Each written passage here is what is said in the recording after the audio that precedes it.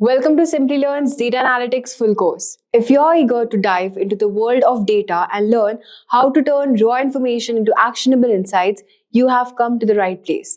The demand for data analytics is skyrocketing. In today's data-driven landscape, businesses across all the industries, whether tech, healthcare, retail, or finance, need experts who can make sense of the massive amounts of data they collect. Skilled data analysts help companies make smarter decisions and shape their strategies.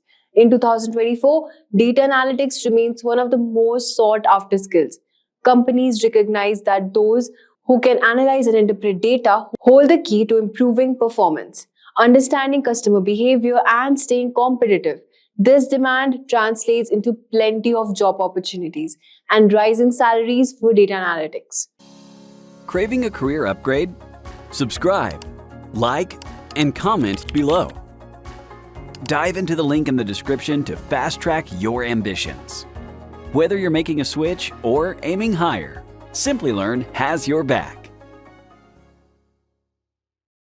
With this course, you will gain all the skills you need to launch a successful career in data analytics. If you are interested in a professional certificate course in data analytics, begin your journey with Simplilearn and IIT Kanpur's Data Analytics Certificate course. Explore our learning management system, track your progress, and meet completion requirements. Join the professional certificate course in data analytics, recognized as the top PG data program by AIM. Learn to understand data and enhance your analytical skills through live sessions and industry experts. Hands-on lab and masterclasses by IIT Kanpur faculty. You can check out the course link mentioned in the description box and in the pinned comment.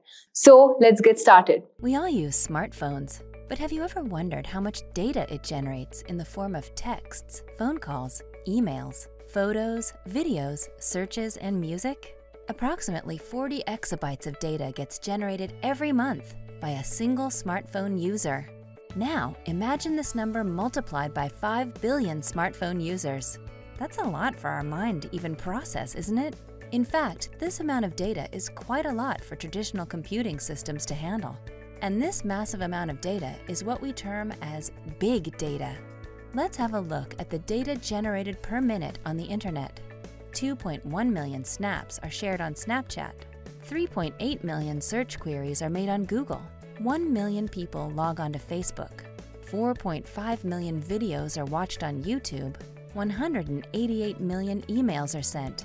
That's a lot of data. So, how do you classify any data as big data? This is possible with the concept of 5 V's: volume, velocity, variety, veracity, and value. Let us understand this with an example from the healthcare industry. Hospitals and clinics across the world generate massive volumes of data. 2,314 exabytes of data are collected annually in the form of patient records and test results. All this data is generated at a very high speed, which attributes to the velocity of big data. Variety refers to the various data types, such as structured, semi-structured, and unstructured data. Examples include Excel records, log files, and X-ray images. Accuracy and trustworthiness of the generated data is termed as veracity. Analyzing all this data will benefit the medical sector by enabling faster disease detection, better treatment, and reduced cost.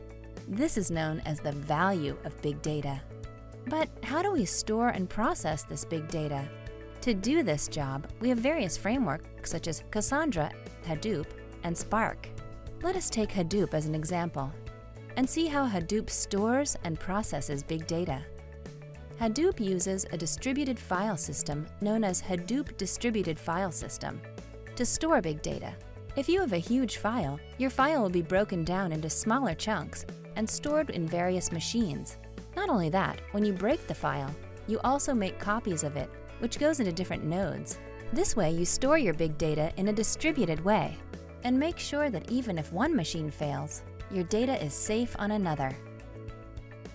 MapReduce technique is used to process big data. A lengthy task A is broken into smaller tasks, B, C, and D. Now, instead of one machine, 3 machines take up each task and complete it in a parallel fashion and assemble the results at the end. Thanks to this, the processing becomes easy and fast. This is known as parallel processing. Now that we have stored and processed our big data, we can analyze this data for numerous applications. In games like Halo 3 and Call of Duty, designers analyze user data to understand at which stage most of the users pause, restart, or quit playing. This insight can help them rework on the storyline of the game and improve the user experience, which in turn reduces the customer churn rate. Similarly, big data also helped with disaster management during Hurricane Sandy in 2012. It was used to gain a better understanding of the storm's effect on the east coast of the US, and necessary measures were taken. It could predict the hurricane's landfall 5 days in advance, which wasn't possible earlier. These are some of the clear indications of how valuable big data can be once it is accurately processed and analyzed. Companies around the world are generating vast volumes of data every hour. This data could be in the form of log files, web server and transactional data, as well as various customer-related data. Also, data is being generated at a rapid rate from social media websites and applications such as Facebook, Instagram, Twitter, and WhatsApp. Companies want to use this data to derive value out of it and make business decisions. That's where data analytics comes into use. Data analytics is the process of exploring and analyzing large data sets to find hidden patterns, unseen trends, discover correlations, and valuable insights to make business predictions. Data analytics improves the speed and efficiency of your business. A few years ago, a business would have gathered information manually, performed statistical and complex analytics, and unearthed information that could be used for future decisions. But today, that business can identify insights on the fly for immediate decisions. Most organizations have big data, and many understand the need to harness that data and extract value out of it. So, they use a lot of modern tools and technologies to perform data analytics. Some of the tools I will discuss in detail later in this tutorial. Hello everyone, I am Mayank and welcome to Simplilearn's YouTube channel. Are you aspiring to become a data analyst but don't know where to start? You are in the right place. So in this video, we will walk you through a comprehensive step-by-step roadmap designed specifically for the beginners who want to break into the field of data analytics. But first, what is data analytics? It's the science of analyzing raw data to make informed decisions. Data analysts play a crucial role in interpreting complex data sets and transforming them into actionable insights. So in this video, we will cover everything from the essential skills you need to master such as Excel, SQL and Python to best resource and certification that can enhance your resume. So you will learn how to build a strong foundation in data visualization tools like Tableau and Power BI and understand the importance of statistical analysis and data cleaning. We will also provide you the practical tips on how to gain real-world experience through the project and internship, and how to prepare for your job search with an impressive portfolio and interview techniques. So by the end of this video, you will have a clear actionable plan to start your journey towards becoming successful data analyst. So if you are ready to transform your passion for data into a rewarding career, here is a quick info for you. Craving a career upgrade? Subscribe, like, and comment below. Dive into the link in the description to fast-track your ambitions. Whether you're making a switch or aiming higher, Simplilearn has your back. If you want to upskill yourself, master data analytics skills, land your dream job, or grow your career, then you must explore Simplilearn cohort of various data analytics program. Simplilearn offers a data analytics postgraduate program from Purdue University in collaboration with IBM. Through this program, you will gain knowledge and work-ready expertise in skills like perspective and predictive analytics, regression, classification, and over a dozen others. That's not all. You also get the opportunity to work on multiple projects and learn from industry experts in top-tier product companies, academicians from top universities. So don't forget to check out the course link from the description box below and the pinned comment. So without any further ado, let's get started. So now you will be wondering, what does a data analyst do? So what does data analyst do? On huge dataset, data analysts gather, analyze, and run statistical studies to glean insights and spot trends. They use various methods and tools to transform complicated data into useful insights. They therefore provide insightful data that enables businesses to make informed decisions, and this is the answer of question what data analysts do. So moving forward, let's jump into roles and responsibilities of a data analyst. The roles and responsibilities of a data analyst often consist of the following. The first one is create and manage databases and data system, fixing coding mistakes and other data related problems as necessary. The second one is using both primary and secondary sources for data mining. The third one is rearranging data in a way that both individuals and machine can understand. The fourth one is create documentation that clarifies the data analysis process for stakeholder. So now let's jump into how to become a data analyst with no experience, steps and strategies. So becoming a data analyst without prior experience can be challenging but achievable goal. So here is a detailed guide on how to break into the field of data analysis from scratch. So the first one is master the basics. Data analysts need a mix of technical and soft skills. Start by learning the basics of statistics and mathematics. So key topics are descriptive statistics. Learn measures of central tendency, mean, median, mode, measures of variability, range, variance and standard deviation, and data distribution like normal distribution and skewness and kurtosis. The second is inferential stat. Understanding hypothesis testing, confidence intervals, p-values, and statistical significance. The third one is probability theory. Basic probability concept, conditional probability, and Bayes theorems, and many more.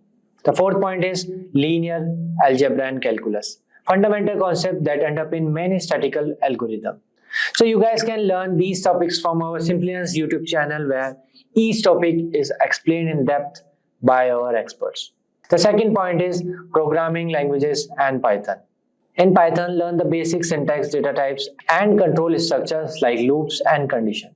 The second one is libraries for data analysis like NumPy, Pandas, and Matplotlib for data manipulation and visualization.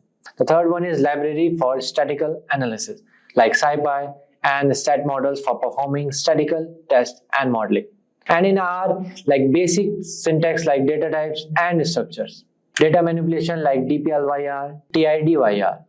The third point is statistical analysis, Bayes R function, and package like ggplot2 for data visualization. So you guys can learn these topics from our Simplilearn YouTube channel where each topic is explained in depth by our expert. The third point is data visualization and reporting. So in this, we have first Tableau, creating and customizing various charts and types like bar charts, line graphs, scatter plots. Second is building interactive dashboards and stories. The third one is connecting to different data sources and data blending. The second one we have Power BI, data modeling and creating relationship between data sets. The second point is designing reports with visuals, filters and slicers.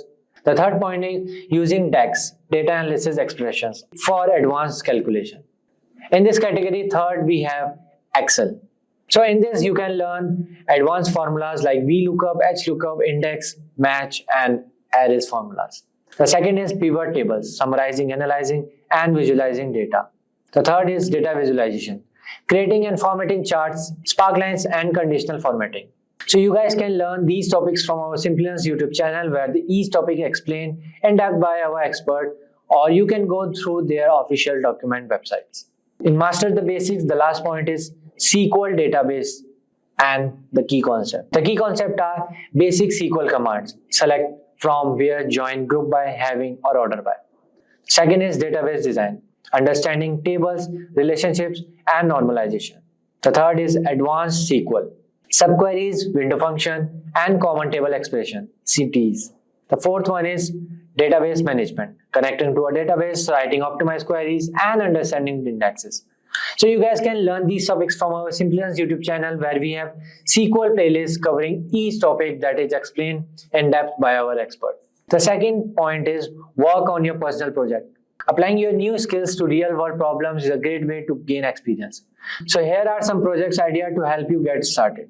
The first one is personal project, public data analysis. Choose a public data set that interests you and perform a comprehensive analysis. For example, analyzing COVID-19 trends over time, predicting house prices, or studying climate change impacts. The second is Kaggle competition. Kaggle is a fantastic platform where you can participate in data science competition. These competitions provide real-world data and problems to solve. For example, predicting customer churn, classifying images, or creating models to improve sales forecasting. The third one is build a dashboard. Create an interactive dashboard using tools like Tableau or Power BI to visualize data insights. For example, a dashboard tracking global financial market or visualizing crime rates in different cities. The third point is get certified. While certification won't replace real-world experience, they can be valuable additional to your resume.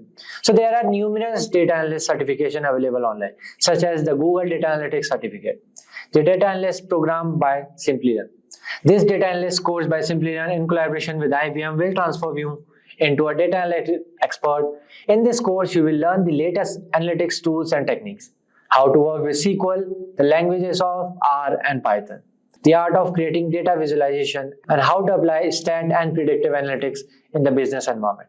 These certifications not only provide you with the solid foundation, but also show potential employers your commitment to learning and growing in the field. The fourth point is build a portfolio. One of the best way to showcase your skills to potential employers is by building a portfolio. This can include personal projects, data analysis on real-world dataset, or even Kaggle competition.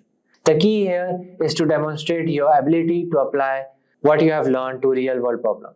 Don't worry if you don't have access to fancy dataset or tools. There are plenty of publicly available dataset on sites like Kaggle or even government website. You guys can make a portfolio like this. So this is an example of one portfolio.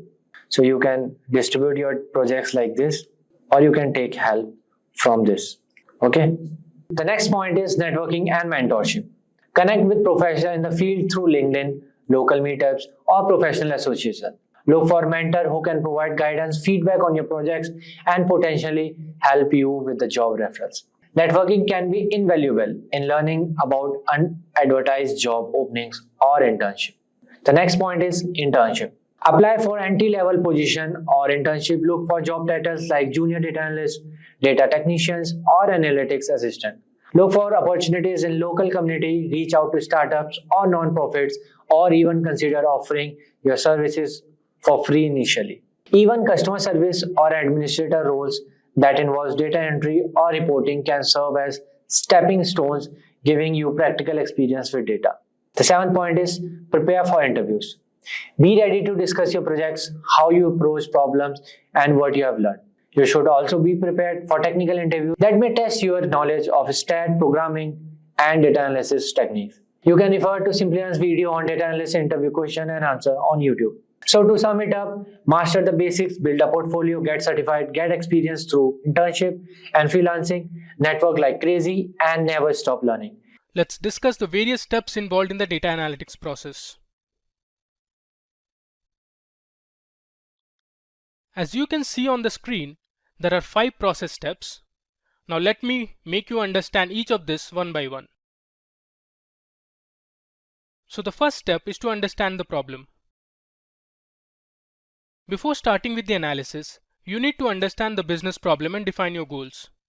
Asking questions at the outlet is vital because this would address issues such as how can we reduce production costs without sacrificing quality? What are some of the ways to increase sales opportunities with our current resources? Do customers view your brand in a favorable way? Answers to these questions will help you build a clear roadmap with lucrative solutions. Also, try to find out the key performance indicators and consider the matrix to track along the way. The second step in the process is data collection. After you have finalized your goals, it's time to start looking for your data. Data collection is the process of gathering information on targeted variables identified as data requirements. The emphasis is on ensuring accurate and right data is collected. Data collection starts with primary sources, which are also known as internal sources. This is typically structured data gathered from CRM software, ERP systems, marketing automation tools, and others. These sources contain information about customers, finances, gaps in sales, etc. Under external sources, you have both structured and unstructured data. So, if you are looking to perform a sentiment analysis towards your brand, you would gather data from various review websites or social media apps. The next step is to clean the data. The data which is collected from various sources is highly likely to contain incomplete, duplicate, and missing values. So, you need to clean these unwanted redundant data to make it ready for analysis. So to generate accurate results, analytics professionals must identify duplicate and anomalous data and other inconsistencies that could skew the analysis. According to a report, 60% of data scientists say most of the time is spent cleaning the data, while 57% of data scientists say it's their least enjoyable task. Now the fourth step in the process is data exploration and analysis. Once data is cleaned and ready, you can go ahead and explore the data using data visualization and business intelligence tools. You can also use various data mining and predictive modeling techniques to analyze the data and build models. You can use different supervised and unsupervised algorithms such as linear regression, logistic regression, decision tree, KNN, k-means clustering, and lots more to build prediction models for making business decisions. And the final step is to interpret the results. This part is important because it's how a business will gain actual value from the previous 4 steps. Interpreting the results will help you find unseen trends and patterns in the data and gain insights. You can have a validation check if the results are answering your questions. These results can be shown to your clients and stakeholders for better understanding and business collaboration. Now that we have looked at the various steps involved in data analytics, let's now see the different tools that can be used to perform the above steps. Today, I've got a question for you. What's the difference between a data analyst and a data scientist? Well, in this video, we will give you the answers. From healthcare to ride-hailing apps and online shopping to streaming services, big data has transformed applications and how we interact with them. Two key fields underpinning this transformation are data science and data analytics. Now, I know these concepts can be a bit tricky to grasp at first, so let's use a fun analogy to make it more clearer. Imagine for a moment that a business is like a human body. In this scenario, a data scientist would be a general practitioner, while a data analyst would be more like a specialist consultant. Both play crucial roles in keeping the body, or in our case, the business, healthy and functioning well. Think of the data scientist as the GP who looks at the entire body. They need to understand how all the different parts work together and how external factors affect overall health. This big picture views allows them to ask important questions about the body's well-being that others might miss. On the other hand, the data analyst is like a specialist focusing on a specific part of the body, let's say the heart or the brain. They dive deep into the area of expertise, answering specific questions and solving particular problems. For example, if there's an issue with the heart, the data analyst or heart specialist would be the go-to expert. But remember, while the specialist focuses on the area, the GP will still keep an eye on the overall health. They work together, each bringing their unique skills and keeping the body or the business in top shape. So in a nutshell, data scientists and data analysts both play vital roles in keeping a business healthy. The data scientist looks at the bigger picture while the data analyst dives deep into specific areas. Throughout this video, we will explore these roles in a more detail, looking at the specific tasks, skills they need, and how they contribute to the data-driven world we live in. So let's discuss the differences between data analytics and data science. Imagine a thriving social media app with millions of users sharing photos, videos, and messages every day. At this company, we have two data heroes, Alex, the data analyst, and Chris, the data scientist. They both work with data, but their roles are quite different. Alex is like the app's detective. Their job is to figure out on how many people are using the app right now. Alex looks at two things. Firstly, which features are most popular, when do most people log in, and how long do users spend on this app. Alex digs through user activity logs, engagement metrics, and customer feedback to answer specific questions. This helps the team make the app better today. That's what data analysts do. They solve current puzzles using existing information. Now, Chris, they're more like the app's fortune teller and inventor rolled into one. Chris takes all the data Alex collects, put a whole lot and more, and tries to predict the future. They ask big questions like what new features will users want next year? How can we use AI to make the app more fun? What if we could predict trending topics before they explode? Chris uses complex mathematics, machine learning, and computer programming to spot trends and create new ideas. That's what data scientists do. They use data to predict the future and innovate. Both Alex and Chris are crucial for the app's success. Alex helps the app run smoothly and keeps user happy day to day. Chris helps the company plan for the future and stay ahead in the competitive tech world. Let's look at the key definitions of how they differ from each other. Comparing data science versus data analytics. Data science and data analytics, while related, serve distinct purposes. Data science is a broad multidisciplinary field encompassing areas like machine learning, artificial intelligence, and computer science.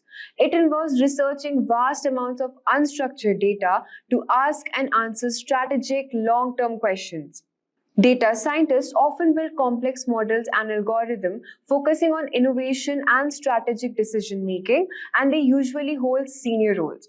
In contrast, data analytics is a specialized discipline with data science that focuses on analyzing existing structured data to answer specific and immediate questions. Data analysts interpret data, identify trends, and provide actionable insights using tools like SQL and Excel. They often work in specific departments like marketing and sales. While their skill set is narrower than the data scientists, they have a deep understanding of their particular business's area. Essentially, data scientists create a big picture framework while data analysts zoom in specific elements within that framework to optimize current operation. Let's talk about the skill set comparison. Skills for data analyst. Proficiency in business intelligence tools, strong statistical analytical skills, intermediate programming skills in SQL and Python, expertise in data visualization tools like Tableau and Power BI. Next, let's discuss the skills for data scientist. To be a data scientist, you must know advanced knowledge of machine learning and AI. You must have experience with big data platforms such as Hadoop and Apache Spark, strong programming skills in Python and R, proficiency in predictive modeling and data mining techniques. Let's discuss the workflow comparison. Now, let's compare the workflows of data analyst and data scientist. The workflow of data analyst typically begins with data collection, where they gather data from various sources to ensure they have all the necessary information. Next comes data cleaning, a crucial step where they remove any errors and redundancies from the dataset to ensure accuracy. Following this, they perform data analysis, using statistical methods to interpret the data and uncover patterns and trends. To present their findings effectively, data analysts then engage in data visualization, creating charts and graphs that make complex data more understandable. Finally, they provide actionable insights, offering recommendations that can be implemented immediately to improve business operations. In contrast, the workflow of a data scientist starts with identifying the problem, where they define a strategic question or opportunity that needs to be addressed. Then they proceed with data mining, extracting relevant data from large data sets to gather the information needed for the analysis. Similar to data analysts, data scientists also perform data cleaning to prepare the data for analysis. However, they take it a step further with data exploration, conducting exploratory analysis to understand the depth of data. Next, we have feature engineering, where they create new features from raw data to enhance their models. And then they build predictive models to forecast future outcomes based on the data. Once the models are ready, they deploy the model into production and start generating insights in real time. The final step is their workflow to monitor and iterate, continuously improving the model based on the new data and ensure it remains accurate and effective. Let's discuss the tools and techniques. Let's explore the tools and techniques used by data analysts and data scientists. Data analysts like Alex uses a variety of tools to handle and analyze data efficiently. They often use Excel for data organization and basic analysis due to their accessibility and functionality. For querying databases, SQL is the go-to language, enabling them to extract and manipulate data effectively. To visualize data and create insightful dashboards, Tableau is commonly employed using robust data visualization capabilities. Additionally, Python is used for more advanced data manipulation and analysis, making it a versatile tool in data analyst toolkit. On the other hand, data scientists like Chris rely on slightly different set of tools to handle their more complex tasks. Python is a staple for data manipulation, machine learning, and artificial intelligence thanks to the extensive libraries and frameworks. R is also a key tool particularly for statistical analysis and visualization, providing powerful statistical techniques. For processing large data sets, Hadoop is indispensable. Enabling scalable and distributed computing, Apache Spark is used for large-scale data processing, offering speed and ease of use for big data analytics. Lastly, we have the TensorFlow, which is important for building and deploying machine learning models, making it essential for AI-related tasks. Let's discuss the application comparison. Let's see how the work of data analysts and data scientists relies in real-world scenarios. Data analysts like Alex plays a vital role in understanding user behavior. For example, they analyze which app features are most popular among users, providing insights that can enhance user experience and app's functionality. In the realm of sales, they identify trends and optimize marketing strategies, ensuring that the company targets its audience effectively and maximizes revenue. Moreover, by analyzing customer feedback, data analysts help improve product features, ensuring the company meets customer needs and expectations. Conversely, data scientists like Chris engage in more predictive and innovative application. They use predictive analysis to forecast future trends and behaviors, allowing companies to make informed strategic decisions. For instance, they build recommendation systems that suggest products or contents to users based on their past behavior, enhancing user engagement and satisfaction. Additionally, they develop AI innovations to improve user experience, such as chatbots or personalized user interfaces, leveraging advanced machine learning models to stay ahead in the competitive tech landscape. At last, we will talk about the career path comparison. Finally, let's discuss the career paths and opportunities and salaries for data analysts and data scientists in both the United States and India. A career in data analyst often begins with marketing or finance. Over time, they can transition into senior analyst role to specialize further in business intelligence. There are also opportunities to move into management positions, overseeing data analysis team and driving strategic decisions based on data insights. In United States, the average salary for a data analyst is around $65,000 per year, with senior roles potentially earning up to $90,000 annually. In India, the average salary for a data analyst is approximately 6 lakh per year, with senior roles earning up to 10 lakh rupees annually. In contrast, a career as a data scientist typically requires advanced degrees and specialized training in data science. As they gain experience, they can progress to senior data scientist roles or lead data science teams, taking on more responsibility and tackling complex challenges. Data scientists also have opportunities to work in cutting-edge fields like AI, machine learning, and big data, where they can innovate and contribute to significant technological advancements. In United States, the average salary of a data scientist is approximately $120,000 per year, with senior positions often earning up to $150,000 annually. In India, the average salary of a data scientist is around 10 lakh rupees per year, with senior roles earning up to 20 lakh rupees annually. In summary, both data science and data analytics are crucial in today's data-driven world. Data scientists focus on the bigger picture and long-term strategy, while data analysts hone in on specific questions and provide actionable insights. Choosing between the two depends on your interests, career goals, and desired salary. This is Ben. Ben started a store that sells automobile parts like brakes, exhausts, tires, lubricants, and car interiors. He made a good start with his business and achieved profits.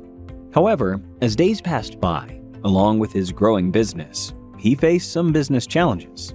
He received orders from a variety of customers with different needs and requirements. For example, the northern states had higher demand for performance parts than others, and the eastern states demanded farm truck parts and lubricants more. And apart from this, a few products weren't performing well in the market and remained unsold. With the unbalanced requirements and economy variations, Ben had a tough time helping his customers with products on demand. He slowly realized he needed something new that can help him tackle the store's problems. What if Ben had a tool that could keep track of his store's inventory and sales? A geographical map that can recognize the demand for various types of products from different regions. A forecast feature that could predict the economic fluctuations in the market and help Ben visualize every single detail visually on one single dashboard. This software could practically solve many business problems and also could identify new opportunities to improvise and grow the business. Such types of software tools are called business intelligence tools, and one such tool, Power BI, capable of learning the store's business patterns and running queries against the data to help visualize the flaws and resolve them quickly. Now, let us understand how Ben used Power BI and solved the issues related to his business. Ben collected his store's entire sales data from the previous quarter and ingested it into Power BI. Now Ben was able to categorize the data based on monthly sales. It took the daily sales and considered it as the x-axis. And then Power BI computed the sales in the store. Now, Ben clearly understood the products that outperformed the sales charts and the products that did not have much demand. Let us elaborate a little. Ben found that the performance parts like sports exhausts, turbochargers, and engine management systems were selling well. With the Power BI PowerView forecast feature, Ben identified the demand for performance products in the next quarter. So he raised the prices on a few products that had the peak demand and earned higher profits. In the second forecast report, Ben found no significant elevation nor a drop in the demand for the tractor parts and lubricants. Apart from this, Ben saw the sales graphs of electronics encountered a drop in the current quarter. Compared to the previous quarter, the sales of electronics, like the music and infotainment systems, were low.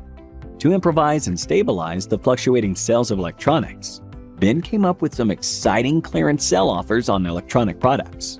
Using Power BI's Map Visual feature, Ben understood the product demand at a regional level. He found the northern regions were interested in performance kits for their imported sports cars. The eastern regions had good demand for truck parts and lubricants. Using Power BI, Ben could generate various visualizations based on his data and come up with business-oriented decisions. Last but not least, Ben could also monitor his decisions and was able to make some necessary modifications to his business model on the go. Ben is now delighted as working with Power BI is a smooth and efficient process. Today, Power BI is being recognized as one of the best-in-class business intelligence tools because of its powerful and dependable features. Power BI can support and connect to a wide variety of data sources like the cloud, DBMS, Excel sheets, and even get connected to real-time data from websites. And Ben keeps his customers happy using Power BI to solve his business problems. Hey there, ever wondered what those people with fancy charts on their computers are doing? They are probably business analysts. So what's a business analyst? Think of them as the Sherlock Holmes of the business world. They look at lots of information and figure out how to make companies run better. And guess what? It's a pretty cool job right now. Lots of companies are trying to hire these folks. Want to know how much they make? On average, about $85,000 per year. Some of them even make over $120,000. Not bad, right? But here's the thing. To be really good at this job, you need to know some special words. It's like learning the secret code of business. And in today's video, we are going to look at the 10 important words every business analyst should know. And by the time we are done, you will be talking like a pro. So let's start with a little story. Meet John. John works at a company and is always overwhelmed by all the data terms his colleagues use during meetings. So words like KPIs, data warehouse, and analytics were thrown around, and John often felt lost. He knew understanding these terms was crucial for his career growth, so he decided to dive into learning about business intelligence. John started by learning what business intelligence actually means. He discovered that BI involves strategies and technologies that help companies analyze and manage their data. For example, if he worked at Spotify, BI could tell him which songs are getting the most plays, when people listen the most, and even predict the next big hit. This realization made John see how powerful BI could be for making informed business decisions. Alright, so let's dive in and let's understand what business intelligence actually is. Imagine you're running a popular ice cream shop, and business intelligence is like having a super smart helper that tells you everything about your business. Cool, right? So, what exactly is business intelligence? It's all the tricks and tools companies use to understand their data better. It helps them make smart choices based on facts, not just guesses. For example, let's say you use a tool like Power BI in your ice cream shop. It might show you which flavors sell the most on hot days, what time your shop is busiest, and which toppings are most popular with kids. This info helps you make smart decisions like stocking up on popular flavors or hiring extra staff for busy times. Business intelligence is super important because it turns boring numbers into useful information that helps businesses grow and succeed. It's like having X-ray vision for your company. Next, let's talk about data visualization. So, data visualization is the graphical representation of information and data. By using visual elements like charts, graphs, and maps, data visualization tools provide an accessible way to see and understand trends, outliers, and patterns in data. For example, a bar chart showing the most popular pizza toppings in a delivery app. This is crucial for presenting data in an easy to understand format. Moving on, we have analytics. So, analytics involves the systematic computational analysis of data. For example, using analytics to understand which times of day are busiest for a pizza delivery app. This term is important because it helps in making sense of large amounts of data and aids in decision making. Next up is KPI, that is key performance indicator. So a KPI is a measurable value that demonstrates how effectively a company is achieving key business objectives. For example, tracking the number of pizzas sold each month as a KPI to measure business performance. KPIs are essential for measuring performance and progress towards strategic goals. Now let's discuss data warehouse. So a data warehouse is a centralized repository for storing large volumes of structured data from multiple sources. For example, storing customer data from different gym branches in one place for analysis. It is used for reporting and data analysis and is a core component of business intelligence. Data warehouses are important for consolidating data from different sources and making it available for analysis. Next, we have database. So, database is an organized collection of data generally stored and accessed electronically from a computer system. For example, a database storing member records for a gym. Databases are foundational for storing and managing data efficiently and are critical for any business intelligence processes. Moving forward, let's introduce data mining. So, data mining is the process of discovering patterns and knowledge from large amounts of data. For example, a gym analyzing member attendance to identify the most popular class times. Data mining is important for extracting useful information from large data sets. Next, let's talk about dashboard. So, dashboard is a business intelligence tool that allows users to track key metrics and KPIs. For example, a dashboard for a gym showing daily attendance, most used equipment, and membership growth. It provides a visual representation of data and helps in monitoring performance at a glance. Dashboards are crucial for real-time data monitoring and decision making. Next up is reporting. Reporting refers to the process of organizing data into informational summaries to monitor how different areas of a business are performing. For example, a monthly financial report summarizing income and expenses for a gym. Reports are essential for tracking progress, identifying trends, and making informed decisions. Finally, let's discuss SQL, that is structured query language. So SQL is a standard programming language for managing and manipulating databases. For example, writing an SQL query to retrieve all gym members who joined last month. It is used to query, insert, update, and modify data. SQL is fundamental for anyone working with databases and business intelligence tools. Remember, whether you are running a multi-million-dollar corporation or a neighborhood lemonade stand, these BI tools and concepts can help you make smarter decisions and grow your business. They turn raw data into valuable insights, helping you understand your customer better, optimize your operations, and stay ahead of the competition. So with that, guys, we have come to the end of this session. I hope this video has helped demystify some key business intelligence terms for you. If you found this video helpful, don't forget to give it a thumbs up and subscribe to our channel for more business and tech insights. If you have questions about BI or want to share your opinion, you can comment down in the comment section below. Today's topic, which is about how to create Power BI dashboard in a few minutes. Yes, you heard me right. You can create a complete Power BI dashboard, or also known as a report, in just a few clicks and a few minutes. Now, in this particular video, we are minimizing the time in creating dashboard, because sometimes data cleaning process, you already know. If you're an expert or if you're a beginner in data analytics, you already know there are steps in data report or a dashboard, right? First, you load the data from a source. It can be cloud, PDF, Excel workbook, CSV, or anything. And after that, you do some data cleaning, right? You split the columns, or you eliminate some blank rows, blank columns, and some irrelevant data which does not fit, or some for more reference on data cleaning, you can also refer to the video, which is linked in the description box below. And so, right, that's the process. So basically, you import the data from the source, clean it, transform it, and then load it, and then create a dashboard, right?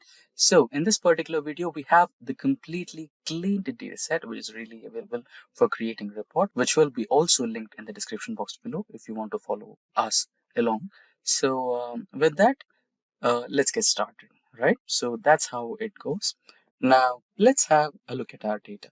So our data has some row ID, order date, ship date. So basically, you can totally understand this particular data set is about sales report, right?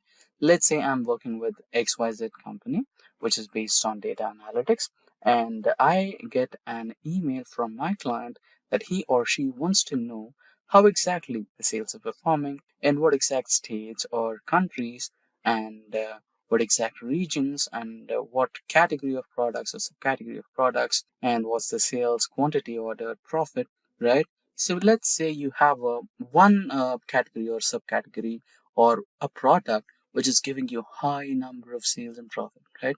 You want to improve more, you can increase the price. Or let's say you have some product which is not performing so well, right? So you can offer some discounts, let's say like 50% off, so that you can move out the product from your store, right? So some basically, if you analyze the data and you come up to a decision where which product is performing in which region or state or country, and which product is performing in not performing in which region, state or country, right? You can come up with a strategy for sales and improve your revenue. So that's the entire process, right? So with that said, so this is the data we have, and let's quickly jump onto Power BI and get going with creating a report or dashboard within a few minutes, right? So here we are on the Power BI desktop. So here, absolutely, you can see you can import data from Excel, you can import data from SQL Server, you can import data from a blank table, or use some sample data. Apart from that, you can also get data from different sources as well, right? See, we will be trying to do some automation, right? So regarding the automation, we can also go through another video from Simplilearn, which will help you understand how to automate the process of data transformation, cleaning, and uploading. So you can just give the file location here, the folder. So I'm going with the folder here. So it will give me a new window. You can go to browse, and I think I have my folder in downloads, and Excel datasets. Excel. I think I'll be having that named as sales report. Yes, just click OK, and you have the sales report here. You can have a quick preview of the data. So here you have the options: combine, load, transform data, right? You can just directly load, because I've said you that this particular data set is completely clean and is ready for reports, right? So you can just select the data you want and just load, right? I'm doing it this way because let's say for let's not let's say we have the data here in a form, in such a form that the data is from last 3 to 4 years, right? So let me select it this way. So in this case as well, it will take the Excel file and even if you add some more data to it, it will apply the changes to it, right? So let's say we have the data for the last 4 years, 2020, 2019, 2021, 2, and 3. And since 2024 is not completed yet, we are not taking that data. Let's say we enter into 2025, then the new data for 2024 gets updated and loaded onto the same data table. And you don't have to process the data once again, clean it, transform it, load it. No, that's not gonna happen. You can just load the data, you can just drop the data on the Excel spreadsheet, and your dashboard or report will reflect the new changes automatically just by refreshing your dashboard, right? That's the automation you can do. So what exactly automation is?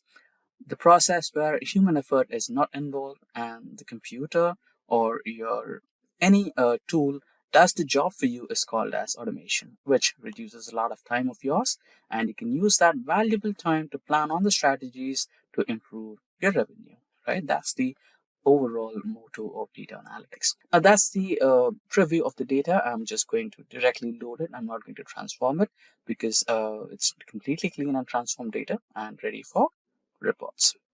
So here you go, and you can close if there are minute errors. You can just close it, and if you want to check your data, you can go to your data here, and you can have the sample data right here, right? If you check the R date, not ship date, sorry, ship date can enter into 2023 as well, right? So here you have 2020 and the other dates, right? So you will have, okay, let's go to the data filter. So you basically have 4 years, not 2024, right? So that's the way. If you just add the 2024 data, it will automatically reflect in the visualization. Now, all that we need is create a dashboard or report which will help us analyze some data, right? So let's get started. Just double click on the report section, and here you'll have icon or wizard which will ask you what exactly you're looking for. Preparing Q&A. So I want region-wise sales, and I want it in a bar graph. There you go. You have the region-wise sales in bar graph. Press on OK, and you have it. And you can place it somewhere in the corner. Then if you want another one, double click, and you want category-wise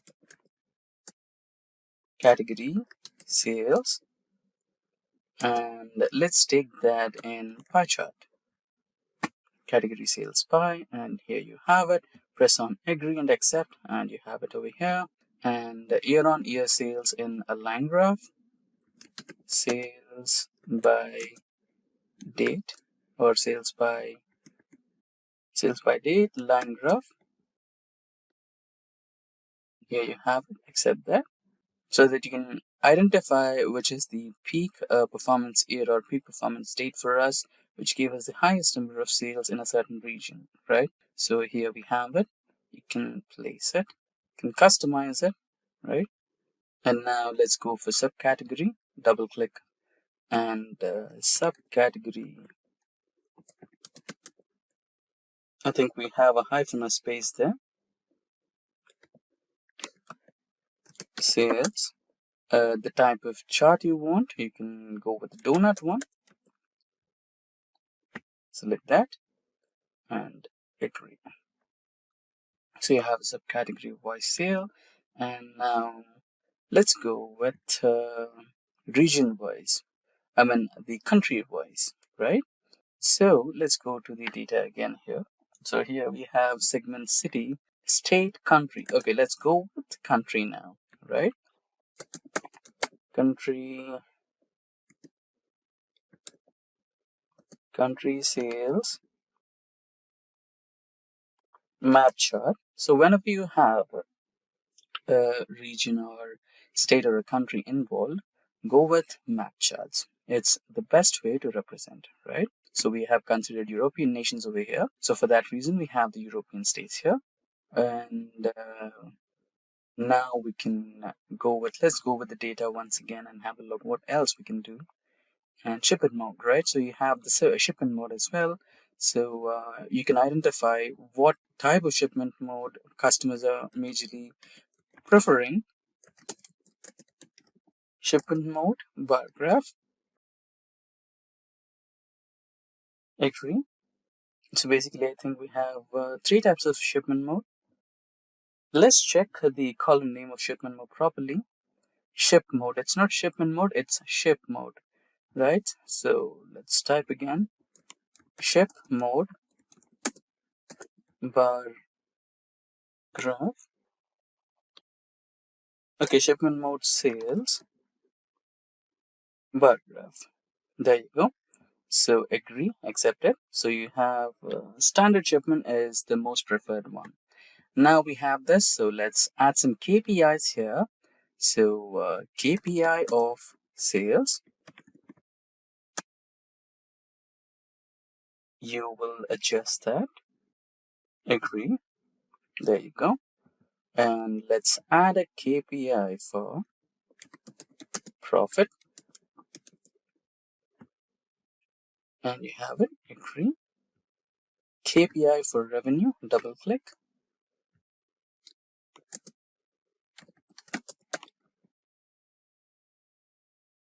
Let's check if we have a column called revenue. Quantity, discount, profit, right? So let's go with quantity and discount. So revenue is not added, so it's okay.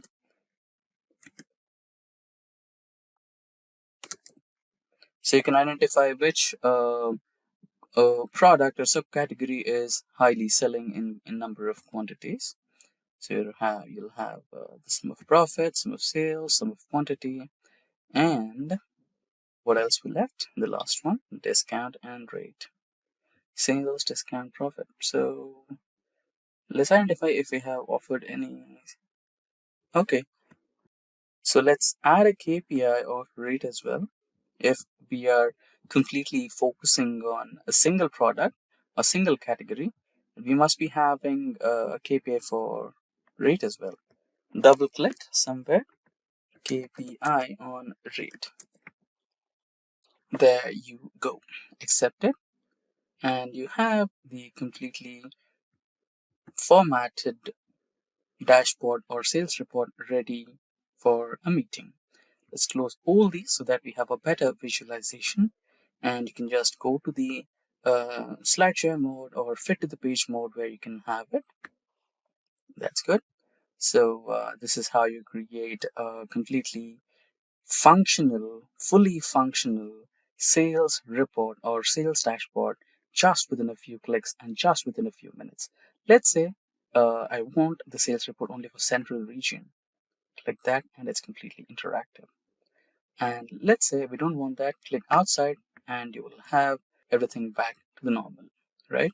And let's say I wanted to focus on a particular category, technology category alone. I have the sales happening and the subcategory of sales and what are the products over here, right? You'll have that, and which is the country happening to ship the most of them, and what's the shipment more preferred by them, and highest performing date or year. So here you can see 2022 June was the highest performance for sales, and the lowest one is somewhere here in March 2020 or something, right? So that's how you can create a fully interactive dashboard or report based on sales data in a few minutes and in a few clicks. And that brings us to the end of this tutorial on the topic how to create a completely functional sales report or sales dashboard in a few clicks and in a few minutes. Moving on, who is a data analyst? A data analyst collects, analyzes, and interprets data.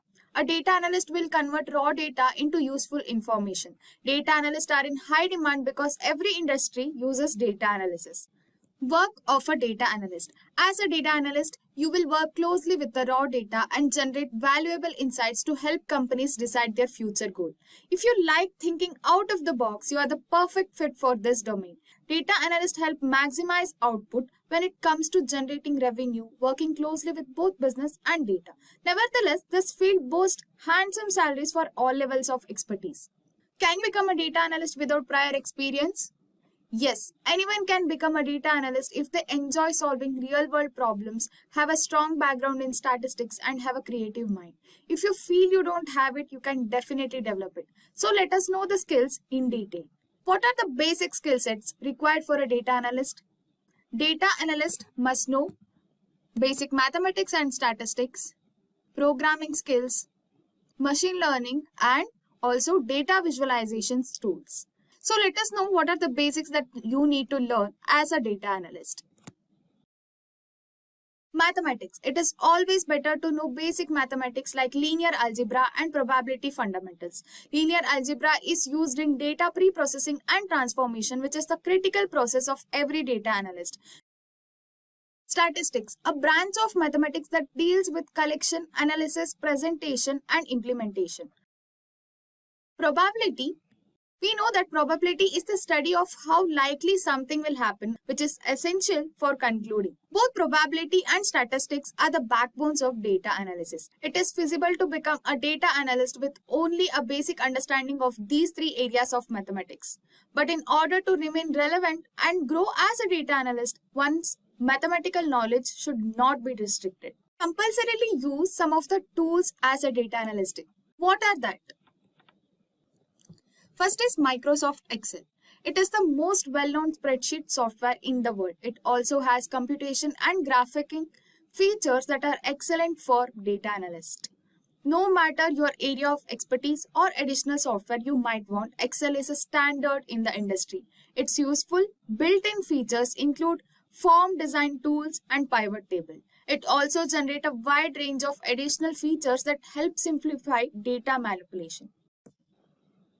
As a programming language, every data analyst should know Python. It is easy to learn and has a simple syntax. Python is quite adaptable and includes a vast variety of resource libraries that are appropriate for a wide range of diverse data analytics activities. These libraries help in numerical and data computation. The Pandas and NumPy libraries, for instance, are excellent for supporting standard data processing and streamlining highly computational operations. You can also choose between Python or R. R is a well-known open source programming language much like Python. Data visualization tool. As we previously mentioned, data visualization tool is also necessary to become a data analyst. Power BI is a user-friendly interface, makes building interactive visual reports and dashboards simple. Its most vital selling point is its superb data integration. It works flawlessly with cloud sources like Google and Facebook Analytics, as well as text files, SQL servers, and Excel. Tableau is one of the best commercial data analysis tool available. It handles huge amounts of data better than many other BI tools and is effortless. It has a visual drag and drop interface. However, because it has no scripting layer, there is a limit to what Tableau can do. For example, it could be better for pre-processing data or building more complex calculations. You might have heard about MySQL a lot of time. It is a standard language for interacting with databases, and it is very helpful when working with structured data. SQL creates user-friendly dashboards that may present in various data ways since it is so simple to send complex commands to databases and change data in seconds. It has commands like add, edit, delete data. In addition, SQL is an excellent tool for creating data warehouses because of its simplicity, clarity, and interactivity. Overall, I would suggest that to become a data analyst, you should work on programming languages like Python or R plus MySQL to work on databases, adding to that Excel plus visualization tools like Tableau or Power BI. You now know what are the skills are and how it is used. What are you up to in an organization as a data analyst? To create and evaluate the report using automated tools like Tableau or Power BI. To troubleshoot the reporting database environment and reports. Data analyst, you will use statistical method to analyze data sets and spot any valuable trends that may develop over time. Evaluate companies' functional and non-functional requirements. Data analyst assess data warehousing in inspecting and reporting needs. These are all the responsibility of a data analyst in an organization. Coming to Companies hiring a data analyst. IBM, Accenture, Capgemini, TCS, Facebook, Amazon, Flipkart, Meta. These are the top companies hiring a data analyst. But data suggests that every small and medium-sized company needs a data analyst. Therefore, demand of a data analyst is in every company. So, there is no need to worry. Job and salary of a data analyst. This is the final part. The salary of a data analyst is high all over the world. When it comes to the USA, the average salary for a data analyst as a beginner is going as high as $70,000 plus per annum. For experienced professional, it is going as high as $120,000 per annum. In India, for a fresher, it is going as high as 8 lakh per annum, and for experienced professionals, it is 20 lakh plus per annum. Such is the demand for data analyst. Now that we have covered every important skill, it's time for you to start working on it. So, sky's the limit on what you use it for. Let's take a look at types of data analytics. And this can be broken up in so many ways, but we're going to start with looking at the most basic questions that you're going to be asking in data analytics. And the first one is you want descriptive analytics. What has happened? Hindsight. How many sales per call ratio coming out of the call center? If we have 500 tourists in a forest and you have a certain temperature, how many fires were started? How many times did the police have to show up to certain houses? All that's descriptive. The next one is predictive. Predictive analytics is what will happen next. We want to predict. This is great if you have an ice cream store and you want to predict how many people to work at the ice cream store on a certain day based on the temperature coming up in the time of the year. And then one of the biggest growing and most important parts of the industry is now prescriptive analytics. And you can think of that as combining the first two. We have descriptive and we have predictive, and then you get prescriptive analytics. How can we make it happen? Foresight. What can we change to make this work better? In all the industries we looked at before, we can start asking questions, especially in city development. There's a good one. If we want to have our city generate more income, and we want that income to be commercial based, what kind of commercial buildings do we need to build in that area that are going to bring people over? Do we need huge warehouse cells, Costco sales buildings, or do we need little mom and pop joints that are going to bring in people from the country to come shop there? Or do you want an industrial setup? What do you need to bring that industry in there? Is there a car industry available in that area? If it's not a car industry, what other industries are in that area? All those things are prescriptive. We're guessing. We're guessing what can we do to fix it? What can we do to fix crime in an area with education? What kind of education are we going to use to help people understand what's going on so that we lower the rate of crime and we help our communities grow better? That's all prescriptive. It's all guessing. We want foresight into how can we make it happen? How can we make this better? And we really can't not go into enough detail on these three, because a lot of people stumble on this when they come in and are doing analytics. Whether you're the manager, shareholder, or the data scientist coming in, you really need to understand the descriptive analytics, where you're studying the total units of furniture sold and the profit that was made in the past. Here we go into predictive analytics, predicting the total units that would sell and the profit we can expect in the future, gear up for how many employees we need, how much money we're going to make, and prescriptive analytics, finding ways to improve the sales and the profit so we can sell maybe a different kind of furniture. We're going to guess at what the area is looking for and how that marketing is going to change. Hello everyone, we welcome you all to this video by Simplilearn. In today's session, we will learn a really interesting topic, that is the top 10 skills to become a data analyst in 2022. In today's digital world, data is being generated by companies and individuals every second, so the role of a data analyst holds supreme importance. So if you're looking for a career in data analytics, this video will help you learn what a data analyst does and the various skills you need to possess to become a data analyst in 2022. Before we get started, make sure you subscribe to the Simplilearn channel and hit the bell icon to never miss an update from us. Let's look at the agenda for this video. First, we will understand who a data analyst is. Then we will understand the top 10 data analyst skills for 2022. Moving on, we will look at the salary of a data analyst. And finally, we will look at the companies hiring data analysts. So now let's understand who is a data analyst. A data analyst is a professional who collects business data from various sources, interprets it, and uses various statistical tools and techniques to extract insights and useful information from it. They acquire data from primary or secondary data sources and maintain databases. They also recognize and understand the organization's goal and collaborate with different team members such as programmers, business analysts, and data scientists to build an effective solution to a business problem. Now, with this basic understanding of who a data analyst is, let's learn the top 10 data analyst skills for 2022.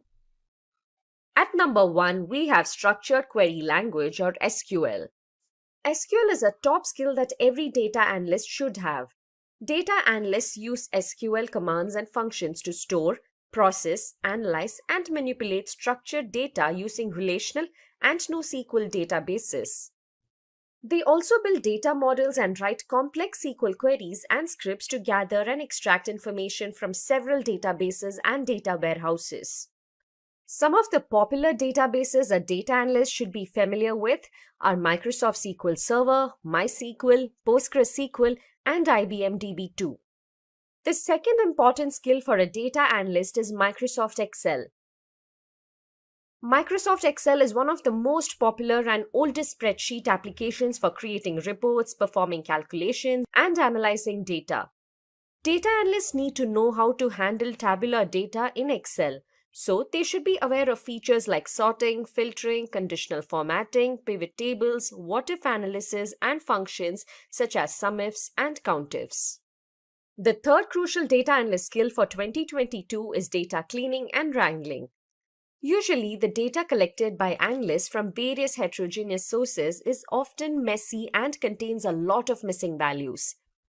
So, it is always crucial to clean the data and remove noise, missing, or erroneous elements.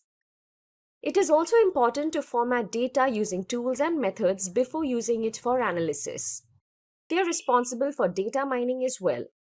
The data mined from various sources are organized in order to obtain new information from it. Some of the tools you need to know for data cleaning and wrangling are Excel Power Query and OpenRefine.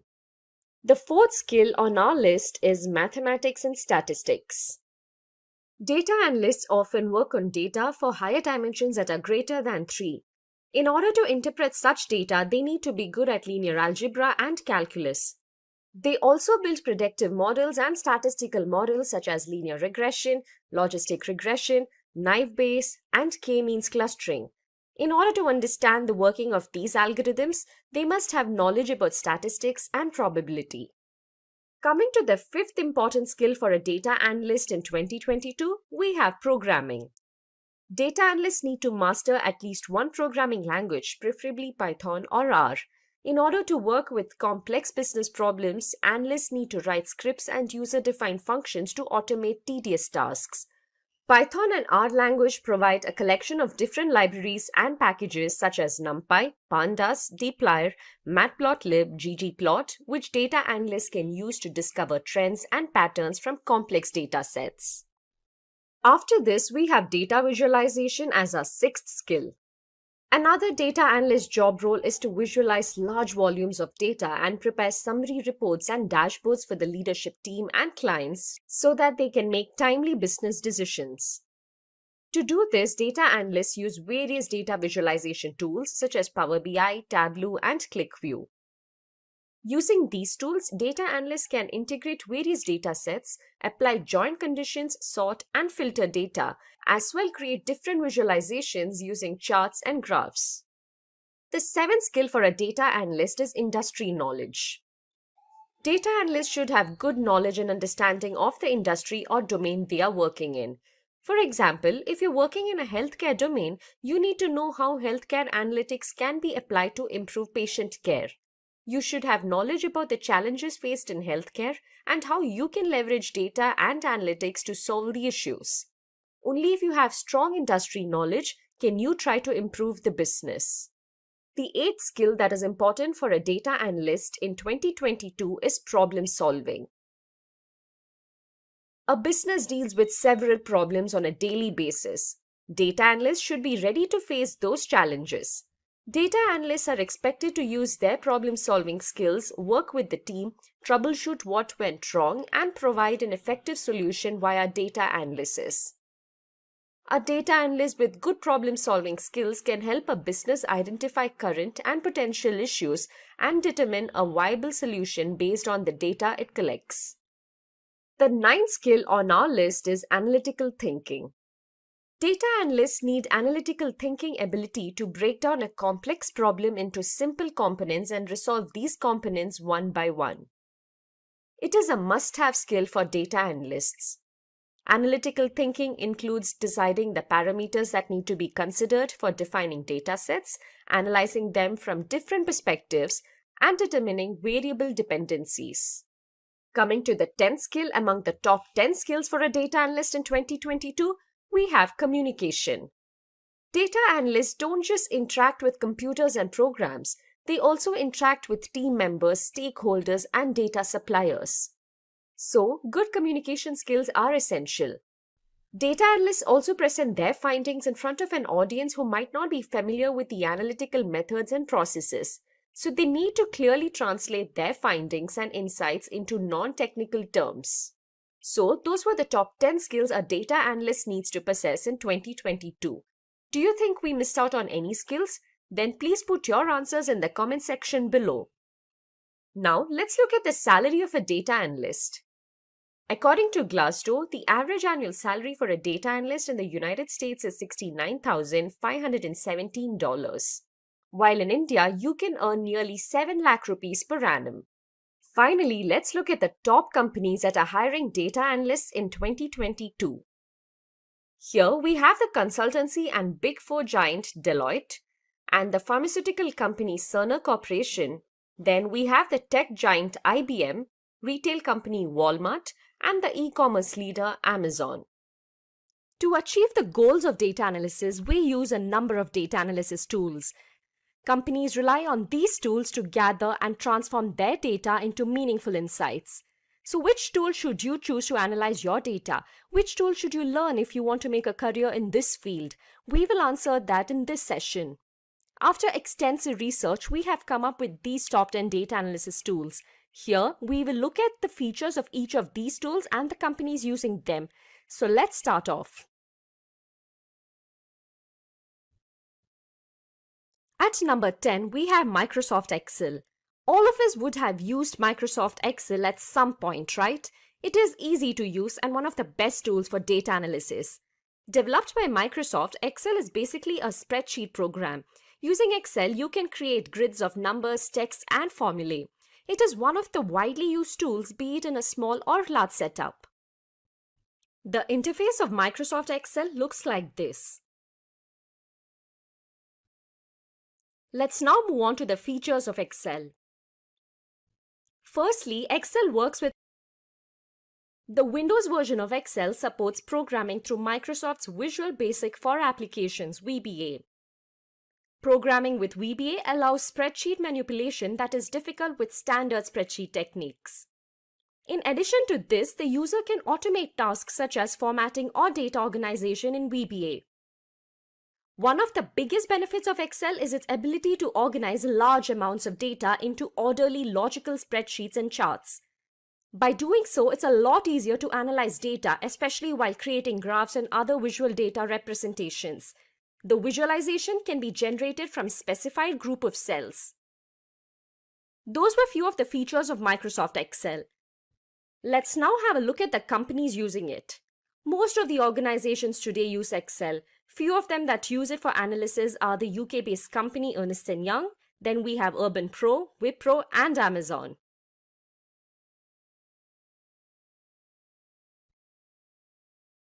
Moving on to our next data analysis tool, at number 9, we have RapidMiner.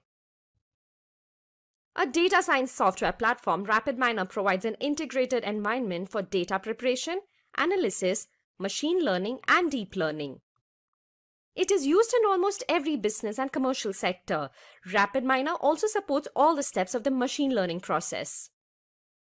Seen on your screens is the interface of RapidMiner. Moving on to the features of RapidMiner. Firstly, it offers the ability to drag and drop. It is very convenient to just drag drop some columns as you are exploring a data set and working on some analysis.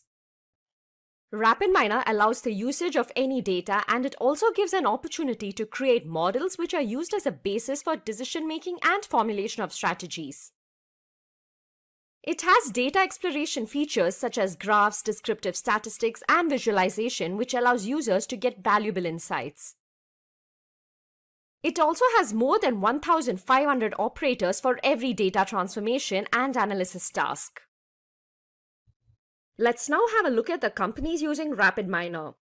We have the Caribbean airline Leeward Islands Air Transport. Next, we have the United Health Group, the American online payment company PayPal, and the Austrian telecom company Mobilcom. So that was all about RapidMiner.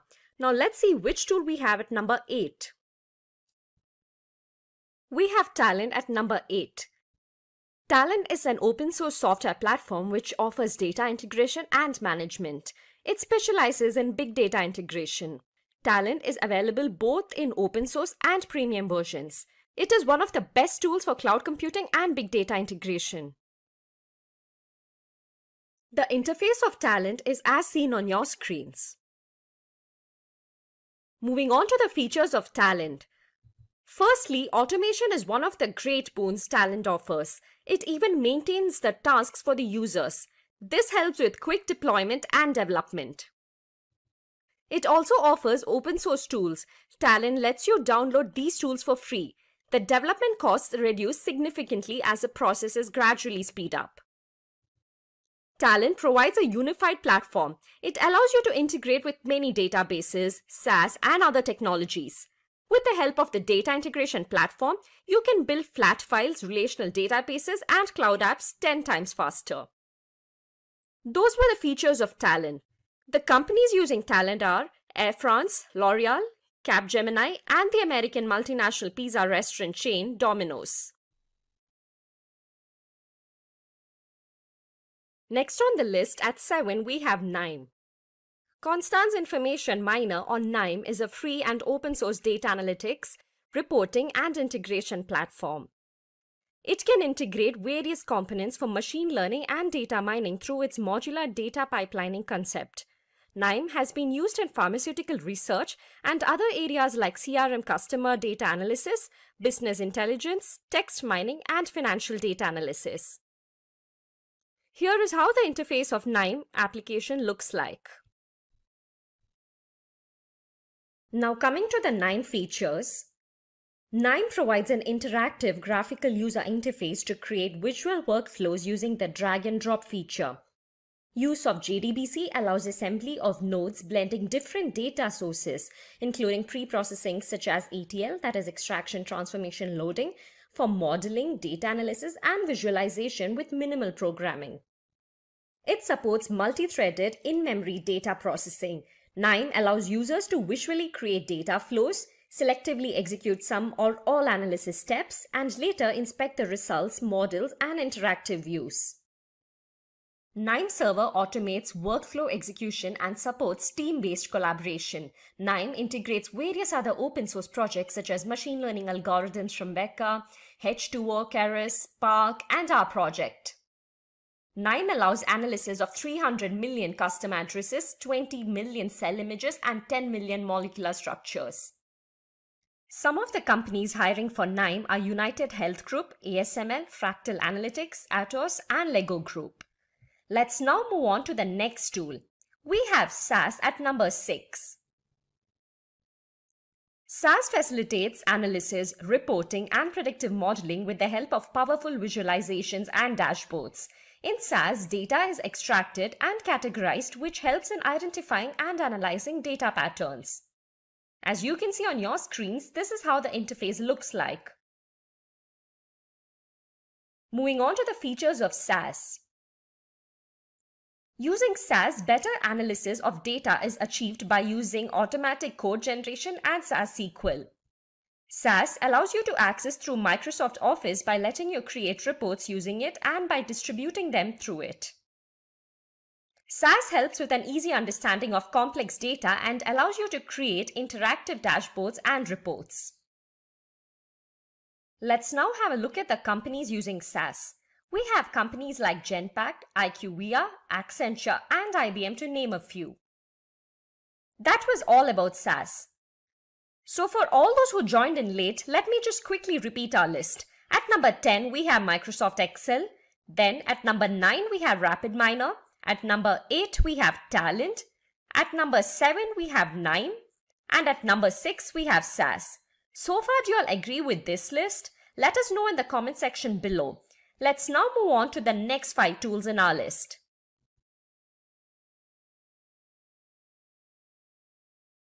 So at number 5, we have both R and Python. Yes, we have 2 of them in the 5th position. R is a programming language which is used for analysis as well. It has traditionally been used in academics and research. Python is a high-level programming language which has a Python data analysis library. It is used for everything starting from importing data from Excel spreadsheets to processing them for analysis. This is the interface of R. Next up is the interface of the Python Jupyter Notebook. Let's now move on to the features of both R and Python. When it comes to the availability of R and Python, it is very easy. Both R and Python are completely free, hence it can be used without any license. R used to compute everything in memory and hence the computations were limited, but now it has changed. Both R and Python have options for parallel computations and good data handling capabilities. As mentioned earlier, as both R and Python are open in nature, all the latest features are available without any delay. Moving on to the companies using R, we have Uber, Google, Facebook, to name a few.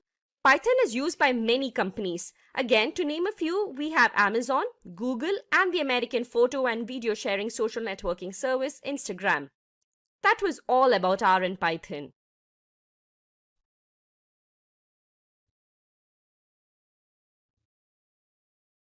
At number 4, we have Apache Spark. Apache Spark is an open source engine developed specifically for handling large-scale data processing and analytics. Spark offers the ability to access data in a variety of sources including Hadoop Distributed File System HDFS, OpenStack Swift, Amazon S3 and Cassandra. It allows you to store and process data in real time across various clusters of computers using simple programming constructs. Apache Spark is designed to accelerate analytics on Hadoop while providing a complete suite of complementary tools that include a fully featured machine learning library, a graph processing engine, and stream processing. So this is how the interface of Apache Spark looks like. Now let's look at the important features of Apache Spark.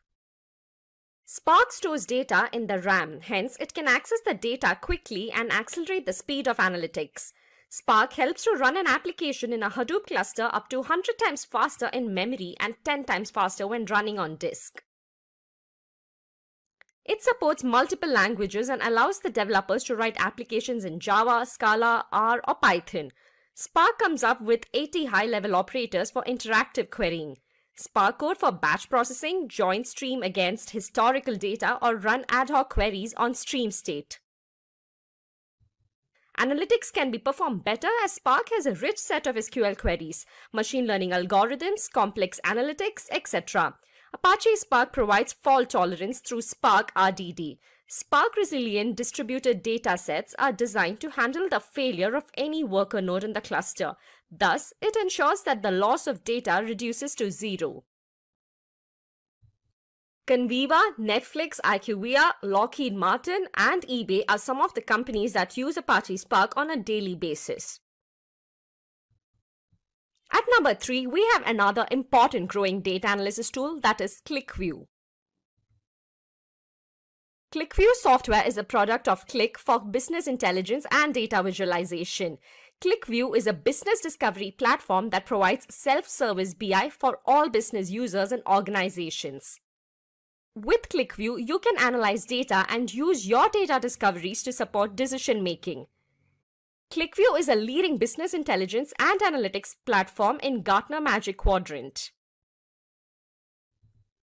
On the screen, you can see how the interface of ClickView looks like.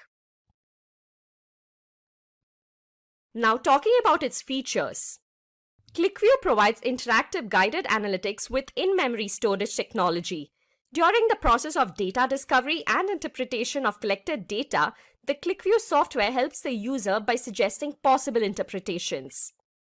ClickView uses a new patent in-memory architecture for data storage. All the data from the different sources is loaded in the RAM of the system and it is ready to be retrieved from there. It has the capability of efficient social and mobile data discovery. Social data discovery offers to share individual data insights within groups or out of it. A user can add annotations as an addition to someone else's insights on a particular data report. ClickView supports mobile data discovery within an HTML5-enabled touch feature which lets the user search the data and conduct data discovery interactively and explore other server-based applications. ClickView performs OLAP and ETL features to perform analytical operations, extract data from multiple sources, transform it for usage, and load it to a data warehouse. The companies that can help you start your career in ClickView are Mercedes-Benz, Capgemini, Citibank, Cognizant, and Accenture, to name a few.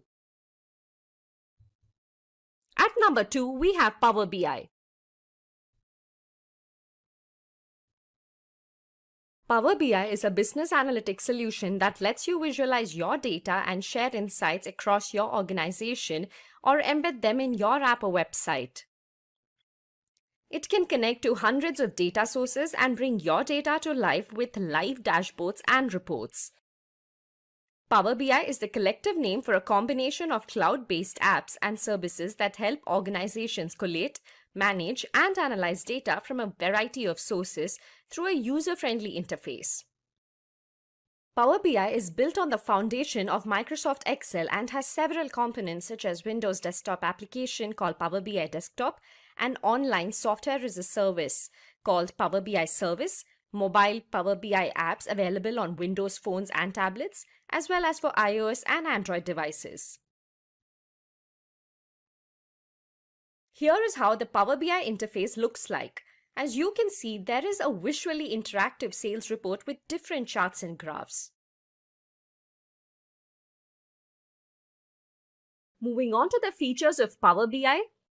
It has an easy drag and drop functionality with features that make data visually appealing. You can create reports without having the knowledge of any programming language. Power BI helps users see not only what's happened in the past and what's happening in the present, but also what might happen in the future. It offers a wide range of detailed and attractive visualizations to create reports and dashboards. You can select several charts and graphs from the visualization pane. Power BI has machine learning capabilities with which it can spot patterns in data and use those patterns to make informed predictions and run what-if scenarios.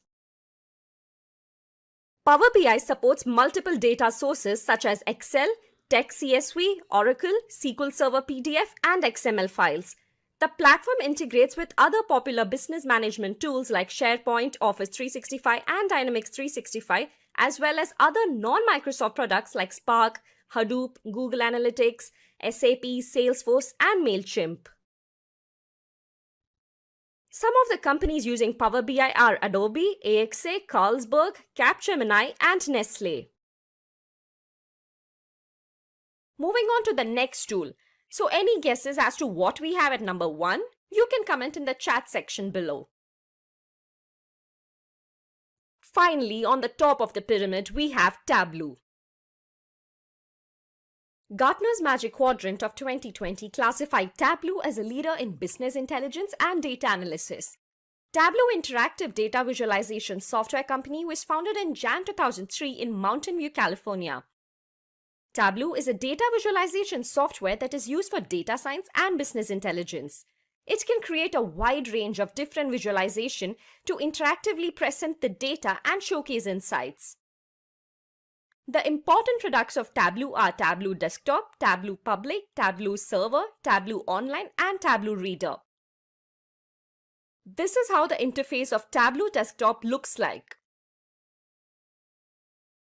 Now coming to the features of Tableau.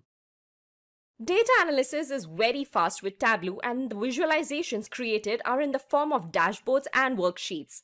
Tableau delivers interactive dashboards that support insights on the fly. It can translate queries to visualizations and import all ranges and sizes of data. Writing simple SQL queries can help join multiple data sets and then build reports out of it. You can create transparent filters, parameters, and highlighters. Tableau allows you to ask questions, spot trends, and identify opportunities. With the help of Tableau Online, you can connect with cloud databases, Amazon Redshift, and Google BigQuery. The companies using Tableau are Deloitte, Adobe, Cisco, LinkedIn, and the American e-commerce giant Amazon, to name a few. And there you go, those are the top 10 data analysis tools. R is a statistical programming language and environment that integrates statistical computing and graphics. R is powerful and stable software. Python can also be called as a general-purpose programming language for data analysis and scientific computing. Python can be considered as the best player in machine learning. Python is an expressive language with many built-in functions. Both are open source software and platform independent. And they are platform neutral and also compatible with all major operating systems including Unix, Windows, and Mac. Next, we will be covering different parameters. We will be covering learning preferability, mathematical fundamentals, speed of both the languages, visualization and graphics, data handling capacity, demand, community and customer support, employment possibility in both the languages. Let us cover it one by one. First one is learning preferability or ease of learning. Python is renowned for its ease of use. Python's notebooks offer excellent tools for sharing and documentation despite the fact that there are currently no GUIs for them. Programmers find R as difficult language as a beginner. This implies that the programmers must devote a significant amount of time to learn and comprehending R coding. Coming to mathematical fundamentals required. Coming to Python, understanding descriptive analysis is very important. In layman's terms, descriptive statistics often refers to the process of explaining using certain representative techniques such as charts, tables, Excel files, etc. Python statistics is a built-in library for descriptive statistics. If your data sets are not too big or if you can't rely on importing other libraries, you can use Python. On the other hand, R requires basic statistics. From basic statistics, what I mean is mean, mode, and median are the terms used most frequently in basic statistics. It is referred to as measures of central tendency. Probability statistics plays an important role in handling various types of probability distribution. It includes binomial and normal distribution. Next parameter is speed. Python is an interpreted language with dynamic typing. Python always executes slowly because the code is executed line by line. Compared to MATLAB and Python, R language is significantly slower. R packages are substantially slower than those for other languages. Now that we have covered speed, coming to data visualization and data collection in Python. When selecting data analysis tools, visualization are crucial and Python has some incredible visualization tools. In Python, to large and varied scatter plots using regression lines, we can use ggplot2 and ggplot tools. Compared to raw values, visualized data is easier to comprehend. Therefore, R has many packages that offers sophisticated graphic features. In R, we can use tools like Matplotlib, Seaborn, etc. Data handling capability in both Python and R. The new releases in Python have resolved the issue with the Python packages for data analysis. R is useful for analysis because of the abundance of packages, accessibility of the test, and benefit of employing formulas. However, simple data analysis can also be done using the need to install many packages. Crucial part of parameter, that is tools and libraries in Python and R. As a Python developer, one needs to be well versed in the best libraries because Python has a lot of libraries that have many different uses. Libraries like TensorFlow, Scikit-learn, NumPy plays an important role in solving many Python-related problems. Libraries perform a wide variety of tasks in R that are very beneficial for data science operations. Example for that is dplyr, bioconductor, etc.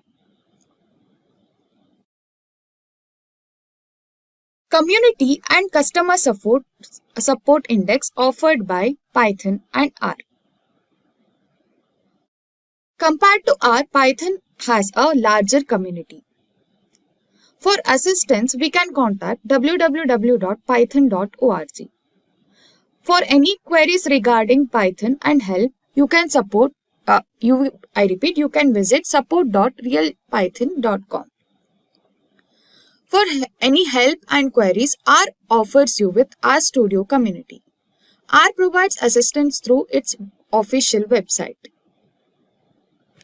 For queries and community related issues, we can contact www.r-project.org. Next is job opportunities in Python and R. A recent survey from Indeed.com predicts that at least 55,000 Python jobs in the USA with exponential pay rates are available. Big tech companies like Google, Amazon, Twitter, Facebook requires Python developer to handle massive amount of data. Position provided for a Python developer is software engineer, data analyst, data scientist, and many more. Career in R is an excellent job opportunity for you as a beginner. Big tech companies like Google, Twitter, Facebook are using R. Position provided by companies as a R developer is data scientist, data analyst, data visualization analyst, etc. Moving on, let us wrap up an important topic, which language to be used between R and Python. There is no right or wrong way to study both Python or R. Both are in demand skills that will enable you to complete almost any data analytics work you come across. It ultimately depends on your background, interest, and career objectives that which one is better for you. But compared to R, Python is easy to learn. Let's compare its strengths and weaknesses. It is used to handle large amount of data. Python performs non-statistical functions and it is best suitable for programming. However, Python is better when it comes to coding.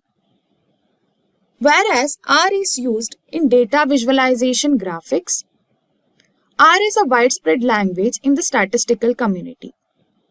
It is used to accomplish many mathematical tasks. So before concluding the topic, let me answer the query that I have asked regarding R and Python. Do you guys remember the question? The query was, R language is superficially related to which language? So the answer for the question is C language. It means you can spin up a code much quicker in Python. The same amount of code to do something in Python a lot of times is 1, 2, or 3 or 4 lines, where when I did the same thing, say in Java, I found myself with 10, 12, 13, 20 lines, depending on what it was. It's very scalable and flexible. So there's our flexibility because you can do a lot with it, and you can easily scale it up. You can go from something on your machine to using PySpark into the Spark environment and spread that across hundreds, if not thousands of servers across terabytes of data or petabytes of data. So it's very scalable. There's a huge collection of libraries. This one's always interesting because Java has a huge collection of libraries. C has a huge collection of libraries. .NET does, and they're always in competition to get those libraries out. Scala for your Spark. All those have huge collections of libraries. This is always changing, but because Python's open source, you almost always have easy to access libraries that anybody can use. You don't have to go check your licensing and have special licensing like you do in some packages. Graphics and visualization, they have a really powerful package for that, so it makes it easy to create nice displays for people to read. And community support. Because Python is open source, it has a huge community that supports it. You can do a quick Google and probably find a solution for almost anything you're working on. Python libraries. Let's bring it together. We have data analytics and we have Python. So when we're talking data analytics, we're talking Python libraries for data analytics. And the big 5 players are NumPy, Pandas, Matplot library, SciPy, which is going to be in the background, so we're not going to talk too much about the scientific formulas in SciPy, and scikit. So NumPy supports n-dimensional arrays, provides numerical computing tools useful for linear algebra and Fourier transform. And you can think of this as just a grid of numbers. And you can even have a grid inside a grid, or data. It's not even numbers because you can also put words and characters and just about anything into that array. But you can think of a grid, and then you can have a grid inside a grid, and you end up with a nice 3-dimensional array. If you want to talk 3-dimensional array, you can think of images. You have your 3 channels of color, 4 if you have an alpha, and then you have your XY coordinates for the image we're looking at. So you can go X, Y, and then what are the 3 channels to generate that color. And NumPy isn't restricted to 3 dimensions. You could imagine watching a movie. Well, now you have your movie clips, and they each have their X number of frames, and each of those frames have X number of XY coordinates for the pictures in each frame, and then you have your 3 dimensions for the colors. So NumPy is just a great way to work with n-dimensional arrays. Now closely with NumPy is Pandas. Useful for handling missing data, perform mathematical operations, provides functions to manipulate data. Pandas is becoming huge because it is basically a data frame. And if you're working with big data and you're working in Spark or any of the other major packages out there, you realize that the data frame is very central to a lot of that. And you can look at it as a Excel spreadsheet. You have your columns, you have your rows or indexes, and you can do all kinds of different manipulations of the data within, including filling in missing data, which is a big thing when you're dealing with large pools or lakes of data where they might be collected differently from different locations. And Matplot library. We did kick over the SciPy, which is a lot of mathematical computations, which usually runs in the background of NumPy and Pandas. Although you do use them, they're useful for a lot of other things in there. But the Matplot library, that's the final part. That's what you want to show people. And this is your plotting library in Python. Several toolkits extend Matplot library functionality. There's like 100 different toolkits to extend Matplot library, which range from how to properly display star constellations from astronomy. There's a very specific one built just for that, all the way to some very generic ones. We'll actually add Seaborn in when we do the labs in a minute. Several toolkits extend Matplot library functionality, and it creates interactive visualization. So there's all kinds of cool things you can do as far as just displaying graphs, and there's even some that you can create interactive graphs. We won't do the interactive graphs, but you'll see, you'll get a pretty good grasp of some of the different things you can do in Matplot library. Let's jump over to the demo, which is my favorite. Roll up our sleeves and get our hands in on what we're doing. Now, there's a lot of options when we're dealing with Python. You can use PyCharm as a really popular one. And you'll see this all over the place. So it's one of the main ones that's out there, and there's a lot of other ones. I used to use NetBeans, which has kind of lost favor. Don't even have it installed on my new computer.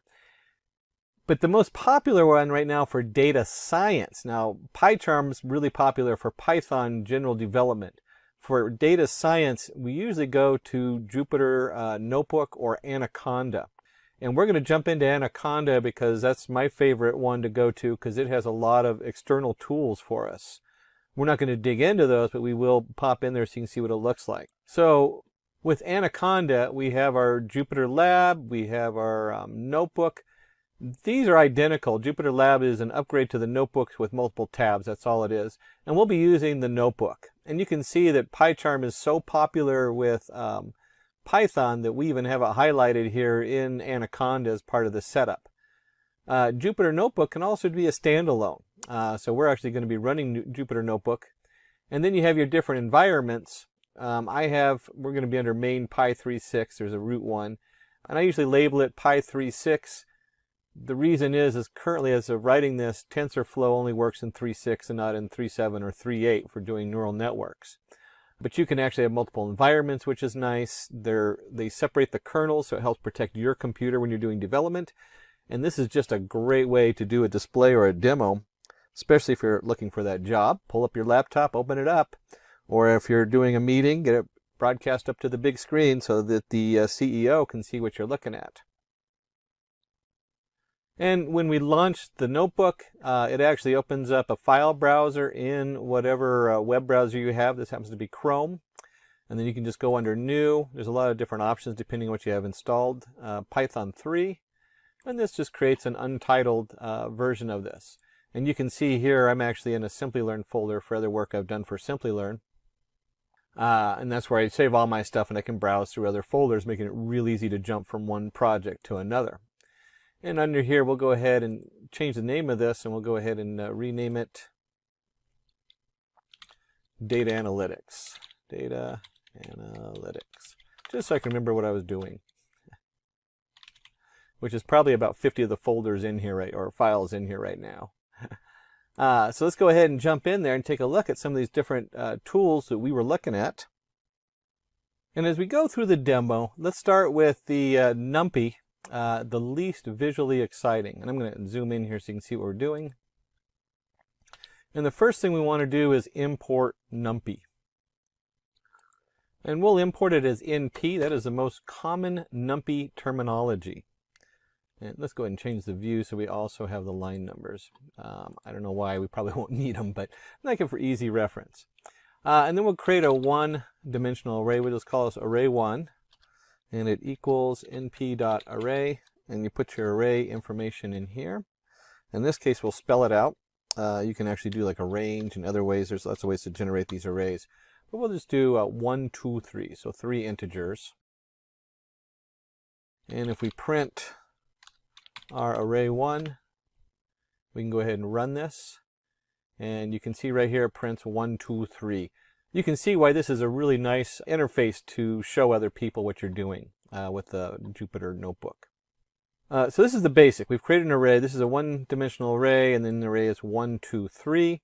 One of the nice things about the Jupyter Notebook is whatever ran in this first setup is still running. It's still in the kernel. So it still has the NumPy imported as NP, and it still has our variable ARR1 for array1 equal to NP array of 1, 2, 3.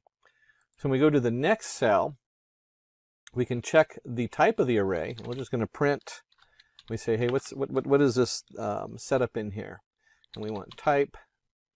And then we want, what is the type of array 1? And let's go ahead and run that.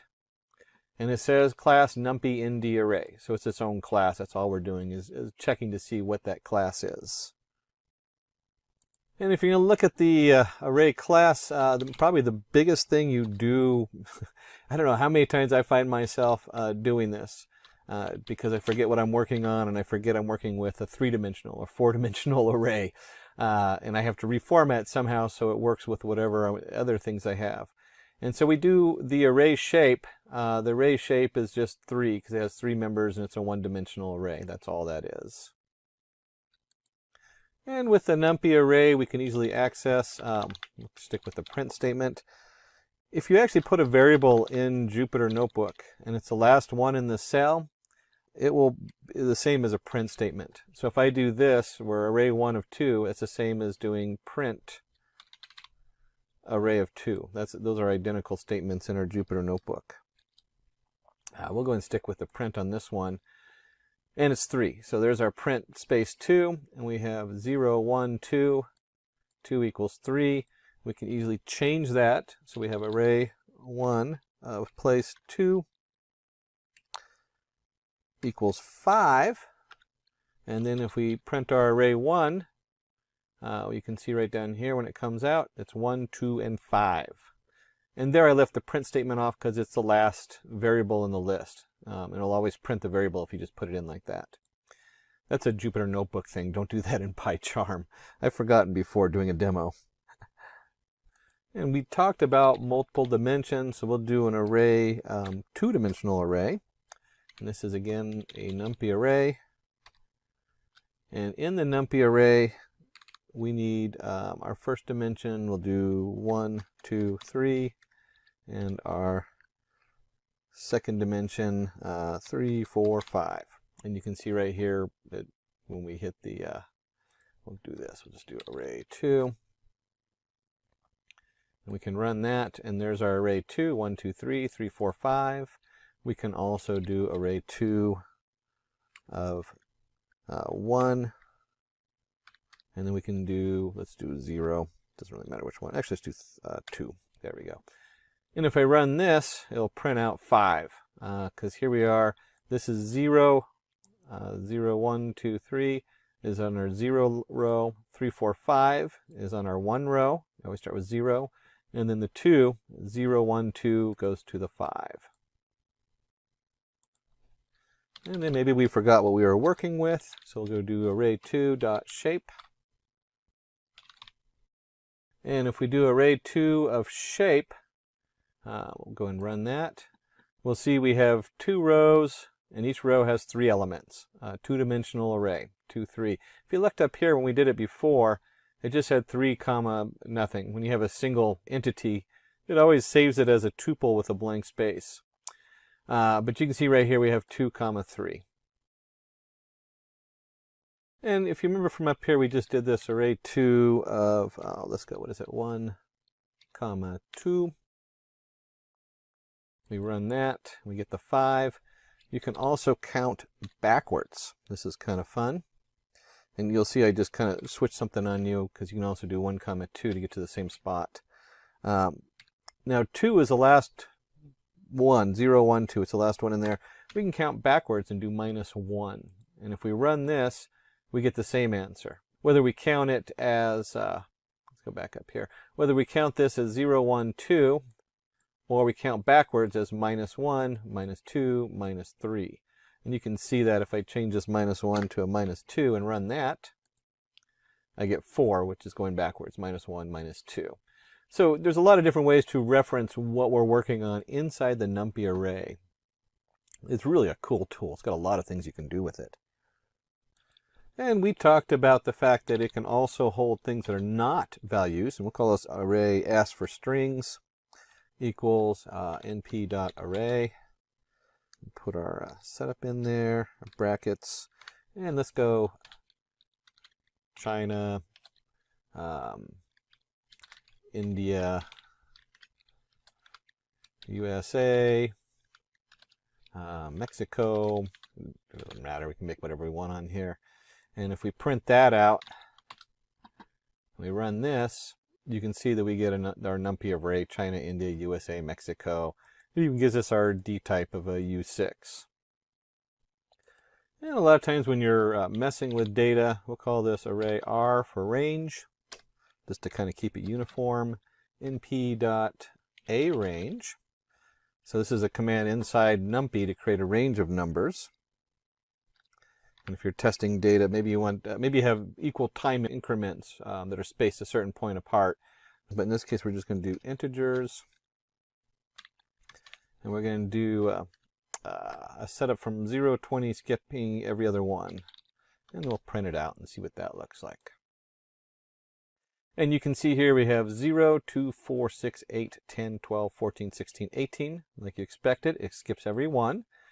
And just a quick note, there's no 20 on here. Why? Well, this starts at 0 and counts up to 20. So if you're used to another language where it explicitly says less than or less than equal to 20, like for x equals 0, x plus plus, x is less than 20. That's what this is. It just assumes x is less than 20 on here. And if we want to create a very uniform set, 0, 2, 4, 6, what happens if I want to create numbers from 0 to 10, but I need 20 increments in there? We can do that with line space. So we can create an R, we'll call this L, equals, I don't think we'll actually use any of this again, so I don't know why I'm creating unique identifiers for it. But we'll do NP, lin space, and we're going to do 0 to 10, or 0 to 9. Remember, it goes up to 10. And then we want to, let's say we have 20 different increments in there. So we're creating we have a data set, and we know it's over a certain time period, and we need to divide that time period by 20. And it happens to just have 10 pieces in it. And here we go. You can see right here, we have 20, or it has 20 pieces in it, but it's over 10 years. And we got to divide it in the middle. And you can see it goes 0.52. Remember, yeah, there's our 10 on the end, so it goes up to 10. And then we can also do random. There's np.random. If you're doing neural networks, usually you start it by seeding it with random numbers. And we'll just do np.random, and we'll just call this array. We'll stop giving it unique numbers. We'll print that one out and run it. And you can see we have random numbers. They are 0 to 1. So you'll see that all of these numbers are under 1. And you can easily alter that by multiplying them out or something like that if you want to do like 0 to 100. You can also round them up if it's integers 0 to 100. There's all kinds of things you can do, but it generates a random float between 0 and 1. And you have a couple options. You could reshape that, or you can just generate them in whatever shape you want. And so we can see here, we did 3 and 4, and so you can see 3 rows by 4 variables. Same thing as doing a reshape of 12 variables to 3 and 4.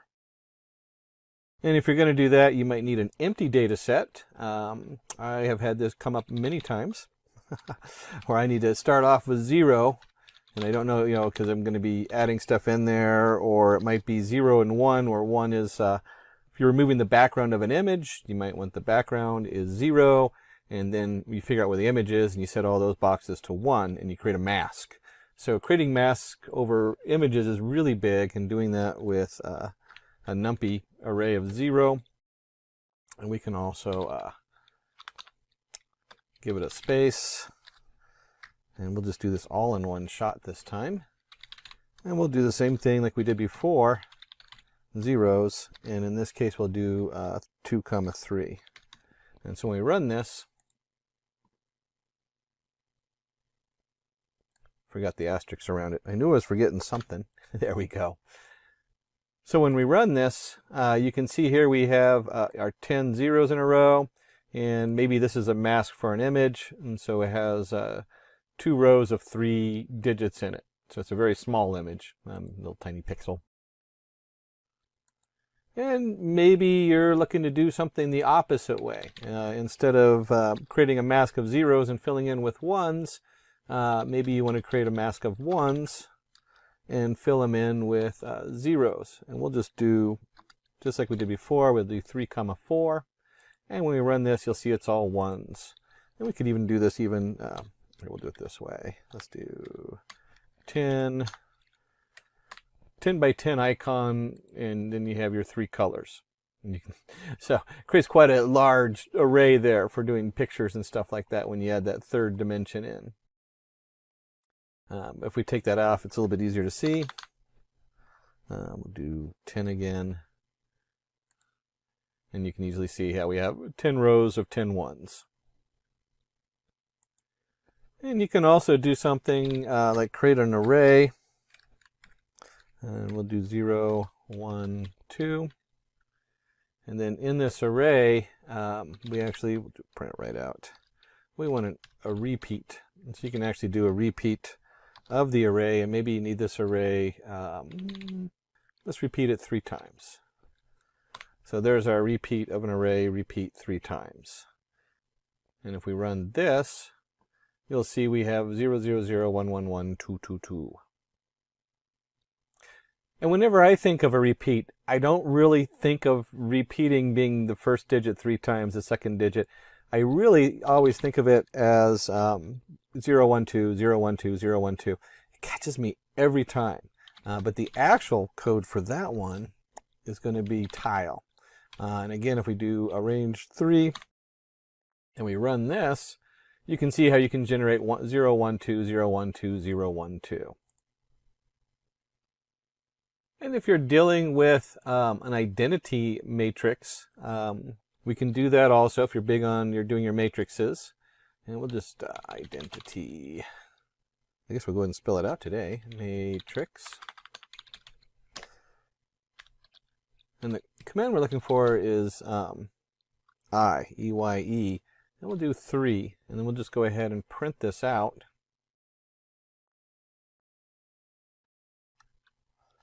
There we go. There's our identity matrix. And it comes out by a 3 by 3 array, because there's our matrix. And then it puts the 1s down the middle and for doing your different matrix math. And we can manipulate that a little bit too. We talk about matrices. We might not want 1s across the middle, in which case we now have the diagonal. So we can do an np.diagonal.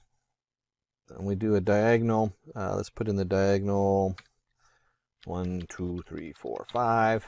And when we run this, again, this generates a value. And by just putting that value in, there's the same as putting print around it, or putting array equals and then print array. And you can see it generates a diagonal 1, 2, 3, 4, 5, and there's your beginning of your matrix array for working with matrices. And we can actually go in reverse. Let's create an array equals, remember our random.random, and we'll do a 5 by 5 array. Oops, there we go. 5 by 5. And just so you can see what that looks like. Helps if I don't mistype the numbers, which in this case I just need to take out the brackets. And there you go. You have your 5 by 5 array set up in there.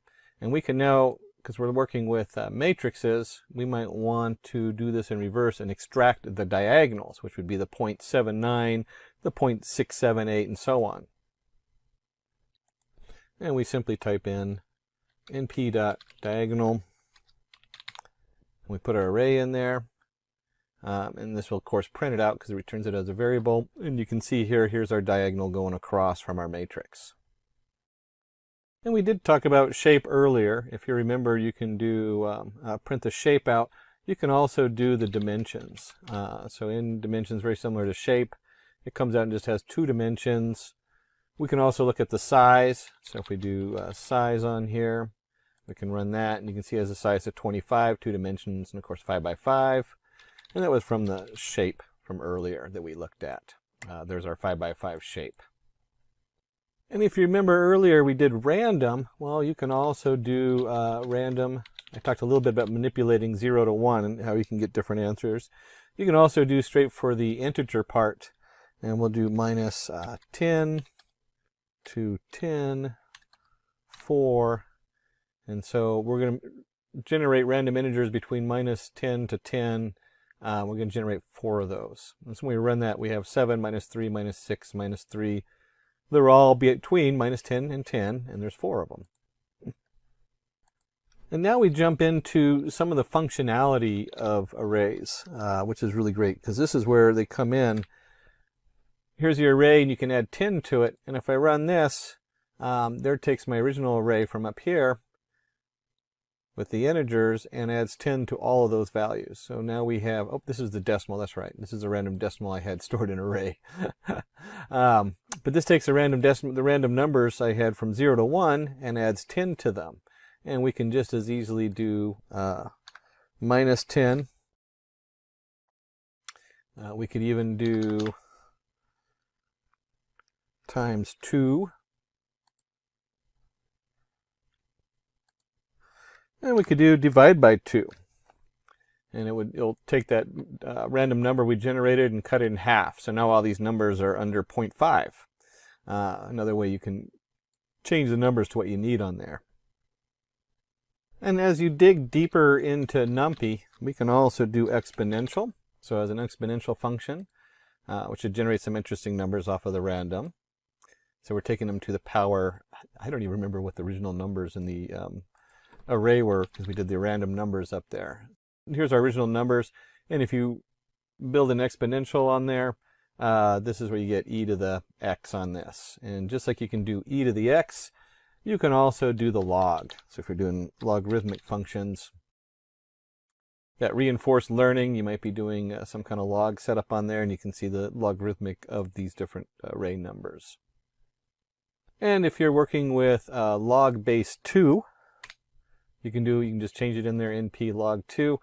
You have to look it up, because this is not log 1, 2, 3, 4, 5. It is log and log 2.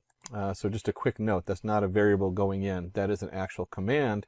There's a number of them in there, and you'll have to go look and see what the documentation is. But you can also do log 10. So here's log value 10. Some other really cool functions you can do with this is your sine. So we can take a sine value of all of our different values in there. And if you have sine, you of course have cosine. We can run that. So here's the cosine of those. And if you're doing activations in your NumPy array and you're doing a tangent activation, there's your tangent for that. And the tangent activation is actually from neural networks. That's one of the ways you can activate it, because it forms a nice curve between from whether you're generating 1 to -1 with some discrepancy in the middle. Just jumping a little bit in there into neural networks. And then we get into, let me just put the array back out there so that we can see it while we're doing this. As we're getting into this, you can also sum the values. So we have np sum, and you can do a summation of all the values in this array.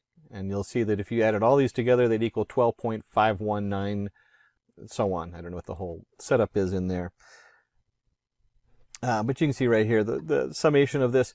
One of the things you can also do is by axes. So we could do axes equals 0. And if we run the summation of the axes equals 0,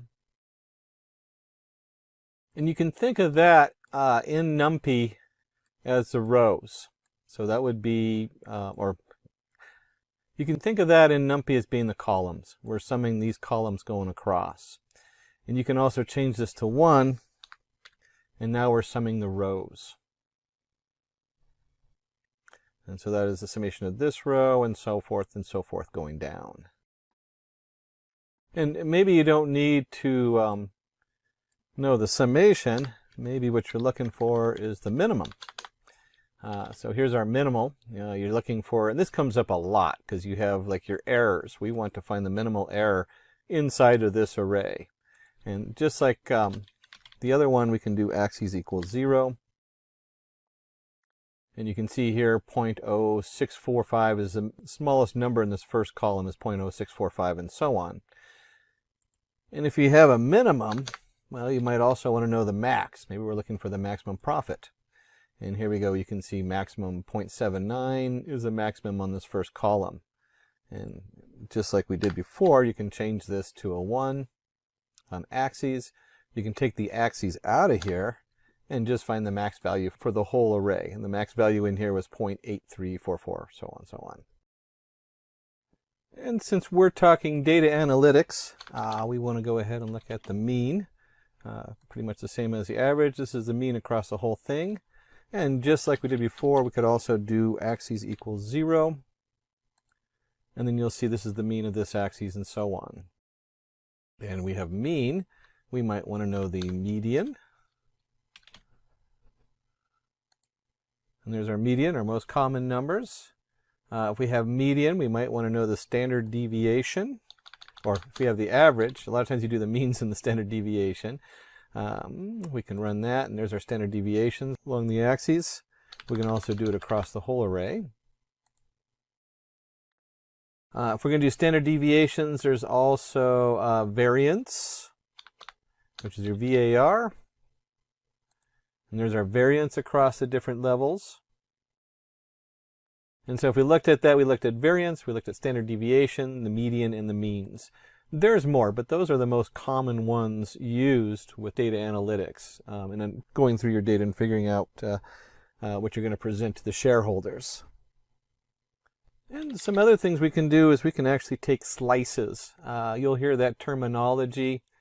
And a slice might be, like we have a 5 by 5 array, but maybe we don't want the whole array.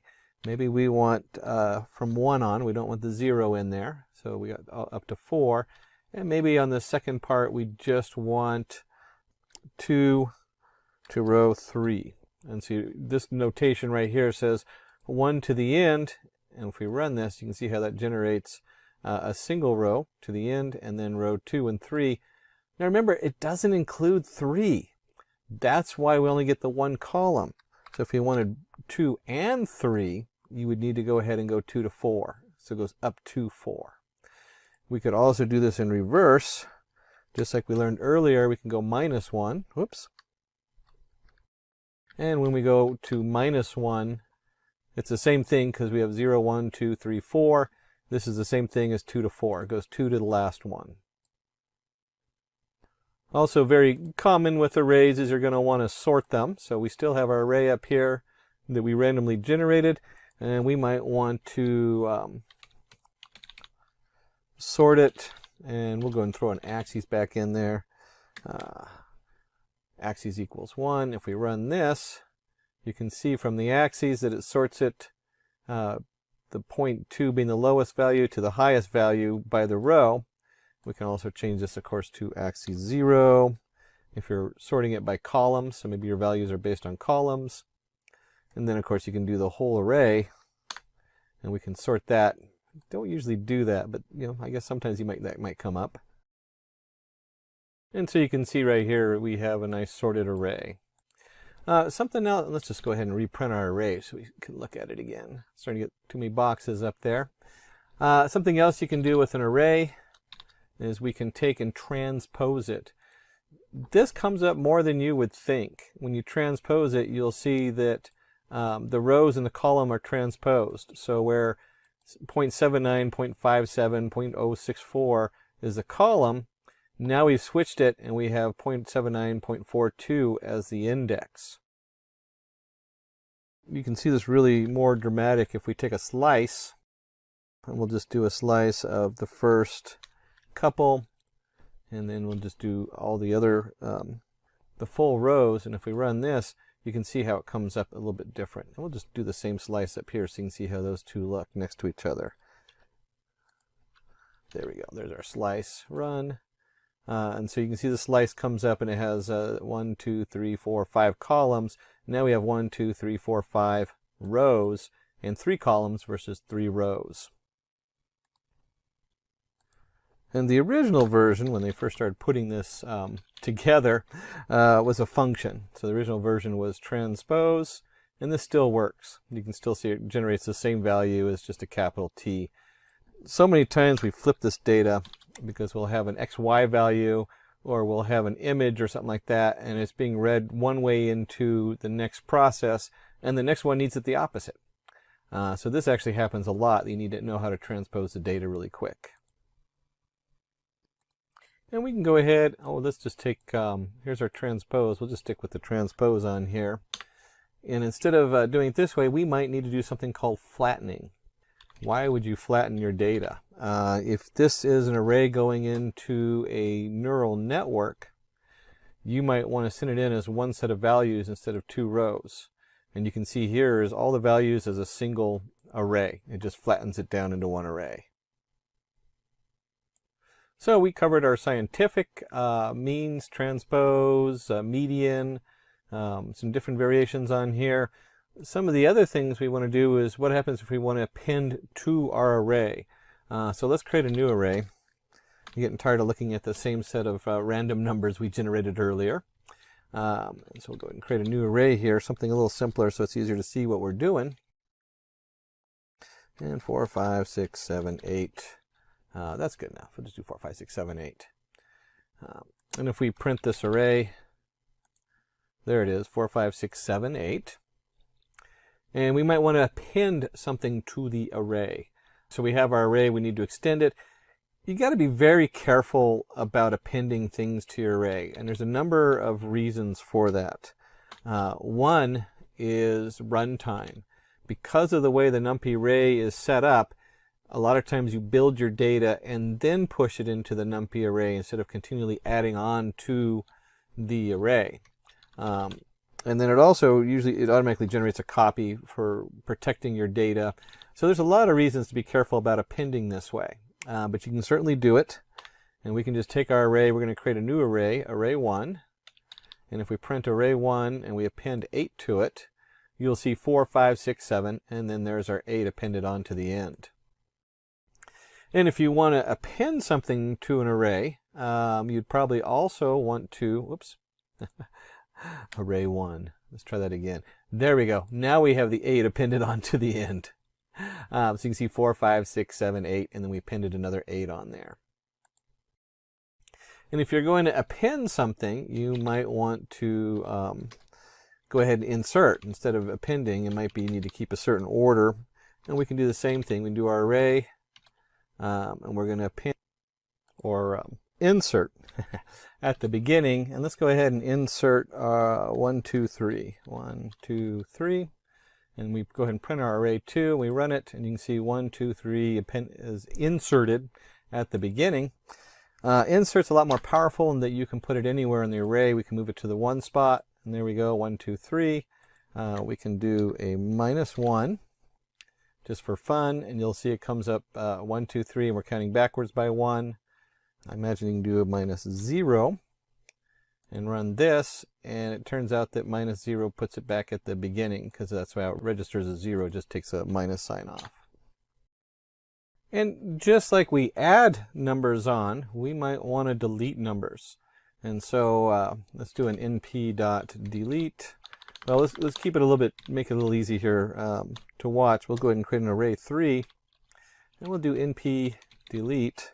We were just working with array 2, and what we want to do is delete 0 space. So if you look at this, here's our array 2. Array 2 starts with 1, and when we delete the space on here and print that out, we deleted the 1 right out of there. And we can also do something like this, where we can do it as a slice, and we can do, let's do 1, 3. And if we run 1, 3, you'll see we've deleted the 1 space and the 3 space out, which deleted our 2 and 4. Now, keep in mind, when you're messing with adding lines and deleting lines, you have to be really careful, because there's a time element involved as far as where the data is coming from, and it's really easy to delete the wrong data and corrupt what you're working on, or to insert stuff where you don't want it. So there's always a warning when we talk about manipulating NumPy arrays. And just like anything else we're doing, we'll create an array C, which equals, we'll just do our NumPy array that we just created, our NumPy array 3, and we can do copy. So you can make a copy of it. Maybe you want to protect your original data, or maybe you're making a mask, and so you copy the array, and then the new array make all these alterations and change it from values to 0 to 1 to mask over the first one. And of course, if we do array C, since it equals a copy of array 3, it's the same thing, 1, 3, 5, 6, 7, 8. And now we're getting into combine and split arrays. I end up doing a lot of this, and I don't know how many times I end up fiddling with this and having a mess. But you do it a lot. You know, you combine your arrays, you split them. You might need one set of data for one thing, another set of data for the other. So let's go ahead and create 2 arrays, array 1, array 2. And I want you to note, and the terminology we're going to look for is concatenate. And what that means is we're going to take, we'll call this array cat. I like array cat. There we go. Our array cat, our concatenated array, we're taking array 1 and 2, and it's very important to really pay attention to your axes and your counts. I can't merge two arrays that have, like, if their axes are messed up and I'm merging on axis 0, it's going to give me an error and I'll have to reshape them. So you got to make sure that whatever you're concatenating together works. And what that means, as you can see here, we have 1, 2, 3, 4, 1, 2, 3, 4, and then 5, 6, 7, 8, 5, 6, 7, 8 along the 0 axis. These each are 4 values. So it's a 2 by 4 value. And if we go ahead and switch this to 1, you can see how that flips it a little bit. So now we have 1, 2, 3, 4, 5, 6, 7, 8. It's interesting that we chose that one. If I did something like this, where this is now, there we go, and we concatenate it, run this, and it gives me an answer okay because I have 2 by 2, and I'm using axis 1. But if I switch this to axis 0, where now it's got 3 and 5, it gives me an error. So you got to be really careful on that to make sure that your whatever axes you are putting together, that they match. So like I said, this one, oops, axis 1. Axis 1 has 2 entities, and since we're going on axis 1 or by row, you can see that it lets it merge it right onto the end there. And you could imagine this if this was a XY plot of value, or the X value going in and the predicted Y value coming out, and then you have another prediction and you want to combine them. This works really easy for that. And we'll go back and let's just put this back to where we had it. Oops, I forgot how many changes I made. There we go. We'll just put it, oops, I messed up in my concatenation order here.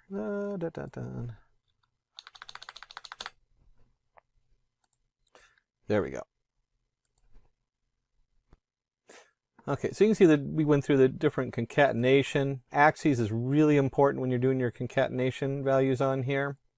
And we'll switch this back to 1 just because I like the looks of that better. There we go. 2 rows. Now, there are other commands in here. So we can do cat v equals np v stack. This is nothing more than your concatenation. But instead, we don't have to put the axes in there because V stands for vertical. And so if we print out cat V and we run this, you can see we get the 1, 2, 3, 4, 1, 2, 3, 4, and that would be the same as making this axis 0 for vertical stack. And if you're going to have a vertical stack, you can also have an H stack. So if we change this from V stack to, oops, here we go, H stack, and we'll just change this from cat to cat, and I run this, it's the same as doing axis 0. The process is identical in the background. This is like a legacy setup, your V stack and your H stack. Most people just use concatenate and then put the axes in there because it's has a lot more clarity and is more commonly used nowadays. The last section in NumPy we're going to cover is kind of data exploration, and that'll make a little bit more sense in just a moment. Sometimes they call them set operations. But let's say we have an array, 1, 2, 3, 4, 5, 6, 3, whatever it is. You can see we generate a nice little array here. And what I want to go ahead and do is find the unique values in that array. So maybe I'm generating what they call a one-hot encoder, and so these values then all become, I need to know how long my bit array is going to be. So each word, each word is represented by a number, and then I want to know just how many of those words are in there. If we're doing word count, very popular thing to do. And you can see here when we do unique, we have 1, 2, 3, 4, 5, 6. Those are our unique values. Some of the things we can do with the unique values is we can also, instead of doing just unique, we can do uniques, our unique values, and counts of each unique value. And this is very similar to what we just did up here, where we're doing np unique, but we're going to add a little bit more into there. And it's just part of the arguments in this. And we want to do return counts equals true. So instead of just returning the unique values, we want to know how many of those unique values are in each one. And we'll go ahead and print our uniques. and print our counts. When we run that, you can see here we have our unique value 1, 2, 3, 4, 5, 6, just like we had before. And then there's two of the first of 2 1s, 2 2s, 2 3s, 2 4s, 1 5, 2 6s, and so on. And you can go through and actually look at that if you want to count them. But a quick way to find out your distribution of different values. So you might want to know how often the word the is used versus the word and, if each word is represented as a unique number. And along the set variables, we might want to know, let me just put a note up here. We're going to start looking at intersection, and we might want to also know differentiation, and neither. So when we're, neither. So when we're looking at now is we want to know, hey, where do these two arrays intersect? And we have 1, 2, 3, 4, 5, 3, 4, 5, 6, 7. We might want to know what is common between the two arrays. And so when we do that, we have NP intersect, and it's a 1D array, one-dimensional array. And then we need to go ahead and put array 1, array 2. And if we run this, we can see they intersect at 3, 4, 5. That's what they have common.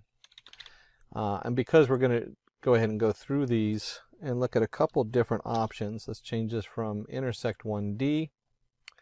And we'll do the same thing. We'll go ahead and print this.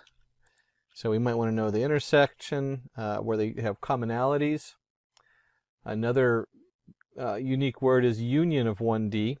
So instead of intersect, we want to know all the values that are in both of them. So here's our union of 1D. When we run that, you can see we have 1, 2, 3, 4, 5, 6, 7. So it's all the different values in there. And the last, one of the last words, we have 2 more to go, is we want to know what the set difference is. And so that's where you'll see that, if you remember set, we talked about that being what they call these things. So the set difference of a 1D array, when we run that, you can see that 1 is only in one array and 2 is only in one array. And if we want to know what's in array 1 but not in array 2, we might want to know what is in array 1 but not 2 and what's in 2 but not 1. And this would be the set XOR 1D on here. So we have the 4 different options here where we can do an intersection. What do they both have in common? We can do a union. What are all the unique values in both arrays? We can see the difference, what's in array 1 but not array 2, so set diff 1D. And then set XOR, what is not in 1 but is in 2, and what is not in 2 but in 1. So we dug a lot in NumPy because we were talking, there's a lot of different little mathematical things going on in NumPy. A lot of this can also be done in pandas, although usually the heavy lifting is left for NumPy because that's what it's designed for. Let's go ahead and open up another Python 3 setup in here. And so we want to explore what happens when you want to display this. This is where it starts getting, in my opinion, a little fun because you're actually playing with it and you have something to show people. And we'll go ahead and rename this. We're going to call this pandas and pyplot. So pandas pyplot, just so I can remember for next time. And we want to go ahead and import the necessary libraries. We're going to import pandas as PD. Now remember, this is a data frame, so we're talking rows and columns, and you'll see how pandas work so nicely when you're actually showing data to people. And then we're going to have NumPy in the background. NumPy works with pandas, so a lot of times you just import them by default. Seaborn sits on top of the matplot library. So sometimes we use the Seaborn because it kind of extends. It's one of the 100 packages that extends the matplot library. Probably the most common used because it has a lot of built-in functionality. Almost by default, I usually just put Seaborn in there in case I need it.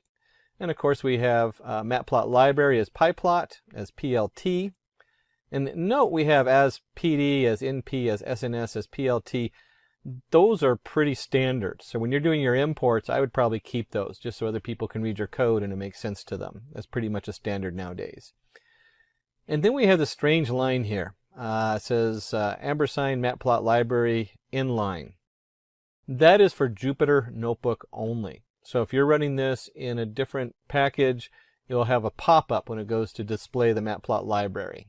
You can, with the most current version of Jupyter, usually leave that out and it will still display it right on the page as we go. And we'll see what that looks like.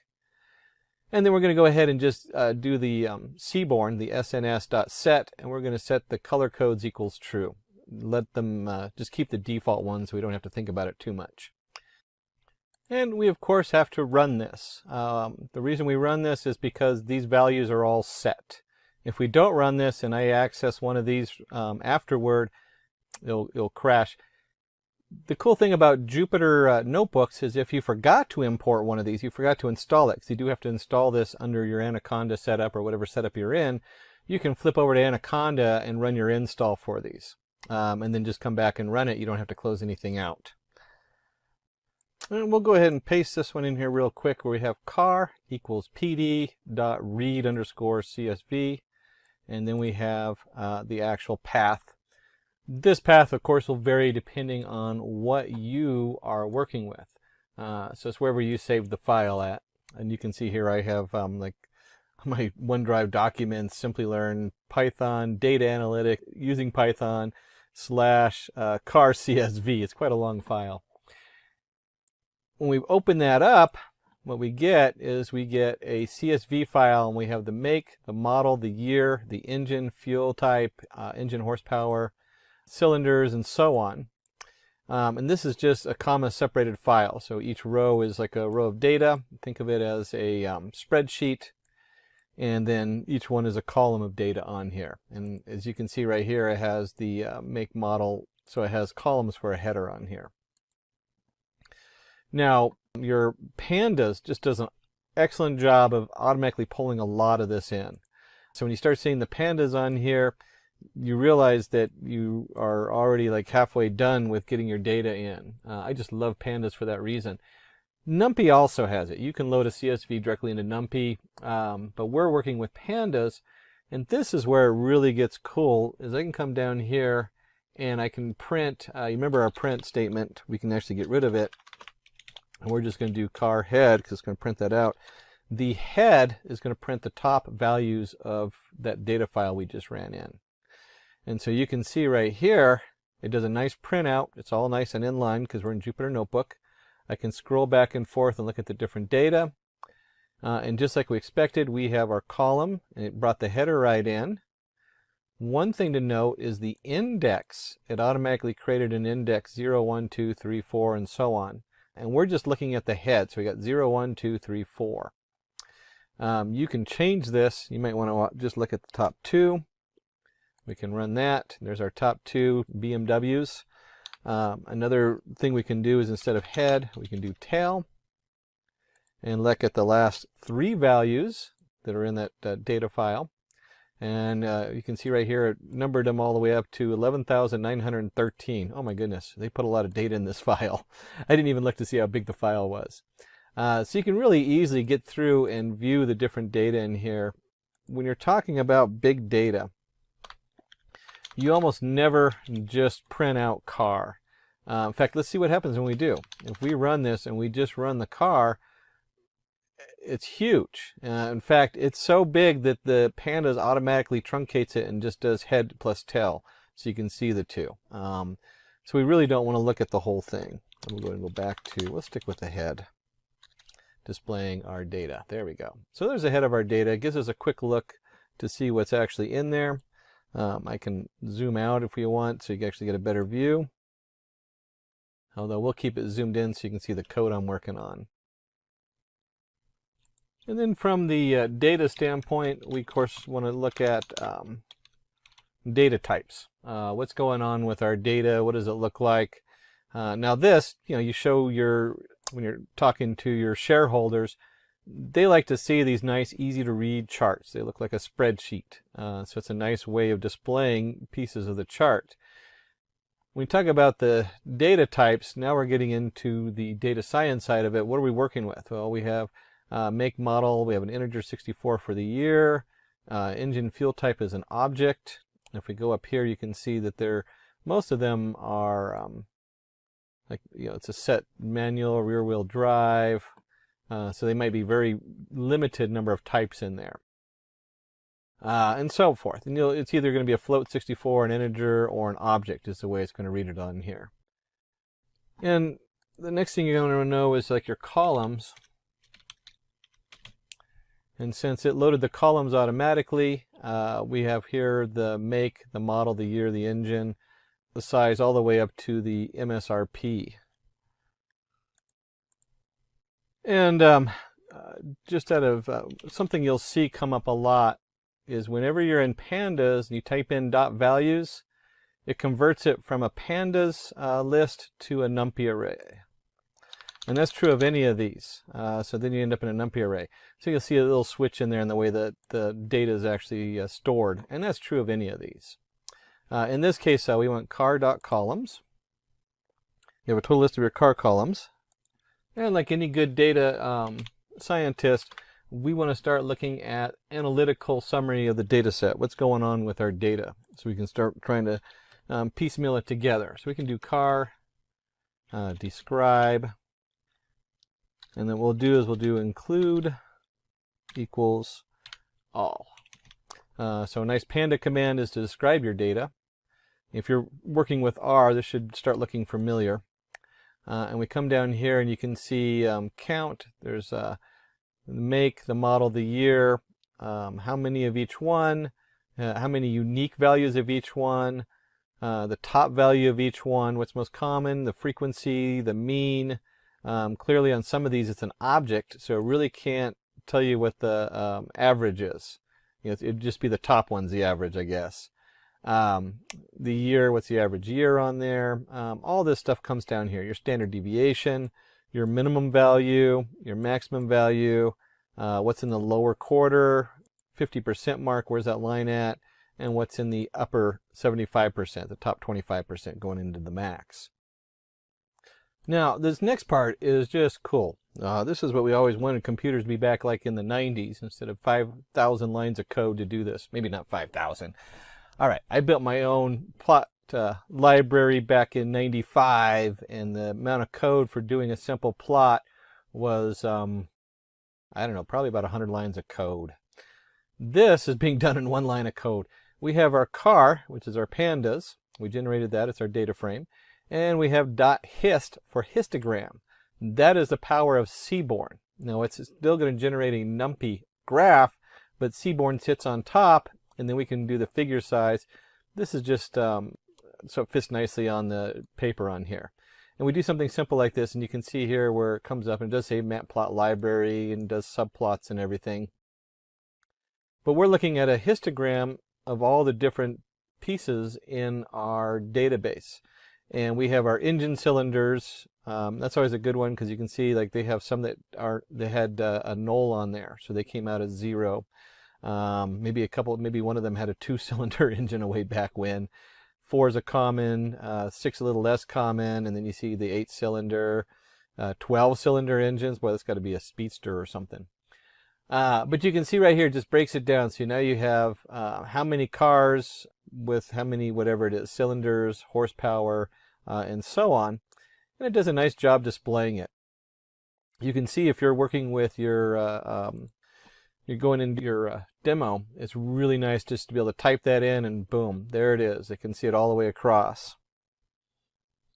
And we might want to zero in and use like a box plot. And this time we'll go ahead and call the Seaborn, SNS, box plot. And we're going to go ahead and do vehicle size versus engine horsepower XY plot. And the data comes from the car. So if we run this, we end up with a nice box plot. You see our mid-size, compact, and large. You can see the variation. There's our outlier showing up there on the compact. That must be a high-end sports car. Large car might have a couple engines, and again we have all these outliers and then your deviation on them. Very powerful and quick way to zero in on one small piece of data and display it for people who need to have it reduced to something they can see and look at and understand. And that's our Seaborn box plot, or SNS.boxplot. And then if we're going to back out and we want a quick look at what they call pair plotting, we can run that, and you can see with the Seaborn, it just does all the work for you. It takes it just a moment for it to pull the data in and compile it. And once it does, it creates a nice grid. And this grid, if you look at this one space here, which is, you might not be able to see the small number, it says engine horsepower. This is engine horsepower to the year it was built, and it's just flipped. So everything to the right of the middle diagonal is just the rotation of what's on the left. And as you expect, the engine horsepower gets bigger and bigger and bigger as time goes on. So the year it was built, the further up in the year, the more likely you are to have a heavy horsepower engine. And you can quickly look at trends with our pair plot coming up. And look how fast that was. It took it a couple, moment to process. But right away, I get a nice view of all these different information, which I can look at visually and kind of see how things group and look. Now, if I was doing a meeting, I probably wouldn't show all the data. One of the things I've learned over the years is people, myself included, love to show all our work. We were taught in school, show all your work, prove what you know. The CEO doesn't want to see a huge grid of graphs, I guarantee it. So what we want to do is we want to go ahead and drop the stuff that might not be interested in. And I'm not really a car person. Our guy in the back is, obviously. So you have your engine fuel type. We're going to drop that. We're going to drop market category, vehicle style, popularity, number of doors, vehicle size. And we have the axes in here. If you remember from NumPy, we have to include that axes to make it clear what we're working on. That's also true with pandas. And then we'll look at just what it looks like from the head. And you can see that we dropped out those categories, and now we have the make, model, year, and so forth. And we took out the engine fuel type, market category, etc. And this should look familiar to you now. When you start working with pandas, I just love pandas for this reason. Look how easy it is. It just displays it as a nice spreadsheet for you. You can just look at it and view it very easily. It's also the same kind of view you're going to get if you're working in Spark or PySpark, which is Python for Spark across big data. This is the kind of thing that they come up with, and this is why pandas is so powerful. And we may look at this and decide we don't like these columns. And so you can go in here and we can actually rename the columns. Simple command, car equals car, rename. Columns equals engine horsepower equals horsepower. This is just your standard Python dictionary. So it just maps them out. And instead of having like the lengthy, here we had engine horsepower, we just want horsepower. We don't need to know it's the engine horsepower. Engine cylinders, we don't need to know that it's for the engine, because there's only one thing we're describing if we're talking about cars, and that's cylinders. And we'll go ahead and just run this. And again, here's our car head, and you can see how that changed. We have model year and horsepower versus model year, engine horsepower, engine cylinders, and just cylinders. Again, we want to keep reducing this so it's more and more readable. The more readable you get it, the better. And of course, we can also adjust the size a little bit, so that when it prints out, instead of splitting it on two lines, we get like a single line. We can do that also. That's just your control mouse up or plus sign you use in Chrome. That's a Chrome command. And if you remember from NumPy, we had shape. Well, Pandas works the same way. We can look at the shape of the data. So we now have 11,914 rows and 10 columns. So you see some similarities because Pandas is built on NumPy. And questions that come up just like you did in NumPy, we might want to know duplicate rows. And so we can do car. And look at this switch here. We're doing a selection. This is a pandas selection with the brackets. But we want to select it based on car.duplicated. So how many duplicates on there? So it's starting to look a little bit different as far as how we access some of the data on here. This can be a logical statement. And we get the number of duplicate rows. We have 989 rows by 10 columns again. And this is one of those troubleshooting things that we end up doing a lot, more than we really feel like we should. We might go ahead and do like a car count just to see how many rows we're dealing with. And then right after that, we might want to go ahead and say, hey, let's drop duplicates. So remember we did all the duplicates on there. So car equals car dot drop duplicates. And then we can print the head again. We'll just do car head here. And you can see the data on there looks the same as before. And just note that we did car equals car dot duplicates. There are commands in here where you can do, where it changes the actual value. And it works on some of them and not on others depending on what you're doing. But by default, it always returns a copy. So when we do this, we're reassigning it to car. And you can see it's the same header, but we want to go ahead and do count and see how the count changes. Let's go ahead and run this. And you can see here, instead of 11,914, we have 10,925. So we've removed about 100 cars that were duplicated, just slightly under 100 there. And then as we're prepping our data, we might want to know car is null. So it's going to count the values of null, and then we want to sum that up. And when we do that, we do the car is null function dot sum. We end up with HP, the horsepower is 69 have null values, and 30 have cylinders have null values. Now, if you don't put the sum at the end, it's just going to return a mask with the true false of is it null or is it not, by 0 and 1. So you're summing up the ones underneath each column. And this, of course, then you have to decide what you're going to do with the null values. There's a lot of different options. It might be that you need to put in the average or means. Maybe you want to put in the median value. There's a lot of different ways to fill it. Usually when you first start out with the data, a lot of them you just drop your null values. And you can see here car dot drop NA, which is equal to all. And then we're going to go ahead and count it. And you can see that we've dropped almost another 100 values. So from 10,925 to 10,827, maybe 75 or so values. So we've cleaned this is really a big part of cleaning data. You need to know how to get rid of your null values, or at least count them and what to do with them.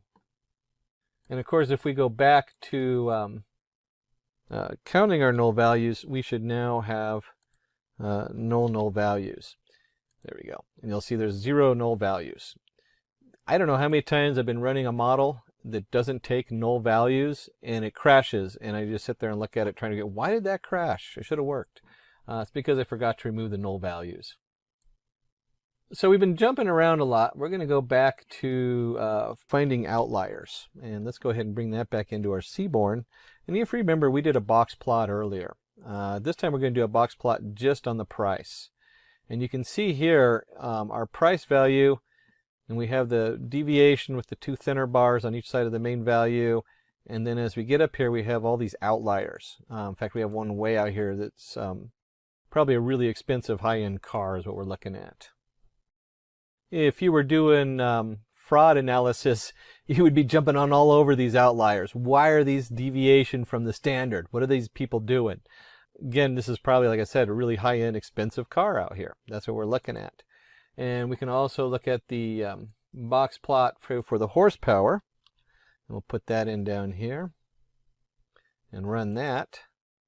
And you can see again, here's our horsepower, and it just jumps. And there's these really odd, huge muscle cars out here that are outliers. And we're going to jump into making this a little bit more, as you start displaying your data or your information to your shareholders. We're going to look at plotting a histogram for the number of cars per brand. And the first thing we want to go ahead and do is we have with our car, go back over here, here we go. We have our make value counts, largest plot, and we want to do a kind equals bar, fig size 10.5. And right off the bat, we jump up here and we see Chevrolet, it's going against, what was it? It's figuration, the value counts, and we want the largest value. So here's our value counts and compared to what the different cars are. Chevrolet puts out a lot of different kinds of cars. I didn't realize that they made that many cars or different types. And then for readability, let's go ahead and add a title, number of cars by make, number of cars, and make. If you had looked at this the first time, you would have been like, well, what the heck am I looking at? Well, we're looking at the number of cars by make. And then you can see here, now we're talking about the type of cars and the different ones are put out. Lotus, I guess, only had a few different kinds of cars over there. very high-end cars. And then as doing data analytics and as a data scientist, one of the things I am most interested in is the relationship between the variables. So this is always a place to start. We want to know what's going on with our variables and how they connect with each other. So the first thing we're going to do is we're going to go ahead and set a figure size because we want to make sure it fits our graph. We'll just go ahead and set this one plot figure set to figure size 2010. If you never used the matplot library, which is sitting behind Seaborn, whatever is in the PLT, this is what's loaded. It's like a canvas you're painting on. So the second you load that pyplot as PLT, anything you do to that is affecting everything on it. And then we want to go ahead, since we're using Seaborn, we'll go ahead and create a variable C for relationships or correspondence, and car.corr. That's a correlation in Seaborn on top of pandas. Again, one line and you get the whole correlation on there. And because we're working with Seaborn, let's put it into a nice heat map. If you're not familiar with heat maps, that means we're just using color as part of our setup. So we have a nice visual. And we can see here that the Seaborn connected to the pandas prints out a nice chart. We'll talk a little bit about the color here in a second. It prints out a nice chart. This is a chart I look at. As a data scientist, these are the numbers I want to look at. And we'll just highlight one of them. Here's cylinders versus horsepower. The closer to 1, the higher the correlation. So 0.788. Pretty high correlation between the number of cylinders and how heavy the horsepower is. I'm betting if you looked at the year versus horsepower, we can just look at that one. Here's year and horsepower. 0.314, not as so much, but if you combine them, you don't actually add them. But if you combine them, you'll start to see an increase in horsepower per year and cylinders. You could probably get a correlation there. And just like 0.78 is a positive correlation, you might notice if we look at cylinders, or let's look at horsepower and mileage. So if we go here to horsepower to mileage, you get a nice negative. We'll do cylinders, that's a bigger number. With cylinders to the miles per gallon, it's a minus 0.6. So it's a negative correlation. The closer to -1, the more the negative correlation is. And then the chart you would actually show people is a nice heat map. This is all our colors, and it's just those numbers put into a heat map. The darker the color, the higher the correlation. You can see straight down the middle, obviously the year correlates directly with the year, horsepower with horsepower, and so on. That's why it's a 1. The closer to the 1, the higher the correlation between the two pieces of data. Now, this is a good introduction. Pandas goes way beyond this. Most of the functionality in NumPy, since Pandas sits on it, is also in Pandas, and then it even has additional features in it. And we use Seaborn pretty extensively sitting on top over our pyplot. So keep in mind that our pyplot has a ton of other features in it that we didn't even touch on in here. We couldn't, even if you had a sole course in it, there's just so many things hidden in there depending on what your domain you're working on. But you can see here, here's our Seaborn and here's our matplot library. That's all our graphics that we did. And then the Seaborn works really nicely with the pandas. We really like that. So that wraps up our demo part for today. Let's learn about data manipulation in R. And here we will learn about dplyr package. And when we talk about this dplyr package, it is much faster and much easier to read than base R. So dplyr package is used to transform and summarize tabular data with rows and columns. You might be working on a data frame, or you might be getting in a inbuilt R data set, which can then be converted into a data frame. So we can get this package dplyr by just calling in library function. And this can be used for grouping by data, summarizing the data, adding new variables, selecting different set of columns, filtering our data sets, sorting it, selecting it, arranging it, or even mutating. That is basically creating new columns using functions on existing variables. So let's see how we work with dplyr. Now here I can basically get the package here. So I can just say install.packages dplyr. Now we already see the package here, which is showing up. So I will just select this one. I can do a control enter, and that will basically set up the package dplyr successfully unpacked. So that is done. Now you can start using this package by just doing a library dplyr, and this was built. It shows me my version of R. So let's also use a inbuilt data set, that is New York flights 13. So we can do install.packages, and that will search and get that relevant data set. I can again call it by using library function. Now once that is done, we can look at some sample data here by just doing view flights, and that shows me the data in a neat and a tabular format, which shows me year, month, day, departure time, scheduled departure time, and so on. Now we can also do a head to look at some initial data, which can help us in understanding the data better. So what is this data about? How many columns we have? What are the data types or object types here? It shows me how many variables we have. So this is fine. Now we can start using dplyr, and in that we can use, say, filter function if we would want to look in for specific value. Now here we have the column as month, so I will do a filter. Now I'm creating a variable f1. I'm using the filter function on flights, which we already have. And then what we can do is we can basically look at the month, where the month value is 07. So let's look at that. And this one, you can do a view on F1, which shows me the data wherein you have filtered out all the data based on month being 7. So this is a simple usage of filter. We can take some other example. We may want to include multiple columns. So we can say F2 filter flights, and here we will say month is equal to 7, day is 3, and then look at the value of F2 if you are interested in seeing this. And that tells you the month is 7 and day is 3.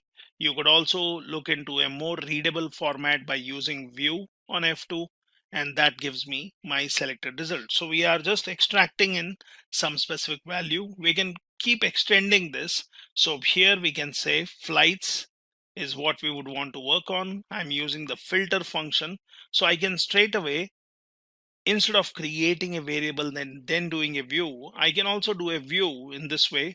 I can just pass in my filter within the view, and within this I'm saying filter. I would want to look at the flights, month being 09, day being 2, and origin being LGA, and then that shows me the value here. And obviously you can scroll and look at all the columns, and if you see the origin column, it shows the selected value. So now we have filtered our data based on values in 3 different columns. Now what we can also do is we can use and, or we can use or operators. So I could have done this in a little different way. So I could have said head, which shows me initial result. I will do a flights. So within my head function, I'm passing in this. And what does that contain?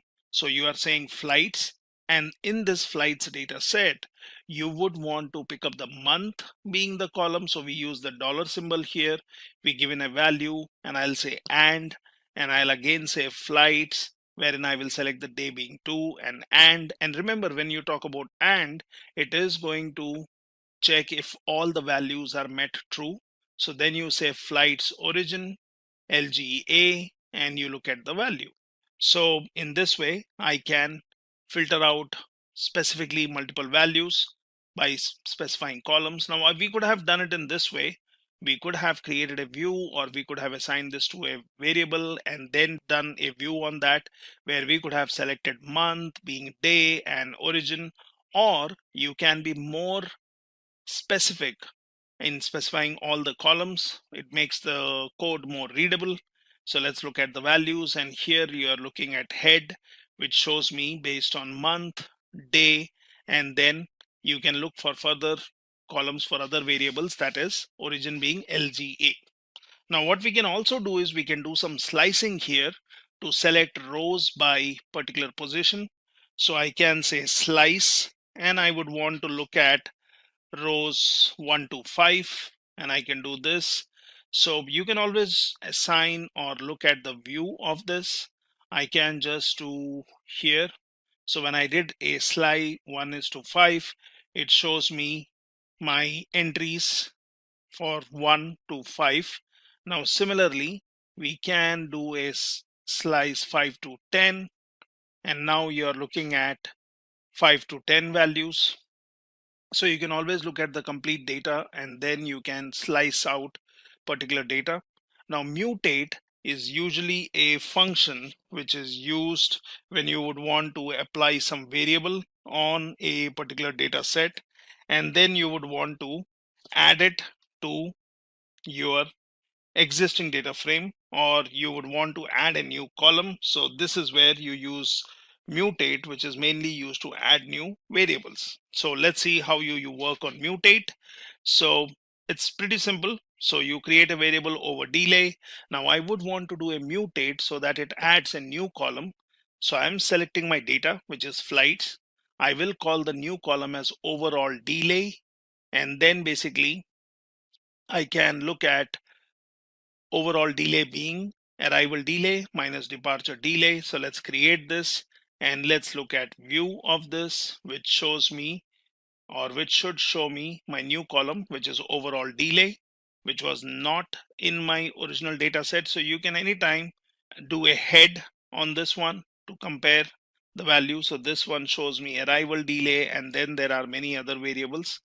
What you can also do is you can do a view, and you could have just look at flights if you would want to compare. So you can look at the flights, and this one would not have any overall delay column. So it basically shows me 19 columns only, what we see here.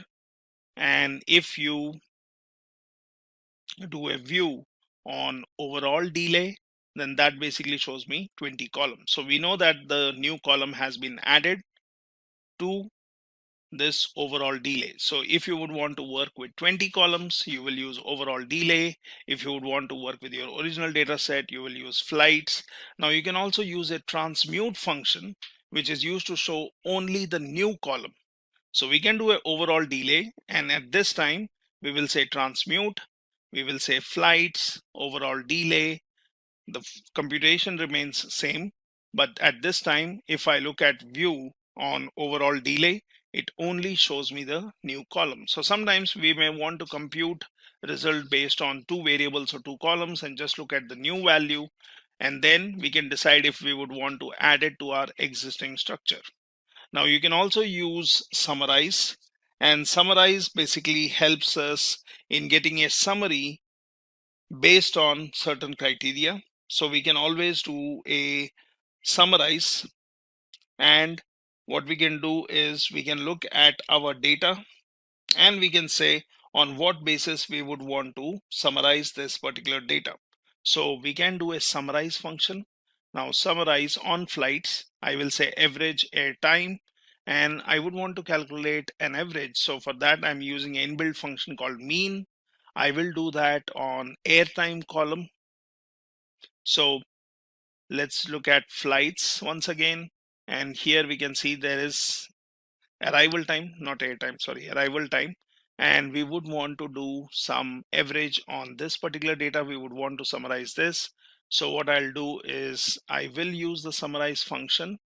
I will say average airtime, and this one I will look at mean of airtime. So let's see if there is a airtime column. I might be, let's look at this one, arrival delay, and yes, we have an airtime. So we were actually looking at summarizing based on airtime, not the arrival time.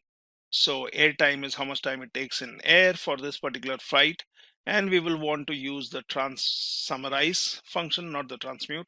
So summarize flights, average airtime, and this one we will calculate the mean of average airtime, and I will also do a NA removal, which is I'm saying true. So let's do this. And that basically shows me the average airtime is 151. I can also do a total airtime where I'm doing a summation of values, or I can get the standard deviation, or I can basically get multiple values such as mean. I can say total airtime where I'm doing a summation, and then I can look at other values, which is if you would want to put in standard deviation here, you could do that. So let's look at the result of this summarize, and this basically allows me to get some useful information which is summarized based on a particular function such as mean, sum, standard deviation, or all three of them. Now let's look at grouping by. So sometimes we may be interested in summarizing the data by groups, and that's where we use the group by function. So we can always use the group by clause. Now here we are taking a different data set. So we will say, for example, let's look at head of empty cars, and that is basically my data set on empty cars. Now that shows me the model of the car, it shows me mileage, cylinder power, and your horsepower and various other characteristics or variables in this particular data set. So here we can say let's do a grouping by gear. So there is a column called gear, so I will call it by gear. I will look at my data set, and then what I'm using here, which you see with these percentage and greater symbol, is called piping. So that basically feeds your previous data frame into next one. So this is sometimes useful, and you can get this by just saying Control Shift and M, and you can then use this. So we are going to have piping. So I'm saying empty cars. Now this is my original data set where I did a head, or I could have done a view on this one if you would want to see it in a more readable format, and that basically shows me the data. So we are using a different data set, so I want to group it by the gear column. So I'm going to call it by gear, and this one takes my data that is empty cars. I'm using the piping, and then I'm saying group the data based on gear column. That's done. Now let's look at the value of by gear, or you can always do a view. So remember, whenever you're doing a group by, it is giving you a internal object where your data is grouped based on a particular column. So we can look at the values here. You can do a view that shows you your data grouped based on a particular column. Now I can again use the summarize function where I would want to now work on the new one where it was grouped based on gear. So I'm doing a summarize, and here I'm going to say gear 1, which will be having the value of summation on the gear column, and then I'm saying gear 2, which is mean. Well, you could give some meaningful names to this, and let's look at the value of this one where we are basically now looking at the values, which is sum and mean values based on the gear.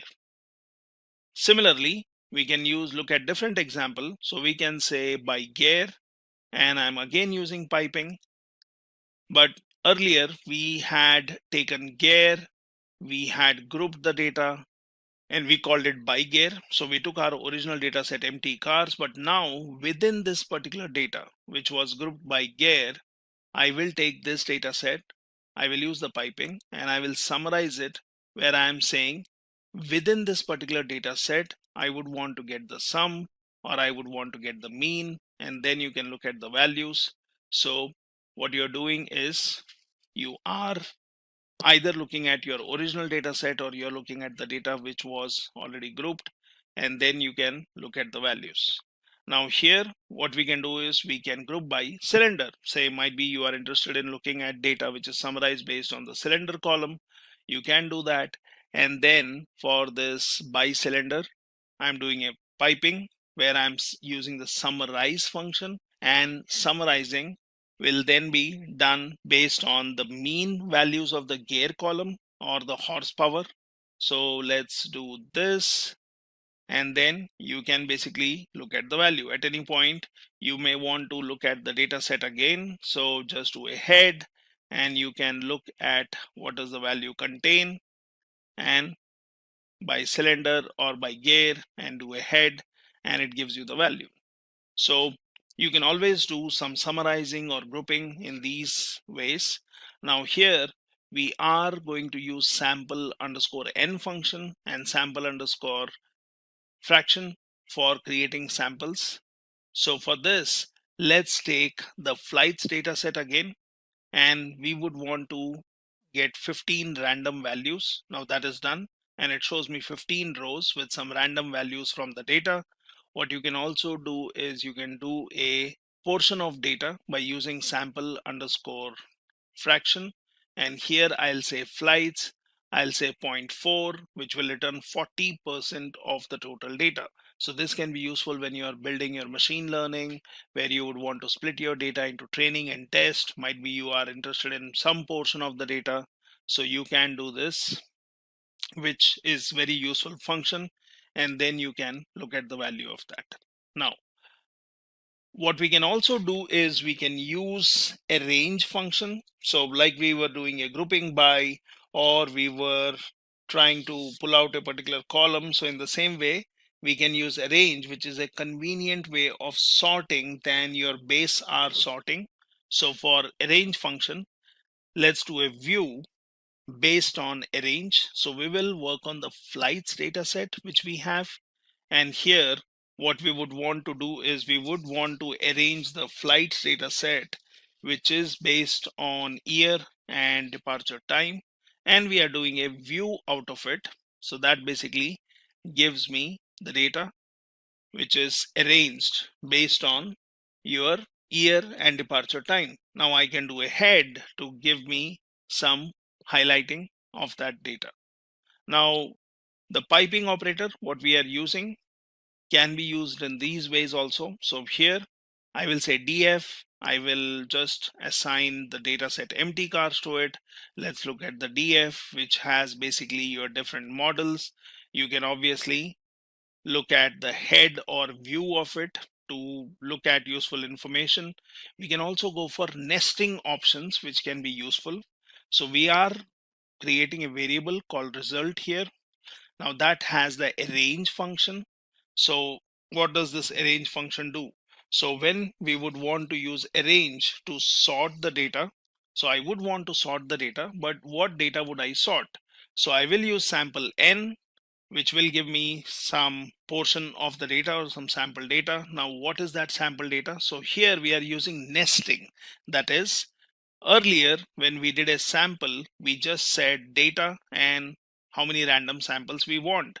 But instead of giving that, what we are going to do is we are going to use filter here. Now this filter will work on df. So filtering will happen based on the mileage, which is greater than 20. I will say size is 5, and I would want to basically arrange this in a descending order. So I'm using the des on this particular mileage column. By default, it is always ascending. So let's get the result out of this, which will basically show me the mileage details in a descending order. So this is my data frame, and now we can look at the result, what we have created. So just do a view or do a head and look at the view. So here you see mileage, where the highest value is on the top, and we were only interested in 5 values in our random sample. So that's why when you did a view, it shows your 5 values, and it shows in a descending order based on mileage. So we have not only used an inbuilt function, we have not only arranged the data, that is, we have sorted the data, but we have sorted the data based on a descending order on a particular column. We have said the value should be greater than 20, and we have also said we just need 5 random samples. Now let's look at some other examples. So you can always do a multi-assignment. So I can say filter, wherein I'm going to use df, which was assigned empty cars. I'm going to say mileage should be greater than 20. Then I say b, which is going to get a sample out of a, and I just want 5 random values. So let's look at that. So we have b, which is going to get a set of 5 values from a. Now I will create a result variable which will arrange B, which is sample data, in a descending order. Now let's look at the result of this, and that basically shows me what we were seeing earlier. So you can do a multi-assignment where you can create a variable, get a sample out of it, and then basically whatever is that result, you can arrange that or sort that in a descending or by default descending order. So same thing, we can do it using pipe operator. So piping. So here I will say result. I'm passing in my DF, that's the data set. I'm using piping, and which basically tells what you need to do on this particular data set. So I'm going to filter out the data based on mileage 20. Then I'm going to push that or forward it to get the random sample, and whatever is this random sample is going to be pushed. So you are arranging this in a descending order. So this is one more way of doing it, and then basically you can look at the result. So these are some simple examples where you can use your dplyr with multiple assignments, or using your nesting to filter out the data. You can also do a range, which is to sort the data. You can get some random samples out of it. You can summarize the data. You can also summarize the data based on one or two or multiple columns, and you can use some inbuilt functions to summarize the data based on some functions which are applied on the variables or on the columns. You can transmute it, where you would be interested in only looking at one column. You can mutate it, where you want to add a new column. You can slice it, and you can give the conditions where you can say and or to filter out the data. So what we can also do is, on this particular data set which we have, say for example DF, where I have my data, let's look at this one. And if I just do a DF at this point, it shows me my data set. And if you would be interested only in particular column, then your dplyr also allows you to, either we can do a filter or we can simply do a select. Now for selecting, we can choose our data. So for example, I'll say df underscore, I'm interested in mileage, I'm interested in horsepower, might be I'm interested in your cylinders in this. And for this one, what I can do is, when I would want to do a select, I can basically say selected df, let's call it some name. I can say Control Shift M, which is for piping. And then basically what you can do is you can do a select, and you can choose your columns. So I was interested in mileage, I was interested in horsepower, I was interested in cylinder. And here what I'm doing is I'm using a select where I can look at the new data frame. So let's do this. And I'm sorry, here we will have to give it df. This is where you are passing in your data. Yeah, now this one is done, and we can look at the value of this one by just doing a df or head on df underscore mileage horsepower cylinder, and look at the selected result. So you can be looking at selective columns. I could have done this filter, but filter will always look for a condition. Say your mileage is greater than 20, or might be your cylinders are more than 4, or something else. But when you do a select, you are selecting specific columns. So view always gives you all the columns, head gives you highlight, but then select can be useful when we are interested in looking at only specific data. So this is how you can use dplyr for manipulation, for your data transformation, for basically filtering out the data by selecting particular data and then working on it. Today we will learn about data transformation in Power BI. That said, if these are the type of videos you'd like to watch, then hit that like and subscribe buttons and the bell icon to get notified. Craving a career upgrade? Subscribe, like, and comment below. Dive into the link in the description to fast-track your ambitions. Whether you're making a switch or aiming higher, Simplilearn has your back. Just for a quick info, If you want to upskill yourself, master data analytics, land your dream job, or grow in your career, then you must explore Simplilearn's cohort of various data analytics programs. Simplilearn offers postgraduate programs from Purdue University in collaboration with IBM. Through this program, you will gain knowledge and work-ready expertise in skills like prescriptive and predictive analytics, regression classification, and over a dozen others. That's not all. You also get the opportunity to work on multiple projects and learn from industry experts in top-tier product companies and academicians from top universities. After completing these courses, thousands of learners have transitioned into a data analytics role as a fresher or moved on to a higher paying job and profile. If you are passionate about making your career in this field, then make sure to check out the link in the pinned comment and description box below to find a data analytics program that fits your experience and areas of interest. Now, without further delay, let's get started. So, what exactly you mean by data transformation in Power BI? So, data transformation can be a little similar to data cleaning. So, before any kind of data analytics, you might be receiving raw data from a website source, a SQL database, or an Excel file, or multiple sources, right? Once after you receive the data, whether it is batch mode data or streaming data, you are supposed to clean it, right? You might have to clean up the discrepancies like the blank rows or the blank cells or any irregularities in data, such as wrong data type, right? Such discrepancies from the data should be eliminated in the first stage of data analytics. So that's exactly where data cleaning and data transformation comes into the picture. So you have various tools for data cleaning and data transformation like Excel, SQL, but if you are a Power BI user, then good news for you.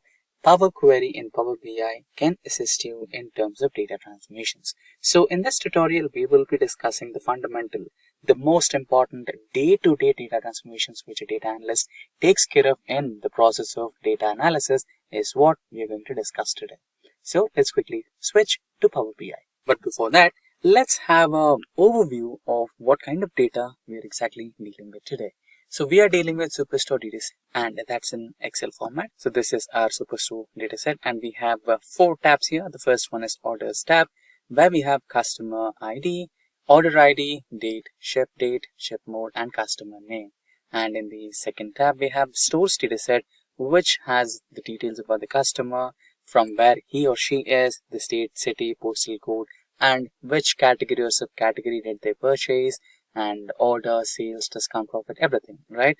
And here we have some information about any of the orders which were returned and some people over here. So these are the 4 tabs that we are dealing with today. Now that we have an overview on the data that we're dealing with, let's quickly now switch to Power BI. So now we are on the Power BI window. You can just discuss changes.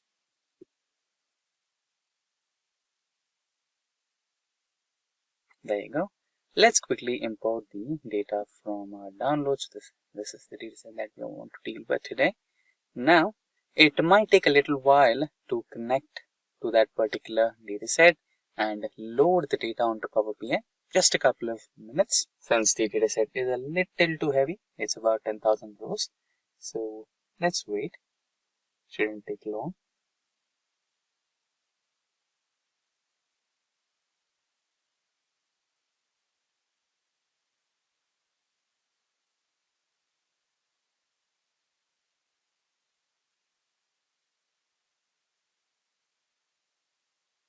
There you go. The data got successfully loaded.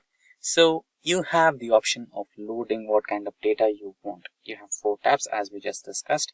You can load the orders tab and you can load the stores tab. And in case if you want the returns tab, you can also load that. And if you want all of those, just load all of those, right? Now, I just want the 2 tabs, orders and stores. Now here I can just directly load to get started working on this. But in case I don't want any kind of discrepancies, in case if I have a doubt that this data might not be cleaned, I shall go with data transformation. So ideally you should go with data transformation. Check your data first before any kind of analytical processes. So let's go with that. Transform data. And shortly we should be having the Power Query window open on our desktop screens.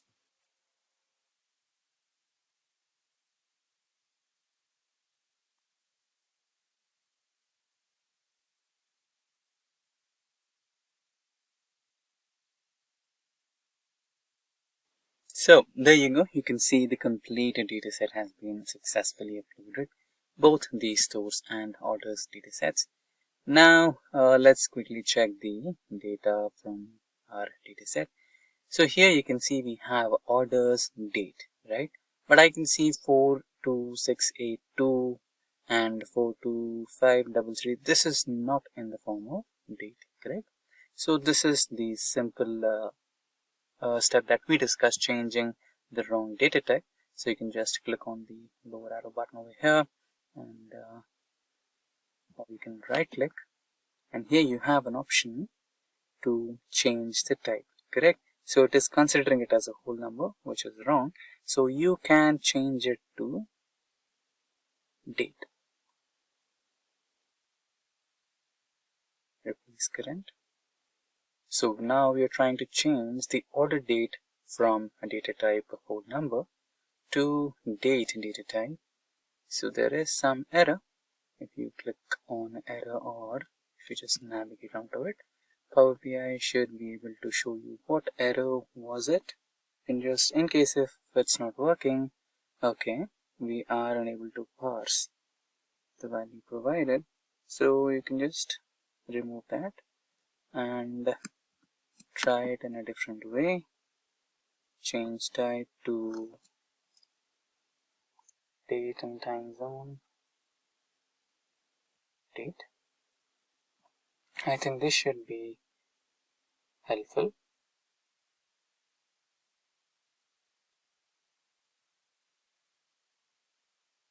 Or if it's not working here, let's quickly check what could be the error. Date time.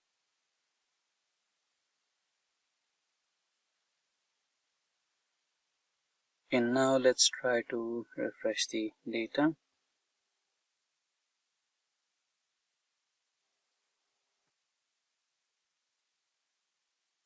It is taking a little while. We also have another information that to deal with. We have the first row as row headers. So we should be declaring Power BI that we also have a row header over here. It's taking a little while to refresh. Meanwhile, let's quickly check into the stores data, and here we have customer name. So let's try to apply second type of data transformation, which will be like, let's say, split column. We have the complete name of the customer. Let's try to split it into first name and second name. So by delimiter, and we can give multiple options over here. Leftmost delimiter, let's say a person has three parts of his name: first name, middle name, and second name, or the last name.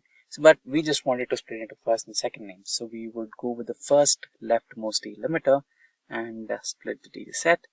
Press OK, and it should help us to split the data, first name and second name, and we can also name the columns separately as first name and second name instead of customer name. It's taking a little while than the ideal time, but it's completely alright, since considering the 10,000 rows of stores data and 10,000 rows of orders data, it is alright, not a problem. Now let's try to take a look at the orders data set if it has successfully changed it. No, it is still showing us an error. I don't know what's wrong here.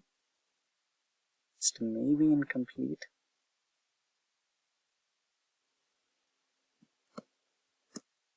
Let's quickly refresh all instead of preview and check if it can help us. So there you go. After refreshing, the first order date is changed to date data type. So what we missed is when you change the type, you're supposed to add a step. So what exactly I mean by that? Now we are trying to change the second one as well. So just wait for a while and it will give us a choice if we want to add a new step or not. That's when we select the option yes, please add a new step.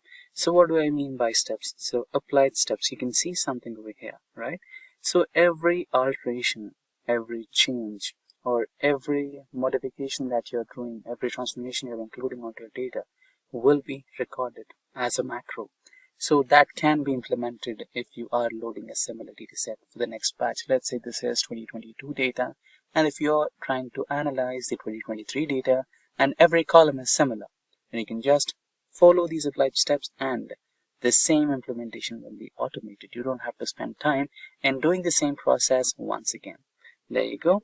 So this time it has recorded this step and it automatically has taken a new step over here. Change type step 1, change type step 2. If you don't want the step to be added, you can just select the red X mark over here. It will remove it. And similarly, when you go back to the stores data set, here you have the first name and second name split successfully. And now let's say you want to have unique customer data, right? In that scenario, you can just even remove duplicates from this particular column. Just remove duplicates and you'll just have unique data. It's possible that one customer might have come here to buy the same product, buy the same product on different dates, or one customer might have done a repeated purchase. So it's possible, but again, if you just wanted to know if there is a way to eliminate duplicate entries, then you can do that.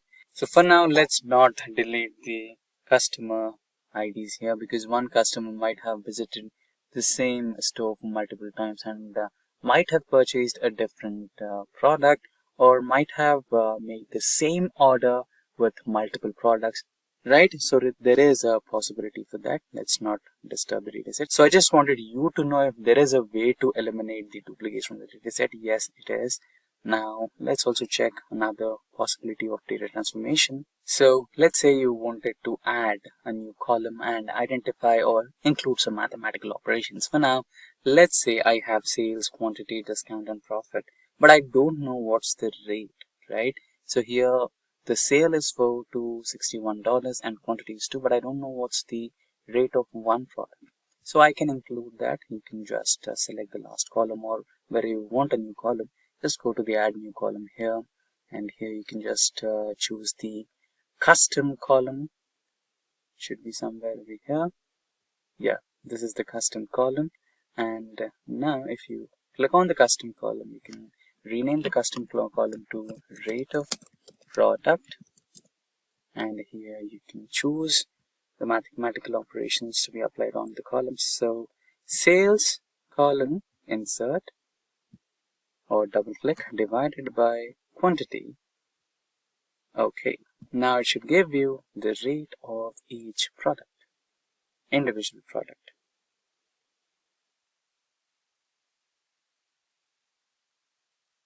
It is taking some sizable time. It shouldn't take so long. So there you go, you have the rate of product. And now let's say you want to combine multiple data sets. For example, here I have stores data set, but my stores data set doesn't have any data related to orders, and orders does not have any data related to customers. Now I want to combine these two. Is there a way? Yes, you can do that. Now let's get back to stores, and here go to home option, and here you have something called merge queries. So now the stores dataset has been selected in the first dataset. Here, just select the drop down and select the second data type, which is orders. So here you can see stores with the current one, which is in the first place.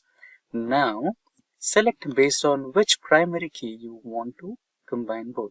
So I want to go with customer ID because both of my datasets do have customer IDs. So I'll go with customer ID, and both datasets will be combined.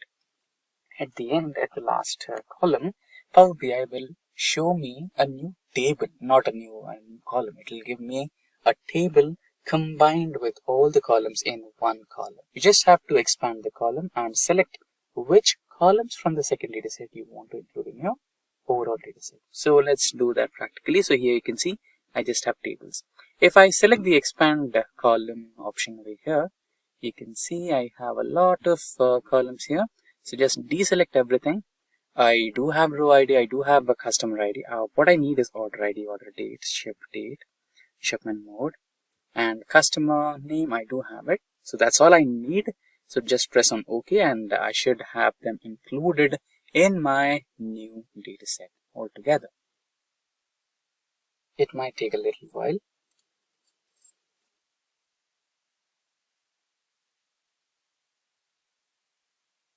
So there you go, we have the new orders ID, order date, ship date and ship mode added to our dataset. Now just click on close and apply.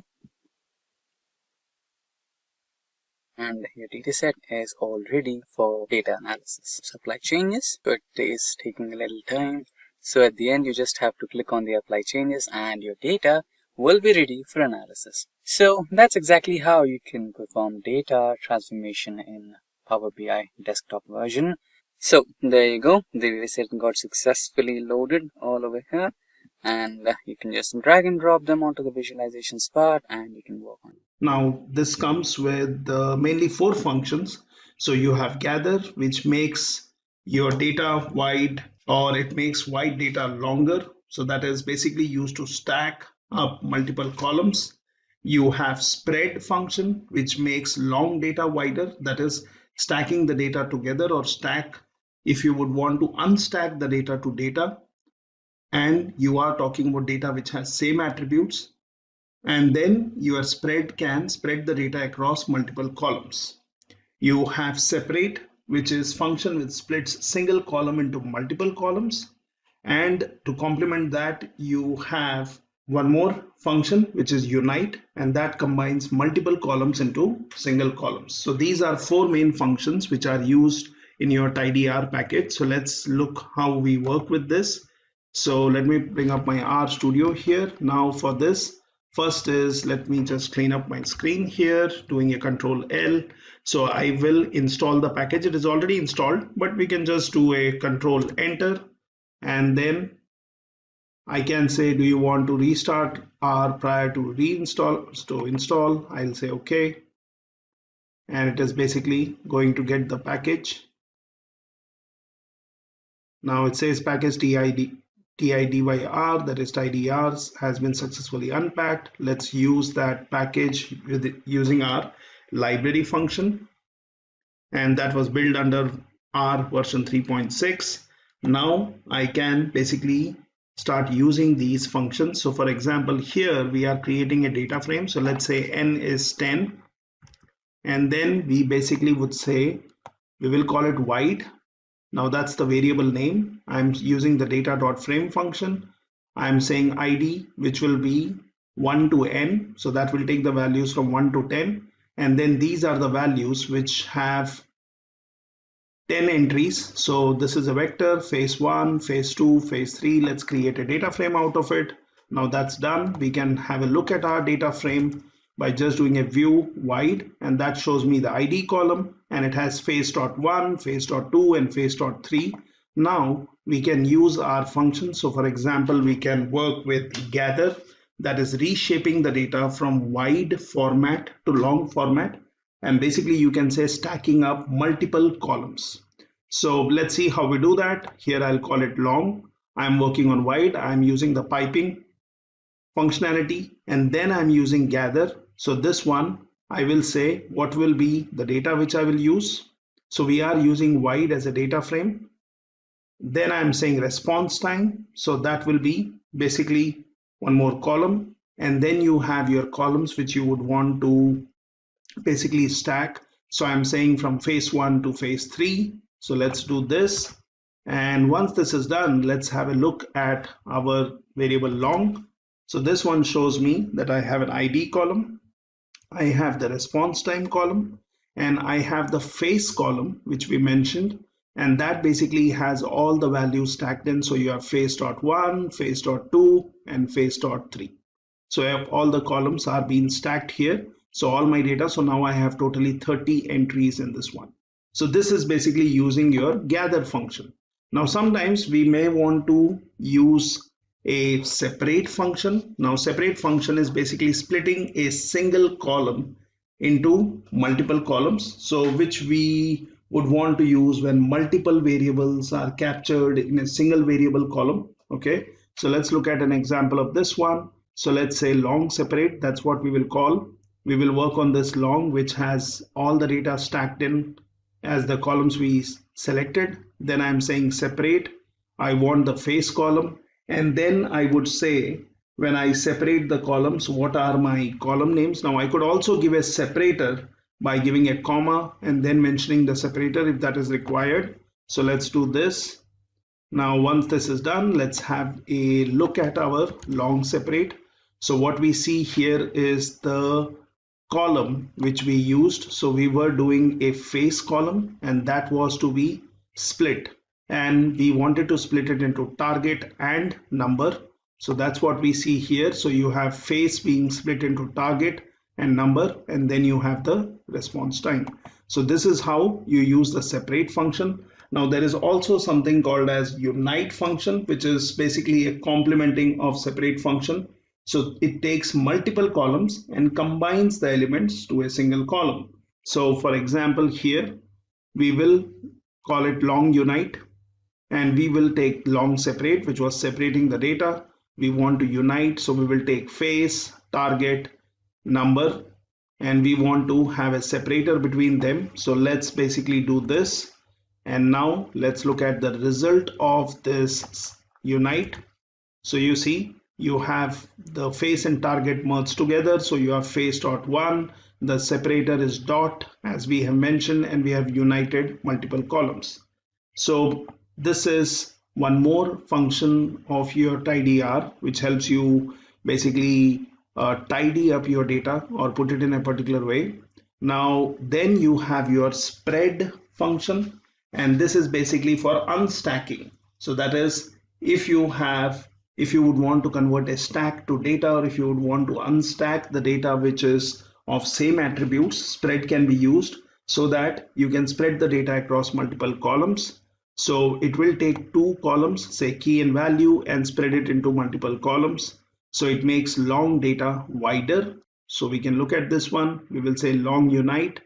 I'm using the piping. I will use the spread function. I'll work on the face column and response time. And let's do this. And then let's do a view on this. So it tells me our data is back in the shape as it was in the beginning. So these are four functions which are very helpful when we work with tidyr package.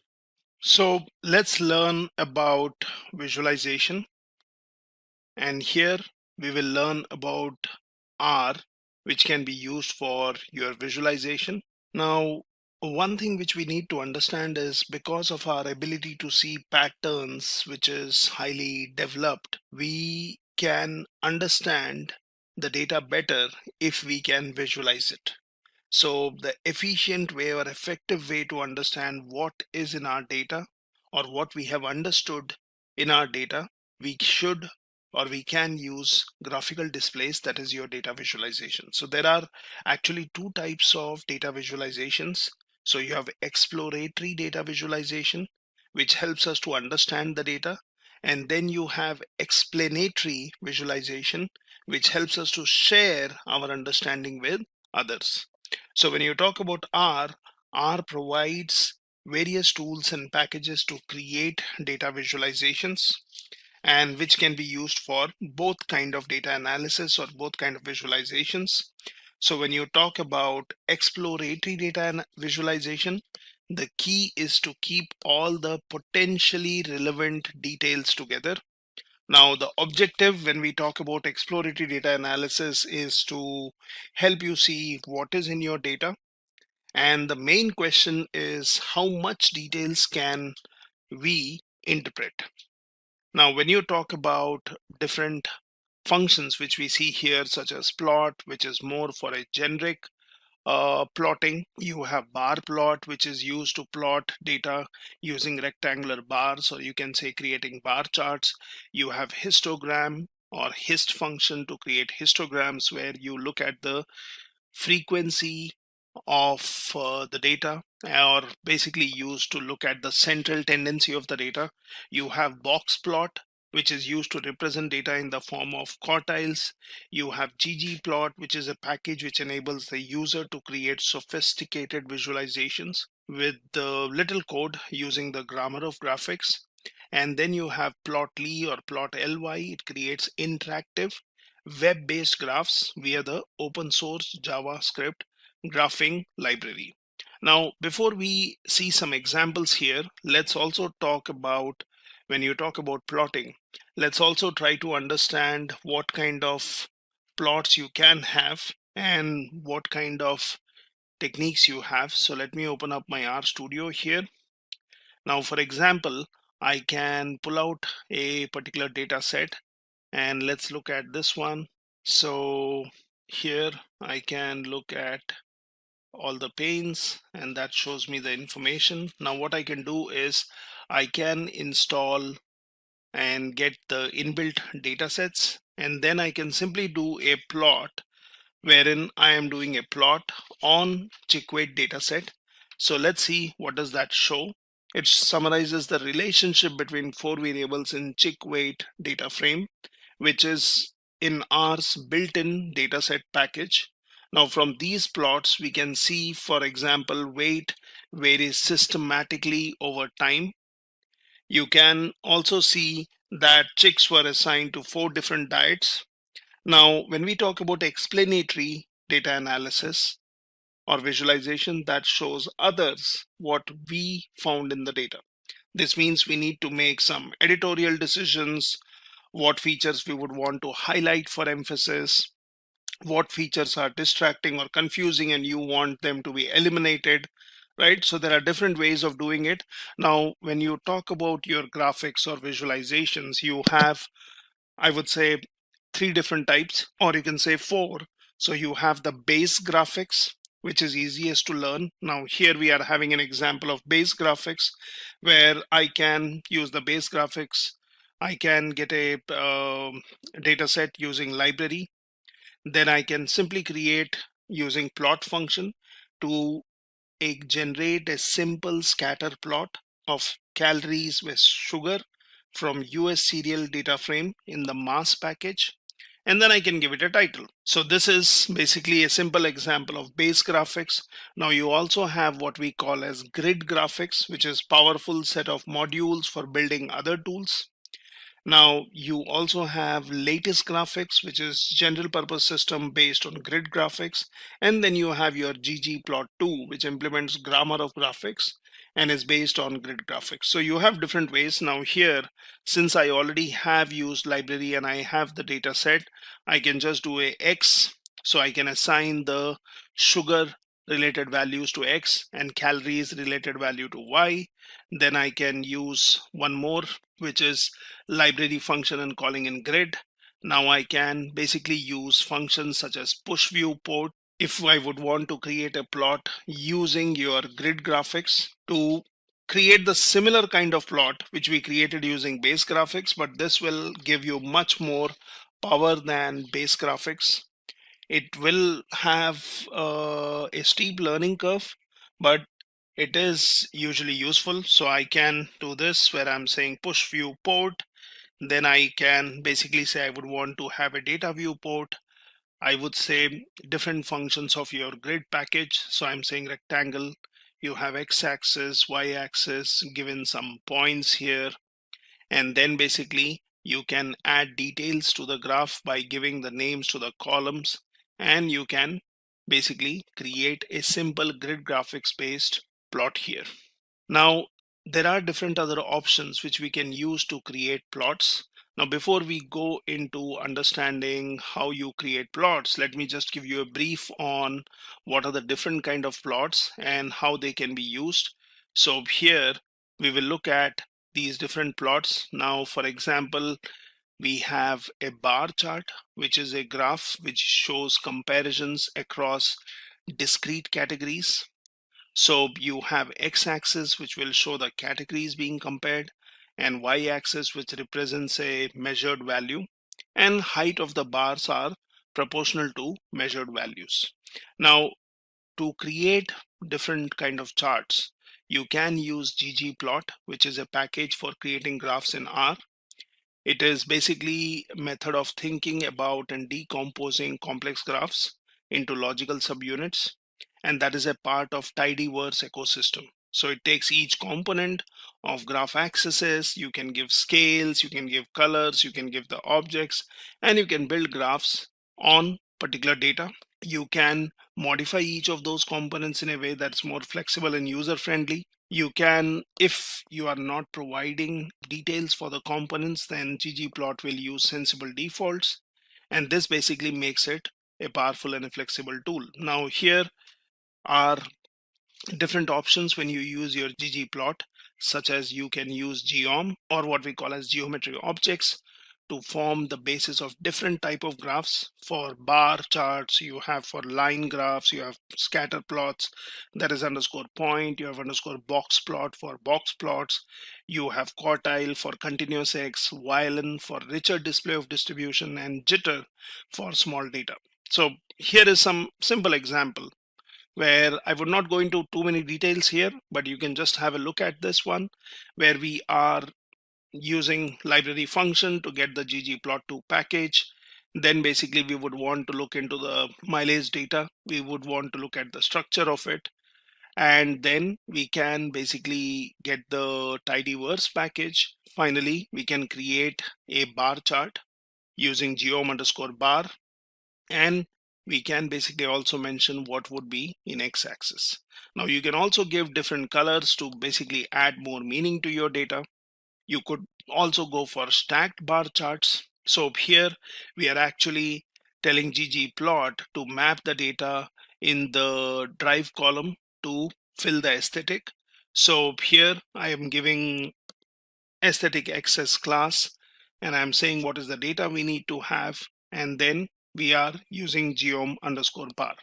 So you can also have dodged bar in your ggplot, that is not bar charts which are stacked but next to each other, and you can create that by using your position as position underscore dodge.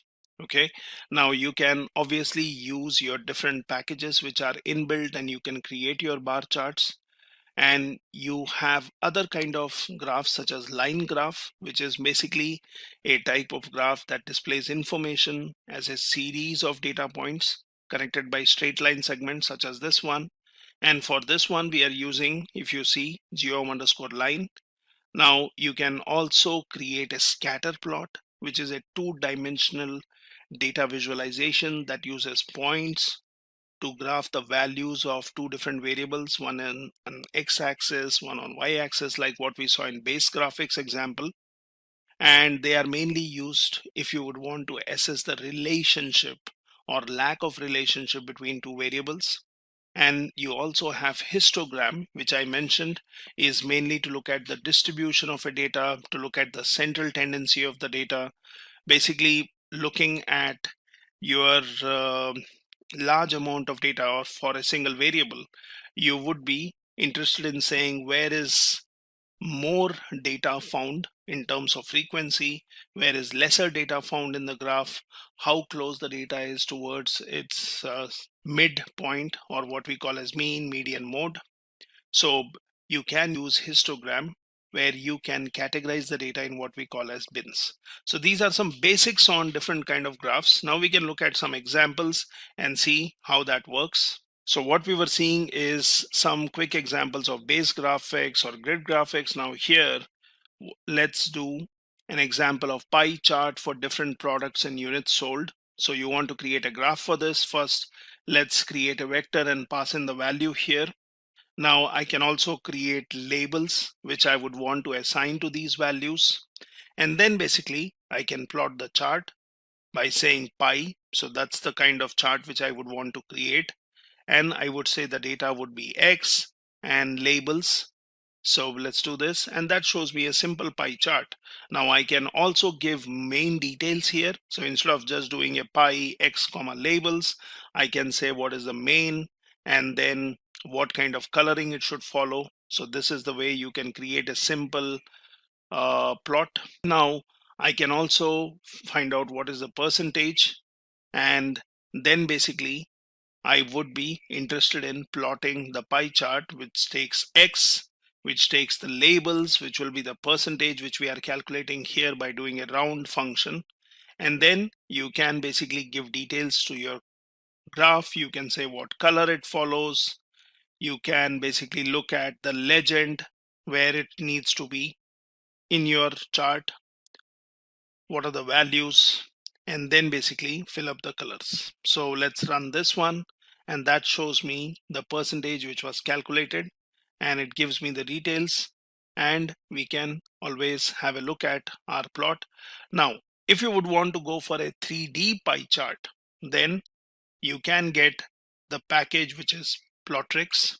Let's use that by calling in the library function. Let's pass in some data to X, and let's give some values or labels which will make more meaning to the data.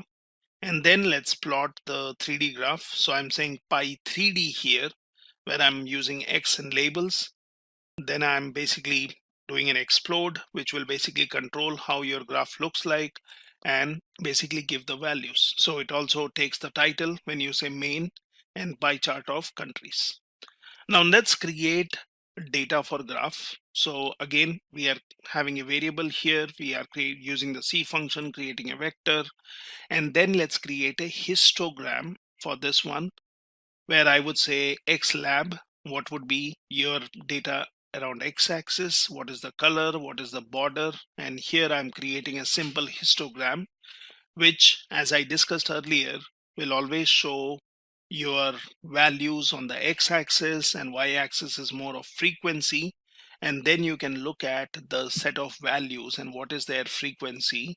And we can basically use this histogram for exploratory data analysis, look at the data, try to understand what is the central tendency of your data values. Now we can also give some limits by using the xlim and ylim, and then I can also specify what is the limit. So we have given some values here, wherein we have said your x limit is 0 to 40 and y limit is 0 to 5. Now if you compare this with the previous one which we had created, this one based on the frequency had taken the limits, but we can assign limits explicitly by giving this and then create a histogram which makes more meaning. Now let's take another data set, that is air quality. Let's view this to see what does that data contain. So you have ozone, solar, wind, temperature, month, and the day. So this is the kind of information we have in the air quality. Now let's use the plot function to draw a scatter plot, where, as I mentioned, you would be interested in analyzing variables and see what is the relationship between them. So to plot a graph between ozone and wind values, so we will say plot, we will say the data which is air quality. From that I would be interested in the ozone column or ozone field and the wind field. I can create a plot based on this. Now I can also be saying what should be the color, what is the type of the data which you would want to create, and you can look at the information. So you can create a histogram, you can create a scatter plot to basically understand the data better and then infer some information from that data. So let's take the air quality data set itself without specifying any particular column, and you can create a plot which shows me all the different values which you have in the data, and it basically shows you the difference. This is more of an example like what we did for chick weight, where we did a base graphics. Now you can assign labels to the plot. So that is when you are creating a plot, you can say air quality, you will say ozone, and then that's your ozone concentration. You have your YLab, which is the number of instances. You have what is the title, ozone levels in New York City, what is the color. So these are the details what we have given with our plot function. And let's look at the data. So it just tells me that this is the ozone concentration, the number of instances what you have, and you are looking at the data. Now we could also create a histogram by picking up a particular column, that is such as solar, from your air quality, and that basically shows me the frequency of solar values, and we can then try to find out what is the mid, what is the mean, what is the standard deviation, and so on. You can also look at your histogram and try to understand if it is left skewed and right skewed. So we can do that. Now here, let's get the temperature out from this particular data set. Let's create a histogram on temperature, and that basically shows me the frequency of the temperature values. and what values have the most frequency or most occurrence. Now you can create a histogram with labels. So let's do that with the limit, and then let's also use text to basically give in the values, which also takes the values, and for each set of frequency or each set of values it gives me the labels. Now you can have a histogram with non-uniform width, so you could do that by doing a hist function and then passing in your temperature. You can say what will be the main, what is the title, what will be your X lab. It will tell you a limit around x-axis, what is the color, what is the border, what are the breaks you would want to have for your bars, and you can simply create a histogram using this. So this basically takes the breaks which we have given, such as 55 to 60, 60 to 70, 70 to 75, and so on. So this is basically creating a histogram with non-uniform width, and it purely depends on the kind of values what you have. Now you can also create a box plot, which sometimes helps us in understanding the data quartiles, also understanding our outliers. So you can create multiple box plots based on the data from air quality. So we'll select all the data and then we'll do some slicing on the data. So let's create a box plot which tells me the values, and if you look at these points here like single dots, these are basically your outliers. We can learn about that more in later sections. So you can use your ggplot2 library to analyze a particular data set. So for that, we will first use the install.packages and get ggplot2. So it says, do you want to restart R? And I can say yes. So let it get the package. I think the package was already there. And now let's look at using ggplot2. So for that, I have the library function, and let's do a attach where I'm getting a data set which is empty cars. Now then I will create a variable p1. I will use ggplot. I will pass in my data. I'll give the aesthetics, what is the columns which you would be interested in, and then you are using geom underscore box plot to basically create a plot which gives me the box plot for the values here, and this is based on the cylinders which is there in your data. So we can always look at what does our data contain and what kind of values or features are available in the data. Now let's create a box plot. We will also use the coordinate function, and that basically gives me based on the data. So I've changed the coordinates. Now if you look at the previous one where we created a plot, we had mileage on the y-axis and cylinders on the x-axis. Now I did a coordinate flip, and that's like your transpose function. So you have created the box plot, but you have just flipped the coordinates. You can create a box plot and then say fill, which is the factor of cylinder. So that can be used to fill up the values in your box plot. Now what we can also do is we can create factors. So we have learned about factors earlier, which is usually used to work on categorical variables. So here let's create a factor which is empty cars gear, you have AM, you have cylinder, and if you look at the factors which we have created, we have passed our data, what is the field or the column we are interested in, what is the level of values there, and what are the labels for those values, right? So we have learned about factors. You can always look into the previous section and learn more about factors. Now let's create a scatter plot by using the ggplot function. Again, we will use the data as empty cars. I will go for mapping option, and then I will give my aesthetics. That is what would be X, what would be your Y, and you also would want to use what kind of function you are using. So let's go for geom point, and that basically helps me in creating a scatter plot. Now you can create a scatter plot by factors. So here we will say ggplot. So notice in all of these cases, depending on the kind of data you have, depending on the kind of plot you are interested in, you will use the ggplot and then basically a function with that or the inbuilt package. So here I'm saying data is empty cars. I'm going for mapping, which basically will take the values for your X and Y. What is the color? And the coloring will be done based on the factor values. Now, if you remember, factors will obviously have some levels, and those levels will basically help you in differentiating between your categorical variables. So I'm saying as dot factor on cylinder, and then I'm using geom point to basically create this scatter plot. So let's do this, and I can look at the values of this one. So it says must be, there is an error which says must at least one color from the hue palette. So let's look at that one. So the error which we were facing when we gave color as the factor values was because when you look at these factors which were created with some labels, if we look at the values of these, it tells me there are NA values in that particular column. Similarly, your gear, or similarly, you can completely look at the complete data set. It tells me cylinder, you have AM, you have gear. Now these have some, we have created some labels, but these have NA values.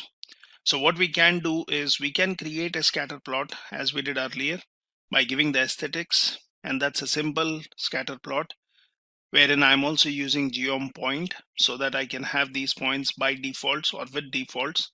You can also give a color specific, basically if you would want to have different kind of data in the same plot, or I can create scatter plots by different sizes by giving a size, or I can give a color and size, and that's again one way in which you can create your scatter plots. Now let's also see how you can visualize one more data set, which is MPG. So I can also do it in this way where I set ggplot2 and then pass in, look at the data set what we have here. You can just do a view on this to see what my data contains, if the fields have any NA values, if that's going to affect your plotting. So now what we can do is we can create a bar plot or a bar chart. So I'm saying ggplot, the data would be as we have given in previous lines, that is ggplot2 mpg. Then I will say what should be in my aesthetics and what kind of chart are you going to create. So I'm saying geom underscore bar. So that's my bar chart, and that has basically your class and count. Now you can create a stacked bar chart where your information is stacked in the same bars, and we are still using the same data. We are going for aesthetics, which is class, and then when you say geom bar, which creates your stacked bar, we will use fill, which is drive. And we can always go back and look at our data. For example, you can always look into this. So you have the drive column here, and you are also working on this complete data set. So let's go ahead and create a stacked bar chart. And that basically gives me the information where you have the drive information, which is stacked here. Now you can do a dodge by giving the position as dodge. So we are still going to go for a stack chart, but this time the bars will be next to each other, and that can also be done, which is very useful.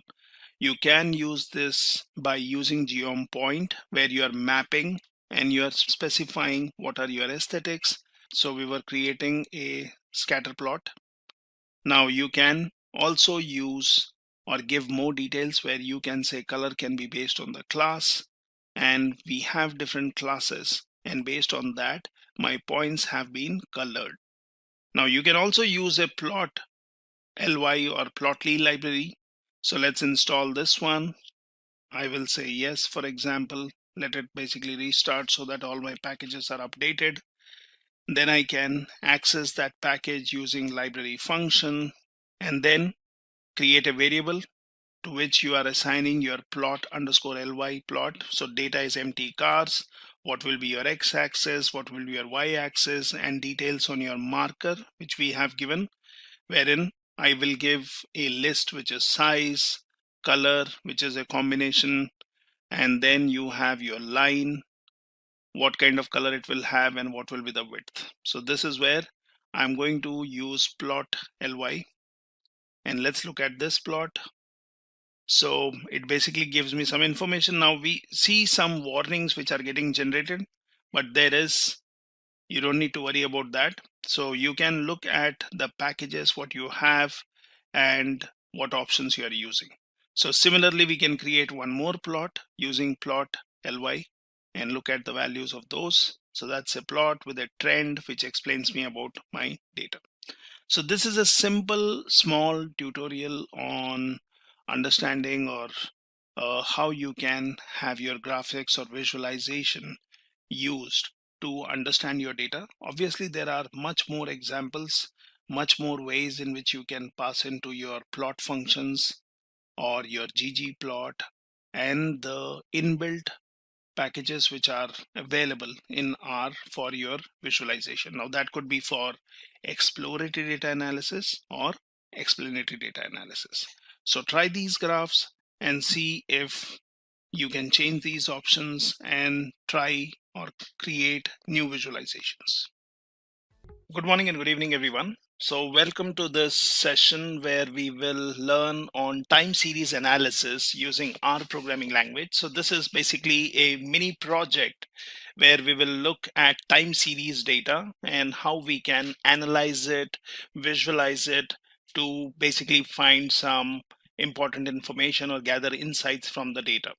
Now, when you talk about time series analysis, time series is basically any data set where your values are measured at different points in time. So when you talk about time series data, data is usually uniformly spaced at a specific frequency. For example, hourly weather measurements, you have daily counts of website visits, monthly sales total, and so on. So when you talk about time series, that can also be irregularly spaced and sporadic. For example, timestamp data in computer systems, event log, or history of 9/11 emergency calls. Now, when we work with time series data, for example, here I'm taking an energy data set, we can see how techniques such as time-based indexing, resampling, rolling windows can help us explore variations in electricity demand and renewable energy supply over time. Now, here we will look at some aspects of this data set, which I'm considering. So this is open power systems data set, and here is the data set I have. We can look at the data set. Now this is in a simple format. It has time. It basically has values for consumption, and then you have data for wind and solar and wind plus solar. So in certain cases, you have only the date and the consumption. But then if we scroll down, we will also find data for wind, solar, wind plus solar, and so on. So this is a time series data set which we would want to work on. Sometimes you may also have the data collected which just does not have the time, but it may also have timestamp. That is, it would have, say, hour, minutes, and seconds, and that can also be worked upon. So let's consider this data set and let's work on this project where we will analyze this time series data set. Now here we can work on this time series data. We can basically create some data structures out of it, such as data frames. We can do some time-based indexing. We can visualize the data. We can look at the seasonality in the data, look at some frequencies, and also do some trend detection. Now, when you talk about this data set, it has electricity production and consumption, which is reported as daily totals in gigawatt hours. And here are the columns of the data, which I was just showing you. So you have data, you have consumption, you have wind, you have solar, and wind plus solar. So this is the data we have, and we will basically explore, say, electricity consumption and production in Germany, which has varied over time. So some of the questions which we can answer here is, when is electricity consumption typically highest and lowest? How do wind and solar power production vary with seasons of the year? What are the long-term trends in electricity consumption, solar power, and wind power? How do wind and solar power production compare with electricity consumption, and how has this ratio changed over time? We can also do wrangling or cleaning of this data or pre-processing of data and create a data frame, and then we can visualize this. Now let's see how do we do that. So I will open up my RStudio and let's look at the data set. So here is the data set. Now I'm picking it up from my machine. You can also pick it up from GitHub. So all the data sets or similar data sets can be found in my GitHub repository. And here I can look in the data sets. You will find a lot of different data sets here. There are some time series data sets such as power. I can search for power, or you have basically coal, or you have this OPSD Germany daily data set, and there are many other data sets which you can work on. Now to get the documentation on this project, you can also look in my GitHub repository and you can search for repositories, and then basically you can look in data science and R, and here there is a project folder where I've given the documentation, sample data set, and also your time series analysis related document. This is also the code which you can directly import in your RStudio and you can practice or work on this project. So let's see how does that work. So first thing is we will create a data frame from this data set. Now here, if you see, I am using header as true so that it understands the heading of each column. I'm also giving row.names and I'm specifying date. So there is this date column in the data set as I showed you earlier. Let's look at it again. So you have date, consumption, wind, solar, wind plus solar. So you can suggest that date should become the index column, which can be useful. So you can do this. Now let's just create this. Let's look at what does this data frame contain. And here, if you see, it shows me some data which has been now as a part of this data frame structure. It starts with consumption, wind, solar, wind plus solar. And if you see, this one is becoming my index column. So I can always do a head and look at part of the data frame using head or tail. So look at the first records. So let's see this. Now that shows me the head data. I can also do a tail and look at the ending values. So if you closely see here, we have wind, solar, wind dot solar, and that basically has NA values. So there are missing values, but let's look at the tail, and that tells me that there is some data available for wind and solar and wind solar. Now we can always look in a tabular format using view, and we can look at the data. So this shows me that there are values in these columns. We see NA values, but if I really scroll down, I can see some values which would be available for wind and solar and wind solar. So I can just use view. Now I can look at the dimensions of this particular object, and that tells me there are 4,384 rows and 4 columns. You can always look at the structure, that is check the data type of each column, which can be very useful. So if I see here, I don't see the date column because date column was considered as an index, which can be useful. But I also look at my other columns. So they are of the num types. So that's the data type for each attribute or each column here. Now we would be interested in looking at this date column. So let's look at the data type of this date column. Now if I try to do this, this will show me that this is null because date as a column does not exist because we created it as an index. So if I look at row names and then I search for my data, show me the index column or row dot names, it tells me these are the values. That's the date column which we are seeing here. Now we can access a specific row by just doing a my data and give the index value or row name value. So let's look at that, and that shows me based on this index you're looking at the value. You can obviously search for a different date, something like this. You can also pass in a vector and you can give range of values. So that is 0, 1, 2006 to 4 of January. And we can look at this one. So it shows me these are the values. So here actually I'm not giving a range, but I'm just selecting multiple values from row dot names. Now we already know that in R you have a summary function. So you can always do a summary, and that gives you, for each column, it gives you minimum, first quartile, median, mean, third quartile, and maximum values. So we are looking at consumption, we are looking at wind, solar, and wind dot solar. Now, this is good, but then if I would want to really visualize the data, access the data, do some analysis, then it would be good to take all the columns, and then we can later decide to change the data type of, say, date column if we want to use it. So earlier I was using date as row dot names, or the name of the rows, or index, what you call in any other programming language. So here I will just use my data set, and I'll say header as true. I'm calling it my data 2. Let's look at the data, and this one shows me 5 columns, wherein my first column is the date, consumption, wind, solar, and so on. Now looking at the structure, so let's look at the data type. So it tells me that if now I'm interested in looking at the date column from my data to data frame, it tells me it is a factor with 4384 levels, and these are the values. So it is not in a date time format, it's a factor.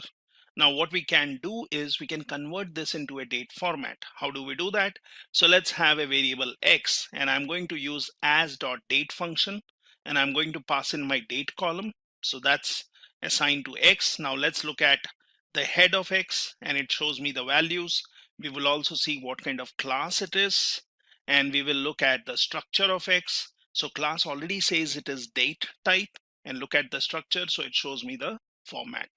Now we have converted this column or column related value into x. Now how do I basically extract values out of it or make it a part of data frame? So first I will use, so all once it has been converted in date format, I will go for as.numeric, and here I will create a variable called year, and I will just do a format on x, which is basically of date type, and then I'm saying %y, so that will get me the year component out of this. Let's look at the values. That shows me year component. Now similarly we can get the month out of this, and then basically look at the month values. We can get the day out of it, and we can get the day component. Now if I look at my data 2, which we had created earlier, this basically had date, consumption, wind, solar, wind, solar. So what I can do is I can add these extracted columns such as year, month, day to my data frame using a cbind, that is column bind, and I will assign it to my data 2 again. So let's do this, and now if you look at head, it shows me date, so that should be date format, consumption. Now this one might not be date format, but we'll see. You have consumption, wind, solar, and we have extracted the year, month, and day, which can help us for group by. We can do some aggregations, we can do a plotting, and we can do various things by these additional columns. Now let's look at first 3 rows here. So I'll say 1:3 for my data 2, and that shows me some data here. You can always do a head and look at the sample of data. So that basically shows me month, day, your columns, and then you have your date.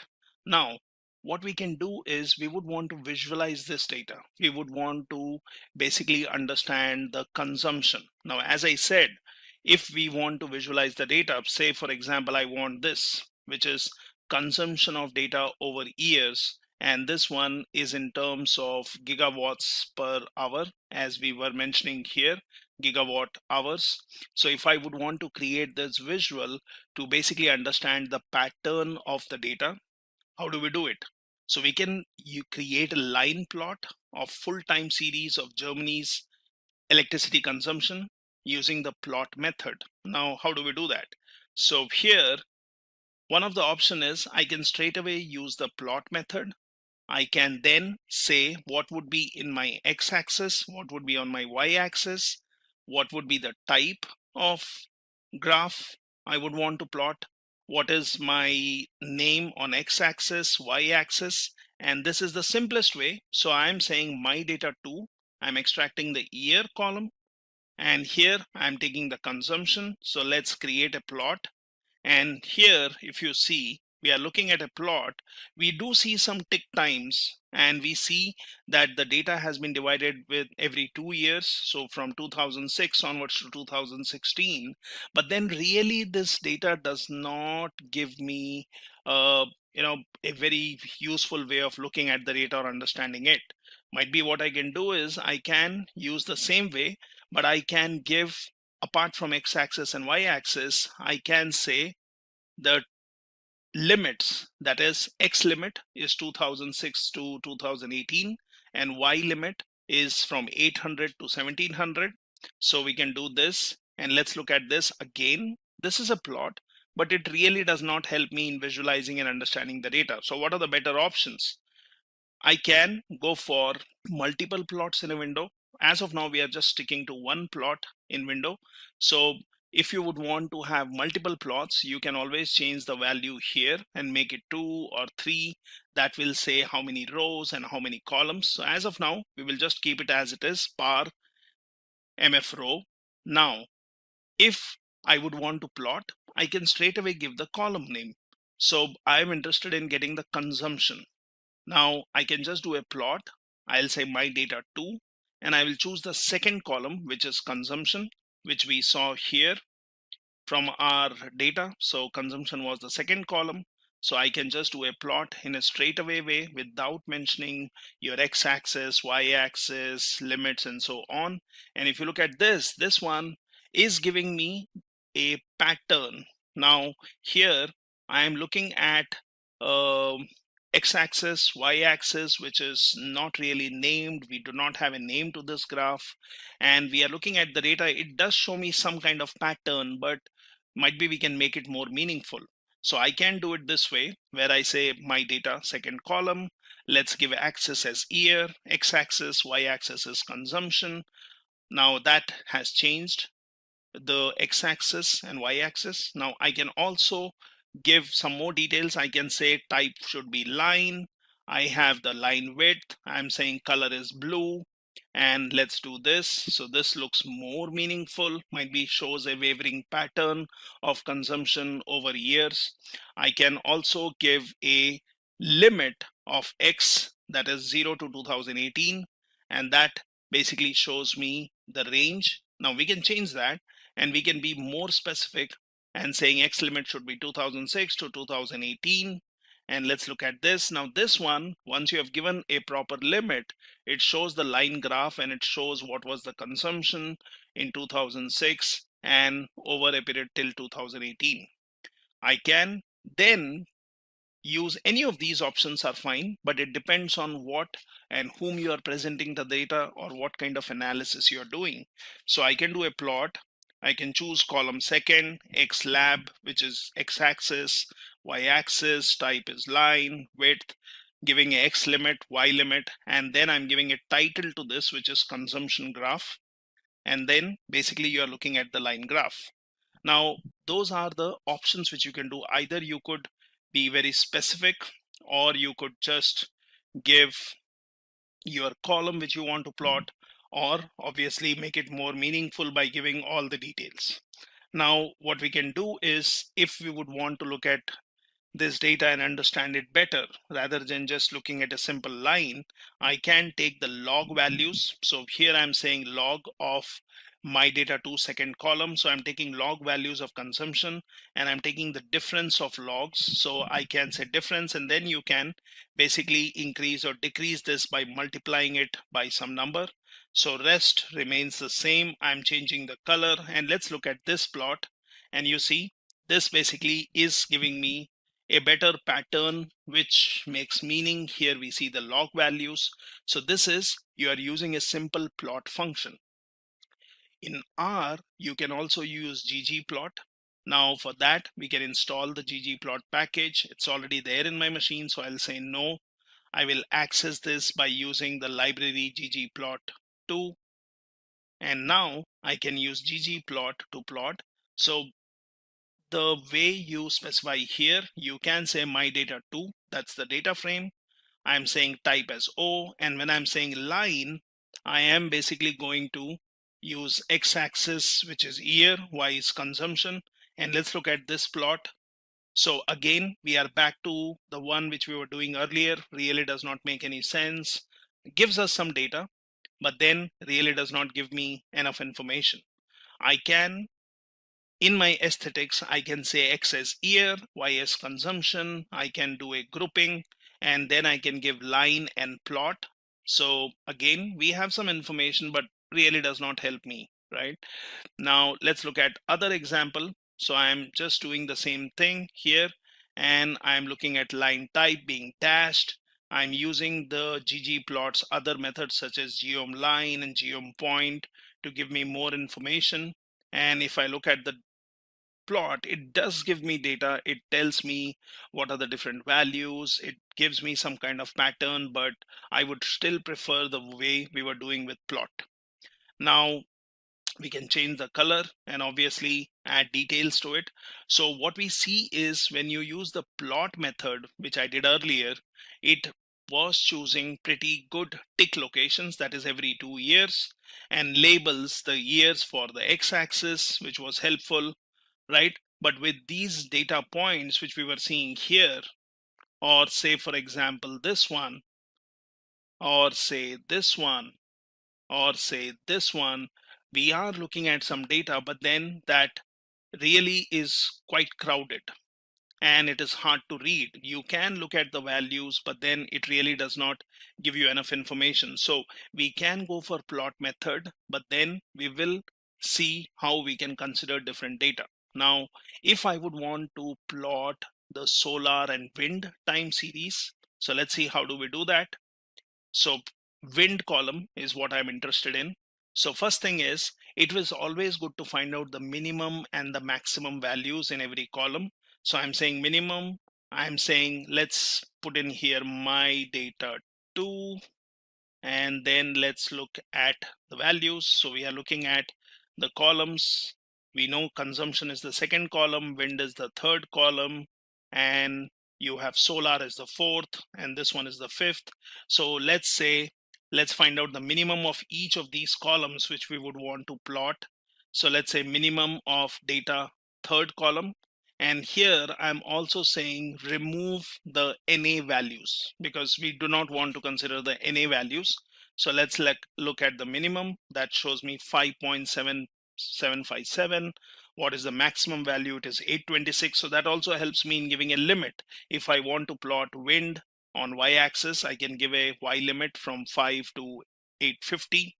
Consumption wise, let's find out the minimum from second column and maximum. And similarly for solar, find the minimum and maximum, and wind plus solar, minimum and maximum. So this will be helpful when you would want to plot multiple graphs or give some limits. So that's fine. Now for multiple plots, as I said, instead of having one plot, let's plot consumption and wind and solar and try to see a pattern.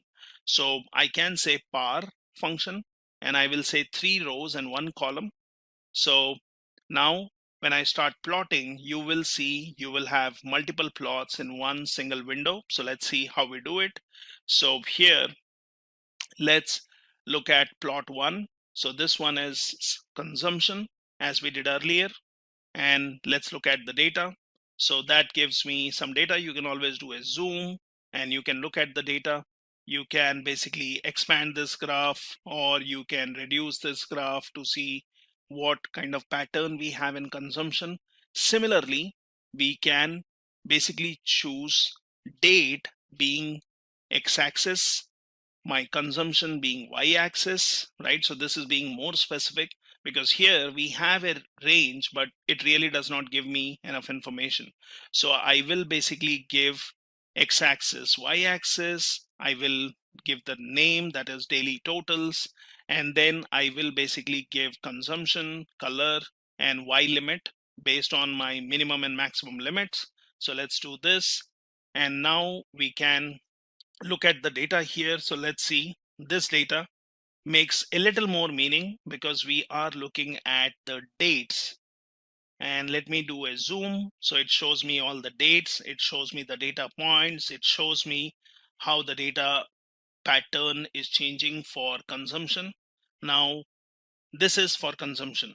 So what we can do is we can also extract specific data.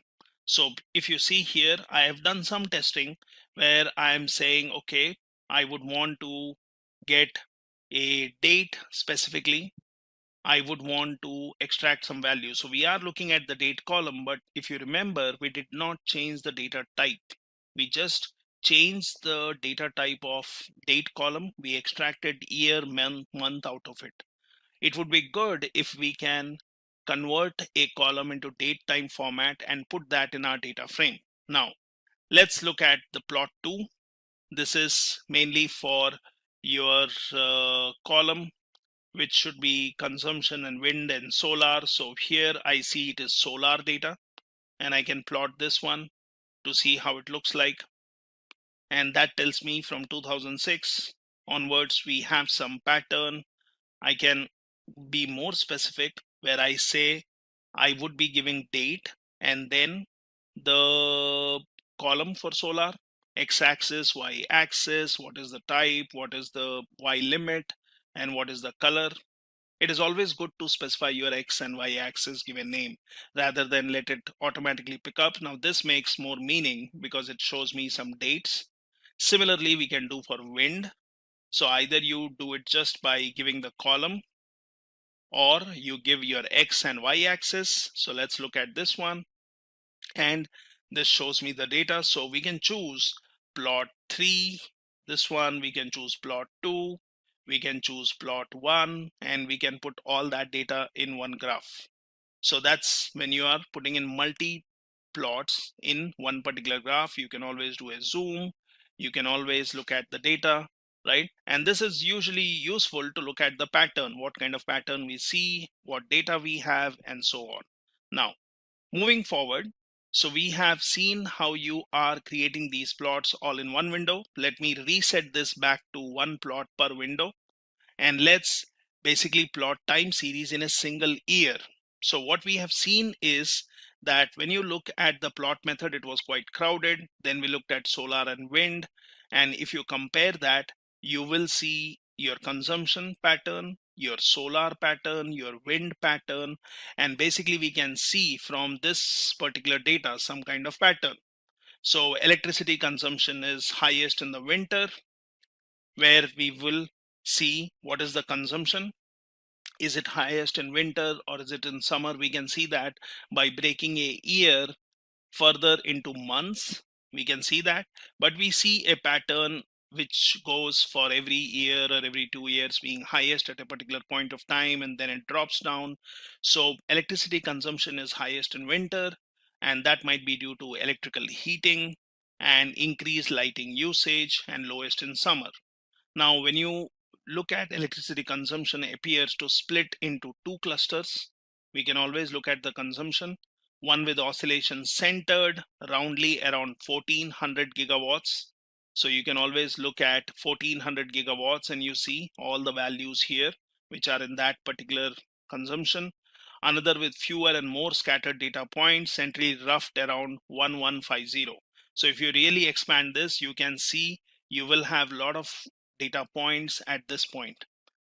Now, we might guess that these clusters correspond with weekdays and weekends, which we can see if you break that data into yearly, monthly, weekly, and so on. Now, if you look at solar production, that is highest in summer when sunlight is most abundant and lowest in winter. So obviously when you're making or gathering some insights, when you're looking at the data, you are also using your domain knowledge, your business knowledge, your knowledge of business to understand how this goes. If you look at wind power production, that's again highest in winters and drops down in summer.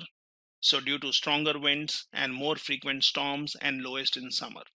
So there is some kind of increasing trend in wind power production over years, which we can see here over the years. And all the time series data what we are looking at is referring or showing us some kind of seasonality. That is, We are looking at seasonality in which a pattern is repeating again and again at regular times, at regular intervals. So if you look at consumption, solar and wind time series, that oscillates between high and low values on a yearly time scale, which we can break down and see. I'll show you that. It corresponds with the seasonal changes in weather over the year. So seasonality does not have to correspond with meteorological reasons. For example, if you look at retail sales data, that will show you yearly seasonality with increased sales in particular months. So seasonality, when we say, can occur on other time scales. So the plots, what we are seeing here, they are fine. But if you look at those plots, they might show some kind of weekly seasonality also. So in your consumption corresponding to weekdays and weekends. So let's plot for one single year. Now, how do I do that? So first is I will look at my data 2. That shows me the structure. It shows me date, which is factor, other columns, which are all numerics. Now, like we did earlier, I'll repeat this step where I'm going to convert the date column into date type. Look at head of it, look at class of it, look at the structure of it, right? And then what I want to do is I want to add this to my data frame. So I will create a variable called mod data, and this one will have as data, and I'm formatting the value of X, which is date time, into month, day, and year. So let's do that. And now you look at the mod data, which I created, like modified data. So this is the format I have. It is in date type, if you carefully see here. And then I can look at the head of it. So it says me mod data. Now what we did here is when I said my data 3. So my data 3, we did a cbind and I did a mod data, which is going to add this column to my other columns of my data 2. So my new data frame is my data 3. Let's look at the structure of it. And you see there is this date column. I can delete it, I can remove it, I can let it be, right? So that depends on our choice. Might be we want to, once our analysis is done, we want to remove the mod data, right? So we can keep both of them. Now let's basically extract data for a particular year. Now how do you do that? So this is some wrangling. So I will say my data 4, let's call it my data 4, and I will use subset function. So subset will work on my data 3, that's the data. And what I'll do is I will do a subset. How is the subset found? So I'll say take the mod data column, the value should be greater than or equal to 2017 and should be less than 2017 December 31st. So I'm getting data for 1 year and I'm storing it as my data 4. Let's get the head of it, and you see we are specifically looking at 2017 related data. Now let's do a plotting of this where I will only create a plot for 1 year. So I'm saying my data 4, that's my new data what we got. So here I am going to take the first column, which is mod data. I'm going to take the third column, which is consumption. So I'm looking at the date format for 1 year, consumption values for it, and then rest of the things as we have done earlier. Let's look at the plot, and this makes more meaning, right? So when you look at this plot, it tells me Jan to Jan. It shows me some kind of pattern where I have divided the year into months, right? And it is broken down into say 2 months, so Jan and March and May and July and so on, but we still see a pattern, and that gives me good understanding of pattern where I've broken it down into months. So this is where you have taken time series in a single year to investigate further, and this is what we see, right? Now we can clearly see there are some weekly oscillations.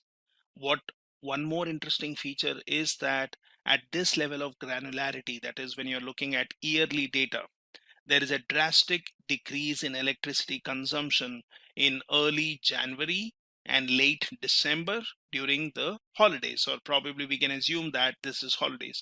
Now I can zoom in further and look at just Jan and Feb data. Let's see how we do that, and let's see how we work by zooming in the data further. So to zoom in the data further, let's see how we do it. Now here we have this my data 4, which is basically having a subset, right? So let's work on this one. So I will say my data 4, which earlier I was taking data 3, I was doing a subset and I was giving the date, but this time I will make it more narrower. So I'll say my data 4, I will say subset from my data 3, and I will choose mod data column, which we have modified with the date format. I will choose the starting date as 1701, that is Jan, and then let's go till Feb and let's create this. Now let's look at the head of this. So it shows me we have the data which is Jan, and then you can basically look at more on this. Now again, as I said earlier, let's find out the minimum of this from the first column. So that is basically your mod data. So let's look into this one, and that basically will give me minimum and maximum. Let's look at the values. So this one tells me Jan 17, January 1, and maximum is your Feb 28th, second month 2017. So we are actually looking at 2 months data here. Let's look at the Y minimum. So this is, I will look at column 3. Now what is column 3? Consumption. So let's look at the minimum value for consumption, maximum value of consumption. Let's look at the values which can be given as our limits. Now this is the minimum and maximum. Now let's do a plotting for this data which has been narrowed down for consumption based on my data. So I'm saying my first column, which is mod data, and then third column, which is consumption. I'm giving some naming convention for, namings for your x-axis, y-axis, what is my consumption, or what is my title here, what is the color, and then you see I'm using X limit to give the minimum and maximum limit and Y limit. So let's look at this data. And if you look at this data, it is specifically for 2 months. And again, I can look at the pattern here. What I can also do is I can add some grid here. So I can basically look at this data and make more meaning out of it. So it is bi-weekly data, you can see. Now I can add a line here using ab line, and then I can basically choose what lines I would want to add horizontally. So that basically allows me to dissect the data and look at data in a more meaningful way. I can also add vertical lines. So vertical lines is, I'm saying sequence will be minimum, maximum, and I'm saying an interval of 7. So let's do this. And this basically has added some lines every week. And you can see at the end of week, it is dropping, and then it is starting again. It peaks somewhere in the mid of the week, and again, it drops down. So this is, you're looking at your consumption data, right? Now what we can also do is we can create some box plots. So when we looked at zooming in data for Jan and Feb, you can add some data points like this. So consumption is highest on the weekdays, as I showed you here, and lowest on the weekends. So this is what we are seeing when we are breaking the data or zooming it further for a couple of months. So we have vertical grid lines, and we have nicely formatted tick labels, that is Jan 1st, Jan 15th, Feb 1st, and so on. So we can easily tell which days are weekdays and weekends with use of these grid lines and basically breaking it down. So there are many other ways to actually visualize your time series data depending on what patterns you're trying to explore. You can use scatter plots, you can use heat maps, you can use histograms, and so on. Now, moving further, we would want to explore the seasonality, right? So when you further explore the seasonality of our data, we can use box plots basically to group the data by different time periods and display the distribution for each group. Now, how do we do that? Let's come here.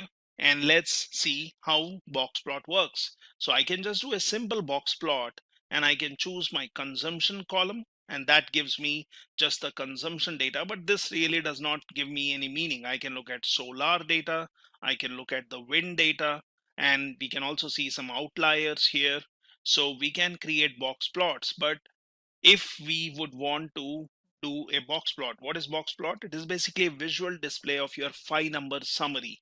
That is, you want to look at your mean, median, you want to look at your 25th percentile, 50 percentile, or 75th percentile. So we can use a quantile function, use the consumption column, and then you basically give a vector which shows you 5-number summary. So that's your quantile. And then let's do a box plot. So if you are looking at quantile, it tells me what is the minimum, what is 25th percentile, 50, 75th, and 100. That's from my consumption column. So let's create a box plot for consumption. Let's give it a name as consumption. Let's give y-axis as consumption and a limit for y-axis. Now that's my consumption graph. So I can look at yearly data. Now that will make more meaning rather than just looking at the complete consumption data. So how do we do it yearly? So we will say consumption, and then I will say the year column. So it is consumption, but grouped based on year. So here I can give x-axis, y-axis, and I can give y limit.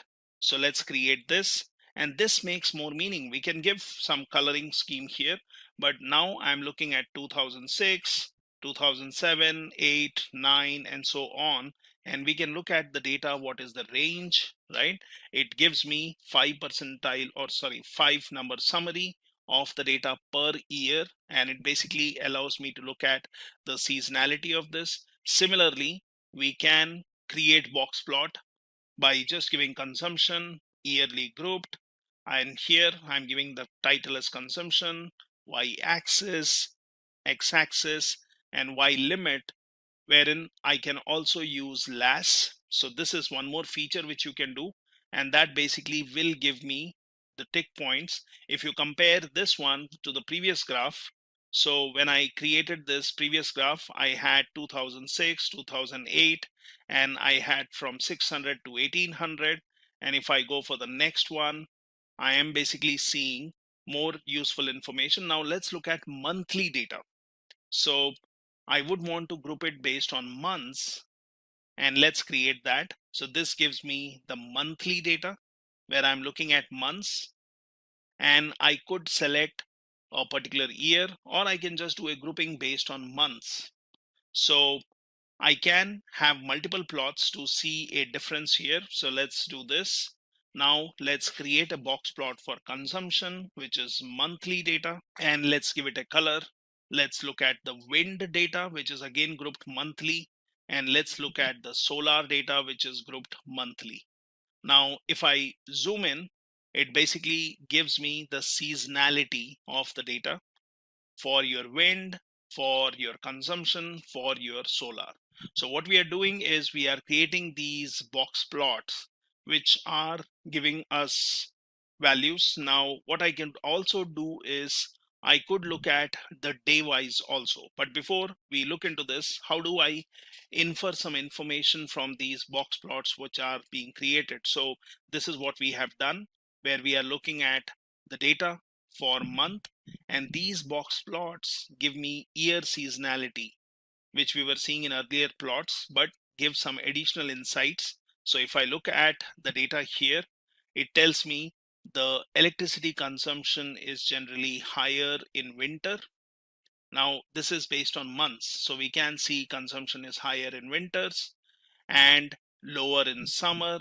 So we can obviously look at our plot, we can see where it is lower, where it is higher, and then we can look at the median and lower two quartiles are lower in December and January compared to November and February. So that is, you look at the quartiles and you will see that the median and lower two quartiles are lower in December and January. Here Jan and December, so you can look at from my plot. Now this is giving you some idea on seasonality. Now, that might be due to business being closed over holidays. Now, this one we were also seeing when we looked at time series for 2017 only, and box plot basically confirms that there is this consistent pattern throughout the years. Now, when you look at your solar and wind power production, both will give you a year seasonality, what we are seeing here.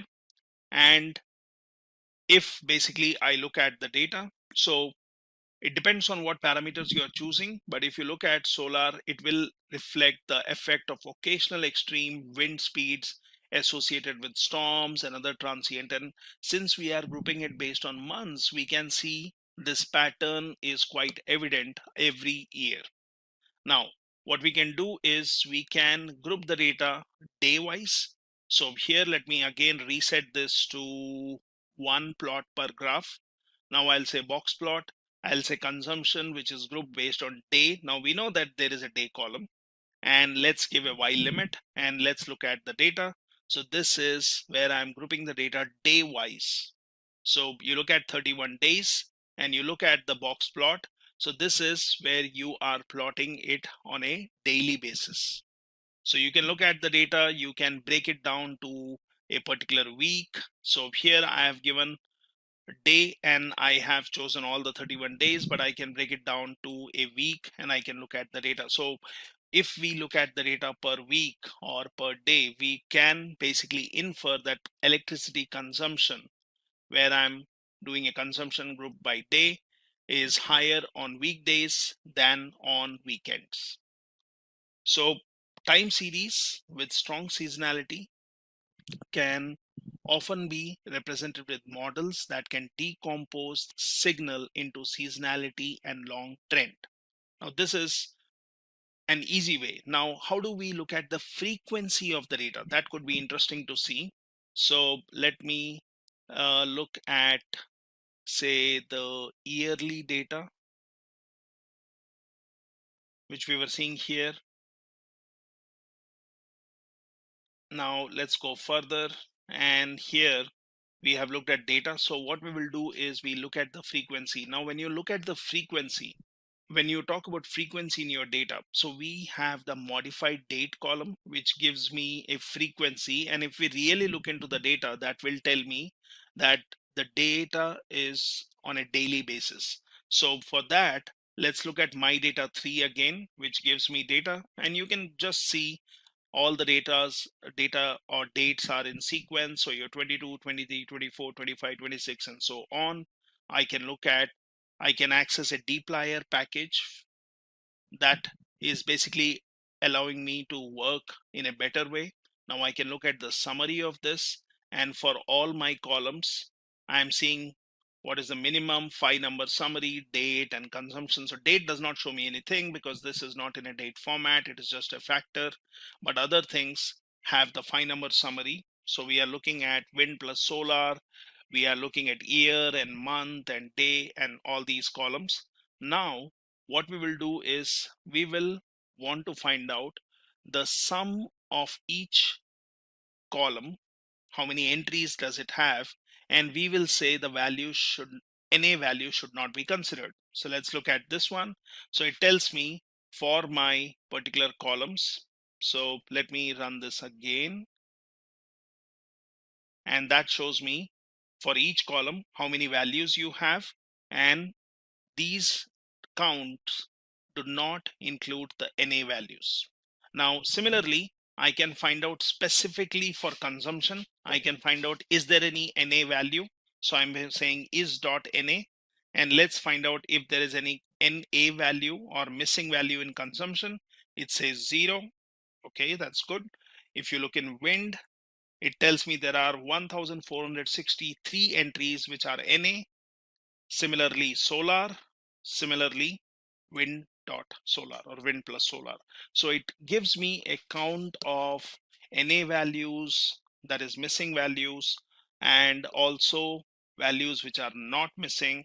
So to understand frequency, what we can do is we can find out the minimum on the date, that is the first column, and I'm saying RM na.rm is true, that is get rid of NA values and find out the minimum. and let's look at the minimum value.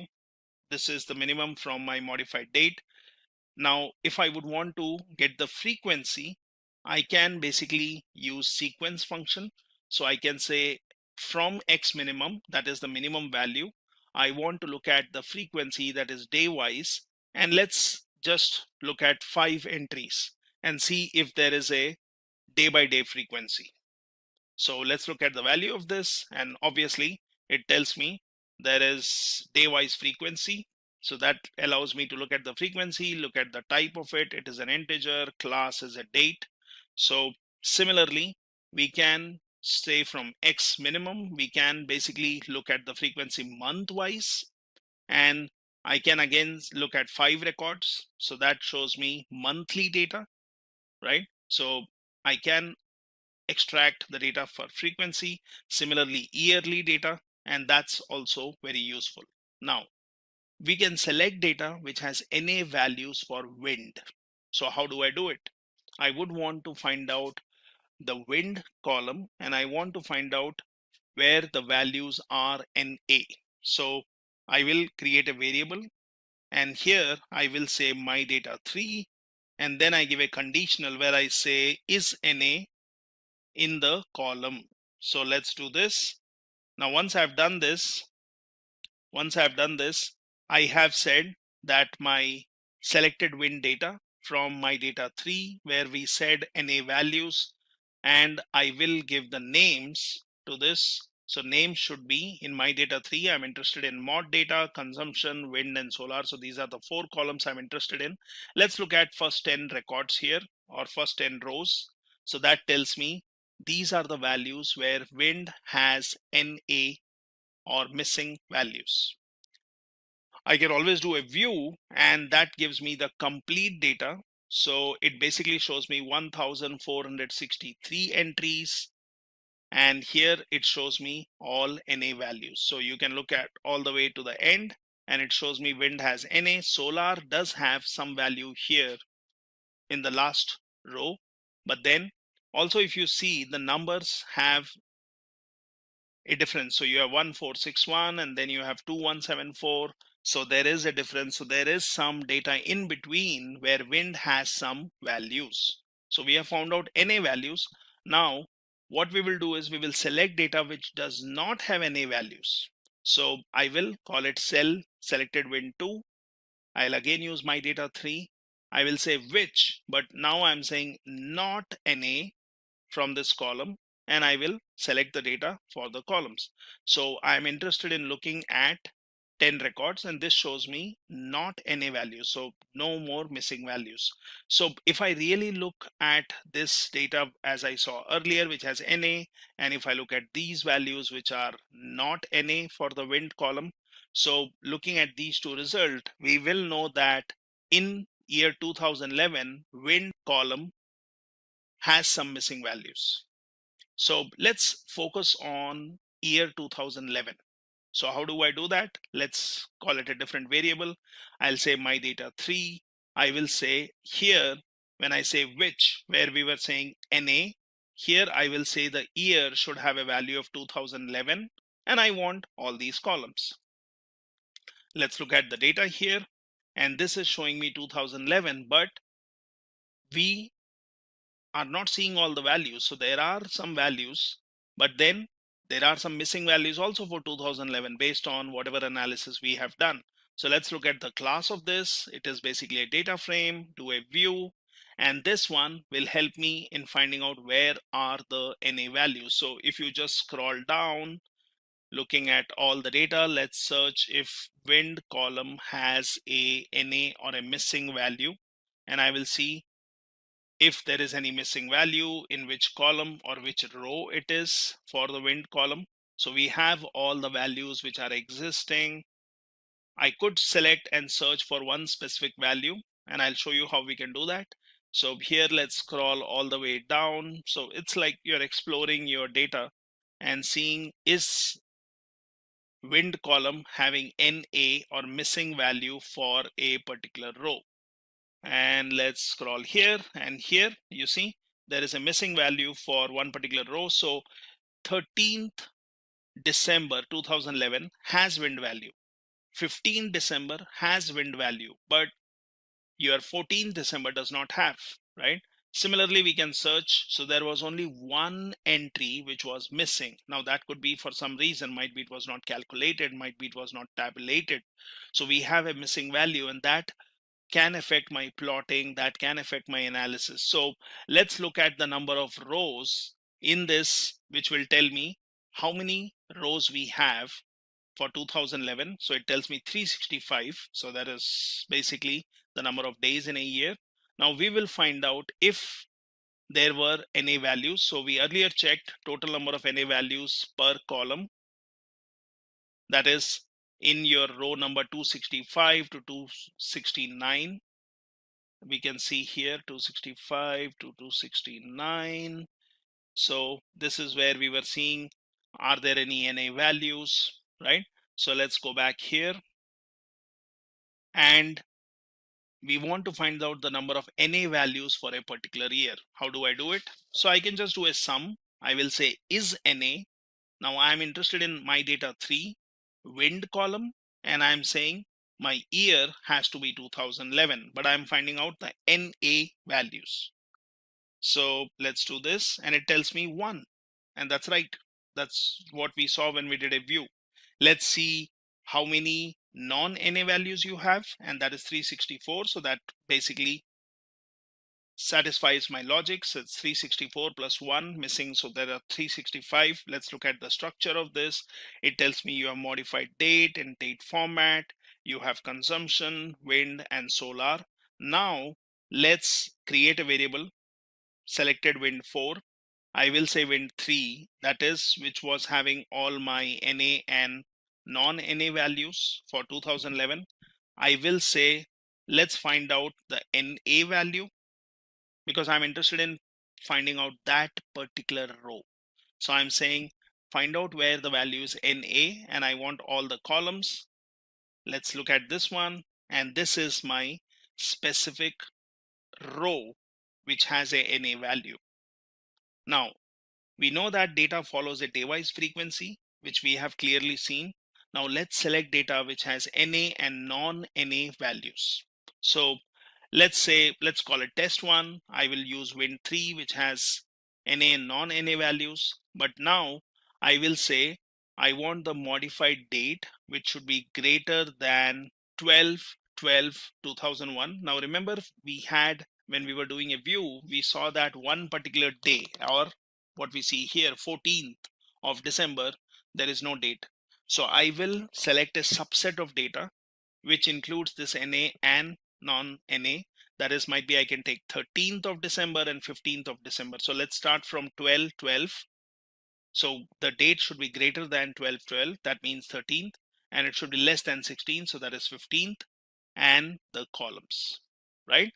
So now we have some data. Let's look at this. So I've selected a subset of data. I could have done this using subset also. So I have NA and non-NA values. Now, why are we doing this? So sometimes you might have some data for a particular column, and you may want to find out if there are any missing values. Might be you want to fill them up or replace them with something. So that is usually useful when you are doing a trend detection. So say, for example, you have data for every month, and might be in one of the months you have missed, or might be you have data for every year collected monthly, and then in one of the years for a couple of months you don't have the data. Like I can say 2016, I have data for all 12 months, 2017, all 12 months, 2018, might be I don't have data for March and June, 2019, I don't have data for same months. So I can forward fill or backward fill them using the previous year's same month data. So we can do that. So here I have test data where I've extracted a subset of data. I can look at the class of this. It is a data frame. Structure of this, it has the columns. Now let's use the library and function and use the tidy R package. And what we will do is we will fill it up. So I will use test 1. I will fill the wind column, which has a missing value. Now, once you do this, if you notice, it has done a forward fill. So it has taken the previous value and it has just filled up that. So you can fill up the data using different directions such as up and down, left and right, and so on. So we can take care of missing values in our frequency data, which allows us to basically analyze the data in a better way. Now, here we will want to also look at some more data. So this is to deal with frequencies of fill column, wherein you can take care of missing values forward filled. So filling values can be done in different directions, as I said, and you may want to first convert your time series to specified frequency if your data does not have a frequency, but we had. Now, if you do not have a frequency, might be you can convert it into a frequency such as weekly, daily, monthly, as I showed you, and then basically you can do a forward fill for the values. So for example, if I have my data, I can break it down into weekly and then look at the values, and if there are any values missing for weekly data, I can use a forward fill. So that can take care of my frequency data. Then let's look at the trends of the data, which is the last part of this project. So basically, let's look at the trend. So when you say trend, what does that mean? So in time series data, you always have some kind of trend. So that will exhibit some slow, gradual variability in addition to higher frequency variability, such as seasonality and noise. Now, to visualize these trends, what we do is we use what we call as rolling means. So we know how our data is spread over year or month or day. But how about looking at a rolling average and see what is the difference? So a rolling mean will tend to smooth a time series by averaging out the variations and frequencies. So this can be higher than the window size. So there is something called as windowing, where you can choose a set of time frame. You can also average out any seasonality on a time scale equal to window size. So this will allow you to look at lower frequency variation in the data. So when we are looking at electricity consumption time series, we already saw there is a weekly pattern, there is a yearly seasonality, which we saw using box plots. So we can also look at the rolling means of the time scales. How do we do that? So for this, you can use some package like Zoo, and then you can basically use a rolling mean using the Zoo package, and you can say what is the frequency with which you want to calculate the rolling mean. Now, how do we do this? Let's look at this data. So here I'm going to look at my data 3, which we have been using so far. Now let's call it a 3-day test. You can give it any name. I'm going to use my data 3. I'm using the pipe in function. Now I will use dplyr and I will arrange the data descending in year. Now you can always break it down step by step and you can see the result of this. So I'm going to arrange this data in descending order of year. So obviously my last one, 2017 or 2018, will be on the top. You want to group the data by year. So it depends on how many years we have, we'll see. So you can group the data by year. Now this data is then used to basically mutate. So mutate function is going to allow me to use this rolling mean. So I'll call it as says 03 day. So I'm going to calculate a rolling mean every 3 days for my consumption column. And basically let's ungroup this. So let's see how this works. Sorry. Yeah, let's look at this. And here, when I'm doing a 3-day test, let's look at the result of this and then I'll explain this. So if you see here, we have the test 3-day column. Now this has the rolling average. Now what does that mean?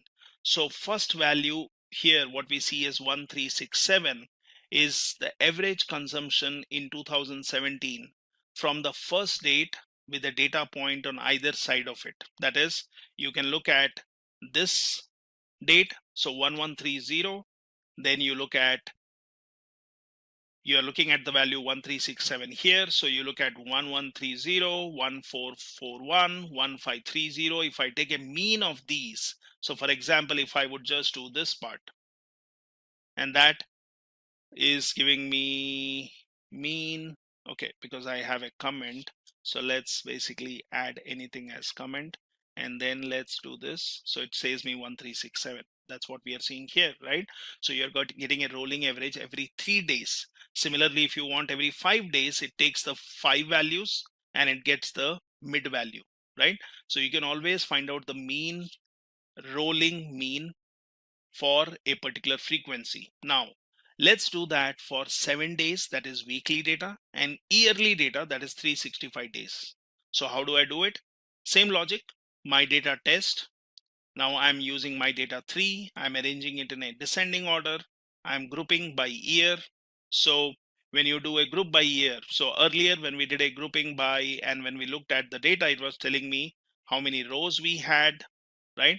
So let's do a grouping by year, and let's say test 07. So that's a rolling average every 7 days, and I'm also saying take care of the NA values. Similarly, I'm getting rolling average every 365 days. Might be you can do quarterly, might be you can do half yearly, and let's do this. So let's create this, my data test, and let's look at the result of this. So I will use my data test. I will say arrange based on modified date. Now we know there is a column called modified date. I want to just look at 2017 data. So I'm doing a filter, right? And then I will choose what are the columns I'm interested in. So I will look at the 7 and 365 day, and let's look at say first 7 records. So let's do this, and that basically gives me the consumption value, modified date, year, and my rolling 7-day average or the 7-day mean, which is for first 7 days. And then 365, you will not see the data here, but if I do a view on this, I can basically see the values. So you can always select a particular column to see the values. These are the values for every 7-day rolling average. This is for 365 days, every 365 days. So you see all the values are missing, but every 365 entry, you will have basically some data. Now, let's do a plotting of this and basically visualize this data which we are seeing rolling average.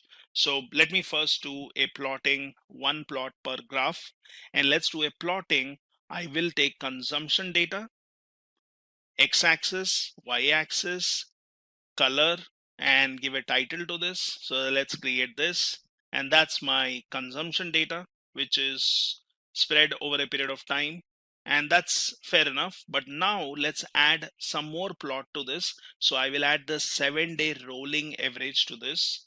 So for second plot to be added in the same one, in R you can use points. So I will say points. I will choose 7 data column, type is line, width, X limit, Y limit, and color. So let's do this. And that's my pattern 7-day rolling average, which basically gives me some kind of trend. Similarly, I can add one more here, and this time I will choose the 365 day and look at the pattern lines. So now you see some dots here. Well, you could do it in a different way. So I can just add legend to this, and I can say legend will be where in x-axis and y-axis. So I'm saying it will be 2500 and y is 1800. So my legend will come in somewhere here. I'm saying my legend will have consumption, test, and this one I can give some names. I can give what is the color. I can say what kind of legend it explains, what is for each color, and then basically a vector. So let's add a legend to this, and I've added a legend. Now you can do a zoom and look at the data, and here I see that my x-axis is fine, but y-axis is going a little out of my plotting area. So I can actually change that. So here I have 1800. How about making it 1600? And let's look at this one. So we can basically go for this one and start again here, plot and points and line, and then add a legend, right? And you can basically place your legend anywhere in the plot. So this basically is giving me the trend, what I'm looking at, my rolling average. So similarly, you can look at the trend for wind and solar data. So what we are seeing here is, when you look at trend, this is one more way of looking at it. You can always create plots in different ways. So 7-day rolling mean has smoothed out all weekly seasonality, which we were seeing here in my graph, where you look at every 7-day, preserving the yearly seasonality. So 7-day will tell that electricity consumption is typically higher in winter and lower in summer. So better is you break it down yearly. So here, if you look at every year, you can see when is winter, when is summer, what is the seasonality, what your trend, what you're seeing here, and if there is a decrease or increase for a few weeks every winter. So similarly, if you look at 365, now as I said, rolling average basically reduces the variation. So if I look at 365 rolling mean, we can see long-term trend in electricity consumption is pretty flat. Now that's what we are seeing. It's kind of pretty flat. There is not much variation over years if you really join these dots. So we can basically see some highs and lows, and that gives me a trend. Now this is how you can do a trend detection, and similarly we can do plotting for wind and solar. So this is a small project which I demonstrated using R. Now all this code which you have here in the form of a project.r file, you can find here in my GitHub page. This is the document which explains some things. Feel free to download this and you can add details to it. This is the sample data set, which you can also find in my repository in the datasets folder.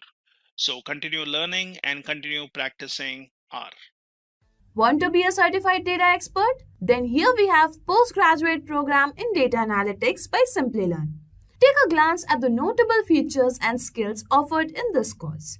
You will benefit from exclusive IBM hackathons and Ask Me Anything sessions, 8 times more interaction in live online classes with industry experts, capstone projects across 3 domains, and over 14 data analytics projects using real data sets from Google Play Store, Lyft, World Bank, and more.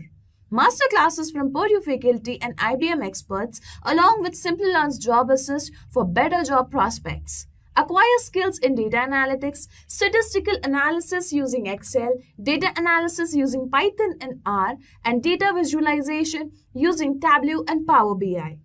Enroll now using the course link in the description box. Excel is a really powerful tool for data analytics and reporting, and pivot tables are one of the features that Excel offers for creating tabular reports to summarize our data. Let's begin by understanding what is a pivot table. A pivot table is a tool that summarizes and reorganizes selected columns and rows of data in a spreadsheet to obtain a desired report. It does not actually change the spreadsheet data, it simply pivots or turns the data to view it in different perspectives. Pivot tables are especially useful with large amounts of data that would be time consuming to calculate manually. Now, let's understand the different components of a pivot table. So there are 4 main components. First we have rows. When a field is chosen for the row area, it populates as the first column in the pivot table. Similar to the columns, all row labels are unique values and duplicates are removed. Columns is the second component. When a field is chosen for the column area, only the unique values of the field are listed across the top. Then we have values. Each value is kept in a pivot table cell and displays the summarized information. The most common values are sum, average, minimum, and maximum. Finally, we have filters. Filters apply a calculation or restriction to the entire table. So let's jump over to Microsoft Excel and let me show you the dataset that we will use in this demo. So with India being ready for its 16th census in 2021, that is next year, it is a good time for us to analyze India's last census data from 2011 and see where different states and cities across India stood in terms of population, literacy, and other socio-economic factors. We will analyze this data by creating different pivot tables in Excel and explore some of its features. So let's begin. First, I'll show you one of the features that Excel offers us. So suppose I click on any cell and hit Ctrl plus Q, you can see our entire table is selected, and at the right bottom there's an option of quick analysis. Now you can see by default Excel has prompted certain features such as formatting, we have charts, totals, and there's one more called tables. Now Excel by default has created some pivot tables for us. Now the first one you see is sum of district code by state names. Next we have sum of sex ratio by state name. Then we have sum of child sex ratio, sum of male graduates, and sum of female graduates by state name, and there are others. Before creating our pivot table, so let's have a final look at our data set. So first column you see is the city column. So there are different cities from different parts of India. Then we have the state code, we have the state name, district code, we have the total population followed by male and female population. Next you can see we have the total literates from each city. Then we have the male and female literates. Next we have the sex ratio. Then we have the child sex ratio. Next we have total number of graduates. And finally you can see we have male and female graduates. So using this table we'll create several pivot tables. Now first of all, let's create a pivot table to find the total population for each state and sort it in descending order. So you can see here we have the problem statement. So our first pivot table will have the total population for each of the states in descending order. So to create a pivot table, you can click any cell in your data, go to the Insert tab, and here left you can see we have the option to create a pivot table. So let me select pivot table. Now my range is already selected, the entire table, and here I'll choose existing worksheet because I want to place my pivot table in the same worksheet, and I'll give my location, I'll point to cell Q5. Now let me click OK. You can see the pivot table fields appears here on the right. Now since we want to find the total population for each state, so what I'll do is I'll drag my state name onto rows. So here in our pivot table you can see we have the different state names listed. Now we want the total population for each of these states. So in the field list I'll search for total population, which is this one, and drag it under values. You can see we have our sum of total population for each of these states. By default Excel will sum any numeric column. You can always change it to average, minimum, maximum, anything you want. Now we want to sort this column in descending order. So I right click, go to sort option and choose Z to A, that is largest to smallest. You can see here in 2011 Maharashtra had the highest number of population, or the total population in Maharashtra was the highest. Then it was Uttar Pradesh, we had Andhra Pradesh, and if I come down we have Nagaland and Andaman and Nicobar Islands towards the end. So this is a simple pivot table that we created. Now the next problem we have is we want to find the total sum of literates in each city belonging to a certain state. So let's see how to do it. I'll click on any cell, go to Insert, and here I can click on pivot table. My range is selected. I'll choose existing worksheet and give my location, which is Q5. I click on OK. Now here we want to find the total sum of literates. So what I'll do is first let me drag total literates column to values. You have the total sum of literates from all the states. Next I want to see the sum of total literates based on states and cities. So let me first drag state name onto rows, and then we'll drag city onto rows. You can see here we have our pivot table ready. To the left of the pivot table you can see we have the state names and the cities per state, and on the right you can see the total number of literates from each city. If I scroll down we have Assam, then you can see we have Bihar, and if I keep scrolling we have all the states, Haryana, Himachal Pradesh, there's Jammu and Kashmir, which has now become a union territory. We have Jharkhand, Karnataka and other states as well. Moving on. Okay, so the next thing we want to see is what is the average sex ratio and the child sex ratio for each state. With that, we also want to find the states that had the highest and lowest sex ratio in 2011. So let's create a pivot table for this. I'll click on any cell, go to insert, choose pivot table, click on existing worksheet. I'll select cell Q5 and click on OK. Now, since we want the average sex ratio and the child sex ratio, so first I'll drag those columns. Either you can manually scroll and drag it, or here you have the option to search for it. So if I look for child, you can see we have the same column listed. You can just drag it from there. Let me delete this. And I also want the sex ratio. So I'll place it on top of child sex ratio. Next, we want to see it based on different states.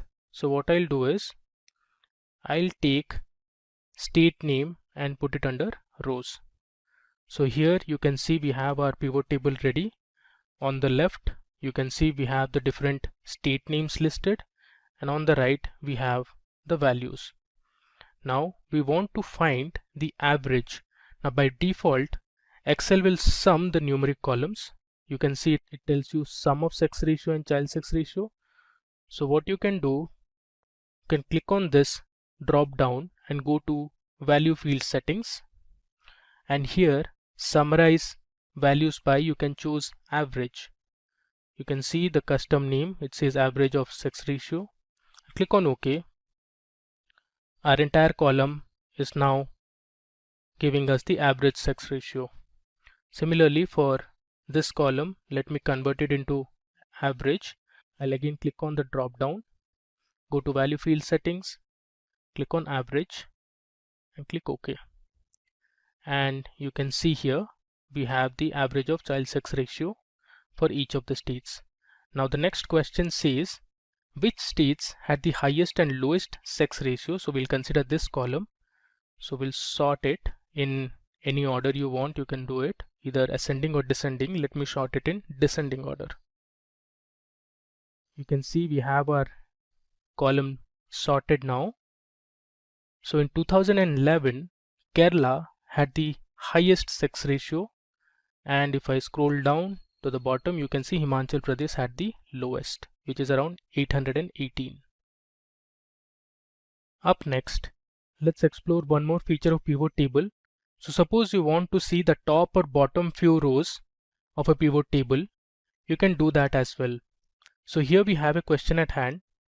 We want to find the top 3 cities with the highest number of female graduates. So let's see from the entire pivot table how we can filter the top 3 cities. So I'll go to insert, click on the pivot table option, go to existing worksheet, click on Q5 and hit OK.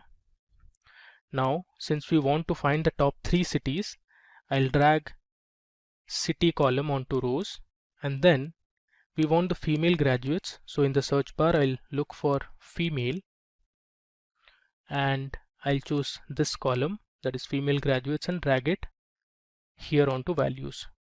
So I have the sum of female graduates for each of the cities. Now since we want to find the highest number of female graduates in the top 3 cities, so let me first sort this column. I'll sort it in descending order. Now we have it sorted. Now from this you can say that Delhi, Greater Mumbai and Bangalore are the top 3 cities, but it's displaying all the cities for us. So let's filter only the top 3. So what you can do is right click and go to filter. Under filter you have the option of top 10. I'll select this. Here I only want the top 3. So either you can go down like this, or you can directly type 3. Your column is already selected. Let me just click on OK. There you go. We have the required pivot table ready, and it only displays us the top 3 cities with the highest number of female graduates. Now the next thing we want to see is how to use a slicer in a pivot table. So we have a question here. What's the total population for all the cities in Rajasthan and Karnataka? So let's create a pivot table for this and see how you can use a slicer to filter the table. Click on existing. I'll click on a location, this time Q6. Click OK. Now since I want the total population, so I'll drag total population onto values, and then I'll select the city onto rows and then the state name also. I'll place it on top of city. So you have in the pivot table all the states and their cities, and on the right you can see the total population for each of these cities. But our question is, we want to find only for Rajasthan and Karnataka. Now for that, what you can do is go to insert and create a slicer. Either you can create from this option, or you can go to pivot table analyze option, and here you have the option to create or insert a slicer. I'll click on this, and since we want to slice the table based on state, that is Rajasthan and Karnataka, I'll choose state name as my slicer field. You can see this is my slicer here. Now you only want the data for Rajasthan and Karnataka, so I'll search for these two. So here we have Karnataka, so let me select Karnataka first, and I also want for Rajasthan, so let me select Rajasthan also. You can see in our pivot table we only have data for Rajasthan and Karnataka. So this pivot table shows you different cities from Karnataka and the total sum of population from each of the cities, and similarly we also have for Rajasthan. Moving ahead, now we will see another very interesting feature of pivot, that is how you can create percentage contribution of a table.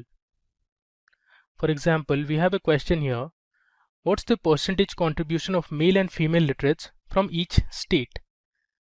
Now we want to see in terms of percentage and not as sum or average. Let's do that. I'll create my pivot table, click on existing, and I'll select an empty cell. Okay.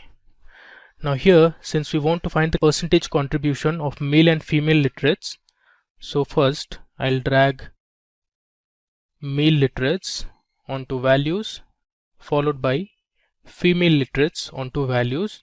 By default it has summed up the male literates and female literates value, and also I want to drag state column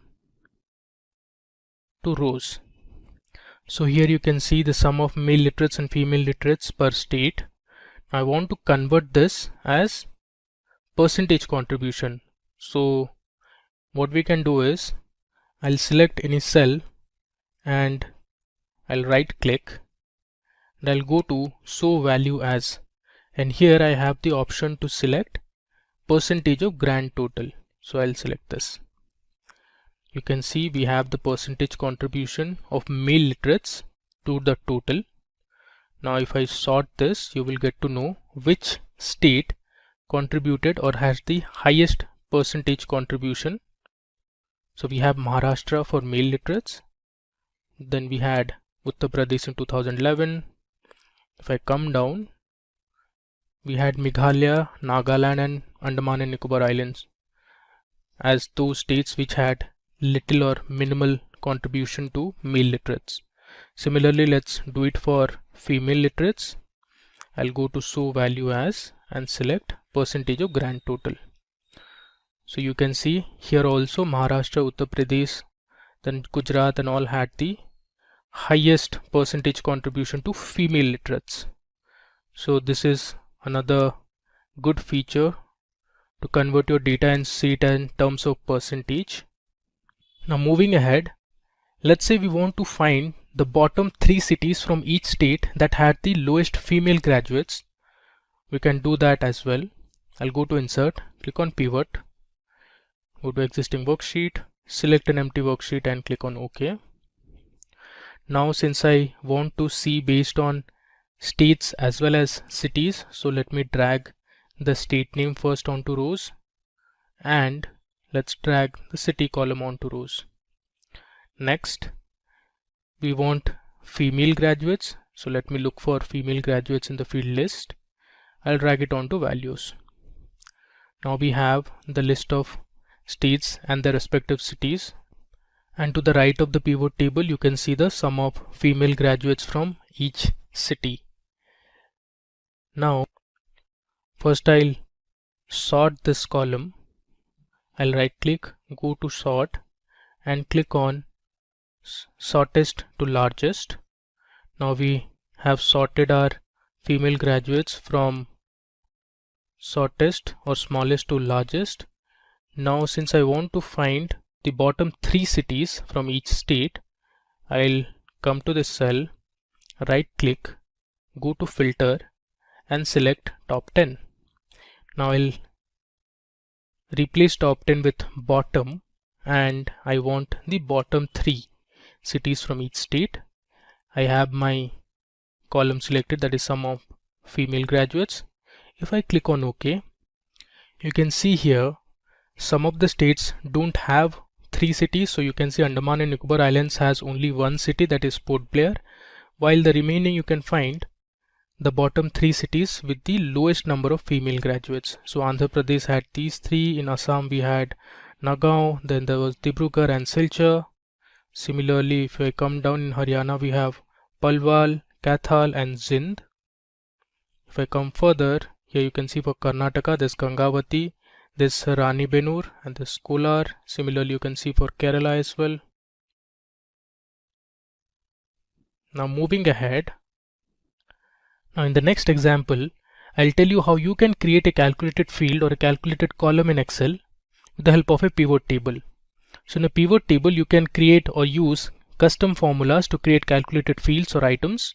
Calculated fields are formulas that can refer to other fields in the pivot table. Calculated fields appear with other value fields in the pivot table. Like other value fields, a calculated field's name may precede with sum of followed by the field name. So here we have a sales table that has columns like the items, which has different fruits and vegetables, and those have been categorized as fruits and vegetables. We have the price per kg, and this is in terms of rupees, and we have the quantity that was sold. Now let's see, if you want to find the sales for each item in the table, you can create a calculated field. So your sales column is going to be the product of price per kg and quantity. So let me show you how you can do that with the help of a pivot table. I'll create a pivot table first. Click on an empty cell, hit OK. Now, if you see on the top, under pivot table analyze and under calculations, we have the option fields, items and sets. If I click on this drop down, I get the option to create a calculated field or insert a calculated field. I click on this. I'll give my field name as sales and I'll select my formula. I'll first click on price per kg and hit insert field.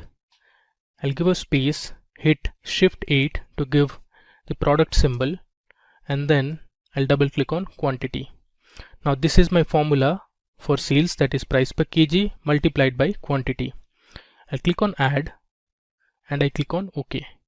If you see here, there's a calculated field that is present in the pivot table fields, which is sales, but it did not add it to our original table. Our original table is the same, but here we have added a calculated field which is present only in the pivot table list.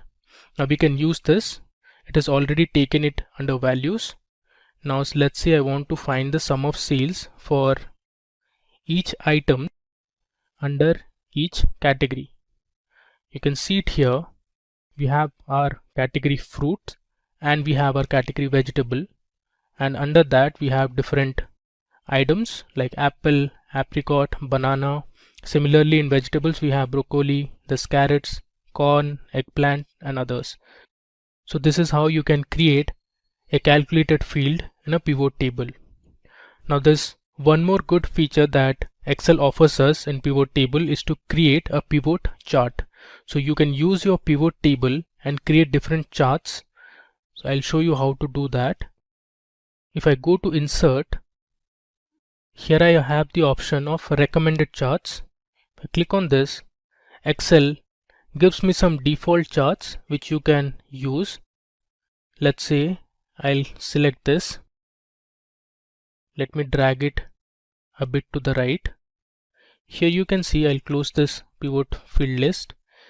This is a nice bar chart that Excel has created. This is called a pivot chart. Now here you can see the category fruits and vegetables and the different fruits and vegetables or the items. In the y-axis you can see the total sales. If you see from the graph, guava made the highest amount of sales. Now if I sort this, let's sort this first. You can see it here, fruit guava made the highest amount of sales. Now since I sorted and changed my pivot table, the pivot chart also automatically gets updated. Similarly, there are other charts also that you can create. Let's go to the insert tab and let's click on recommended charts again. Let's look for a pie chart. So this is a pie chart that you can create. Let me click on OK. So here is our pie chart, and each pie represents a certain item, and the pie that has the highest area represents it had the highest amount of sales. In this case you can see it is guava, and similarly we have other items as well. This is fruit banana, that's corn, and we have spinach and others. Let's explore a few other charts. So first I'll click on my pivot table, go to insert, and under recommended charts let's now select a line chart. If I hit OK, move it to the right. So this is a line chart. You can see it starts from guava, which had the highest amount of sales, then it drops, and in the x-axis you can see the different items. Similarly, when it starts with the vegetables, broccoli made the highest amount of sales with 2,800 rupees, and our lowest was eggplant at 900 rupees. For fruits, papaya sold the least at 700 rupees. Let's take another chart. I'll go to insert. Under recommended charts, let's see, this time we'll see a bar chart. Now this is a horizontal bar chart and not a vertical one. We just saw a vertical column chart like this. This is an horizontal bar chart. Now you can always increase and decrease the size of these charts. Let's explore a last chart. Let's take the area chart for now. So this is an area chart. Again, it looks similar to the line chart. It starts with guava, which had the highest amount of sales. Similarly, papaya under fruits had the lowest amount of sales. Under vegetables it was broccoli, and finally eggplant made the lowest amount of sales under vegetable. Now let's go to our first sheet and summarize what we have done in this demo for pivot tables in Excel. So we had our data. This is 2011 census data from India. We had the different cities, the state names, and we had the total population, total literates, female literates, male literates. We had the sex ratio, total graduates, and other information. So we began by understanding how to create a simple pivot table where we calculated the total population for each state and sorted it in descending order. We found that Maharashtra, Uttar Pradesh had the total population in 2011. Then we saw another pivot table where we calculated the total sum of literates in each city belonging to a certain state. So you can see we had the different state names and the cities under each state. Then we saw another feature where you could calculate the average of a certain numerical column. So here we calculated the average sex ratio and the child sex ratio for each state and found out which one had the highest and lowest sex ratio. After that, we saw how you could find or filter tables.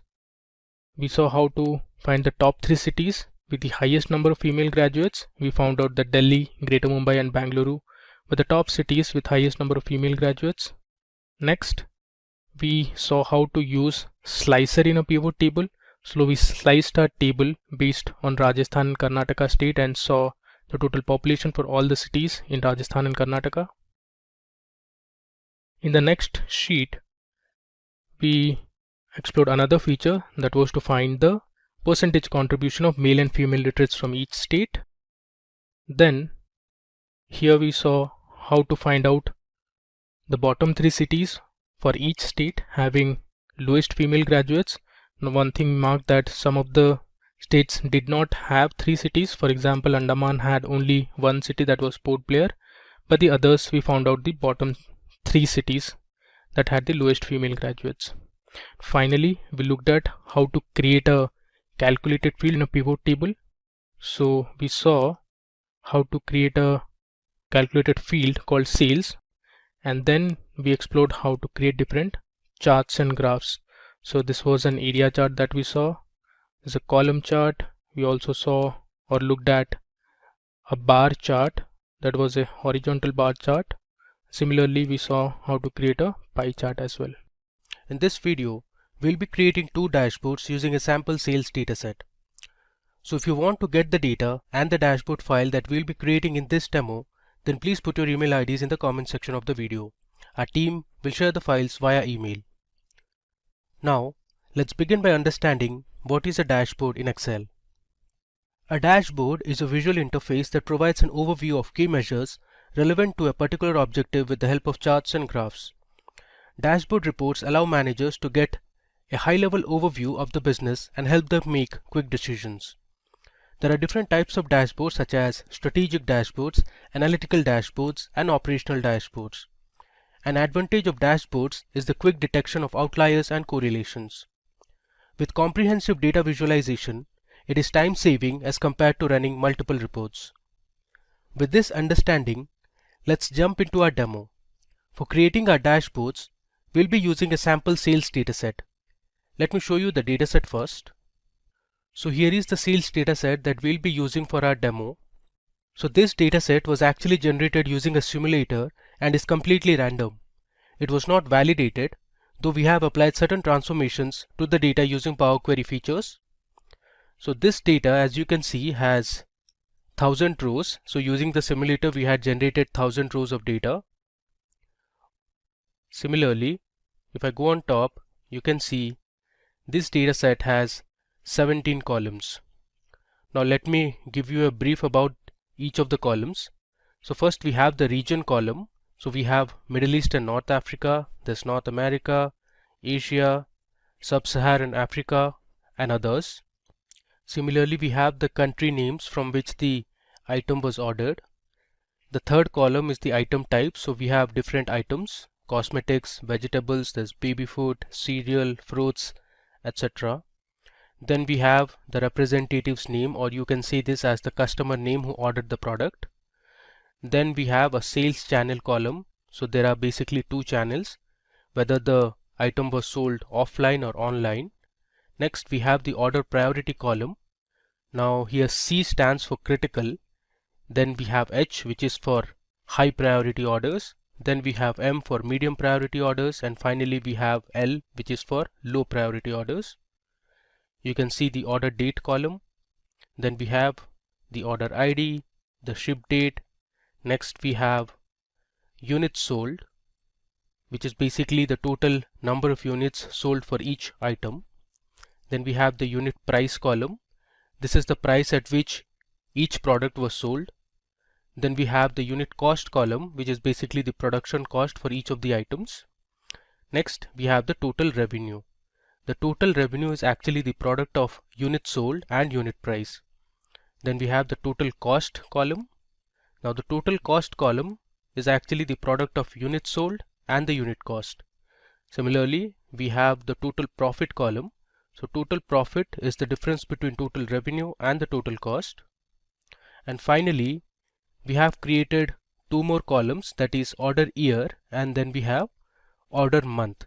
Now these 2 columns were actually generated using the Power Query features. So we used the order date column, which is this column, and extracted order year and order month. So first, we are going to create a revenue dashboard where we'll focus on generating reports for revenue by order year, revenue by year and region, revenue by order priority, and much more. We'll create separate pivot tables and pivot charts and format them to make them look more interesting and presentable. We'll add slices and timeline to our dashboards in order to filter it based on specific fields. Now let's create our first report to see the total revenue generated each year. So we need to create a pivot table for this. I'll click on a cell in my dataset and then I'll go to the Insert tab. Here we have the option to select the pivot table. I click on this. You can see my table range is selected. Next, I want to place my pivot table in a new worksheet, and let's just click on OK. There you go. So we have a new sheet where I can place my pivot table. So first, I need to find the total revenue generated by each year. So what I'll do is, I'll drag my order year column under rows, and then I'll select the total revenue column under values. You can see I have my pivot chart ready. Now if you want, you can sort this. So from the data, you can see we have order year from 2010 to 2017. Now based on this data, let's create our pivot chart. So I'll click on any cell, go to Insert, and here you have the option to select recommended charts. I click on this. Now actually I want a line chart, so I'll click on line here and select OK. There you go. So we have successfully created our first pivot chart. Now let me show you how you can format this chart to make it more readable. So first, let me delete these. So I'll right click and select hide all field buttons on the chart. So this will delete the buttons present on the chart. Now let me go ahead and edit the chart title. So the title I want is total revenue. I'll type it down by year. Alright. Next, let's do a few more transformations. So if I click on this plus sign, which is actually for chart elements, we have some options like to add axis, axis titles, chart title, data labels, this grid lines, legend, and others. Okay, so let's remove the legend now. You can see the total legend is gone. Now let me add axis titles. So we'll label our x-axis and y-axis. So here under x-axis I can write it as year. Similarly on the y-axis I'll put revenue. Okay, now you can move a bit. Alright, now let me select this chart style option and go to colors first. Here I'll select yellow color. Okay, and then let me go back to style. Let's select a new style from this list. I want this style. Okay, now you can also add data labels. So I'll just click on data labels. You can see we have the revenue for each of the years. Now this is not readable at all, so we'll format this a bit. If I click on this arrow, here I have more options. If I scroll down, you can see we have something called as number here. I'll expand this, and under category I'll select custom. Now here we'll give a format code which is a bit different. So this is actually a kind of a formula. So I'll write if my revenue value is greater than, let's say, 9,99,000. Let me make sure there are 6 nines here. So 1, 2, 3, 4, 5 and 6. Okay, we are good to go. I'll close the bracket. I'll give a hash, give 2 commas. So if the revenue is greater than 9,99,000, I'll put it in the format of millions. So within double quotes, I'll write M. I'll give a semicolon followed by another hash, and if the value is less than the desired number, it should be 0 million. Let me click on add. Alright, you can see how nicely we have formatted our data, and you see here we have added the new format which is in millions. Alright, now if you want, you can go ahead and adjust the boxes. Let me move this a bit up. I'll delete this. Now if you notice this line chart, you can make a few conclusions. For example, if you see here in 2010, the total revenue generated was nearly 175 million. Now this came down to 150 million in 2011. Then the revenue constantly grew from 2011 till 2014. It reached 195 million. And after 2014, it again came down to 180 million, and the revenue dropped significantly between 2016 and 2017. In 2017, the revenue was just 96 million. Now before moving ahead to my next chart, let me just rename this sheet. So I'll write it as revenue by year. Alright. Now let's analyze the revenue generated each year in different regions. So for this, we'll create another pivot table. Let me close this. I'll click on any cell, go to insert and select pivot table. I'll just click OK so that my pivot table is placed on a new sheet. Alright. Now this time we want the revenue by each year and region.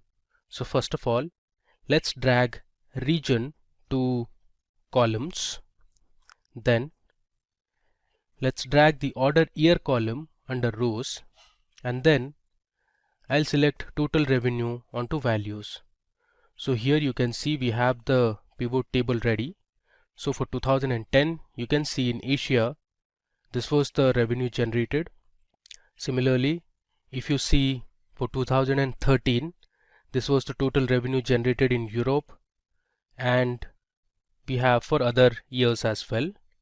Now let's create a line chart based on this pivot table. So I'll select any cell in the pivot table. I'll go to insert and I'll click on recommended charts.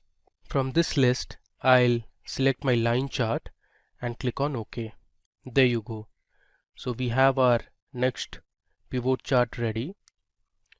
So on the right, you see the different regions that are present in different colors. Let me just expand it so that you can see all the regions we have. So in total, we have 7 regions, and each of the regions have been represented in different colors. So if you notice this graph, for the sub-Saharan African region, in 2012, sub-Saharan Africa made the highest amount of sales. Now from the sample data, you can also tell that the revenue for North America has been significantly low compared to other regions. Similarly, if you see for Europe, this was the revenue trend between 2010 and 2017. So if you see here in 2011, the sales were at this level, then it significantly dropped in 2012. Then in 2013, there was a huge spike, and then again came down in 2015 and so on. So you can make your own conclusions by looking at these line charts. Now let's format this chart. So first of all, let's delete the field buttons present on the chart, and we'll also delete the legend. Alright, now let me just reduce the size of the chart. Next, we'll add a chart title. So will give the title as revenue by year and region. Okay. You can also format the y-axis in terms of millions. So I'll right click on this axis and I'll select format axis. I'll scroll down and here we have the number drop down. Let me scroll again. Under category I'll select custom and we'll use this format that we created for our previous chart. There you go. You can see our axis labels have been changed in terms of millions now. So let's close this and let me save it. Now you can reduce the font size or increase the font size. Let me just show you. Suppose you want to increase the font size of the chart title, so you just select it and from here you can either reduce or you can increase. You can see now it's 12. If you want, you can make it 16. Similarly, you can also edit the axis labels also. By selecting the chart title, you can also move it to left or right, or you can place it in the center as well. For the time being, let me just keep it to the left. Alright. Now we'll see the revenue and total cost by each region and we'll create a combo chart for this. So let me show you how to do it. I'll go to my data sheet. I have my cell selected. I'll go to insert and click on pivot table. Let me just click on OK. Alright. So for this, I'll select my region onto rows and then I'll have two columns under values. The first one is going to be total revenue and the next column will be the total cost column. Alright. So here we have the pivot table ready. Now based on this pivot table, let's create our pivot chart. So I'll go to recommended charts and if you see below at the bottom we have combo chart. So this is the preview of the combo chart. Alright. Now let me just click on OK. There you go. So we have a nice combo chart ready here. Now the way to look at it is the bars represent the total revenue, which is this column. Now the line represents the total cost. So let me go ahead and edit this chart a bit. So first of all, let's delete the field buttons. Alright. And let's also remove the legend from here. Next, we'll add data labels. So I'll click on data labels here. Okay.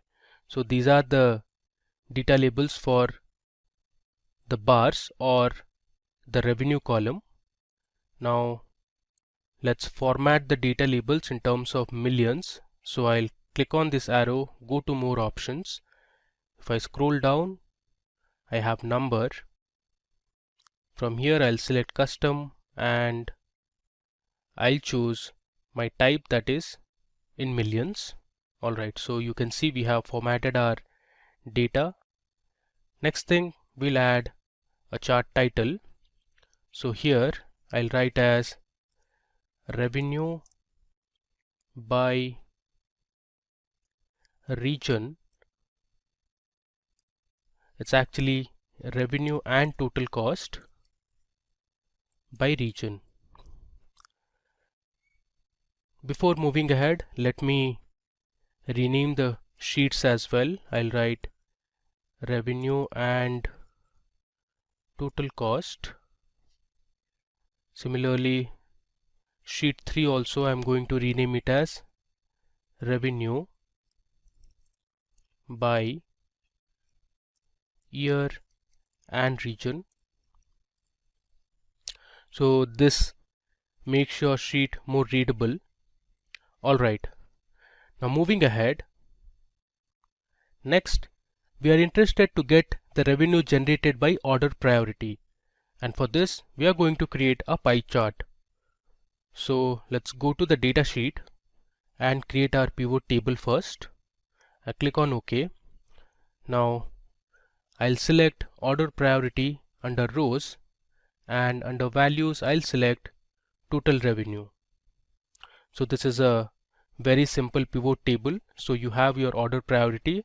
So C is for critical, H is for high, L is for low, and M is for medium. Now based on this, let's create a pie chart. So I'll go to recommended charts, and here you have pie chart. I want to select this 3D type of pie chart, and I'll click on OK. Alright, so we have our pie chart ready. Let me just resize it, and from here I'll remove the field buttons, and I also don't need the legend, so I'll delete this as well. Alright, now let's give a chart title. So this is going to be revenue by order priority. Now let's add our data labels. I'll check this option. Okay, now let's again format this in terms of millions. So here I'll click on the last option, I'll go to numbers. Under category I'll select custom, and my type is going to be in terms of millions. There you go. Let me close this. I'll just move this to the center. Alright. Now if you want, you can change the color of the text as well. So let's have it in white color and see how it looks. Okay, so this looks pretty decent. Cool. Now moving to our next report. So this time we are going to find the total revenue by countries. So we have multiple countries present in our data set. We want to visualize the revenue generated in each country. So for this we are going to create a horizontal bar chart. So let me show you how to do it. But before moving ahead, let me just rename this sheet. So I'll write revenue by, I'll just put OP, which stands for order priority. Alright, now let's create our horizontal bar chart. I'll go to insert, click on pivot table and select OK. So I want my revenue based on different countries, so I'll select country and put it under rows, and then I'll choose total revenue and place it under values. So here you have the different country names. We have Afghanistan, there's Albania. Let me scroll down. You have Bangladesh. There are a number of countries. You have Czech Republic, there's Estonia, France, Gabon. Similarly, if you scroll down, we have India, there's Jamaica, Italy, and all the way to the bottom if you go, we have New Zealand, there's Netherlands, Philippines, Portugal. We also have Singapore, lots and lots of countries. We have the UAE, United States of America, Zimbabwe, and others. Alright, let me go up. So based on this pivot table, let's create our pivot chart. So I'll go to insert and select recommended charts. From here I'm going to select the column chart. You can see the preview here, and let me click on OK. Alright, so here you can see the different country names at the bottom and the revenue for each of the countries. Let's go ahead and edit this chart. So first of all, I'll delete the field buttons. Okay, and let me also remove the legend. Here I'll write revenue by countries. This is going to be my chart title. Okay, let's format this chart a little more. So I'll click on this option and we'll select a new style. Let's say I'll select style 6. Okay, and let me now go under colors and we'll select the color of the bars. So let's choose this color. Okay, so you have a horizontal column chart ready, and at the bottom you can see the different country names and we have the revenue. Cool. Now let me go ahead and rename this sheet. So I'll write revenue by countries and hit enter. OK. And finally, we'll create another report which is going to be part of our revenue dashboard, and this is revenue by items. So we'll visualize our revenue for different items present in the table. So if you see this, we have cosmetics, vegetables, cereal, fruits, there's clothes, snacks, households, and other products as well. So let's check the revenue for each of these items. So we'll continue the same drill. I'll create my pivot table on a new worksheet, and this time I'm going to drag item type under rows, and we'll have the total revenue under values. So here on the left of the table you can see we have the different item names, and then we have the total revenue. So let me just sort this total revenue from largest to smallest. So you can see here office supplies made the highest amount of revenue, followed by household, then cosmetics, and fruits made the lowest amount of revenue. I'll click on this, go to insert and select recommended charts. This time I'm going to create a bar chart. So this is how my bar chart is going to look like. I'll select OK. Alright, now let's format this chart a bit. I'll delete the field buttons and I'll delete the legend as well. And let's edit the chart title. So this is going to be revenue by items. Cool. We also want to change the color of the bars. So I've selected all the bars. I'll go to my home tab, and here let's say I want to select green color. Alright. I've edited my chart a bit. Now let's make it 14 and I'll remove the bold. Okay. Here if you want you can change the font also. Let's keep it in blue color. Alright. Finally, let's rename this sheet. So I'll write revenue by items. Cool. Finally, now it's time for us to merge all the charts that we have created to our dashboard. So let me show you how you can create the dashboard. I'll create a new sheet, and first thing I'm going to do is I'll click on the view tab and uncheck grid lines. So this will remove the grid lines present in the worksheet. Next, I'm going to insert an image. So we'll have a background image on our dashboard. So the way to do is I'll go to the insert tab, and under illustrations I have the option to select pictures or insert pictures. So I'm going to insert picture present on the device, that is my computer. I'll go to desktop, and here I have a folder called Excel dashboard files, and I'll select this dashboard background and hit insert. So this is going to insert an image. Now let me just drag this image so it covers a fair enough portion. So I'll hit shift and I'll drag it.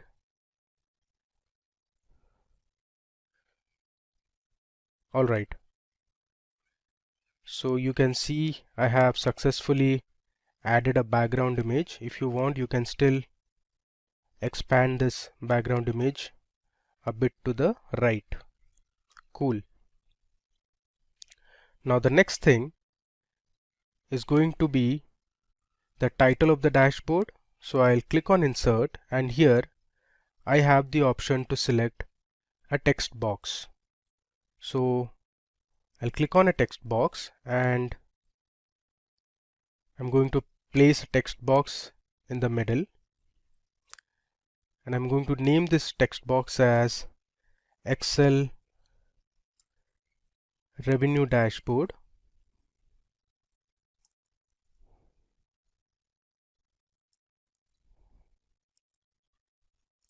On sales. I'll centerline it. Let's do some more formatting. So I'll select this text box. On the top you can see shape format. Here I'm going to expand this shape fill and I'll select no fill. So my text box is transparent now, and I'll also remove the outline. Alright, now let me just double click on the title of my dashboard and I'm going to select a font. You can select whichever font you want. Let me stick to Britannica Bold and I'll increase the size to, let's say, 30. Alright, I'll just drag the text box. I'll make the text as white instead of black. Alright, so we have our title of the dashboard ready. Now if you want, you can also insert some icons to this dashboard. So I'll go to insert and I'll click on illustrations again and select pictures. I'm going to add these two pictures, which is of a store and a cart, to make it look visually appealing. So I'll place the icons here, and similarly let me just copy it and I'll place the cart and the store to the right as well. Alright, next the idea is to bring in all the charts that we have created and place it on the dashboard. So let me copy each of the charts and place it on the dashboard. So I'll hit Ctrl V to paste it and we'll resize this as well. Alright. Similarly, let me bring in all the other charts as well. Alright, so now you can see I have added all my charts and graphs to this dashboard. So you can see here we have our line charts, our column charts, the combo charts, the pie chart and others. Now let me go ahead and format these charts a little more. So you can see this looks a bit cluttered. So let's adjust the labels. Let me bring this down. Similarly, I'll bring 190 million a little below. Alright, this looks fine now. One more thing we are going to do is we'll remove the white background from each of the charts and make it transparent. So let me show you how to do it. So I'll select this chart, then I'll right click and go to Format Chart area. Here on the right you see we have an option called No Fill. So if I select No Fill, you can see the white background is gone now. Similarly, let me also remove the grid lines. So I'll select the grid lines and hit delete. So I've also removed the grid lines from here. Now let's also remove the white outline that we have. So I'll select this chart, go to Format, and here I'll go to Shape Outline and I'll select No Outline. You see this? So we have our total revenue by year, which is a line chart, and this is completely transparent now. Now what I'm going to do is I'll place this chart over a box. So I'll go to Insert, and in Insert we have the option to create a shape. So I'll click on Illustrations and here I'll choose a shape and let me select a rectangle. So I'll just create a rectangle here. Alright, and now what I'll do is I'll select this and bring this to front. I'll right click and choose Bring to Front, and I'll place this shape below it. Alright, now the next thing is to edit the shape. So first I'll change the color of this box. So let me select this blue color and let me increase the transparency. So I'll right click and go to format shape. Here I'll increase the transparency. Let's keep it to 25% or let's say 20%. Alright, next thing, we'll just convert all the font to white color, including the axis labels, the chart title. We'll also convert all the axis labels to white color so it looks better. Now we'll just adjust our chart over here. Next thing, let's just remove the outline. So I'll go to shape outline and I'll select no outline. You see, we have now formatted our chart. Let's just pull this a little up. Alright, now we'll add this blue background to all the other charts. So we'll first add the background, make it transparent, and then we'll convert the font text to white color to make it more readable and visible. So for the time being, I'll just pause the video and come back again. Alright, so now you can see on your screens we have nicely formatted our dashboard. So I've added a few logos for each of the charts. You can see the logos here. So for revenue by countries, we have a globe. Then if you see here, this is kind of a map or a location. Similarly, we have all formatted the color of the bars. Then we have also formatted the labels in terms of millions. If you look on the y-axis, even the revenue for year and region are all formatted in terms of millions. If you want this, you can also format the total year by revenue in terms of millions.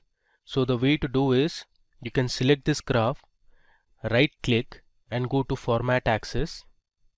Here if I scroll down, you have numbers, and under category I'll select custom. Then I'll select my type as this format, which is in millions, and you see here we have successfully formatted our y-axis labels. Alright, so the next thing is to add slicers and timelines to our dashboard. Now slicers are used to format your data based on a particular column. Suppose if you want to see revenue by certain items, you can add item as a slicer and you can view the entire dashboard. Similarly, for timelines you can add date columns. So if you want to see what was the amount of sales or revenue generated on a particular year or a particular month, you can do that using a timeline. So I'll select one of the charts, and then either you can go to the insert tab, and here you can see under filters we have slices and timeline, or if you go to the pivot chart analyze tab, here also you have insert slicer and timeline option. So I'll select insert slicer here first. Now it's giving me the list of fields present in the dataset. So I'll select country, region, and let's say we want to know by item type and sales channel. So these are going to be my 4 slicers. I'll click on OK. You can see it here. We have our 4 slicers here, and these are the list of values. Under region we have Asia, this Europe, North America and others. Similarly, we have the different country names for country slicers, and then for item type also we have all the items that were present in our dataset. Now moving ahead, we need to connect all the slicers to a dashboard. So what I'll do is I'll right click on this option and I'll go to report connections. Okay, so under report connections you have all the pivot tables that we created. You currently see only one of the pivot table is selected, so we need to select all the pivot tables. So let me check all the pivot tables present in this workbook and click on OK. Alright, now that we have connected one of our slicers, we'll now connect the other remaining slicers. So I'll right click on this, go to report connections, and I'll check all the pivot tables present in this worksheet. Click on OK. Similarly, let's do it for the country slicer. I'll go to report connections and let me select all the pivot tables. And finally, we have the item type. So I'll right click, go to report connections, and then I'll select all my pivot tables. And let's hit OK. Alright, now let me just organize this a bit. So I'll place my pivot tables to the right. I'll just reduce the size. Let me scroll down. Now I'll add my region slicer here.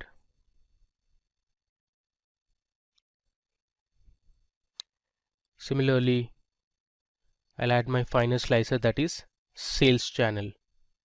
Now in our next dashboard, which is going to be the profit dashboard, I'll show you how to add a timeline. Alright, now I have arranged all my slicers. So let's say you want to find the revenue that was generated for an item type, let's say beverages. So you can just select beverages here, and all your charts show the respective revenues. So you have the total revenue by year for beverages only. Similarly, here you can see the revenue by year and region only for beverages item type. If I scroll down, now this chart represents the revenue that was generated in each of the countries only for item type beverages. Let me just uncheck it. Alright, let's say you want to see the revenue generated for a country like India. So I have selected India here, and now you can see my graph has changed only for country India. You can see here it is showing only for India now. Now similarly, you can also filter your revenues based on the different regions. Let's say you want to know the revenue generated based on sales channel. So we have two sales channels, that is offline and online. Suppose you want to know the revenue generated offline. So I'll just select offline. You can see the values have changed. So these were the revenues generated for each of the items only for offline. If you see here, now these were all the offline sales for the different regions. So this is our entire Excel revenue dashboard on sales. We created multiple charts and graphs. Then we applied different formatting. We added different icons. Then we formatted the labels also. Next, we added slicers, and finally we saw how we could filter our data based on these slicers. Likewise, now we are going to create a profit dashboard based on the same data. So before moving ahead, let me rename this sheet as revenue dashboard. I'll write REV dashboard. Okay. Now we'll move to our data sheet and start creating our pivot tables and pivot charts for the profit dashboard. Alright, so let me go ahead and create my first pivot table. So I'll create a new worksheet. This time I'm going to create a line chart to visualize the profit for each year. So I'll drag my total profit column to values and my order year to rows. So here you can see we have our pivot table ready. Now you can sort this data to get an idea as to which year had the highest profit and which year had the lowest profit. So from this pivot table you can see, since I've sorted this data in descending order, so 2014 had the maximum amount of profit and 2017 had the least amount of profit. I'll just do Control Z to undo it. Alright, now based on this pivot table, let me go ahead and create my pivot chart. So I'll go to recommended charts and click on a line chart. So this is the preview of the chart. I'll click on OK. Let me close this. Similarly, we are going to edit this chart now. So first I'll hide all the field buttons present on the chart, and I'll rename the chart title as Total Profit by Year. Next, I'm going to remove the legend, so I'll delete this. Let's do some more formatting. So I'll go to Style, and this time I'm going to select my style type. Okay, and if you want, you can choose the colors as well. For the time being, let's have this yellow color. Next, let me add the data labels. So again, if you see here, this is not formatted properly. So let's go ahead and format the data labels. So I'll click on number and I'll select custom here, and the type I'm going to select is in millions, and I'll click on close. So here you can see we have our line chart ready, which shows total profit by year. Let's rename this sheet as profit by year. Alright, now let's move back to our data sheet again. Next, we are going to show the total profit by countries. For this, I'm going to create a map. So let me first create my pivot table. So I'll go to insert and I'll click on pivot table. Let me click on OK. Since I want the country names, so I'll select country under rows, and then I have my total profit under values. The next thing I'm going to do is I'll just rename the row labels as countries, and then I'm going to delete the grand total, which you can see at the bottom. So here we have the grand total. Let me just delete the grand total. So I'm going to select this pivot table, go to the design tab. Here we have subtotals and grand totals. I'll switch off the grand total. Let me just verify it again. I'll scroll down. You see the grand total has gone now. Alright, now we want to create a map out of this. The way to do is I'm going to select my data, copy it, I'll go on top and I'll paste it here.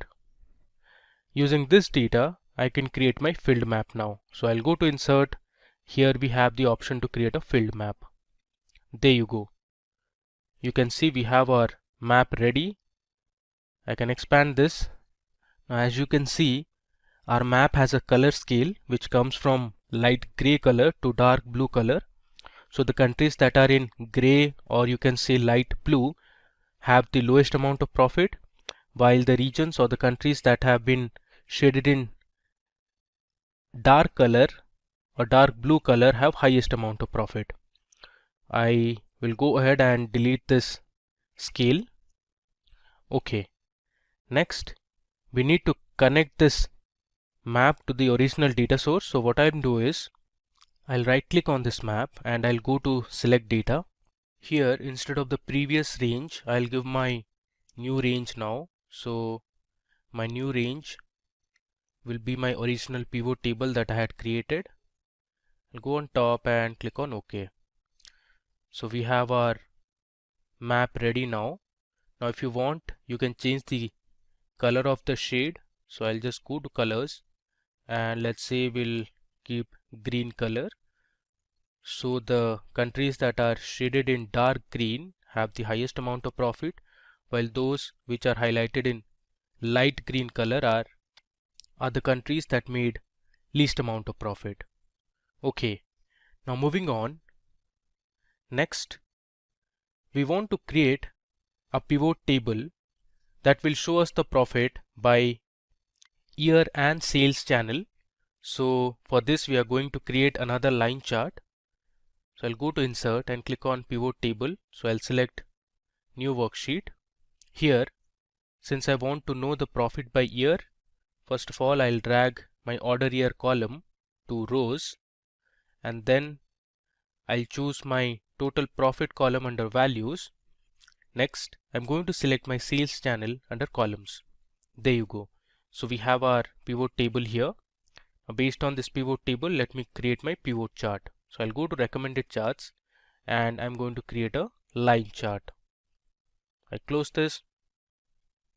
You see here, based on this chart, you can tell the profit generated with online sales were actually lower than that of offline. So here the blue line represents offline profit and the orange line represents online profit.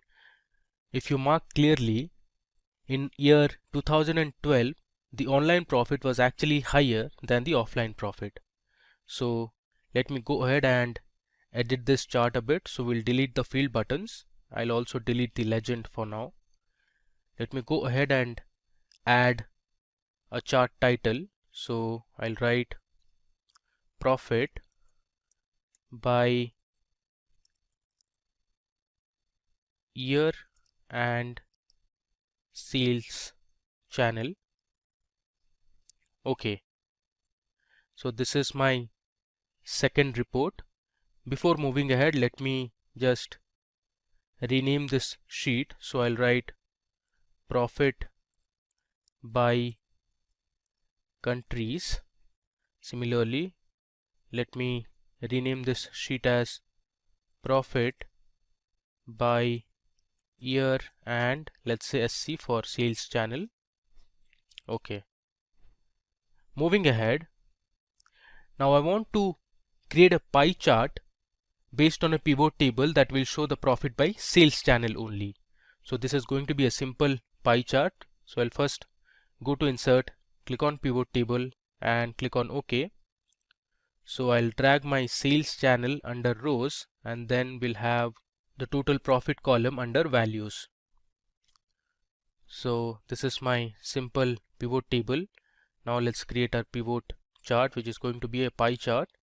Let me explore the other types of pie charts we have. Okay, so I'm going to select a donut chart here. I click on OK. Let's edit this chart. I'll remove the field buttons. Let me now remove the legend as well. I'll just resize it, and this is going to be profit by sales channel. Okay. Let's also add data labels, and here again I'm going to format this label. I'll select the category as custom and my type will be in millions. Okay, let me just move this to the left and this to the right. Okay, let's also delete the lines. Cool. Now let me just rename this sheet. So I'll write profit by, let's say SC, which stands for sales channel. Cool. Finally, I'm going to create a report that will show the revenue and profit by items. So I'll go ahead and create my pivot table first. This time I'll choose my total profit under values and we'll also have the revenue column. So I'll put my revenue at the top. Then I'm going to select item type under rows. So here is my pivot table. Based on this pivot table, let me now create a combo chart. So you can see the preview of the chart. The blue bars represent the total revenue and the orange line represents the total profit. I'll click on OK. Let me close this. First, let's remove the field buttons. Let's also remove the legend here. Then we'll add a chart title. I'll name it as revenue and profit by items.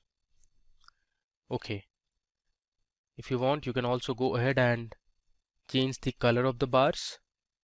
So let me just select one of these colors. Okay, all right. So we have our 5 reports ready that we are going to use for our profit dashboard. Next, let's create a new sheet and we'll get started with building our dashboard. So I'll click on a new sheet. Let me just rename this as profit dashboard. All right. We'll continue with the previous drill. So first of all, let's go to the view tab and remove the grid lines. Now we'll insert a background image like we did for our revenue dashboard. So I'll go to insert. Under illustrations, I'll click on pictures and select this device. I'm going to have the same background. I'll click on insert. Alright, so you can see we have a picture of a company, or you can say an organization. Let's just drag this a bit to the right. We'll adjust the size also. Alright. Now let's copy the title of my profit dashboard. So here you can see I have brought my revenue dashboard, and I'll copy the title and the logos that we used for the revenue dashboard. I'll paste it on my new dashboard. Let's just align it in the center. Alright, the next step, let me now go ahead and edit the title. So this is actually going to be Excel profit dashboard instead of revenue. Now we'll copy each of the charts that we just created. For example, the revenue and profit by items, then we had profit by sales channel. All this we are going to copy one by one and put it on the profit dashboard. So let me just copy a few now. I'll paste it here, and later on we can make the adjustment. I'll copy this as well. Similarly, I'll bring the other 3 charts onto my sales dashboard. Okay, so here on my profit dashboard I have added all the charts and have aligned and reshaped it so that it looks good. I have also made some formatting. For example, I have reduced the size of the chart title. Now let me go ahead and show you a few more formatting that we also did for the revenue dashboard. First, let's remove the white background from all the charts. So I'll select the first chart, I'll right click and I'll click on format chart area. Here under fill, I'll select no fill. Next, I'm going to remove the grid lines, so I'll just delete it. Let me close this. Now we also have a outline, so I'll go to design, actually format, and I'll remove the outline. Next, I'm going to add a blue box at the back like how we did for the revenue dashboard. So let me select a blue box from here and I'm going to paste it here. Okay, now let me just select the chart and I'll bring this to front and I'll move this to the back. Next, I'm going to change the font color all to white so that it's clearly visible and it's more readable. I'll do it for the x-axis as well. Okay, so here I have my first chart ready. The same I'm going to do for the rest of the charts. Okay, so now you can see here I have formatted all my charts. I have also added a blue background. You see here I have also formatted the Y labels in terms of millions, which is actually the profit. Similarly, here I have added the data labels. This is for revenue. Some of the charts also have the data legends. So here you can see the blue color represents offline and the red represents online. Similarly, here you have the legends. I've also formatted the map as well. Okay, now the next thing is to make this dashboard more interactive. So we'll add our slicers as well as timeline. First, let me show you how to add a timeline. So I'll select one of the charts and I'll go to insert. Under insert, I have the option to create a timeline. So I'll just click on timelines.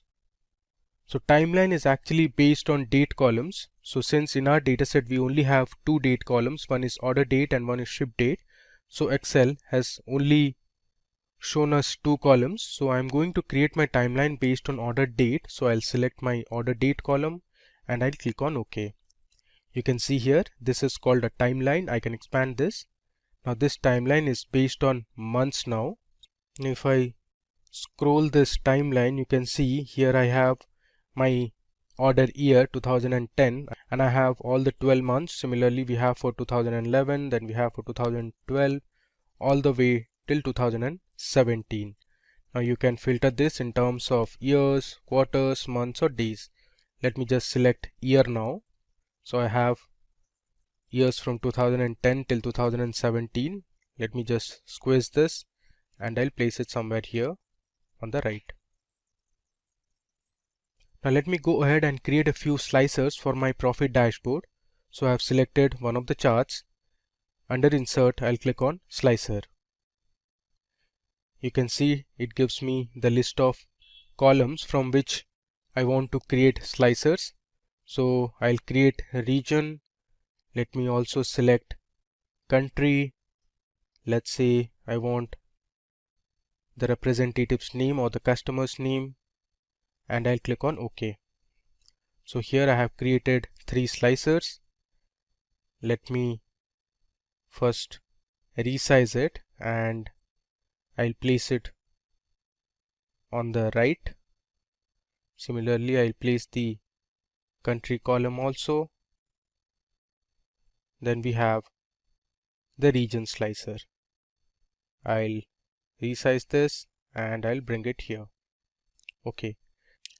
The next thing we need to do is I have to connect all the slicers and the timeline to the pivot tables for the profit dashboard. So I'm going to click on the multiple select option and go to report connections. Here I'm going to select all the pivot tables that are related to profit. So here I have selected 4 and I need one more, which is pivot table number 10. I click on OK. Similarly, let's create or connect my region filter to all the pivot tables. So I right click, go to report connections. Here I'll choose all my pivot tables which are based on profit. I'll click on OK. Let's do it for the country slicer as well.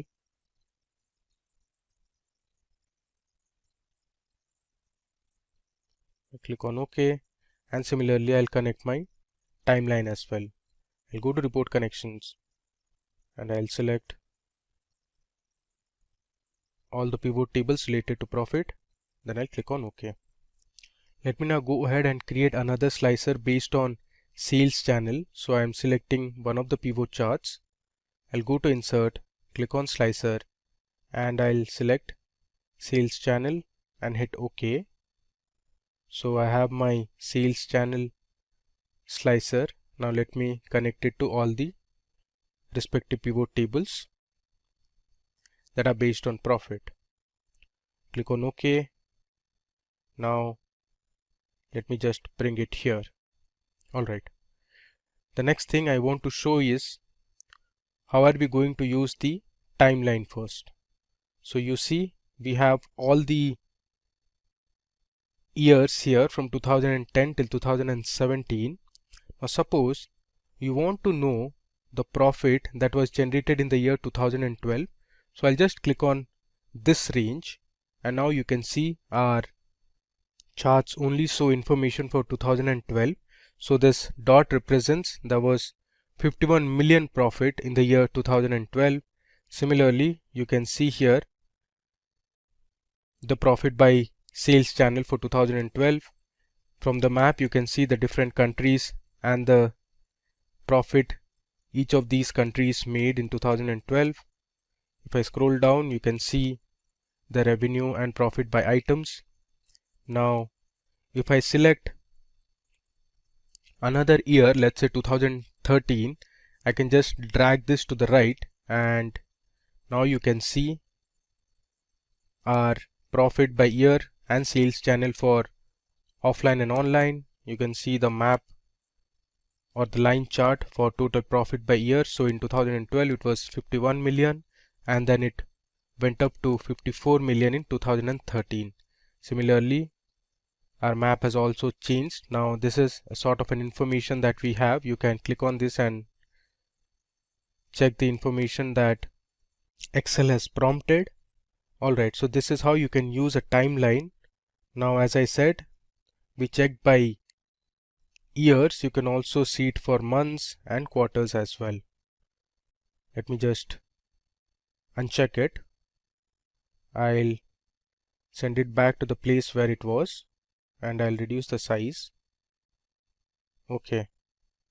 Now suppose you want to check the profit made by different representatives. You can select them one by one. Let's say Adam Churchill. This is the profit generated by Adam Churchill. Similarly, you can select multiple persons as well. Now suppose you want to see the profit by different countries, so you can use the country slicer. Let me just bring this to the middle, and let's expand our chart a bit. Okay, so here you have the profit by different countries chart. I'll just bring this to the front so that you can see it clearly. Okay, now here suppose you want to see the profit generated in, let's say, United Kingdom. You can select United Kingdom. So this is the map of United Kingdom, and it tells you the total profit that was generated in United Kingdom, and below you can see the revenue and profit for all the items that was sold in United Kingdom. So you had beverages, clothes, household, office supplies. So you can see clearly office supplies item made the highest amount of profit in United Kingdom. Now you can also select multiple countries. Let's say I want to know for France as well. So my map will change accordingly. So now I have United Kingdom and France selected, and the other charts present in my dashboard change accordingly. Now I have my country selected as India. You can see the map of India here, and these were the respective profit values. Now one thing to note here is this is actually not millions. This should be in K, that is thousands. So please mark this as 1000 and not in millions. Even for this is actually K and not million. Alright, so we have successfully created our second dashboard, that is on profit. Let me just resize this a bit, and we'll place it where it was earlier. Cool. So we saw how to create different pivot tables and pivot charts, and then we formatted our pivot charts based on our requirement. We saw how to edit the colors. Now let me show you one more thing. You can also change the look and feel of the dashboard by going to the page layout tab. Under page layout you have themes. So here you can select different themes. Currently we are with the office theme. Now let me just select another theme, let's say Facet. You see the colors have changed and it looks really beautiful. Similarly, let me try out another theme, let's say organic. You see our chart has changed. Let me just delete this. Okay. So now once you change the theme, the text also change a bit. You can see the slicers are in a different font. Let me explore one more theme. Let's say this time I'm going to choose depth, and this is more of a green type of color. You can play around and select whatever theme suits the best. Alright. Now let me just move back to my revenue dashboard and see how it looks. There you go. So since we changed our theme, even our revenue dashboard is also impacted. So this is how it looks now. You can always go ahead and play with different themes, colors, fonts and effects. Alright.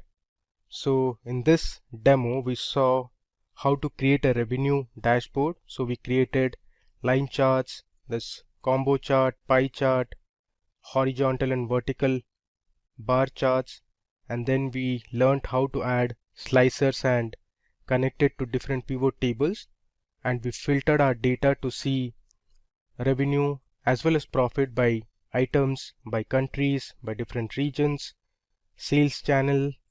We learned how to create a map and lots more. Let's quickly see some more examples of doing data analysis using Excel. And for that, we can use some inbuilt add-ins which can be added to our Excel sheet. So for example, if you would want to do a descriptive analytics or descriptive analysis on your data, say for example getting your descriptive statistics such as your mean, median, mode and so on, so we can do that and we can use Excel for it. So for example, you can, if you are given some data, say I have temperature, price of ice cream, units sold, and I would want to have descriptive statistics on this, what I can do is I can click on file, and here in file you can click on options, and within options click on add-ins.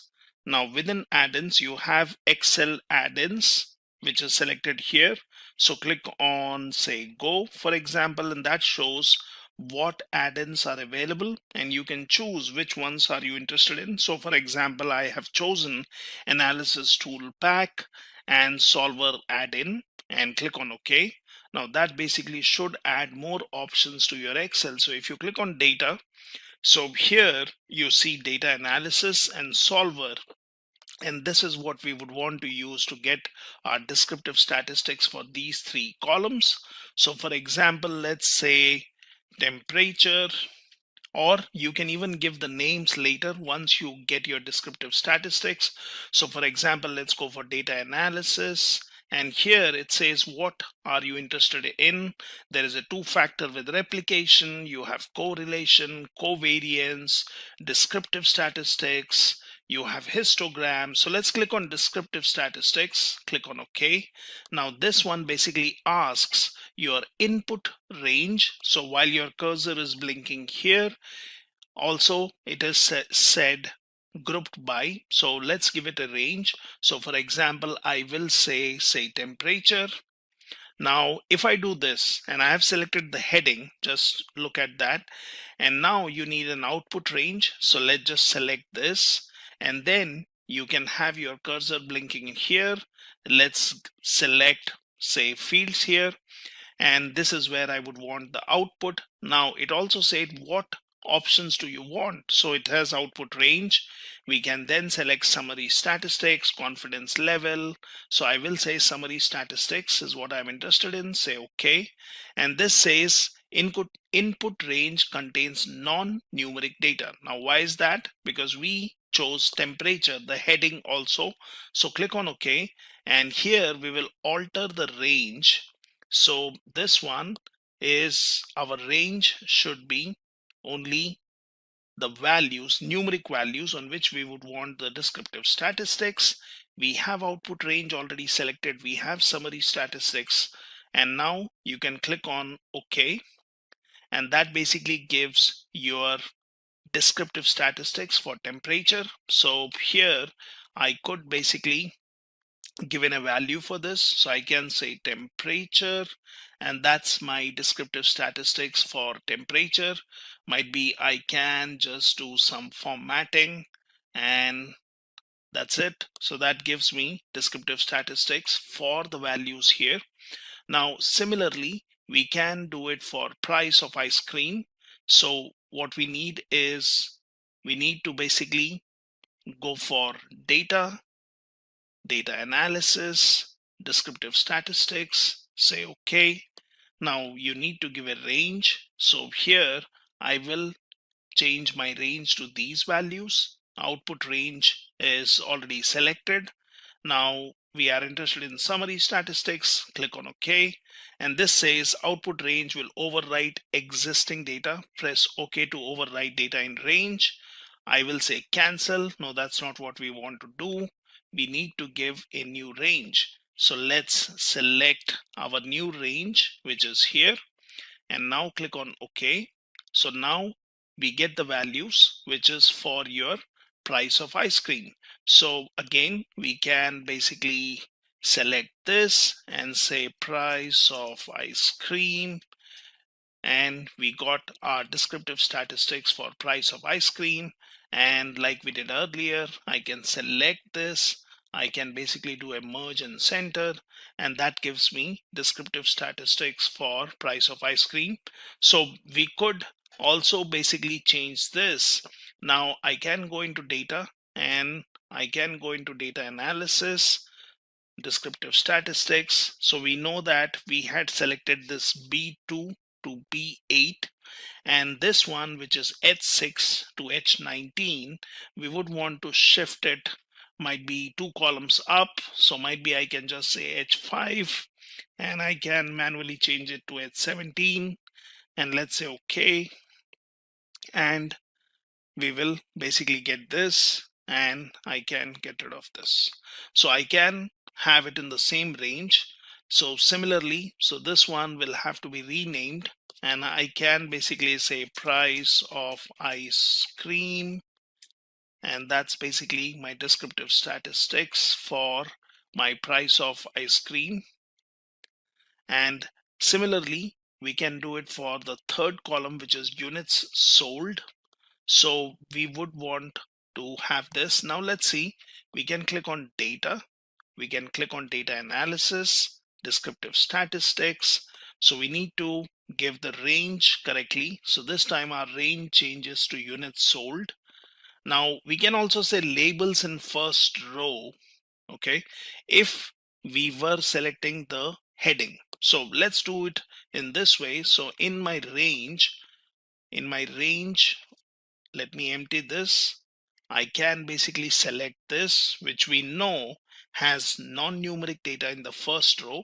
Say for example, I'll say labels in first row. I'm interested in summary statistics, and this range will now have to be changed from H to basically something like J.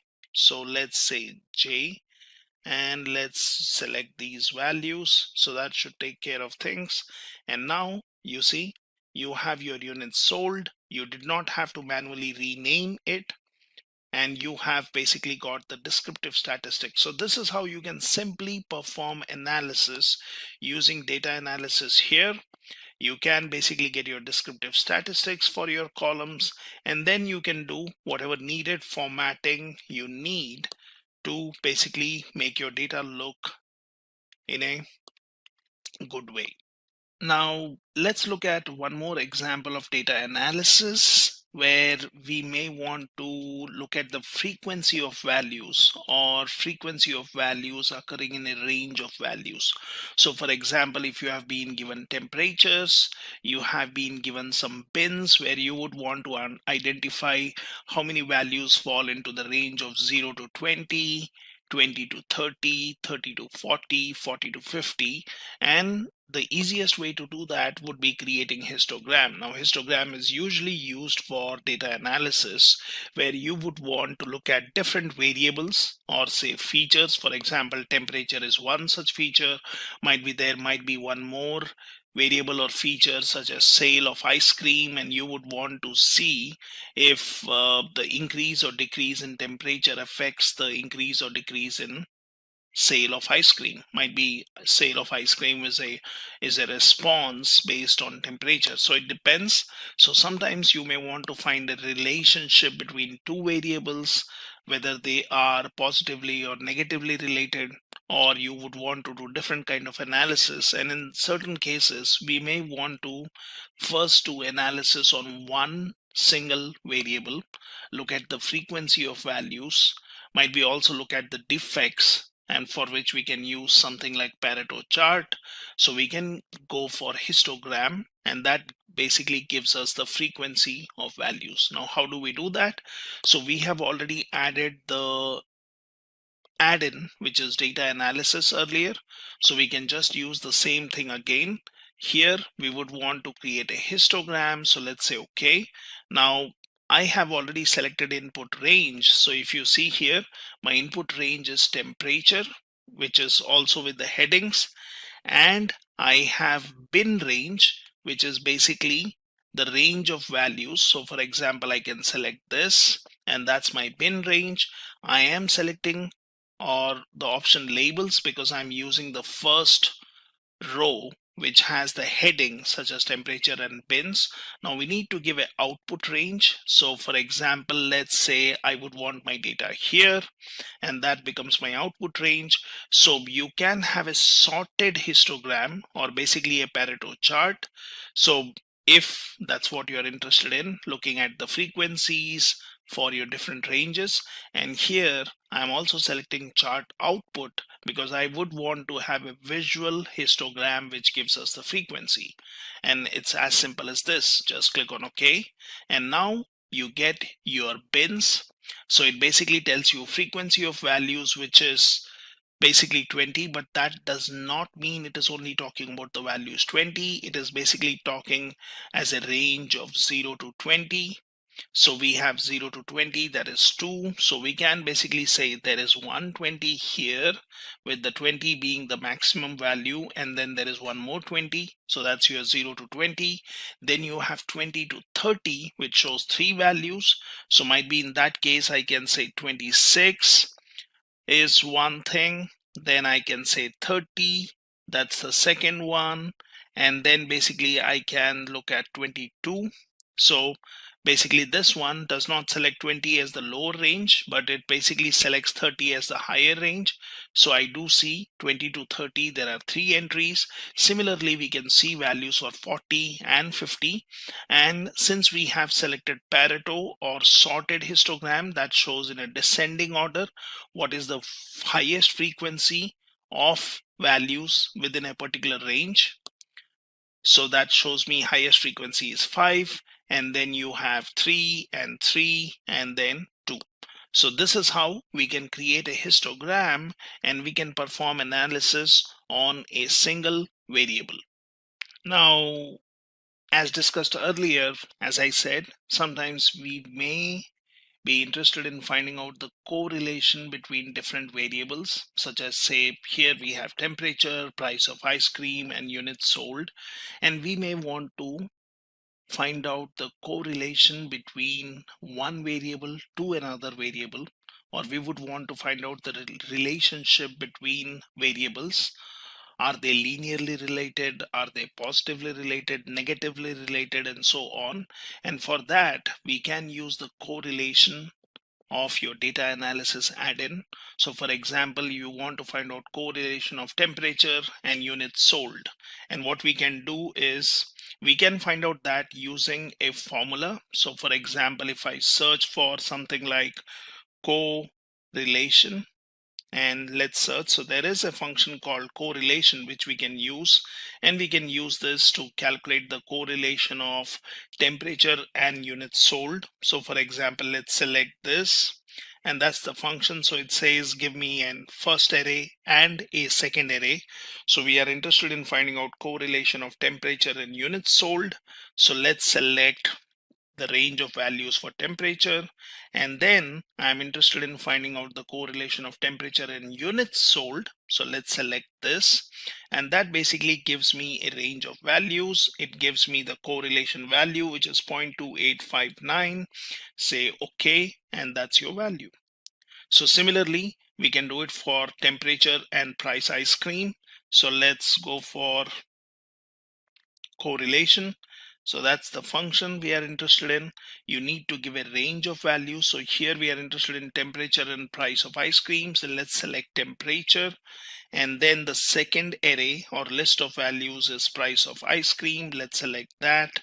Let's close our bracket. And here we have the correlation value of temperature and the price of ice cream. Similarly, you may be interested in finding out temperature and units sold, like what we have done earlier. So we can do the same thing based on function. So this is same as correlation of temperature in units sold. So I can get rid of this one. Now, how do I do it using the data analysis add-in? So for that, what we need is we need to go into data. We need to go click on data analysis, and here you have the option called correlation. Let's select this. Now that basically needs an input range. So we need the range. Now I might be interested in finding out the correlation between temperature and price of ice cream and units sold. So I've selected all the columns here. We will say group by columns. Obviously we need to select labels in first row because that is basically taking care of the first row as heading. Now output range, you can just give one simple cell and that's where your data will start from, or you can give a new workbook. So click on OK, and that basically gives your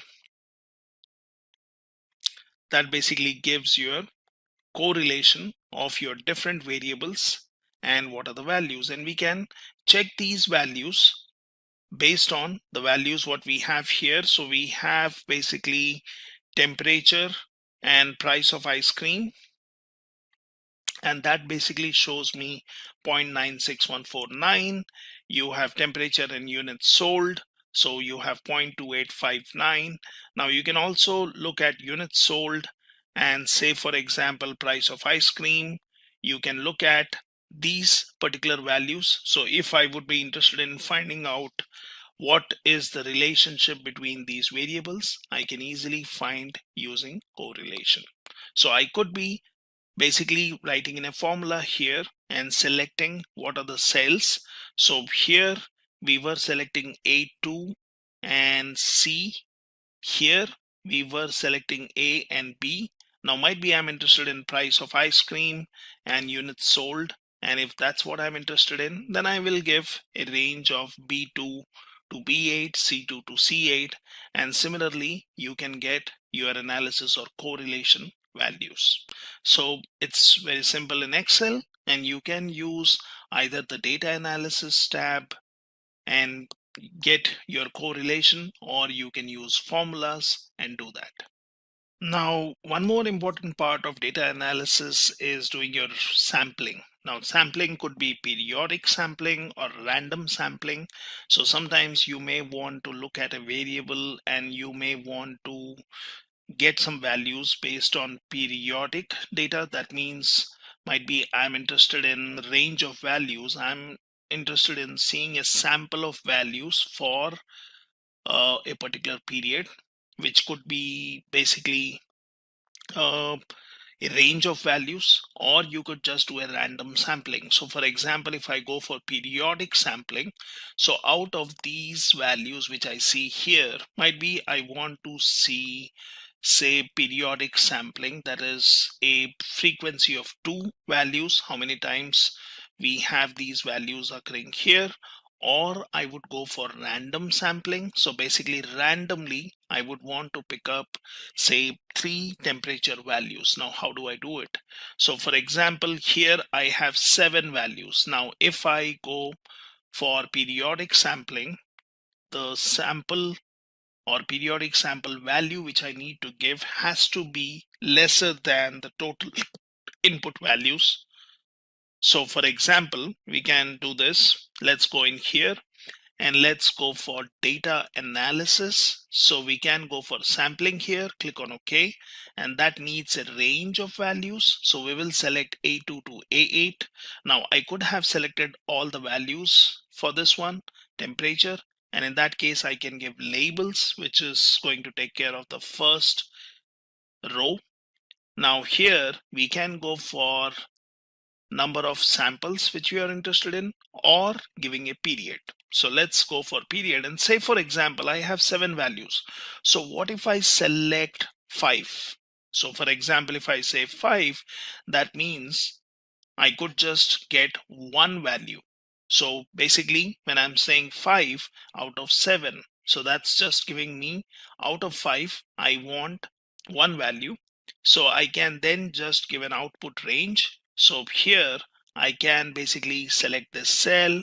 I'll say OK. And now you see it just shows me one value.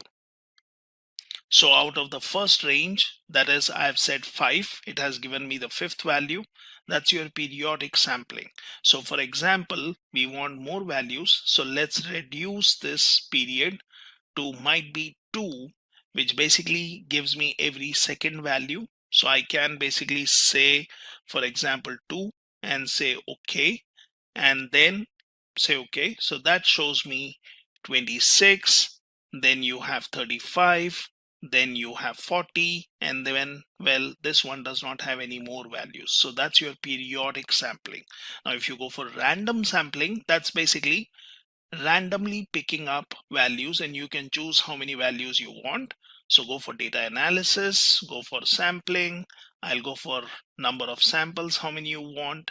So for example, out of 7 values, randomly I want 3 values, and I can just give this, say OK, and then we will do a cancel because we need to change the range. So let's select this and say OK, and that gives me random 3 values from this values of temperature. So we can use Excel to do a simple sampling, and we can choose whether we would want to go for. Want to be a certified data expert? Then here we have postgraduate program in data analytics by Simplilearn. Take a glance at the notable features and skills offered in this course.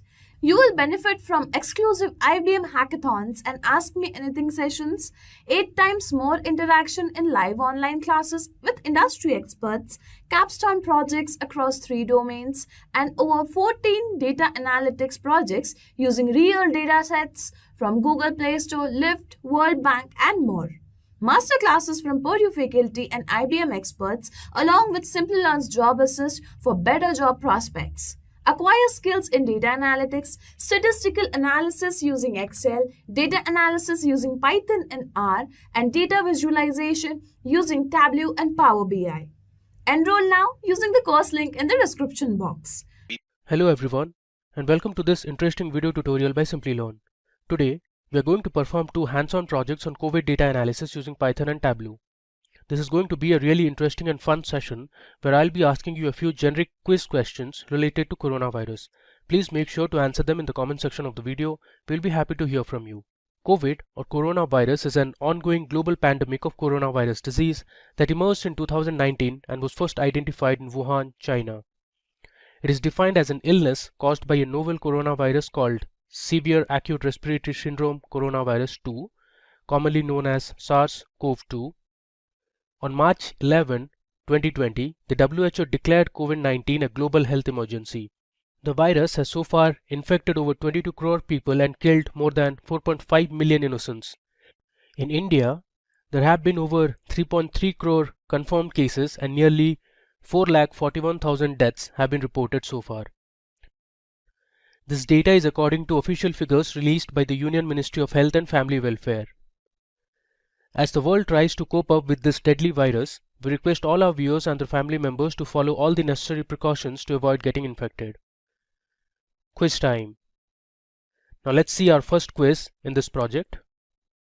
What does corona in coronavirus mean? Here are the options. Is it A. beer, B. Respiratory? Is it C. Crown? Or is it D. Sun? This is a very generic question. I'm sure a lot of you may already know. Some of you may not.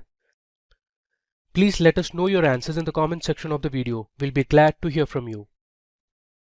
Now in this video, we will use 3 different COVID-19 datasets and perform data analysis using Python and Tableau. The project will give you hands-on experience working on real-world datasets and how you can use the different Python libraries to analyze and visualize data and draw conclusions. You will learn how to create different plots in Tableau and then make a dashboard from the visuals. The project will give you an idea about the impact of coronavirus globally in terms of confirmed cases, deaths reported, the number of recoveries, as well as active cases. We will also see how India has been affected since the pandemic started and dive into the different states and union territories to learn more about the COVID-19 influence and the vaccination status. First, let me show you the 2 datasets that we'll be using. So for our first project using Python, we'll be using the first 2 datasets, COVID-19 India and COVID vaccine state-wise. Let me open the 2 datasets. Okay, so this is the first dataset. You can see here we have the date, we have the time, then we have the different state names.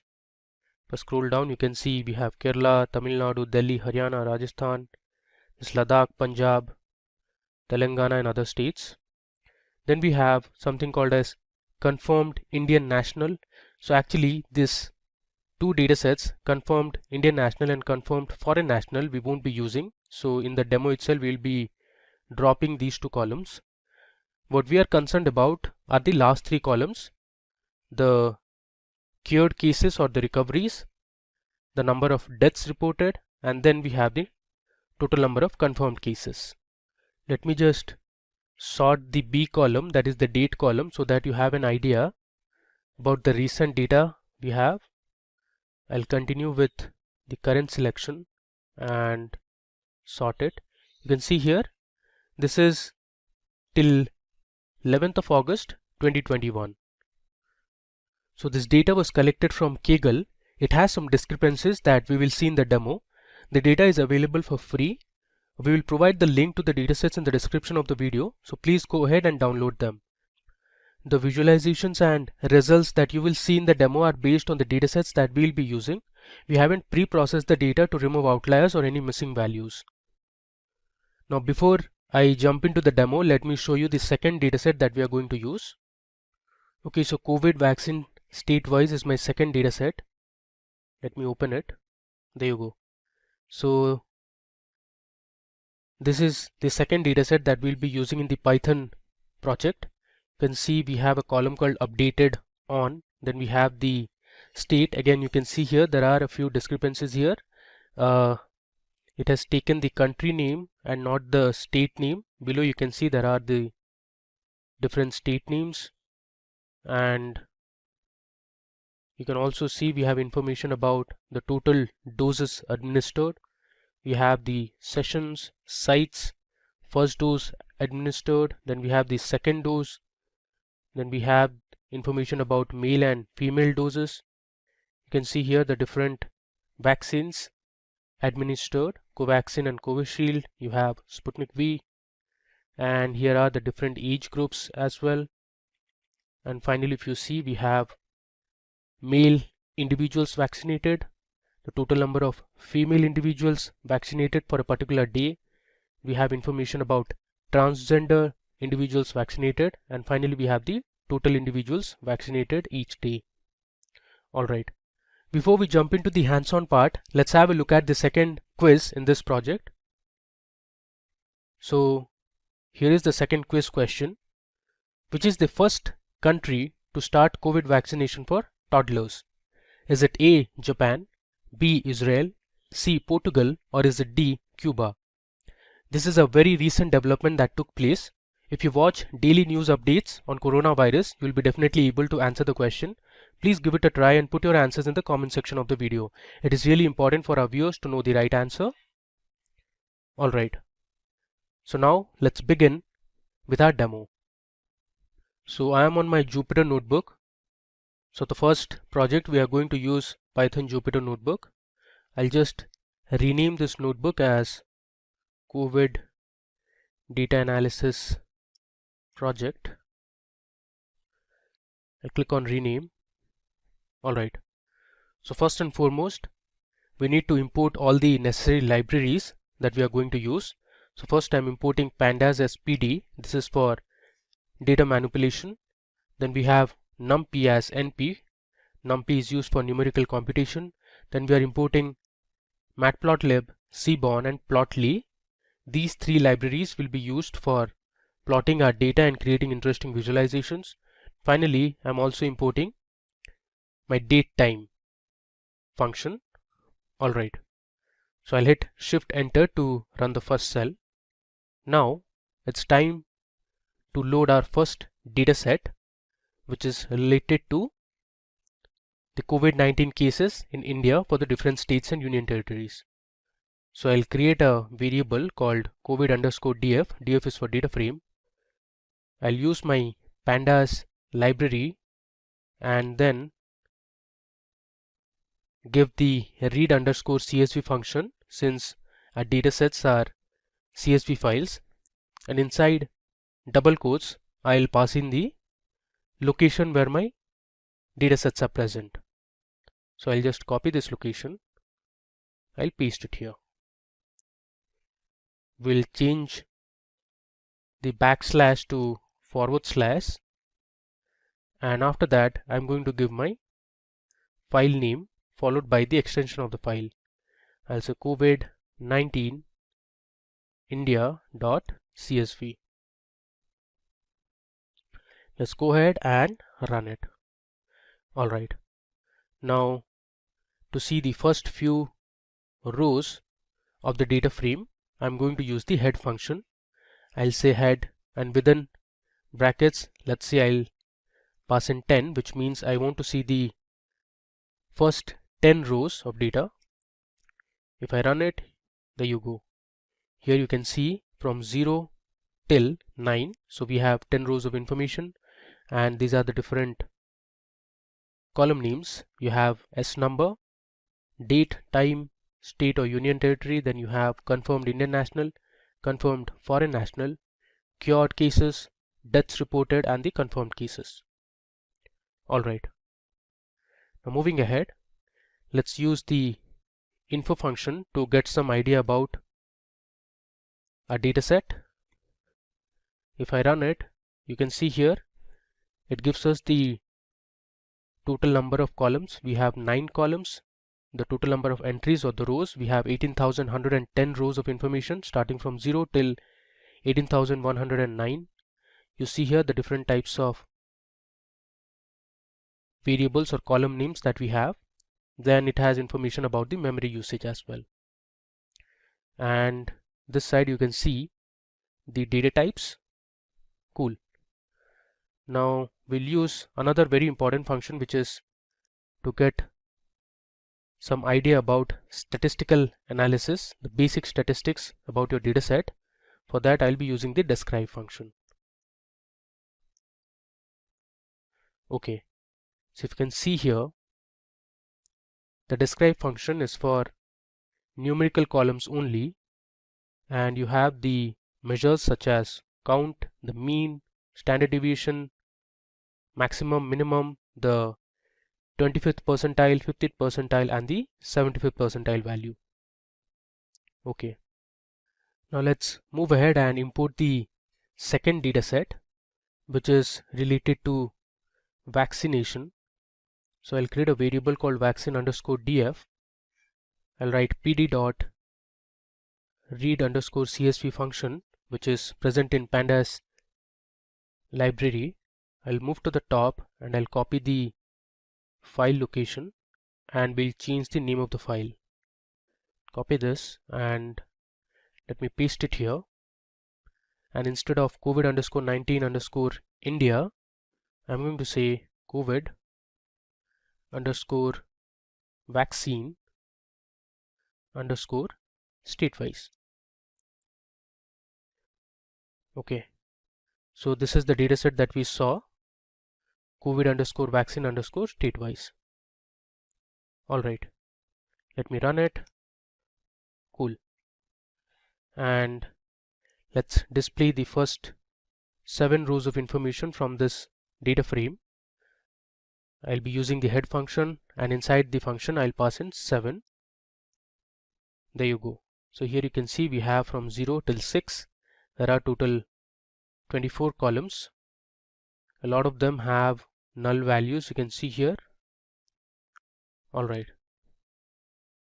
Now,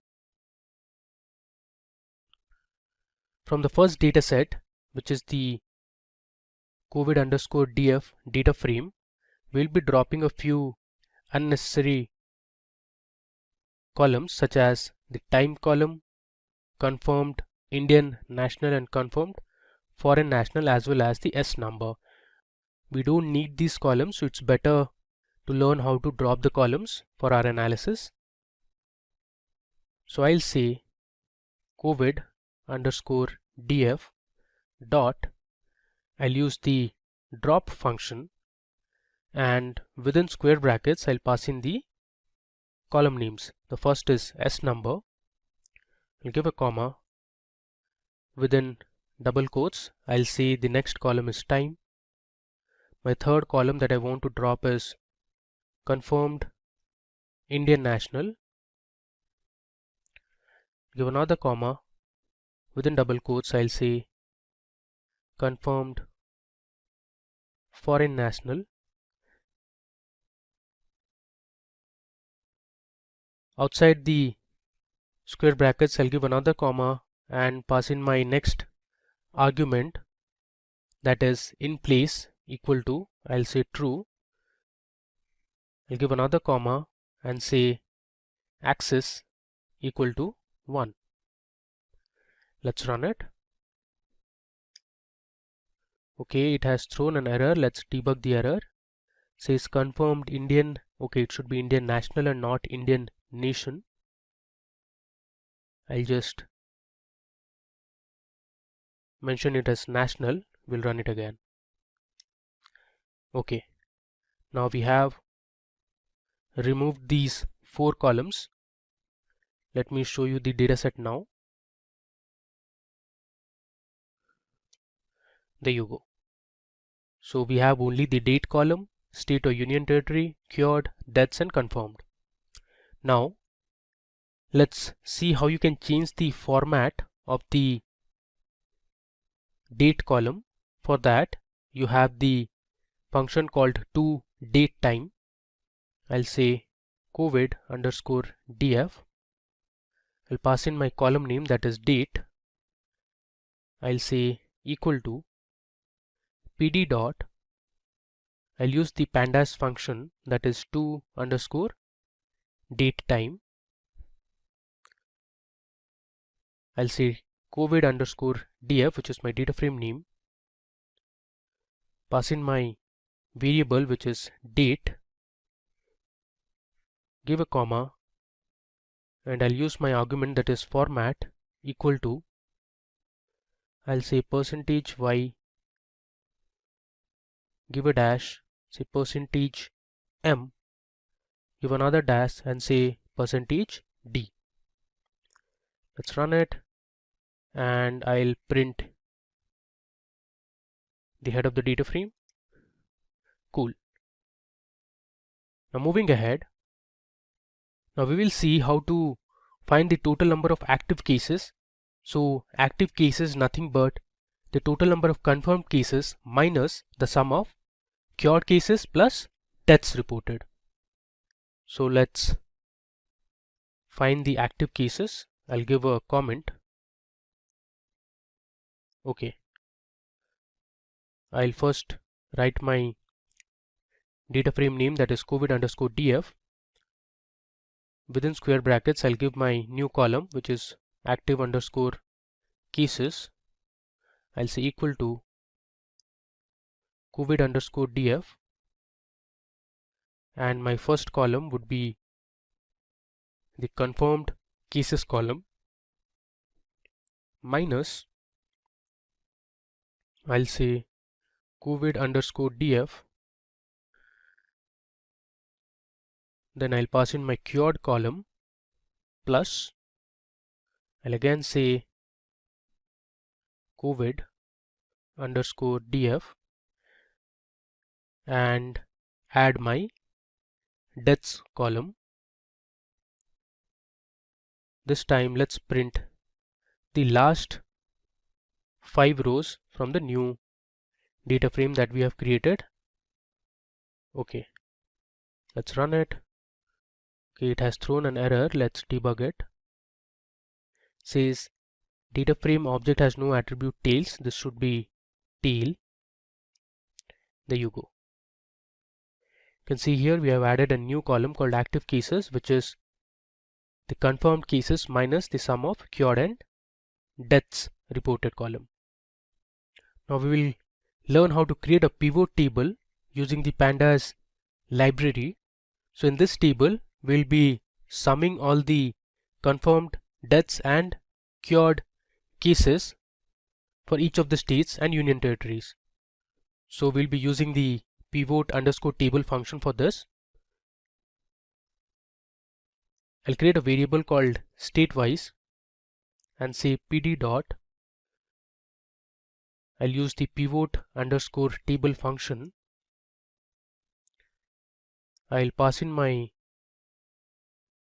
data frame, that is COVID underscore DF, and then I'll give my values parameter. Inside the square brackets I'll pass in my columns confirmed deaths, and then we'll have the cured column. I'll give a comma, and next argument would be index, which is going to be my state slash the union territory column. Let me bring this to the next line so it is more readable. I'll say union territory. I will give a comma now and pass in my last argument, which is agg function, that means aggregate function, and this function would be max. Alright, let's run it. Okay, now I'm going to find out the recovery rate. So recovery rate is basically the total number of cured cases divided by the total number of confirmed cases into 100. So I'll say statewise,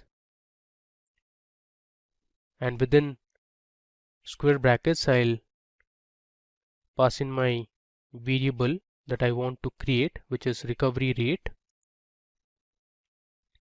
This will be equal to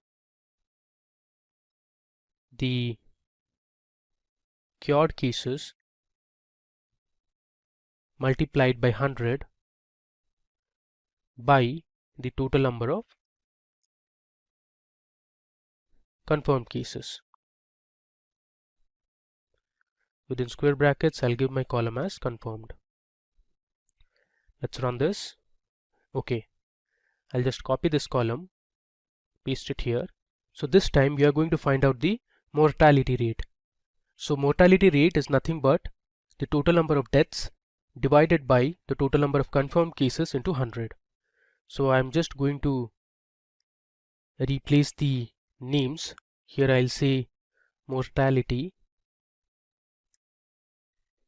Alright, and then instead of cured I'll say my deaths column into 100 divided by the confirmed cases. Let's run it. Okay, now we are going to sort the values based on the confirmed cases column, and we'll sort it in descending order. So let me show you how to do it. I'll say statewise equal to, I'll use the function sort underscore values. So I'll pass in my variable statewise dot and use the sort underscore values function. I'll say by, I want to sort it by my confirmed cases column. Give a comma and I'll say ascending equal to false. Let's run it. Now we are going to plot our pivot table using a nice visual. So for that I'm going to use my background underscore gradient function, and inside that function we'll pass in our CMap parameter. I'll show you how to do it. I'll say style dot background underscore gradient, and inside this we'll pass in a parameter called CMap. So CMap stands for color maps. This is present inside the matplotlib library. So here you can see there's a nice documentation on choosing color maps in matplotlib. This is provided by matplotlib.org. If I scroll down, you can see there are a number of CMaps that you can use. Purples, blues, you have something called reds. There are other things like magma, you have summer, autumn, spring, winter, cool, all these. You can use whichever color map that you want, and here you can see the different shades or the gradients. Okay, so I am going to use my color map as cube helix. Let me run it and show you the pivot table. There you go. Here you can see we have our pivot table ready. Now, as I said in the beginning, there are a few discrepancies in the data set. So here you can see there's one called Maharashtra, and there's also Maharashtra triple star. This you can ignore. Even if I scroll down, you have Madhya Pradesh followed by 3 asterisks. You can ignore this value as well. Even for Bihar we have. So these have been duplicated. And here you can see the different state names and union territories. Then on the top you have the confirmed cases, cured cases, the deaths reported, and the new columns that we created. These are calculated columns, recovery rate and mortality rate, and we have ordered it in descending order of confirmed cases. So far our data says that Maharashtra has the highest number of cases, followed by Kerala, Karnataka, Tamil Nadu, Andhra Pradesh and Uttar Pradesh. So these are the top 5 states which have the highest number of confirmed cases. Even if you see, the mortality rate is also high for Maharashtra, and if I scroll down, the mortality rate is also high for Uttarakhand. If you see here, if I scroll further, you have Punjab, the mortality rate is also high. Alright, so this was our first visual that we created in the COVID data analysis project. Now moving ahead, we'll see the top 10 states based on the number of active cases. So we'll start. I'll give a comment, top 10 active cases states.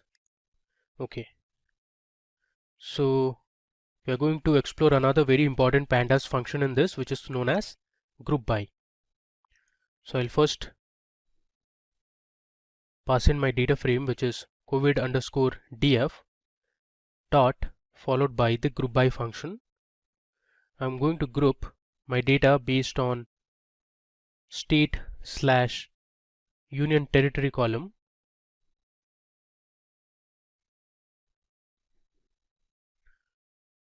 Then I'll say dot max, which is to find the maximum value from the states that have the highest active cases. So I have passed in my active cases column, and we're also going to group it based on the date column. After that, we are going to sort the values. So I'll use my function that is sort underscore values. I'll say sort by my column that is active cases. Let me bring this to the next line.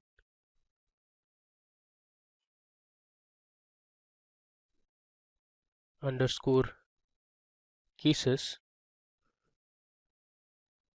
I'll give a comma and say ascending equal to false, say dot, and then reset my index. For that I'll use reset underscore index function. Okay, let's check if everything is fine. I have missed a square bracket here. Let me give another square bracket here. Okay, and all this we are going to store in our variable called top underscore 10 underscore active underscore cases. Okay, now let me go ahead and run this cell. Okay, there is a syntax error here. Now let's run it. Okay, now I'll create another variable called fig.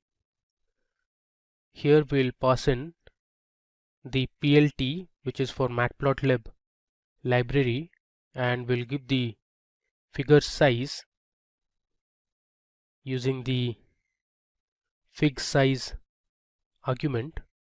It's equal to, and within a tuple and passing the size, let's say 16,9. We'll run it. Okay, and let's give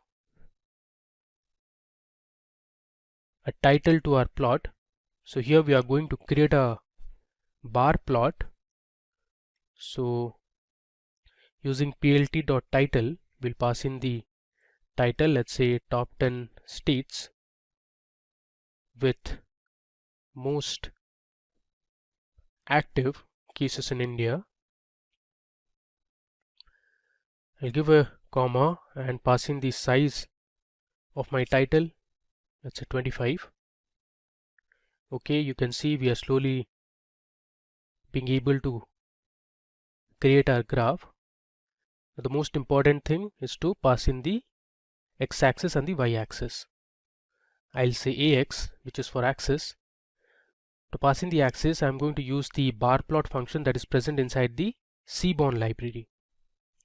I'll say sns.barplot. I'll say data equal to my variable, which is top underscore 10 underscore states. This is actually active states.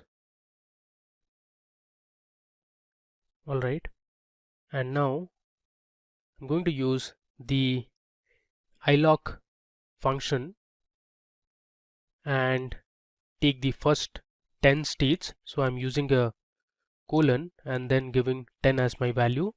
ILOC is for index location. I'll give a comma and say my y-axis to be active cases. Give another comma and say my x-axis to be state slash union territory.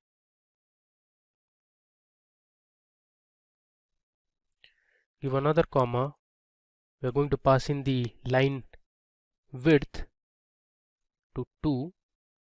I'll say line width equal to 2, and we'll give an edge color. Let's say the edge color is red. Okay, so I have my axis defined now. Let's run it. There's an error here. It says top 10 active states not found. Let's go to the stop and see the exact. Okay, so this is top 10 active cases. Let me change it to cases here. Now run it. Okay, the x-axis also has a mistake. This should be state/union territory. Now let me run it. There you go. We have our plot created, but as you can see here, the labels of the different states and union territories are overlapping. So for that, let me first pass in the x labels. I'll say plt.x label, and my x label would be states. Then I'll say plt.y label. My y label will have the total active cases. And finally, I'll write plt.show. Before I run it, let's collate all the lines of code that we have written for our top 10 states for most active cases in India into one cell. So what I'll do is I'll just copy this and we'll keep adding in this cell itself. Okay, I'll go to the top. Next, we'll copy my figure size and we'll paste it here. Next, let's take the title and put it here. Give a space, and we are going to copy this cell and I'll paste it here. Alright, now it's time to run it. There you go. You see it here. We have a nice bar plot ready. On the top you can see the title, top 10 states with most active cases, and you see the edges are in red color for all the bars. On the x-axis you have the different state names: Maharashtra, Karnataka, Kerala. You also have Andhra Pradesh, Gujarat, West Bengal and Chhattisgarh. So as you can see, Maharashtra has the highest number of active cases based on our data, followed by Karnataka, Kerala and Tamil Nadu at 2nd, 3rd and 4th place respectively, and in the 9th place we have West Bengal, in the 10th place we have Chhattisgarh. On the y-axis you can see the total active cases, which are in lakhs. Okay, now moving ahead, now we'll see the top 10 states based on the total number of deaths reported.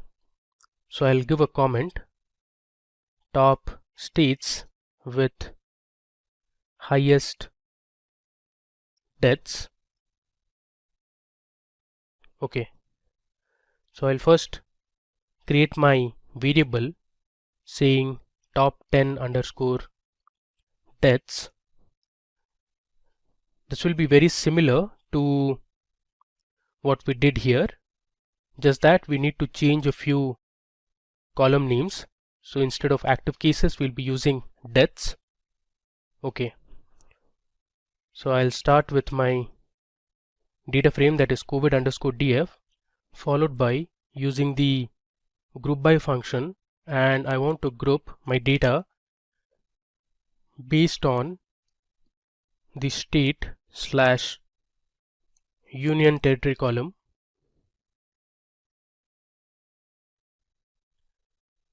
Then I'll choose the max function, and within double square brackets I'll pass in my column names deaths and date. Let's make it consistent. I'll be using single quotes. Okay, I'll say dot, I'm going to sort my result, therefore I'm using the sort underscore values function. I want to sort it by deaths column.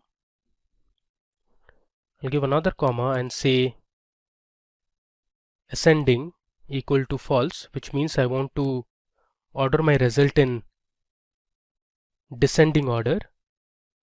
Then I'll say dot reset underscore index. Okay, after that I'll give my figure size. I'll say plt dot figure, and within brackets I'll pass in my argument, which is fig size equal to, using a tuple I'll say 18 comma let's say 5. Now let's give a title. For that I'll use the title function which is present in the matplotlib library. I'll say top 10 states with most deaths, and let's give a size to the title 25. Now it's time for us to give the axis labels. I'll just scroll down. Okay, so I'll say ax equal to, again this will be a bar plot, so I'm using my cbourne library followed by the bar plot function.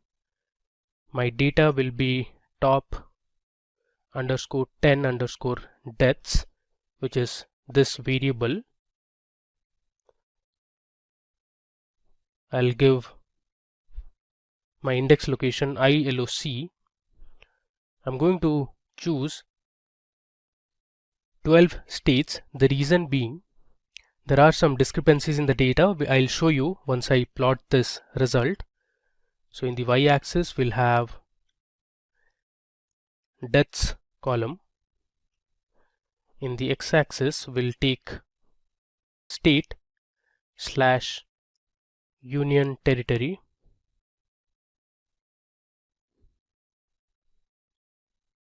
Okay, I'll give another comma and say line width equal to 2, and we'll give an edge color to our bars like we did here. So I'll say edge color equal to, let's say,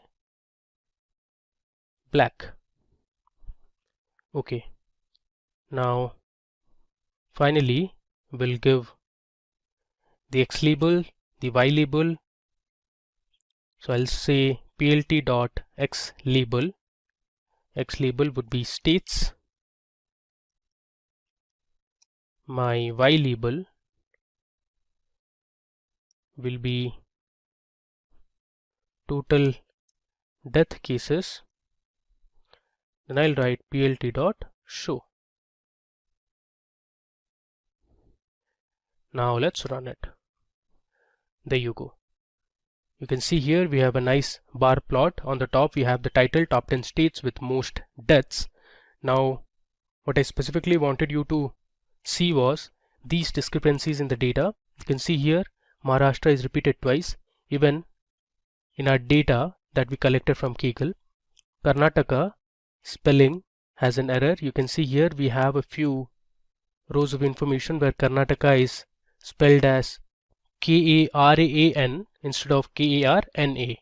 Alright, so to remove these two results or to ignore these two results, I had given my index location till 12. So we have Maharashtra, Karnataka, Tamil Nadu, Delhi, then Uttar Pradesh, West Bengal, Kerala, Punjab, Andhra Pradesh and Chhattisgarh with the states that have the most number of deaths reported. Okay, now we'll create a line plot to see the growth or the trend of active cases for top 5 states with most number of confirmed cases. So the states are Maharashtra, Karnataka, Kerala, Tamil Nadu and Uttar Pradesh. I can show you. So these are the states with highest number of active cases. Okay. Hello everyone. Welcome to today's video tutorial by Simplilearn. In this video, we are going to perform a really interesting data analysis using Python on the Spotify music streaming service platform dataset. I'll also be asking you a few questions related to Spotify during our discussion. Please make sure to answer them in the comment section of the video. So now let's get started.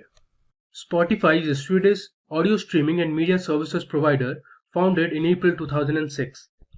It is the world's largest music streaming service provider and has over 381 million monthly active users, which also includes 172 million paid subscribers. The total number of downloads on the Spotify app in the Android store exceeded 1 billion in May 2021. So millions of people listen to music all day. Even I am hooked to music. As an analyst, what's better than exploring and quantifying data about music and drawing valuable insights? Before I move ahead, I have a quiz question for you people.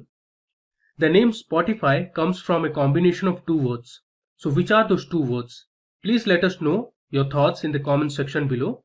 I would like to repeat the question again. The name Spotify comes from a combination of two words. So what are those two words? We would love to hear from you. So please put your answers in the comment section below. Now let's use Python libraries and functions to analyze and visualize our dataset. First, I'll show you the two datasets that we'll be using. So here is the first dataset that we'll be using for our demo, and then I have my second dataset called Spotify features, which is essentially about the genres of the different soundtracks. Now these datasets have been downloaded from kaggle.com. Now the links to the datasets have been provided in the description box. Please go ahead and download them. Now let me just go ahead and brief you about the columns that are present in our first dataset, which is about tracks. We have our column A, which is ID. This is the unique ID for each of the songs. Then we have the name column, which is essentially the name of the song. Then we have a column for popularity. So the popularity ranges from 0 to 100. Then we have duration in milliseconds. This is the duration of the track in milliseconds.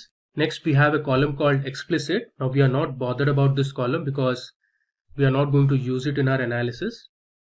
Then we have artist. So the name of the artist who has composed or sung the song. Then we have ID of the artist. Then we have a column for release date, which is basically the date on which the song was released. Then we have a column for danceability.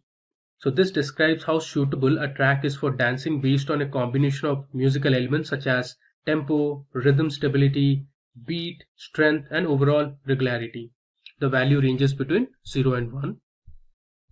Next, we have a column for energy. So the energy is a measure between 0.0 to 1.0 and represents a perceptual measure of intensity and activity. Typically, the energetic tracks feel fast, loud, and noisy. Higher the value, the more energetic is the song. Then we have a column for key. So key is the pitch, notes or scale of song that forms the basis of a song. There are 12 keys ranging from 0 to 11. Moving ahead, we have loudness. So the overall loudness of the track in decibels, it ranges from -60 to 0 decibels. Then we have mode. So songs can be classified as major and minor. 1.0 represents major or 1 represents major and 0 represents minor. Next, we have speechiness. So speechiness recognizes the presence of spoken words in a track. More exclusive speech like the recording, example talk show, audiobook, or poetry, the closer to 1.0 the attribute value. Then we have a column for acousticness. So a confidence measure of 0 to 1 of whether the track is acoustic or not. So 1.0 represents high confidence the track is acoustic. Then we have other information about instrumentalness. Then we also have a column for liveness. So liveness detects the presence of an audience in the recording. Then we have a column for valence. So valence is a measure between 0.0 to 1.0 and describes the musical positiveness conveyed by a track or a song. And finally, we have the columns for tempo and time signature. Now, even in the second dataset, we have almost the same columns, just that we have an additional column that is about the genre of the songs present in the dataset. Cool. Now let's head over to our Jupyter notebook and we'll start with our analysis. Okay, so one more thing to remember. Our data has information from 1922 onwards. So all the songs from 1922 till 2021. Cool. Okay, so I'm on my Jupyter notebook. So you can see I have a few cells that have already been filled up. So we'll start with our analysis. First of all, let's go ahead and import the necessary libraries. So I'm importing NumPy, Pandas, Matplotlib and Seaborn for my analysis and visualization. I'll hit Shift Enter to import the libraries. Alright, and in the next cell I'm going to load my dataset using the pandas read_csv function. I have my location already put here. Let me show you the location where the data files or the data sets are located. So this is my location. Under Chrome downloads I have a folder called Spotify datasets. Okay, so let's import and check the first 5 rows in the dataset. So for that I have used the head function. There you go. So here you can see I have my first 5 rows of information from the dataset, and on the top you can see the different columns. You have ID, name, popularity, artist, then we have the release date, danceability, energy, key, loudness, liveliness or liveness, balance, tempo, and other information. Cool. Now let's check for null values in the dataset. I'll just give a comment as null values. Every time when you download a dataset from an open repository, there are chances that the dataset would contain null values, so it's better to check them beforehand. So I'm going to use the isNull function present in the pandas library.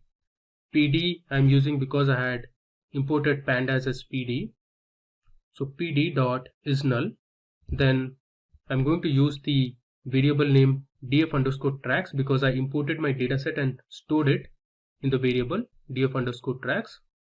So I have my data frame under df_tracks variable, and then I'll use the sum function to check the total number of null values present in the dataset for each of the columns.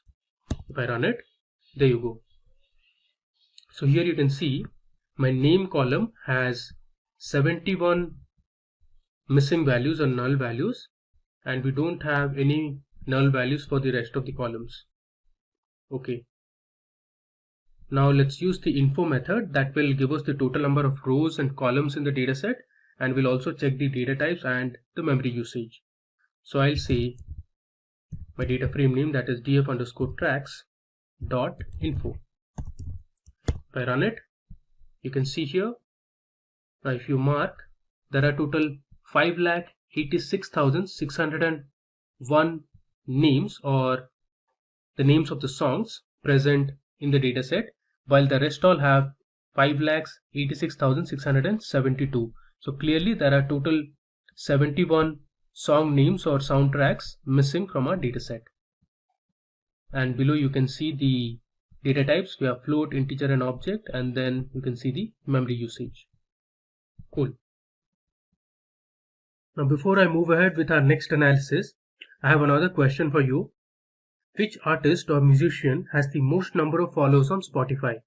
I repeat, which artist or musician has the most number of followers on Spotify? Please put your answers in the comment section below. We would be happy to hear from you.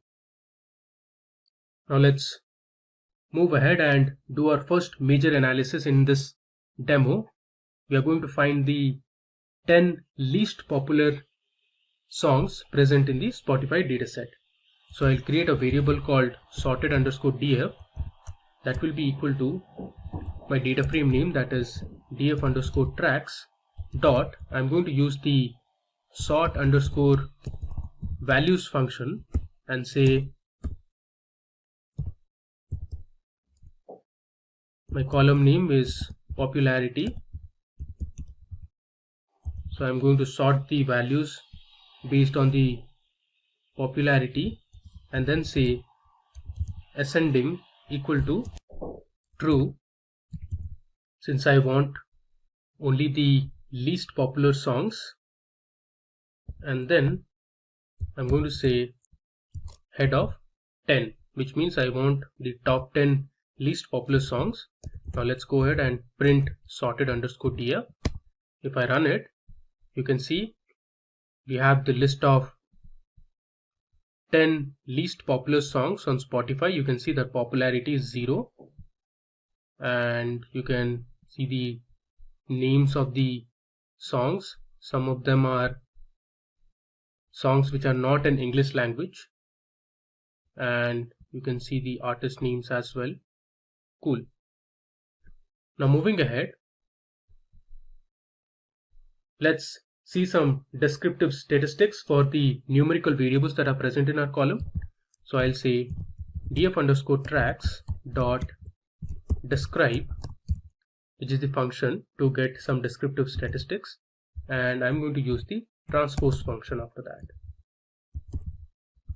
If I run it, there you go. So we have the statistics about count, mean, standard deviation, minimum value, 25th percentile, 50th percentile, 75th percentile, and the maximum value for these columns like popularity, duration in milliseconds. Then we have energy, key, loudness, mode. Cool. Now if you see this popularity column, the minimum value is 0 and the maximum value is 100, and you can see the 50th percentile is 27, which is essentially the median. You have the standard deviation as 18.37. Then similarly you can check for the other features as well. Cool. Now we'll see the 10 most popular songs which are greater than 90. So we are going to check for the top 10 songs with popularity greater than 90. Let me show you how to do it. So in this cell, I'm going to create a new variable called most popular, and I'll say df underscore tracks dot, this time I'm going to use the query function that is part of pandas library again. I'll use the column that is popularity, and we'll set the condition popularity should be greater than 90. I'll give a comma and say in place equal to false, because I don't want to change my original data frame. And then I'll say sort underscore values,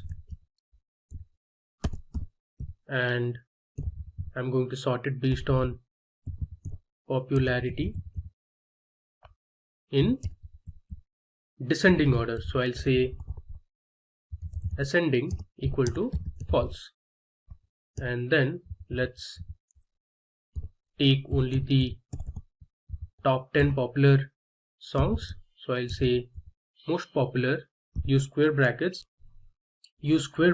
and we'll then pass the slicing operator and say :10.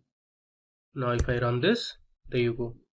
So here you can see the 10 most popular songs that is present in our Spotify dataset. First we have Peaches by Justin Bieber, Daniel Caesar and Giveon. Then we also have a song name called Driver's License, Astronaut in the Ocean, Save Your Tears. We also have The Business, Streets, and Heartbreak Anniversary. So these are the most popular songs that are present in our dataset based on their popularity. You can see Peaches has the highest popularity with 100. Alright, now moving to the next cell. So here we are going to set the index to be release date column in the main data frame. So I am setting my index using the set underscore index function. I have passed in my column name as release date, and I'm saying in place equal to true, which means I want to change it in my original data frame, and then I'm changing the value to date time format, and let's print the head of the dataset. So you can see here we have successfully changed our index. Now here you can see instead of 0, 1, 2, 3 we have the release date column, and the rest of the columns are intact. Cool. Now let's move ahead.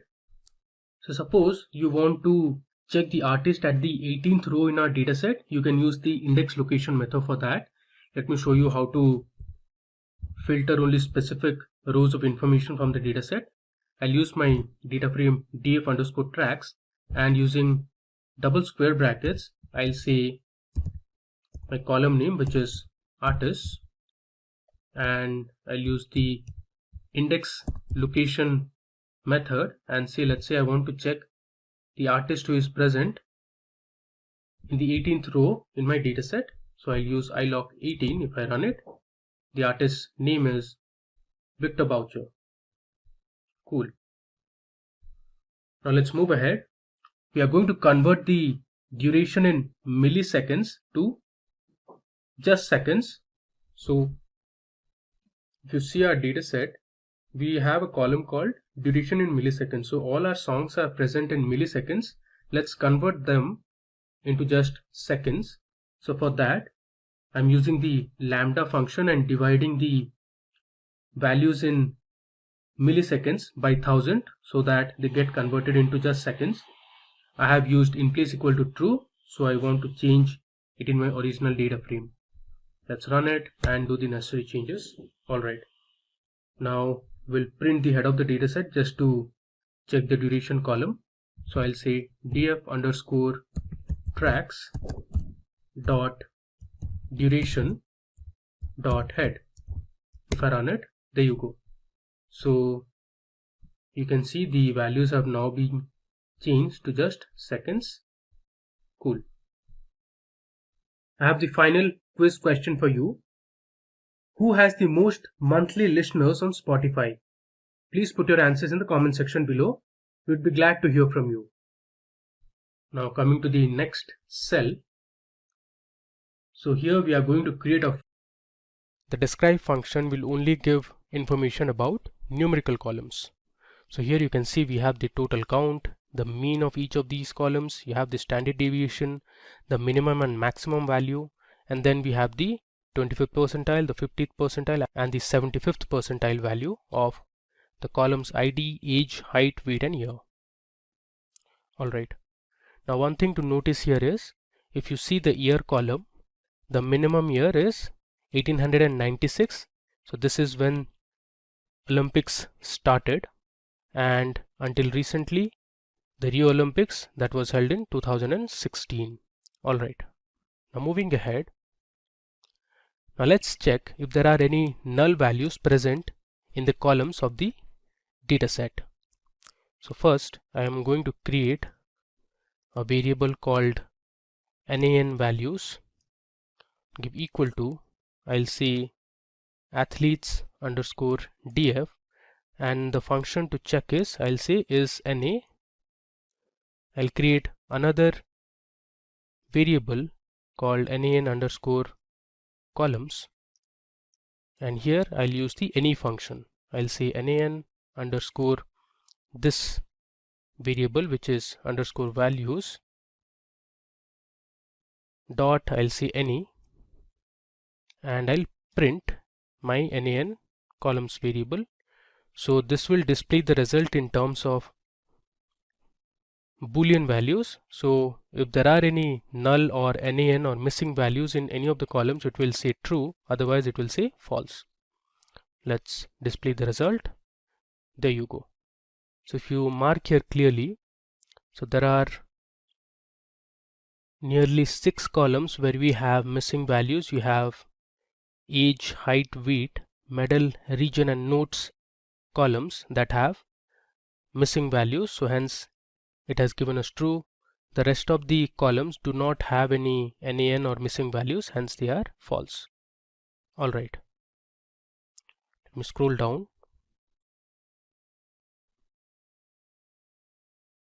Now let's see the total number of null values for the above 6 columns. So I'll say athletes underscore df dot, I'll use the function is null, and again I'll use the sum function. Okay, this should be is null. If I run it, you can see it here. So our age column has 9474 rows where we have null values. Then we have some null values for the height column as well, for the weight column. So these are the total number of rows where we don't have any information regarding age, height, weight, or region. Notes, this medal is self-explanatory because a lot of the athletes who participate in Olympics don't win any medals, so for them the value is NA. Now before I move ahead, I have a question for you people. So the question is, I want you to print the column names containing null values or missing values in the form of a list. So please answer this question and put it in the comment section of the video. We would be happy to know your approach. So the question, I'll repeat it again. I want you people to print the column names containing null values or missing values in the form of a list. So basically on the top we saw there were 6 columns that had null values. I want you to print these 6 columns in the form of a list. Alright, now moving ahead. Now let's see the data for specific countries. Let's say you want to see the athletes who have participated in the Olympic Games from the beginning for India. For that, you can filter your result using a function called query. So let me show you how to do it. I'll say athletes underscore df dot, we'll use the query function, and then I'll say team, which is my column name, should be equal to, and the value I'll give is India. Now let's display the first 5 rows of information or the details for the athletes who are from India. If I run this, okay, there is some error here. Okay, so we need to make sure this entire expression or the condition should be within single quote. I'll just delete this single quote from here and we'll add it in the end. Now let's run it. There you go. So here you can see we have the top 5 rows of the athletes who are from India. You can see here the region is India, you can see the NOC is India, the team is India, and let me go to the left. You can see the name of the athlete, the sex, age. So for age you have some missing values, you have the weight, team, year, and everything. Alright, similarly you can also check for Japan. Let me just copy the above code, I'll paste it here, and instead of India I'll say Japan. I'll run it. There you go. So if you see here, you can see all the details are for the athletes who are from Japan. Alright, now moving ahead. Now I want to know the top 10 countries who have participated since the inception of Olympics in 1896. So for that I'll create a variable called top underscore 10 underscore countries. I'll say equal to, I'll use my data frame, that is athletes underscore df. I'll say dot team, then I'll use the function value underscore counts. I'm going to sort my count in ascending order. Just mark the way in which I'm writing the functions. Any error in terms of syntax or the flow will throw you an error. I want to display the top 10 countries. Now let's go ahead and print it. I'll say top underscore 10 underscore countries. Alright, let me run it. Okay, it has given us an error. Let's debug it. Okay, so this should be value counts and not count. Let's run it again. Another error. Okay, so this should be short underscore values and not value. Let's run it again. There you go. So here you can see the top 10 countries participating in Olympics since 1896. You have United States, then we have France. So these are the number of participants who have taken part since 1896. So the most number of participants have come from US, then we have France, Great Britain, Italy, Germany, Canada, Japan, Sweden. We also have Australia and Hungary. I'll scroll down. Now we are going to convert this table that we got, or the output that we got, in the form of a graph. So I'm trying to create a bar plot to plot the top 10 countries who have participated in Olympics. So here I'm using the figure function to give the figure size. So these are the dimensions 12,6. Now I'll tell you what this PLT_X means. Just wait for a while. I have given a title to my plot saying overall participation by country, and then using the Seaborn library and the bar plot function, I am plotting the X and the Y axis. So my X axis has top, I should make this top 10 countries because above we used top_10_ countries. Similarly for Y axis I'll make it top_10_ countries, and then I'm using a color palette called set2. Let's run it. There you go. So if I scroll down, you can see here we have a nice bar plot. This is a vertical bar plot, and here you can see the bars which represent the different country names. First we have United States, which has the highest participation since the beginning of the Olympics. Then we have France, Great Britain, Italy, Germany, Canada, and we have the rest of the countries. Cool. Now moving ahead, the next visualization we are going to see is the age distribution of the athletes. So for this we are going to create a histogram. I'll be using the matplotlib library specifically for this visualization. So I'll say plt.figure will give the figure size using the argument fig size equal to, and this will be a tuple actually. My size is going to be 12,6. I'll say plt dot title.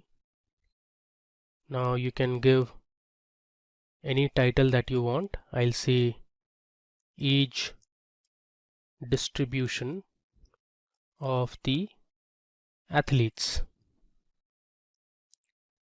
Then we'll also give the X labels. I'll say plt dot X label. This will have age. Then we'll say plt dot Y label, and this will have the label as number, and the edge you can see here we have the white color. Alright, now moving ahead. Now in the initial slides of the video we discussed the Summer and Winter Olympic Games. Let's look at the different sporting events that are part of the Summer and Winter Olympic Games. Just to give you a heads up, the Winter Olympic Games are held once every 4 years for sports practiced on snow and ice. So here I have my variable name winter_sports, so I'm extracting for season equal to winter, and I am going to display only the unique values. Now let me run this cell. Okay, so you can see here these are the different winter sports that are held during the Winter Olympics. Now similarly, let's see for Summer Olympics. So what I'm going to do here is I'll just copy this cell of code and we'll edit the variables. I'll say Summer_Olympics. So these are the sports that are played on snow and ice, and these are the sports that are played during summer. Moving ahead, now it's time to analyze the total number of male and female participants who have taken part in different games since 1896 till 2016 Rio Olympics. Alright, so I'll say gender_counts, which is my variable name.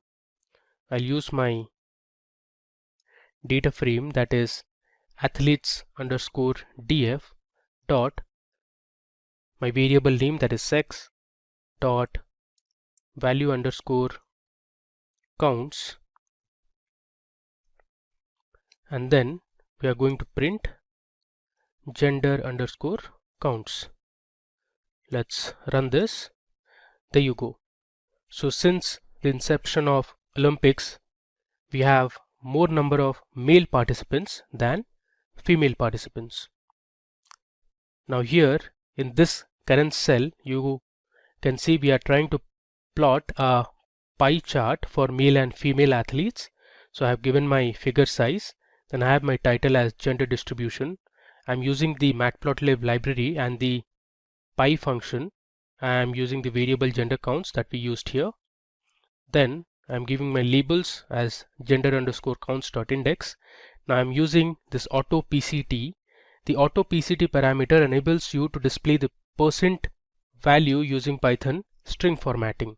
So this is my string formatting that I have used, and I'm initialized my start angle for the pie chart as 150 degrees, and I'm also giving shadow to my pie chart. So I have written shadow equal to true. Let's run it. Alright, so you can see here this is my pie chart that shows you the distribution of the male and female participation. So for male it is 72.5%, for female so far it is 27.5% as per the dataset that we have.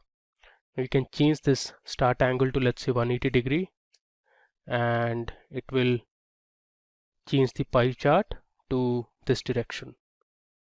Cool. Now moving ahead, this time we are going to find the total number of medals that the athletes have won. So I'll use my data frame athletes_df dot, and then my column, that is medal, I'll say dot value underscore counts. Let's run it. There you go. So you can see the gold medals, the bronze medals and the silver medals are very much similar to each other. The numbers are pretty much the same. Alright, now it's time to focus on the total female athletes who have taken part in each Olympics. So I'll create a variable called female_participants. I'll say equal to, and then use my data frame name, that is athletes_df. Using square brackets, I'll say athletes_df dot, the gender should be equal to female, and I'll use ampersand. I'll say, just copy this, paste it here. I'll say dot season equal to, we'll check for Summer Olympics,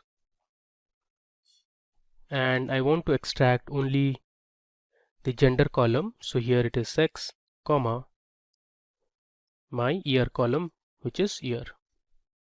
Okay, and then I'll say female underscore participants equal to, I'll just copy this, paste it here, and then I'll use the group by function. Say group by, which is part of the pandas library. I'll say year, and then I want to find the count.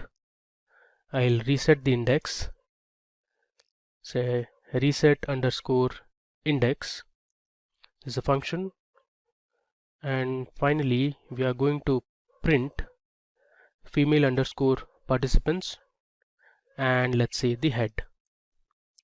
Alright, so what we are trying to do is, I'm trying to filter my data only for the female athletes for Summer Olympics, and here I am printing the participation based on each year, so I'm finding out the count.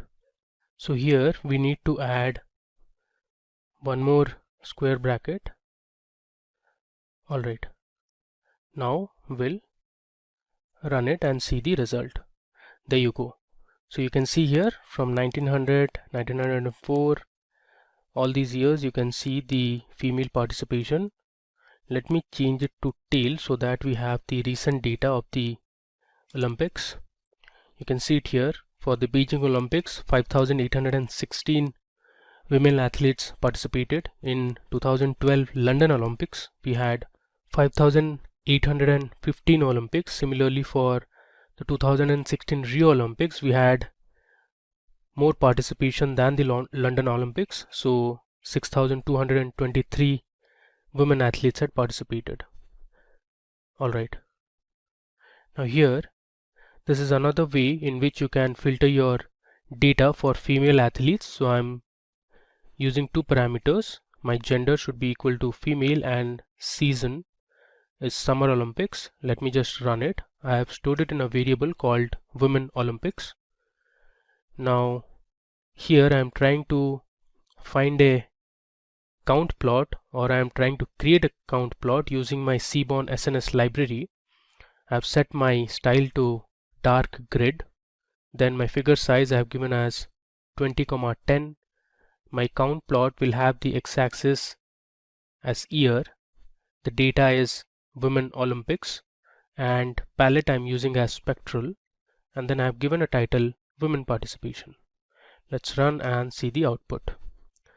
There you go. If I scroll down, you can see on the top I have the title for my count plot, which says Women Participation, and on the y-axis I have the count, and at the bottom you can see the different year values from 1900 till 2016,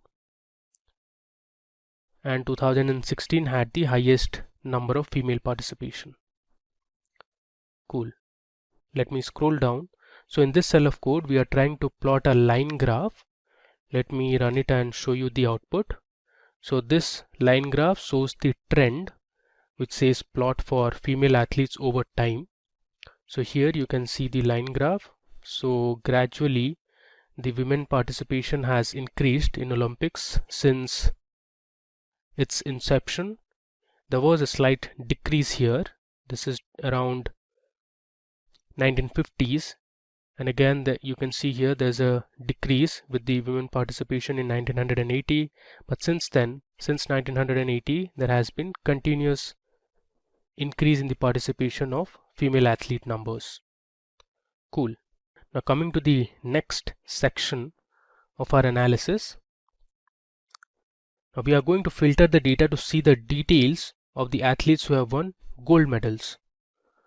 So I'll create a variable called gold medals.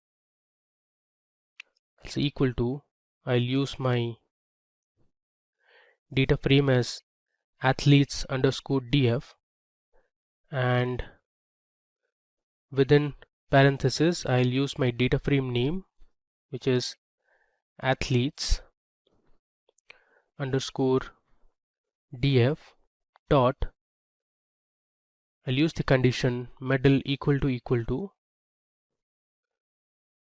and my value would be gold.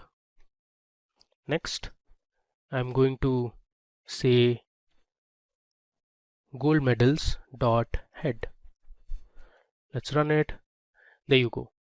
So here we have the top 5 rows of the athletes who have won a gold medal. You can see all the records have medal as gold. Now we are going to use this subset of the data and perform some more analysis.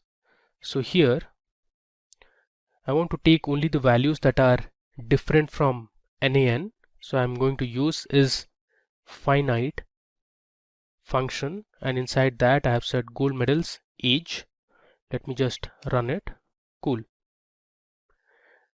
Now I want to see the athletes who have secured a gold medal beyond the age of 60 years, which is very rare. So we'll see the total number of athletes with more than 60 years of age having won a gold medal. So here I'm going to say gold medals. I'll use my column as ID, and then I'll use my variable gold medals, and then I'll say age should be greater than 60, and then I'll close my square bracket and say count. Okay, let me just verify if everything's fine. Yeah, I'll run it and we'll see the result. So there are total 6 athletes who have won a gold medal having age more than 60 years. Cool. Now let me check for which sport these 6 gold medals have come. So I'll say sporting underscore event. This is going to be my variable name, equal to, I'll use the same variable name, gold medals. I'll going to choose my sport column, and then I'll give my condition age greater than 60. Now let's go ahead and we'll print the variable sporting event. If I run this, you can see it here. So for art competitions, even for archery and shooting, and this one called rook, we have had gold medals from athletes who had an age more than 60 years. Now we are going to plot this result or the table that we achieved on the top. So I'll say plt dot figure. I'll give my figure size equal to, let's say 10,5. Then I'll say plt dot, we'll use the tight layout, say tight underscore layout. Then I'm going to use the Seaborn library and create a count plot for my variable sporting underscore event. Then I'll say plt dot title. I'll give the title as gold medals for athletes over 60 years of age. Let's run it, and if I scroll down, you can see here we have a nice count plot. I have my title gold medals for athletes over 60 years, and since for archery we had 3 players who secured a gold medal having an age more than 60 years. You can see here archery is 3, art competition 1, rook is 1, and shooting we had 1 medal. Alright, now we'll see the total gold medals from each country. So for that I'll say gold medals dot, we'll use the region column, and followed by that I'll use the value underscore counts function, and I'll reset the index with name equal to, I'll provide the medal column. Then we are going to print the head for the top 5 countries. Let me run it. You can see it here. So USA has secured the most number of gold medals. Then we have Russia, Germany, UK, and then we have Italy. Cool. Now in this cell I am going to create a plot to visualize the table that I got above. So I've used my labels, my titles. I'm using the cat plot function that is present in the Seaborn library. I have my x-axis, my y-axis, the data which is total gold medals. Let me just verify. Okay, and we'll run it. If I scroll down, you can see this is a different palette that I had used, which is a rocket, and you can see USA has got the most number of gold medals. Then we have Russia, Germany, UK, Italy and France. Now we also have included France here, which was not present in this table. The reason being I have used head as 6. So it will give me the top 6 countries. Alright. Now we will analyze and look at the data for the most recent Olympic event that is present in our dataset. I'm talking about the 2016 Rio Summer Olympics.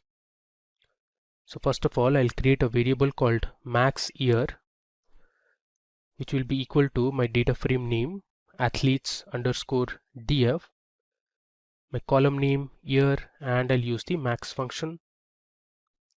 Then let's go ahead and print my max year. I'll just show you the output. You can see here my max year present in the dataset is 2016, the Rio Olympics. Next, we will create another variable called team underscore names that will be equal to my data frame name athletes underscore df.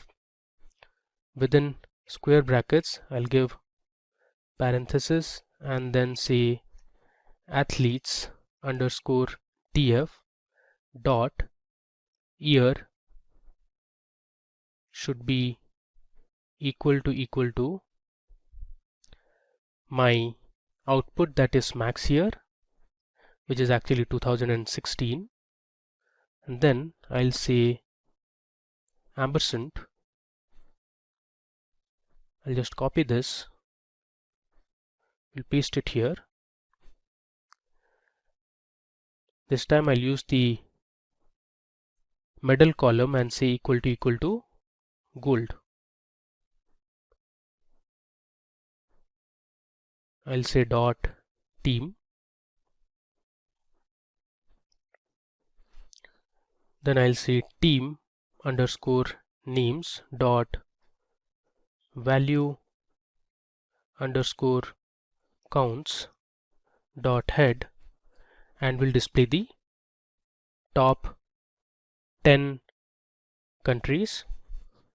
Let me run this. There you go. So in Rio Olympics, United States secured the most number of gold medals. Now the reason this is 137 is we have also counted the team events, for example basketball. Similarly, Great Britain had 64 gold medals in total, Russia 50, we have Brazil 34, Argentina 21, France 20 and Japan 17. Alright. Now using the above result, we are going to create a bar plot. I'll just change this team underscore list to team underscore names. Similarly here also I'll make the corrections as team underscore names. Cool. Now we'll run it, and you can see here we have a nice horizontal bar plot. So we have United States at the top, Great Britain, Russia, Germany, China, Brazil. So here I am displaying the top 20 nations since I have used head as 20. So these are the top 20 nations who secured the most number of gold medals in the Rio Olympics. Alright. Now in the final section of this video, we will create a scatter plot to visualize the height and weight of male and female athletes who have won a medal. Now it can be a gold medal, a silver medal or a bronze medal. But before that, we need to filter the data only for athletes who have won a medal. Now if you had noticed here, our medals column also had a few null values, so we are not going to consider those null values here. We are only going to consider for the athletes who have won a medal. So for that, I'll create a variable called not underscore null underscore medals. equal to, I'll say athletes underscore df, then I'll give my, let's make it df, I'll give my condition. Let me just copy this, I'll paste it here, and then I'll give my condition height and use the not null function, and then I'll say ampersand, create another parenthesis, I'll say athletes underscore df. This time we'll consider the weight column. Again, I'll use the function as not null,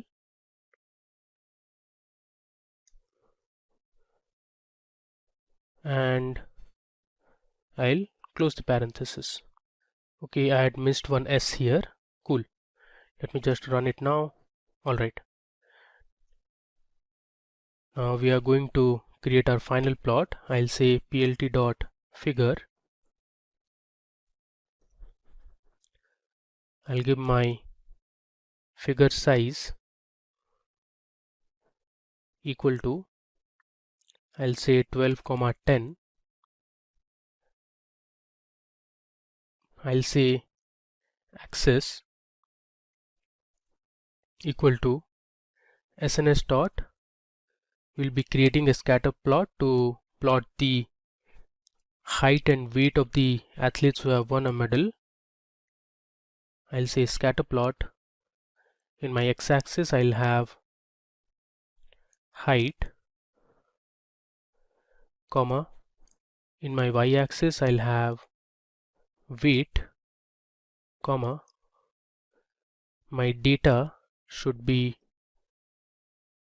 not underscore null underscore medals.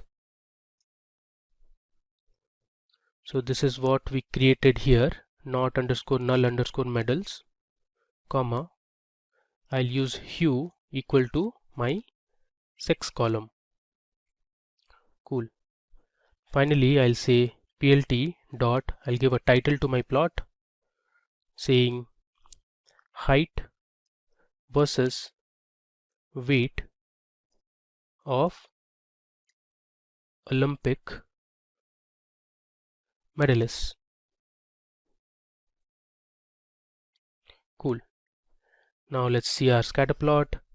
This might take some time to give the result because there are so many athletes present in a dataset who have won a medal, and also we are filtering in terms of hue, which is for male and female. There you go. So if I scroll down, you can see here we have a nice scatter plot. On the top we have the title of the plot saying height versus weight of Olympic medalists. You can see our age as the hue. So blue points are for the male athletes and orange points are for the female athletes. And on the y-axis we have the weight in terms of kilograms, and you have the height in terms of centimeters. Cool. So that brings us to the end of this demo session on Olympics dataset analysis. So we used two datasets to carry out this exploratory data analysis, and we created some visualizations to analyze and visualize the data. Alright. Want to be a certified data expert? Then here we have postgraduate program in data analytics by Simplilearn. Take a glance at the notable features and skills offered in this course. You will benefit from exclusive IBM hackathons and Ask Me Anything sessions, 8 times more interaction in live online classes with industry experts, capstone projects across 3 domains, and over 14 data analytics projects using real data sets from Google Play Store, Lyft, World Bank, and more.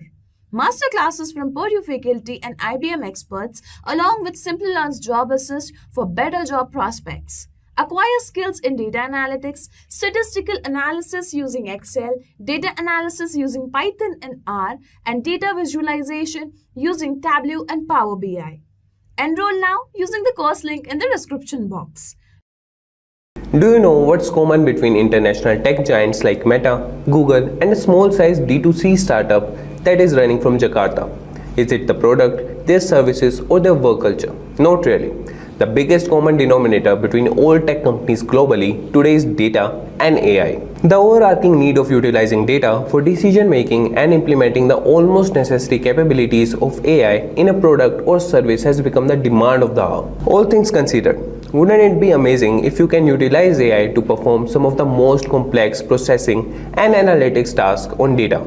I think your answer would be yes. With that being said, hello everyone and welcome to this extremely important video in data analytics using AI. In this video, we will discuss how you can utilize AI for performing data analytics, which is the very first skill you must learn to make a career in the field of data analytics, business analytics, and even becoming a data scientist. But before we begin with that, make sure to subscribe to our channel and hit the bell icon for regular updates.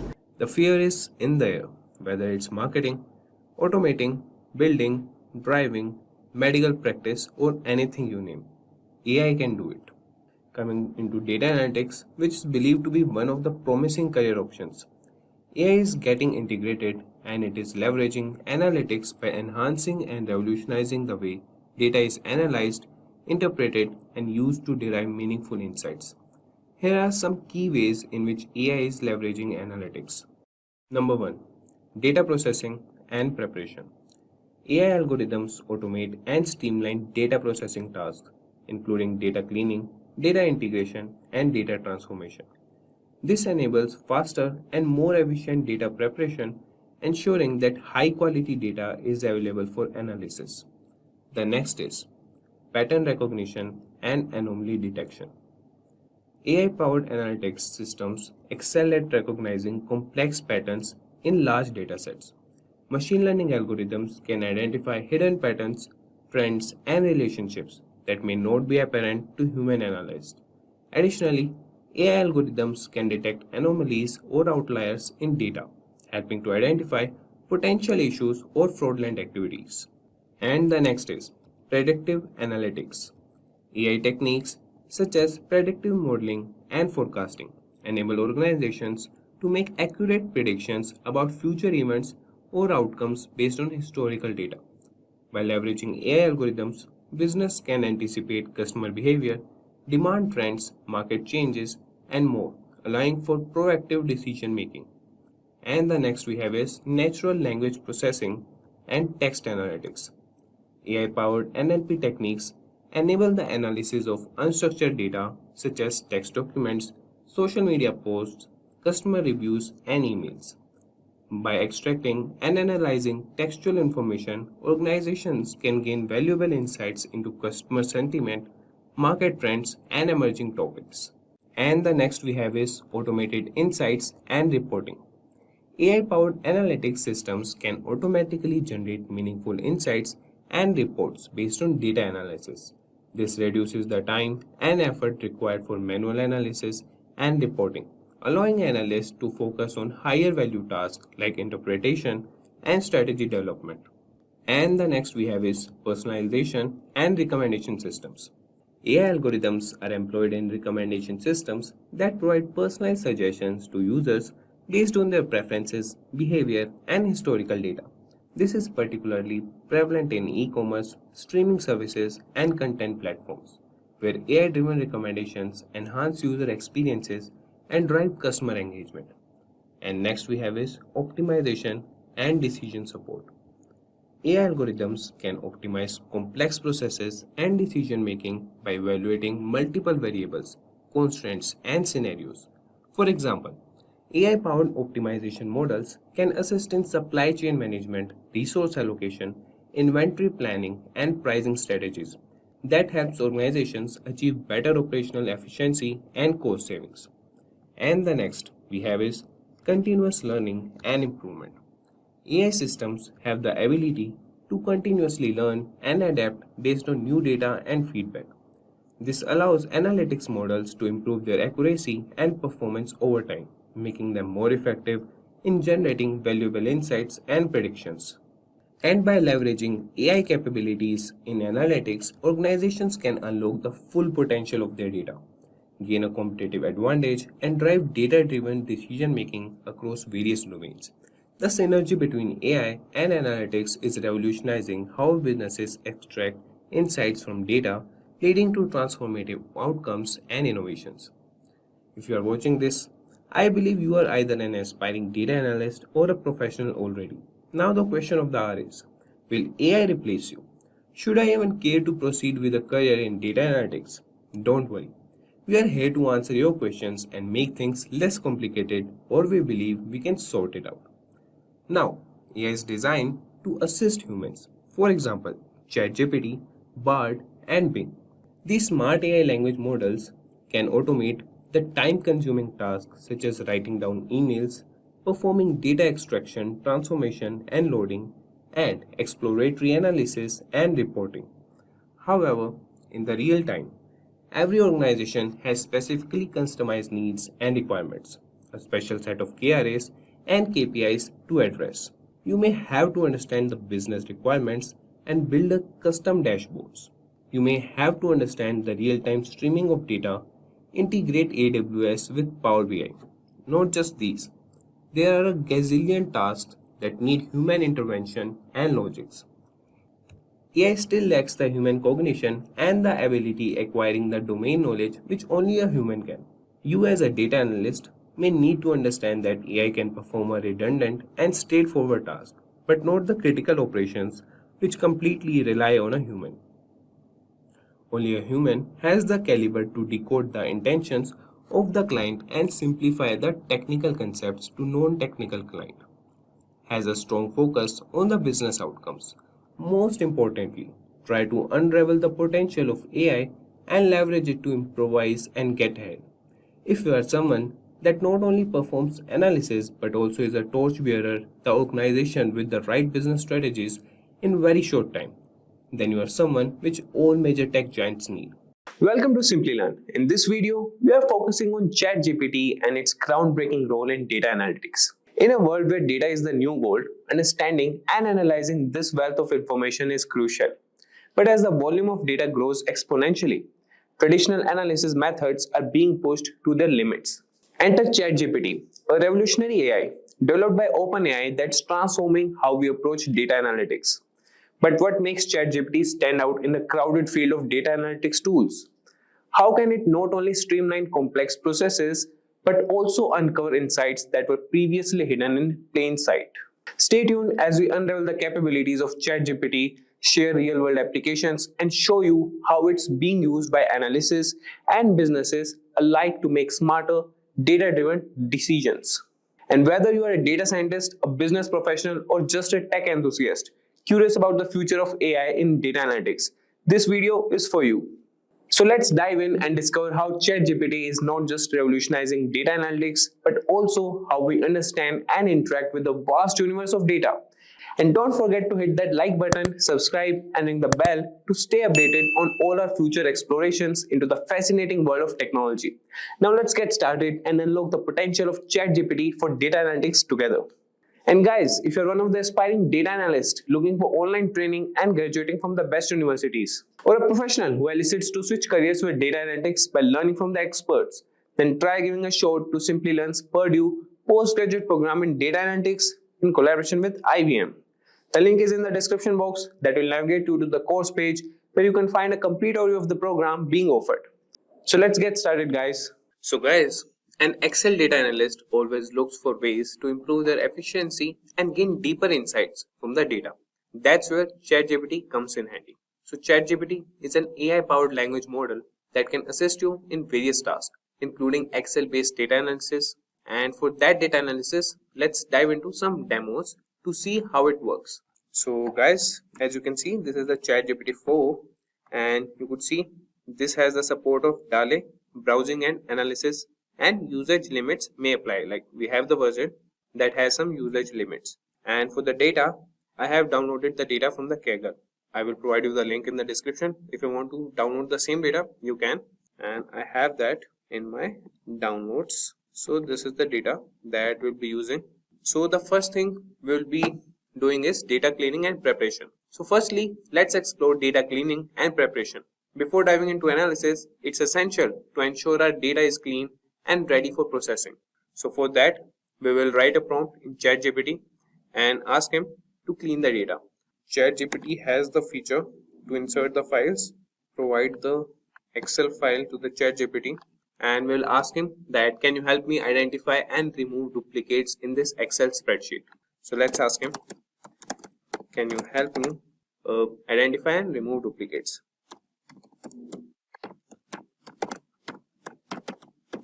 Duplicates from this Excel spreadsheet, from the provided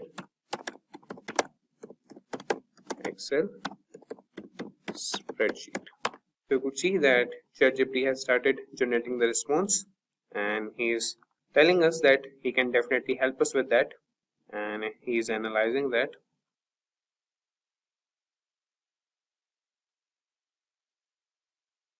So you could see that ChatGPT has provided us the response. So let's first go to our spreadsheet. So this is the spreadsheet: order number, quantity ordered, price of each quantity, and order lines. So you could see that first ChatGPT has encountered an error, and that is with the character encoding mismatch. And then he has loaded the spreadsheet successfully with the second attempt, and you could see that he has provided like the smaller or the briefer version of the spreadsheet. That is, the dataset consists of sales data with columns such as order number, quantity order, price each, order line, sales, order date, status.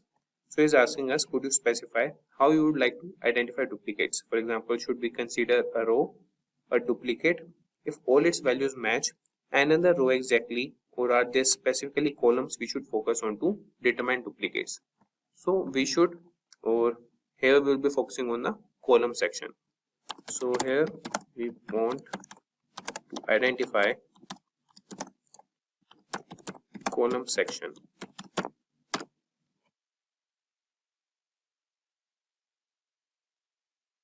So is asking which columns they should identify duplicates. So we want the duplicates in order number.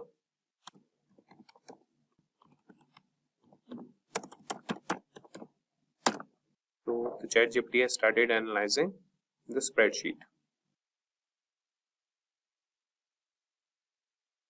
So you could see that ChatGPT has produced the response that they have identified a total of 2,807 rows in the spreadsheet that have duplicates based on the order number column. So this indicates that multiple rows share the same order number, suggesting there might be different items or transactions within the same order. So would you like to proceed by removing these duplicates while keeping either the first or last occurrence of each order number, or do you have another approach in mind for handling these duplicates? So before identifying the duplicates, what we'll do is we'll first get rid of the extra spaces. So we'll ask ChatGPT that first find the extra spaces in the spreadsheet and help us remove them. So you could see that it has started analyzing it.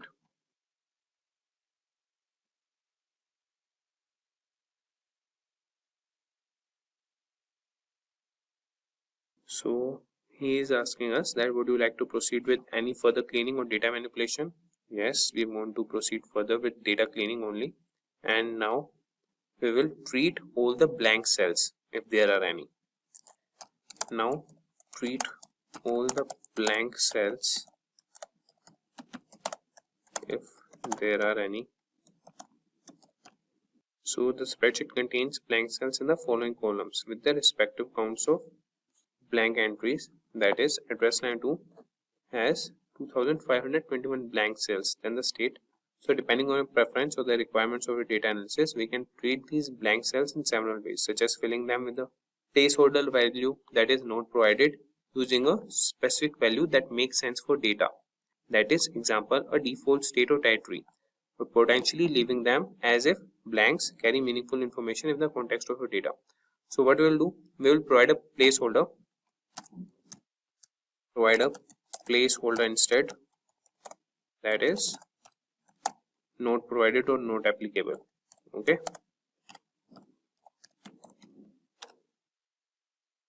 So you would see that ChatGPT has responded that it has replaced the blank cells in the columns, that is address line 2, state, postal code and territory, with the placeholder not provided. So you could see there's a verification sample showing the updates. So this is how you could clean the data. And now with ChatGPT, you can quickly identify and eliminate duplicates in your Excel spreadsheet using built-in functions and formulas, saving your time and effort. So that would be done by the ChatGPT, and you can download the Excel file from the ChatGPT only. After that, you can just ask him that provide me the output or the resulted spreadsheet.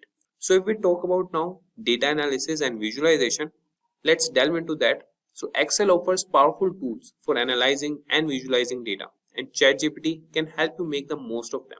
So for this also we'll write a prompt to the ChatGPT, and we'll write, for example, please create a pivot table and a corresponding chart to analyze sales performance by region.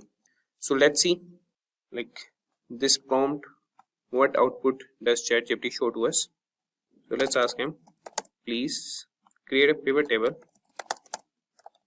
and a corresponding chart to analyze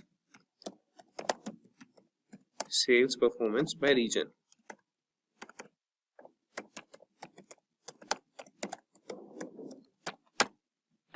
So you could see that ChatGPT has started analyzing the data and the spreadsheet, and you could see that the pivot table below shows the sales performance by region or the territory. So this table indicates that the EMEA region has the highest sales performance, followed by regions where the territory was not provided, then APAC, and finally Japan. So now let's create a chart to visually represent this sales performance by region. You could see that it has provided a chart, that is a bar chart illustrating the sales performance by territory. So you could see the guys that it has provided us the analysis, and ChatGPT can guide you through the process of creating pivot tables, charts and other visualizations in Excel, enabling you to gain valuable insights from your data with ease. So let's move to advanced analysis and automation. So lastly, we will explore advanced analysis and automation. So Excel capabilities extend beyond basic functions, and ChatGPT can help you leverage its full potential. And for this also, we'll write a prompt to the ChatGPT that can you assist me in building a forecasting model to predict future sales based on historical data present in the spreadsheet. So let's see what ChatGPT respond to us. So let's ask him, can you assist me in building a forecasting model to predict future sales based on historical data. So let's see what ChatGPT respond to us. So you could see that building a forecasting model to predict future sales based on historical data involves several steps. So for this, you have to prepare the data, select a model, train the model, evaluate the model and make predictions. So let's start by preparing the data. We'll aggregate sales by order date to create a time series of total daily sales. Then we'll choose a model based on data's characteristics. So we will grant the permission to ChatGPT to proceed with the steps. So he started analyzing the data.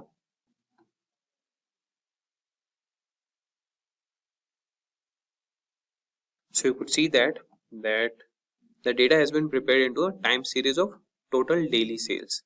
And before choosing a forecasting model, it's helpful to visualize the sales time series to understand its characteristics such as trend and seasonality. So ChatGPT has plotted a daily sales data, and then he has given the visual trends and the possible seasonal patterns. And the next steps would include testing for stationarity, model selection and parameter tuning, model training, and then forecasting. So you could follow all these steps with the help of ChatGPT and could create a forecasting model. If you want, we can move to the next step. So you could provide a prompt to the ChatGPT that move to or proceed with next step.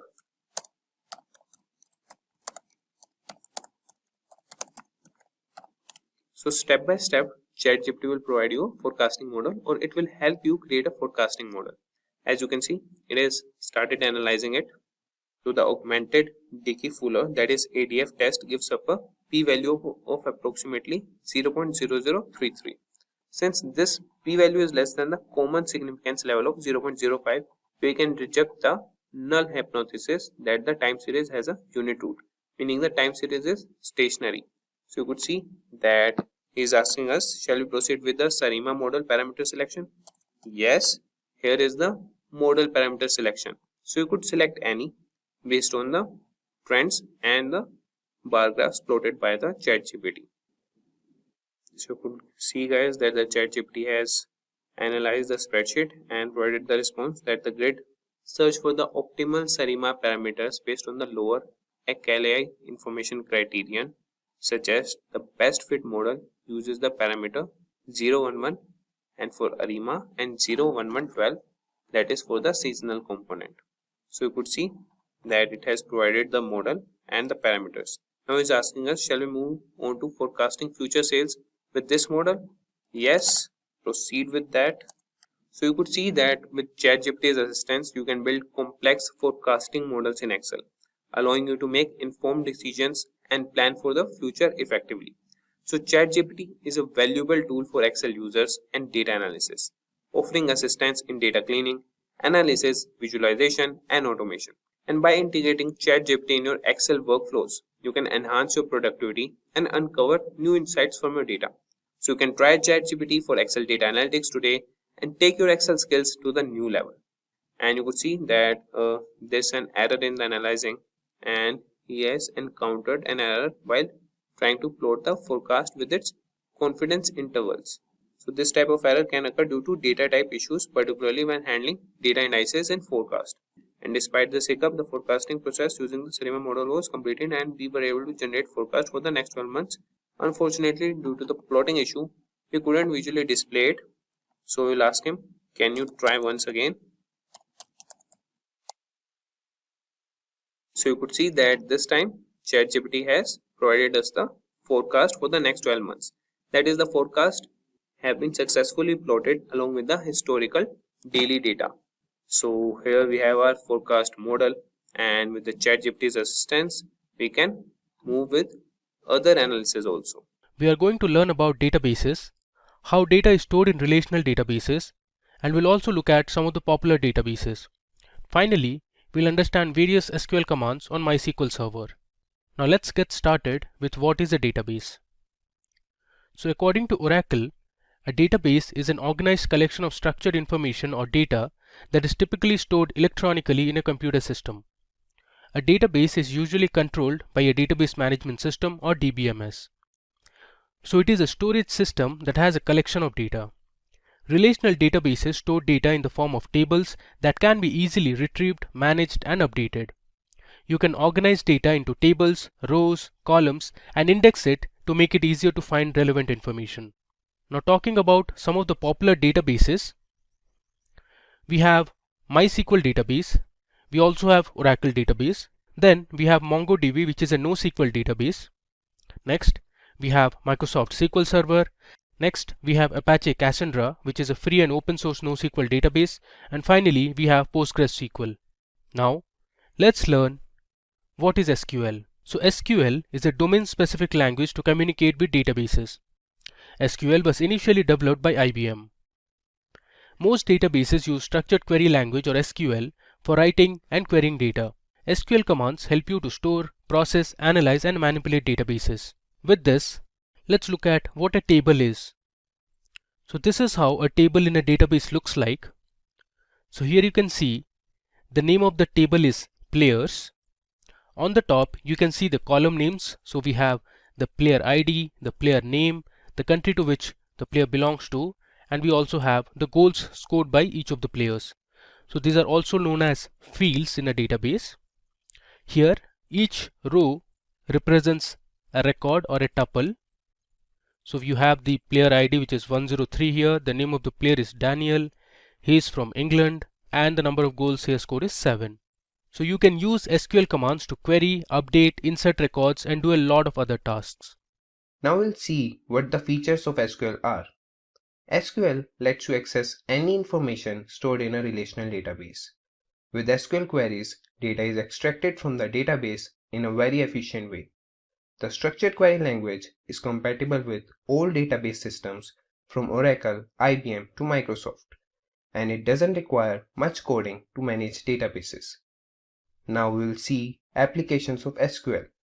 SQL is used to create a database, define its structure, implement it, and lets you perform many functions. SQL is also used for maintaining an already existing database. SQL is a powerful language for entering data, modifying data, and extracting data in a database. SQL is extensively used as a client-server language to connect the front end with the back end, thus supporting the client-server architecture. SQL, when deployed as Data Control Language (DCL), helps protect your database from unauthorized access. So, what exactly is a CT, you ask? Now, if you are a beginner in SQL, let's say you wanted to club two different tables or more different tables, maybe 3 or 4, right? So you will be using one keyword, which is join, right? And let's say you may have to create a query in such a way that you have to club different tables and you have to extract the results from one table into another and finally create a output table, right? So this might be sounding a little too complex. So basically what CTE does is it acts as a temporary table, right? Now you can write a query and save it as a CTE, right? And that particular resultant table from CTE will not be created, but will be in the memory as a temporary data or an intermediate resultant data, right? Now, whenever you want to use a join or whenever you want to use the same query inside a bracket or inside something in your query, you can just simply use the name of the CTE and then the data you require, the columns you require, and done. You will get the data. Now, this might be a little too complicated to understand in just mere words. Now let's just go through the formal definition of what exactly is a CTE and what it does, and then let's quickly. So it's a little too complicated to understand it just with mere words. So let's get started with the practical examples. But before that, let's understand a formal definition of what exactly is a CTE in SQL. So CTE, also known as or also called as the common table expression, or some people also are used to call it as a with expression. So the keyword is with. So a common table expression in SQL is a temporary result set that you can define within a query. As I said, it helps to break down the complex queries, make the code more readable, and allows you to reuse the result set multiple times within the same query. Just you need to use the name of the CTE in the places where you want in your query, and it reduces the code length as well as the execution time. Now, CTEs are defined using the with keyword as we discussed before, followed by the CTE name, right? So for every column name or anything in your dataset, you give a name, right? Similarly, when you are using CTEs in SQL, you also need to give a name to the CTE, and that particular name will be used in your subquery positions that will reduce the query length and execution time. So you should be giving a name and the query that generates the result set. The CTE is available only during the execution of that particular query or specific query, right? So as I said, the CTE table, the resultant table which is created while you are using the CTE, will not be created as a permanent table in the database, right? It will be a temporary or intermediate result which will be active as long as your current query, which is using the CTE, is active. Now, let's go to the demonstration mode where we will try to create some simple queries, right? And we will understand how exactly a CTE can be beneficial in those situations. Now, let's go to the MySQL workbench. This is my MySQL workbench. So I have a lot of tables here. We have the credit card dataset, we have the Sakila dataset, SLP dataset, says Superstore World, etc. Right? So we will be using the Superstore dataset. The database. So firstly, we need to write in the query, which means that I am going to use the Superstore database, right? Sorry, Superstore. So I prefer using smaller case or lowercase for database names and column names, and uppercase for the keywords. For example, here use is uppercase and Superstore is the name of the keyword, right? So that is for identifying or easy readability, which is a keyword and which is a name, right? So let's execute this query and have access to the Superstore dataset. And in Superstore dataset, I have one table called as Excel data. Now let's quickly check what we have in Excel data. Select star from Excel data. Here we have row ID, order date, ship mode, customer care, everything, right? So we have region, we have sales, quantity, discount, profit rate. So we have a number of possibilities, a number of reports that we can generate. But let's try to keep it simple. Let's try to find out unique regions, right?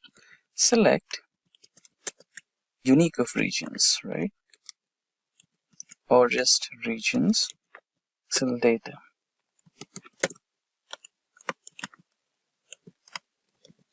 Group by regions. So let's quickly execute this statement and see the output, or maybe we can make some modifications to it, right? Instead of that, you might want to use distinct function so that you don't get all 10,000 plus rows.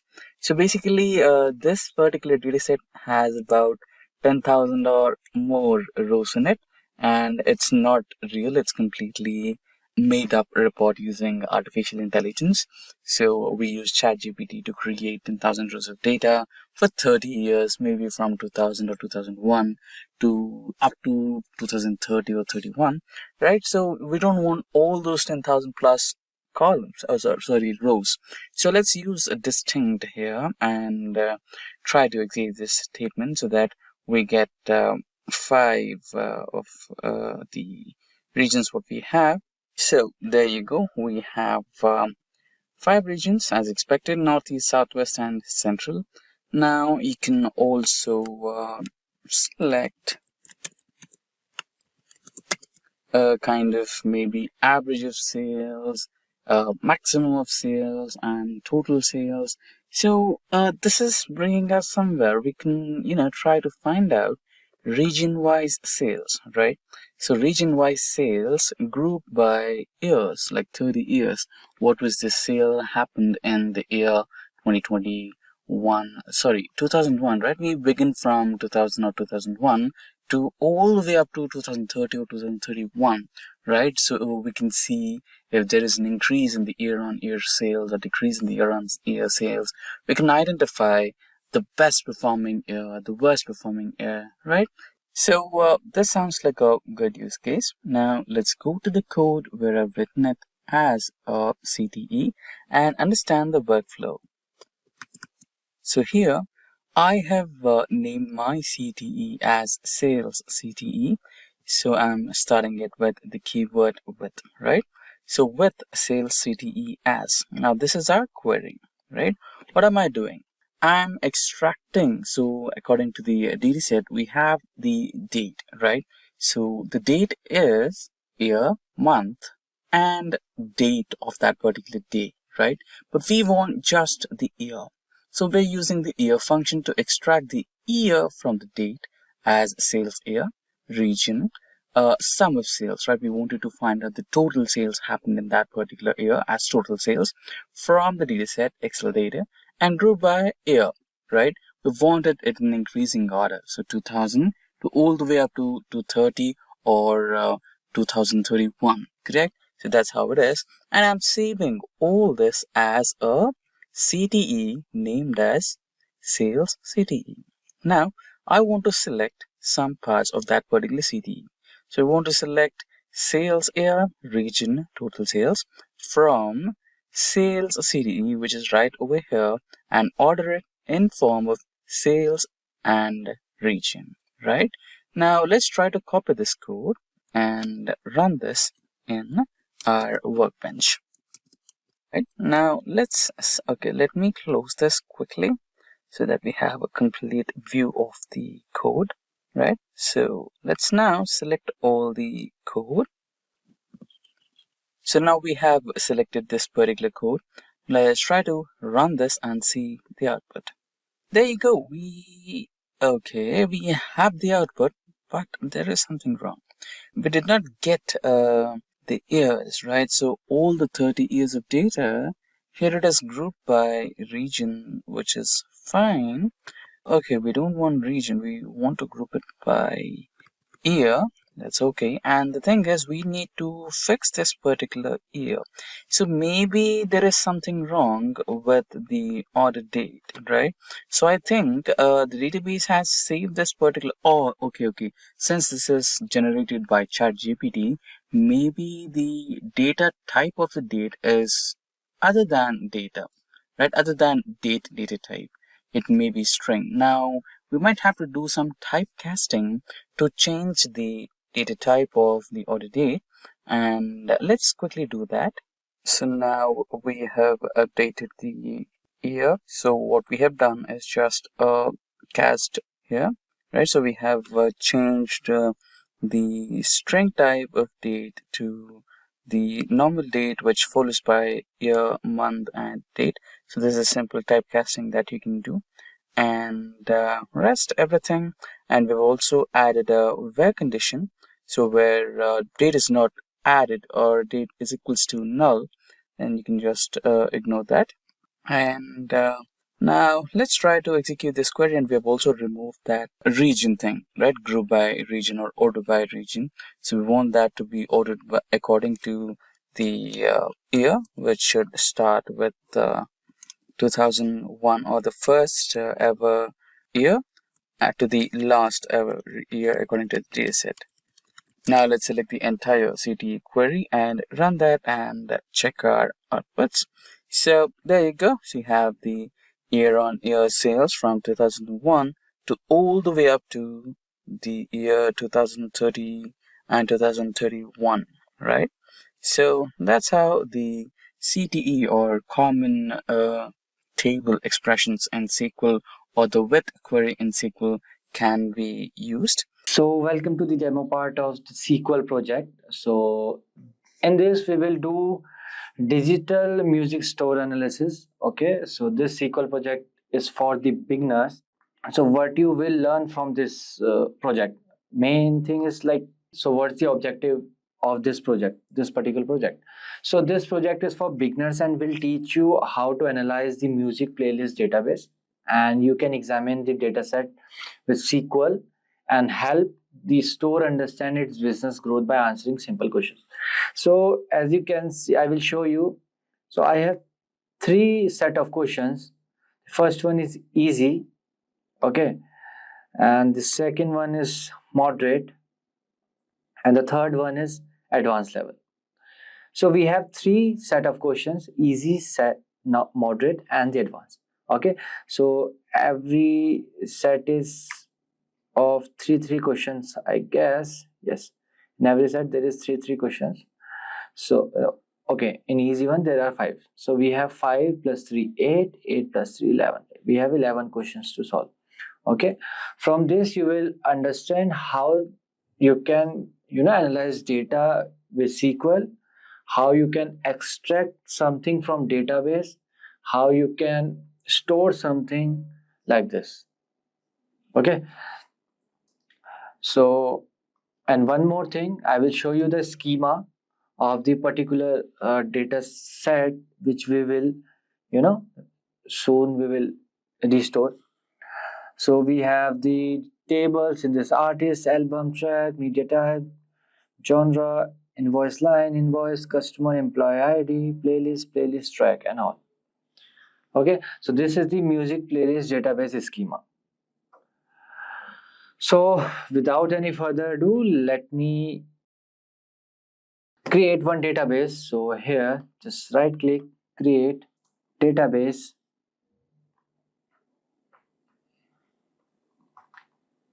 Okay, here I will write music. Okay, and save. So now our database is created. Okay, so if you will go to schema and if you go to tables, there is no tables in it. Means there is database, but nothing is there. The database is empty.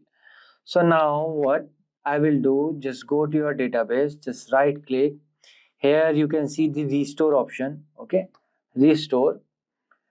So format as it is, then here file name, go to this music store database. I will put this database link in the description box below, don't worry. Open, then restore. Process started, process complete. Some people will face this that the process is failed or something.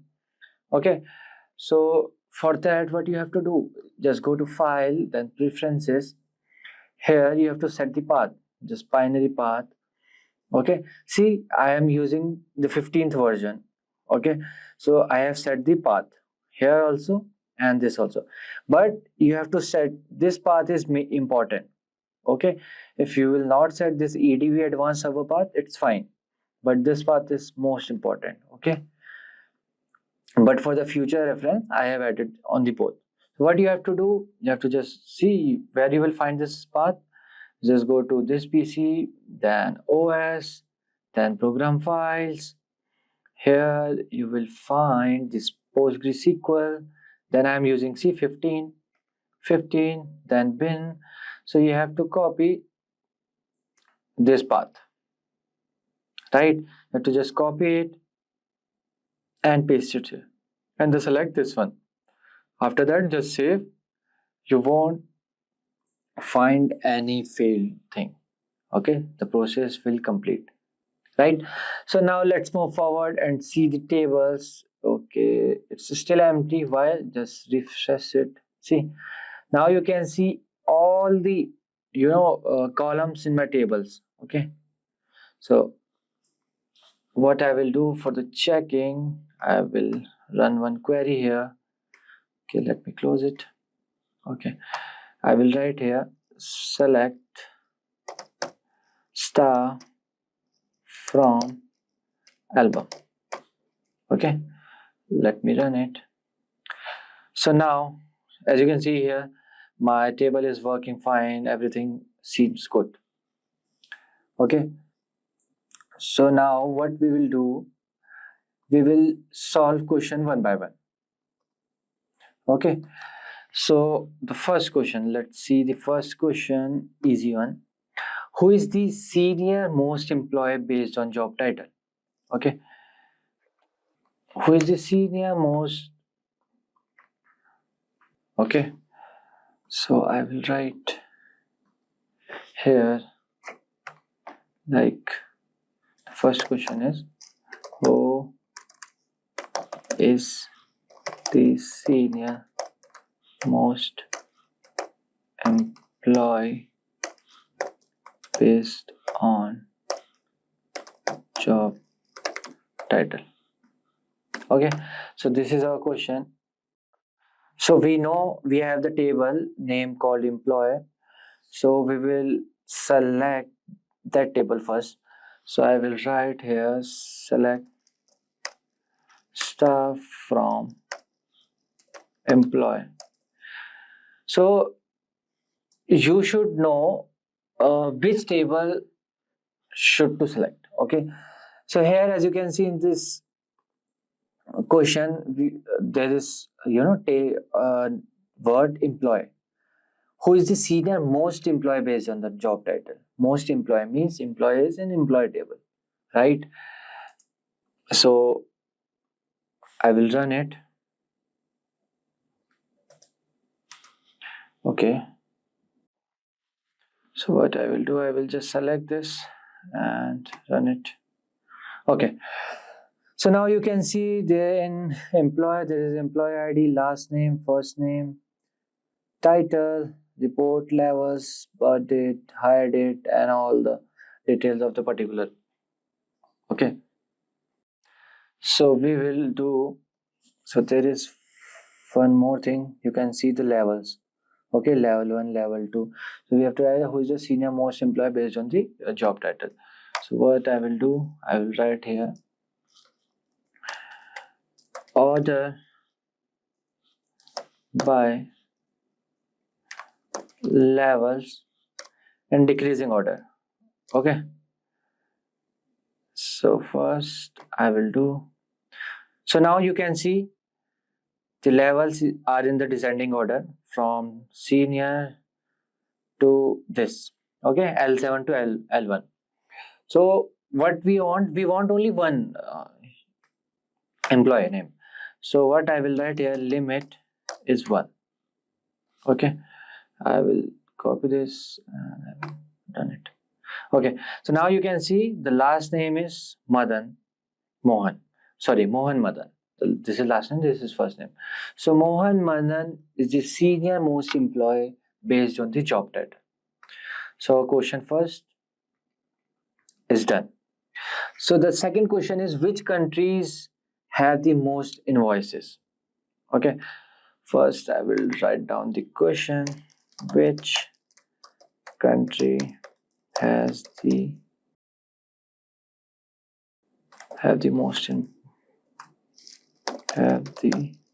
most invoices. Okay, so for this what we have to do, see, just first check, first we have to check from which table we will get the solution. So here you can see the word invoices. Okay, so we have one table, invoice and invoice line. We have to select it from this. Okay, so I will write here select star from invoice. Okay, so we have customer ID, invoice date, billing address, billing city, billing state, and everything. So here you can see we have the billing country as well. Okay, because we need the country name, so we will take this column, right? So I will write here, so I will write select, change it, select count star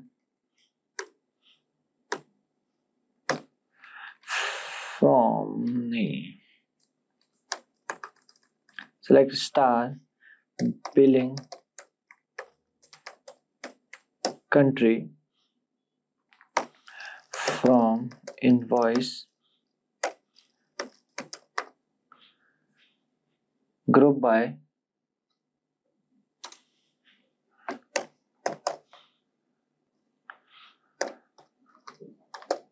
billing country. So why I am doing this group by? Because as you can see, we have USA multiple times, USA, then Canada also, then other countries as well. So from this I will get only the one. Okay, I will group them and I will get the one. Fine. So from this we will get the count. So after this I will write order by, so here I will write C descending. Okay, let me run it. So now you can see the billing. This is the billing order. Okay. So, or you can say the invoices. USA got the 131 and Canada 76, Brazil 61. If I will write here again that limit 1, what I will get? See, USA. We got the USA. So USA is the country which have the most invoices. Okay. If you will remove this limit, so you will get the other country as well. Second in Canada, third is Brazil, and like this. Okay. And the third question is, what are the top 3 values of total invoices? Okay, again we need the same table. Okay, first I will write the question. Third question is, what are the top 3 values of total invoices? Top 3 value of total invoices. Okay, I know I can just solve this question by the second one, but I want to do it from the starting. Okay, so first I will select stuff from invoice. Let me run it.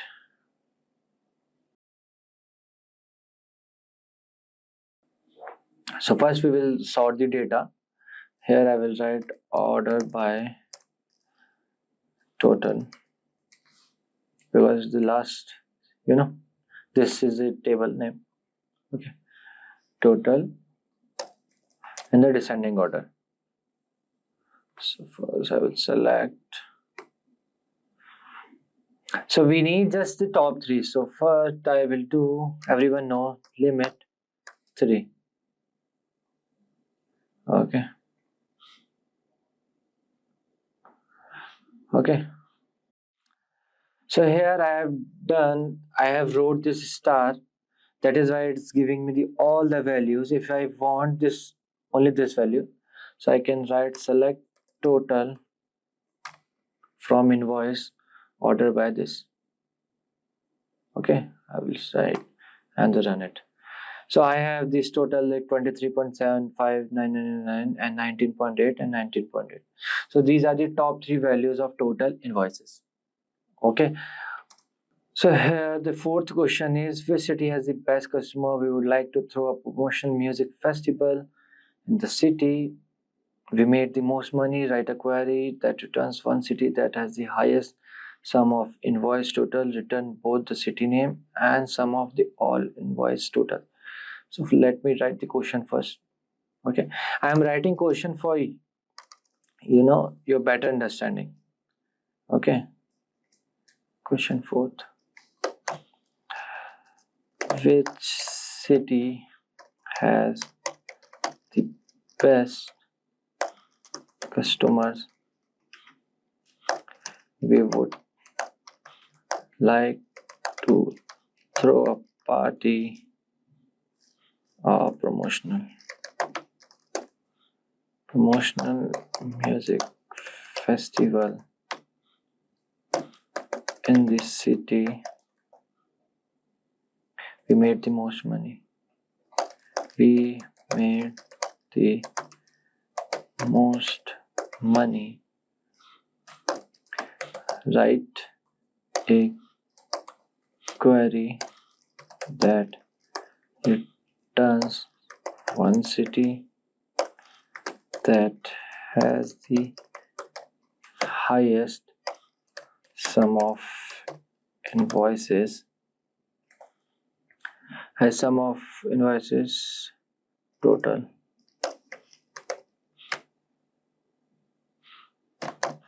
Return both the city name and sum of all invoices. Okay.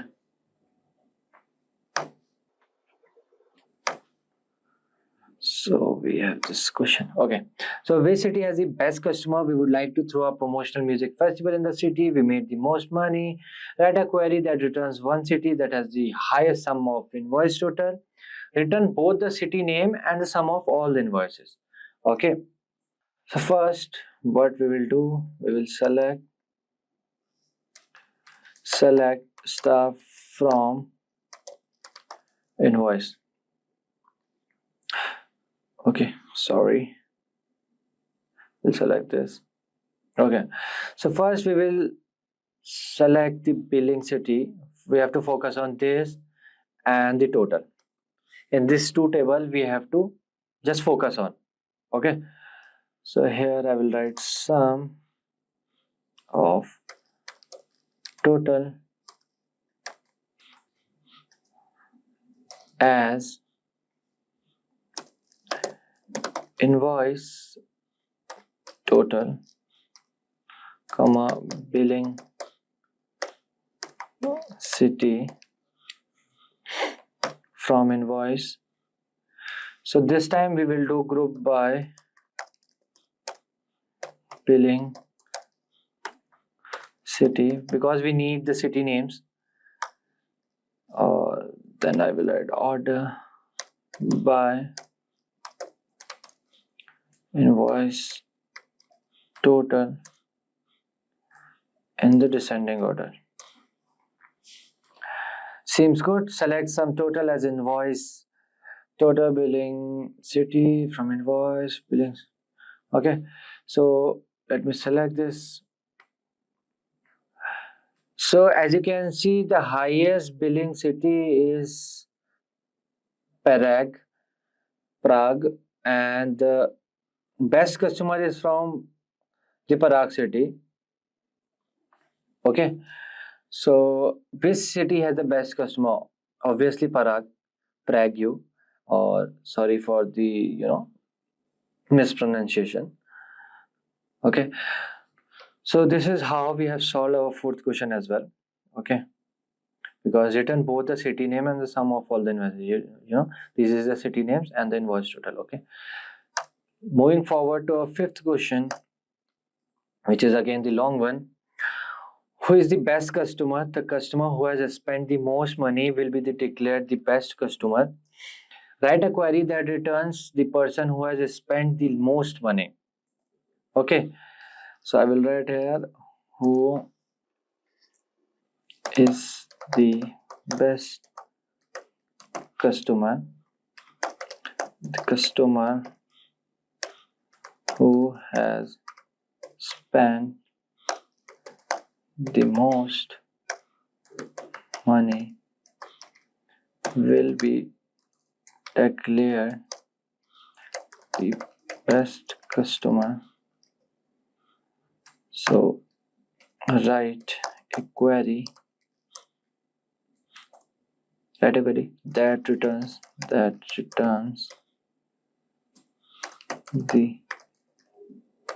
person who has spent the most money. Okay, yeah, so who is the best customer? The customer who has spent the most money will be declared as the best customer. Write a query that returns the person who has spent the most money.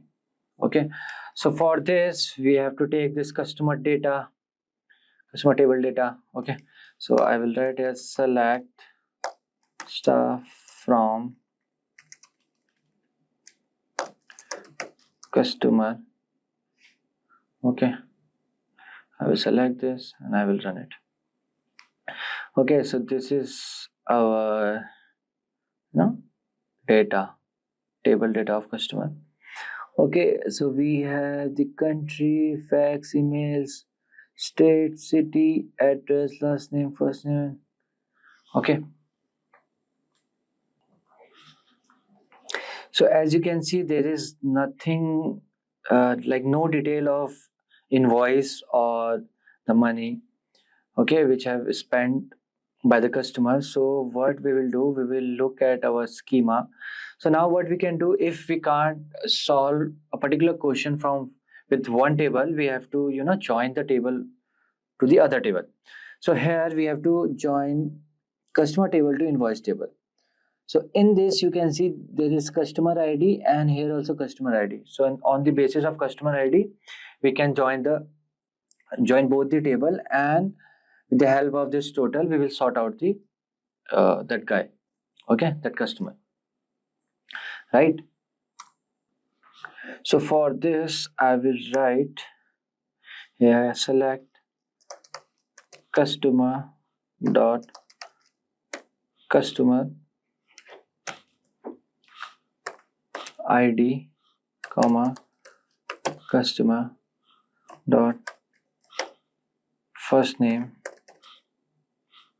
comma customer dot last name, because we need the full name of that guy, comma sum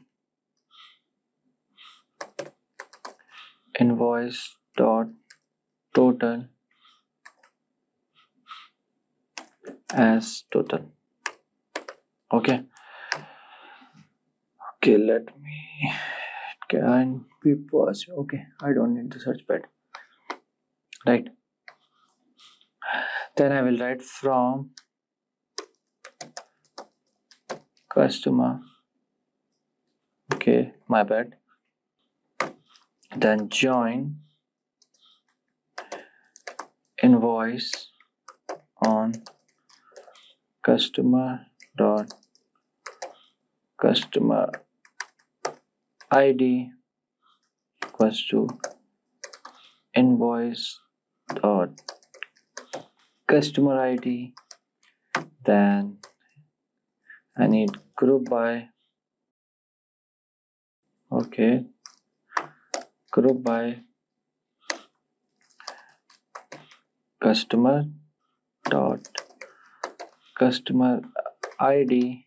After this let me order it by the descending order, so the most spend customer will come up.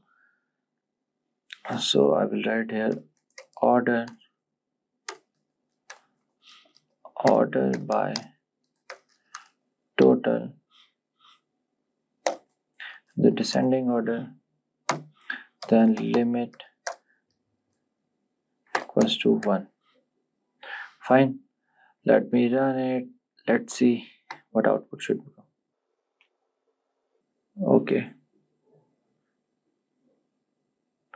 Okay, some error is coming. Limit, okay, sorry. Okay, so as you can see the customer ID is 5, the first name is R, the last name is Madhav. R Madhav spent the highest value 144.540000 and 2. So who is the best customer? Madhav, R Madhav, sorry, my bad, R Madhav, right? R Madhav has spent the most money. Okay, so this is how we are done with our easy set of questions. Now let's jump into the moderate one. Okay, so let me write the question first for the moderate. So I will write here moderate questions. So these analytics skill help you in the data analytics to become a data analyst or to become a data scientist. Okay, so the question first is write query to return, okay, write query to return the email, query to return the email, comma first name, comma last name, and genre of all rock music listener. Okay, then return your list ordered alphabetically by email starting with a. Okay, let me get this. Yeah. So for this, okay, let me open this first. Yeah. Okay, fine. So first, what I will do. So now in this question, as you can see, we have to return the email, first name and the last name and the genre of all rock music listener. So if you will see, select star from customer. Okay, let me run this. And if I will see, there is no column name genre. Okay, if I will show you the schema of this, see the genre is here and the customers is here. Okay, we need the first name, last name and the email ID and the genre. Okay, and the genre should be rock. Okay, so what I can do, I can connect this genre with track. Then because here is also track ID and here is also track IDs. Then track ID to invoice line, then invoice line to invoice, then invoice to customer with the customer ID. Okay, this pattern I have to follow. Right. So for this, I will write select, just copy this. Okay, just follow these steps. Select distinct email, comma first name, comma last name from customer, join invoice on customer dot customer ID equals to invoice dot customer underscore ID, then join invoice underscore line on invoice dot invoice ID. Okay, then invoice underscore ID, then where track ID should be in. Here I will do select track ID, okay, from track, then join genre, yeah, on track dot genre dot ID equals to genre dot genre ID, where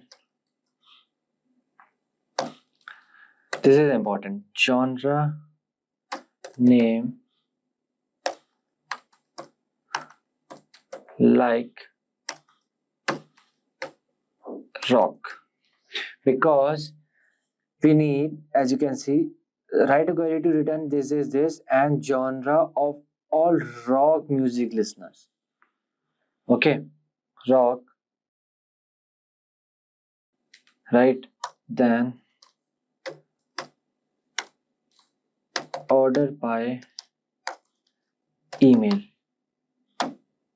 Okay, before that, let me show you this track. Okay, select star from track. Okay, let me show you this table.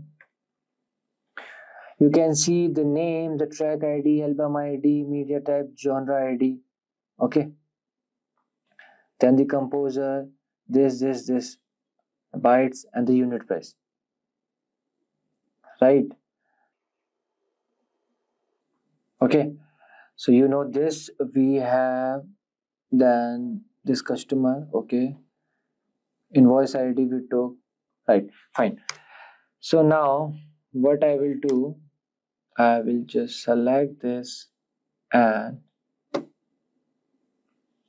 okay, invoice ID. Okay, invoice ID is ambiguous.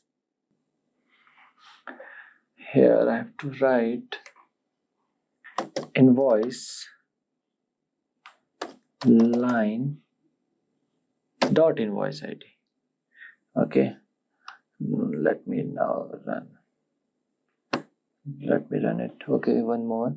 Join genre on track dot genre ID. There is entry for table genre, but it cannot be referenced from this part of the query. Okay.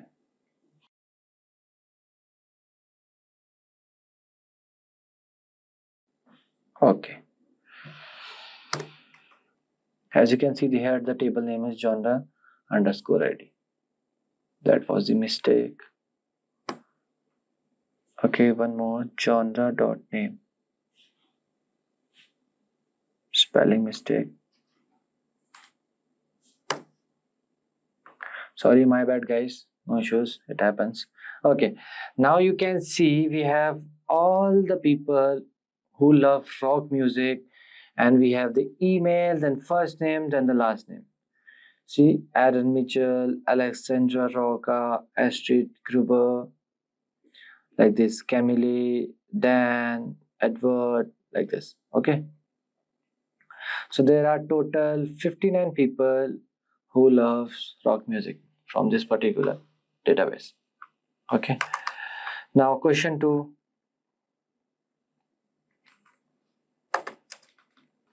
Question 2 is first let me show you. Let's invite the artists who have written the most rock music in our dataset. Write a query that returns the artist name and the total track count on the top 10 rock bands. Okay, so let's invite the artist who have written the most rock music in our dataset. So write a query that returns the artist name and the total track count of top 10 rock bands. So now what we need here, okay, let me do this. So what we need here, so let's invite the artists who have written the most rock music. First we need the artist, okay, and the second is rock music, then we need track, okay, and the total track count means we will get from the track. So here we have track column, track table, and we have the artist. So now let's see the schema part. So we need genre, okay, for the rock music. Then we have to combine this with the track ID because genre ID is there. From track ID to album because we need the artist name. See, artist ID and artist ID. So this is how we have to connect the table.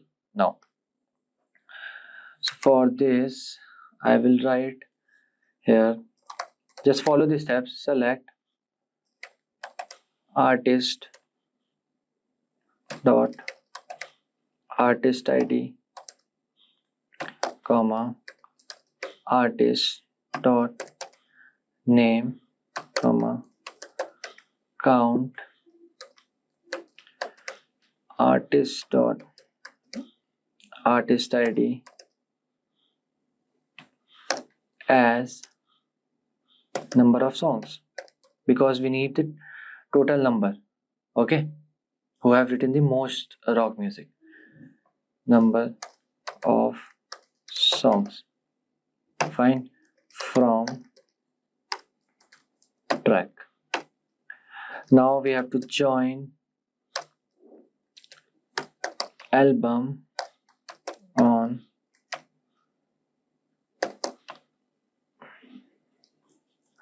album dot album ID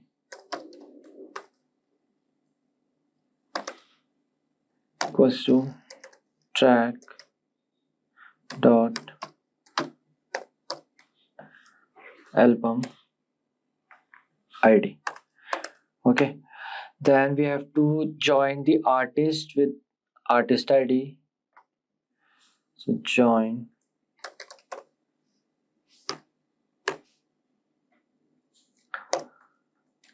artist column on the basis of artist ID equals to then album to album dot artist ID. Okay, so here I have joined the artist to the album column table. Okay, then I have to join genre to the track table with the track table. Okay, so here I will write join genre on genre dot genre ID equals to genre ID. Okay, sorry, track ID, track dot genre ID. Okay, so here I will write where genre dot name like rock. Okay, rock, fine. Then I will group by group by artist dot artist ID. I need the ID as well. Then order by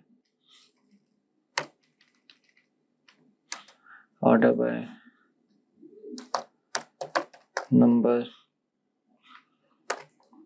of songs in the descending. Then limit, I need only 10 rock bands. Limit will be 10. Let me run it. Okay, let me run it. Okay, album. Okay,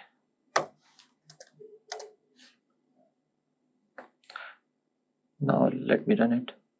Okay, now you can see this guy, Led Zeppelin, artist ID is 22 and wrote the most songs 144.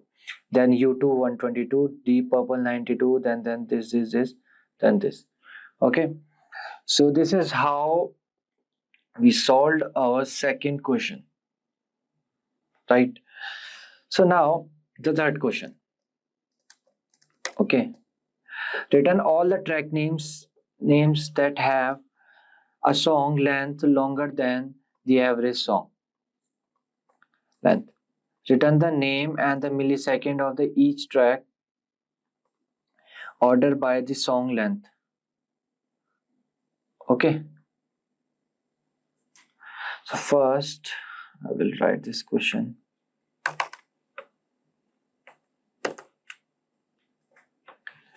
Q3.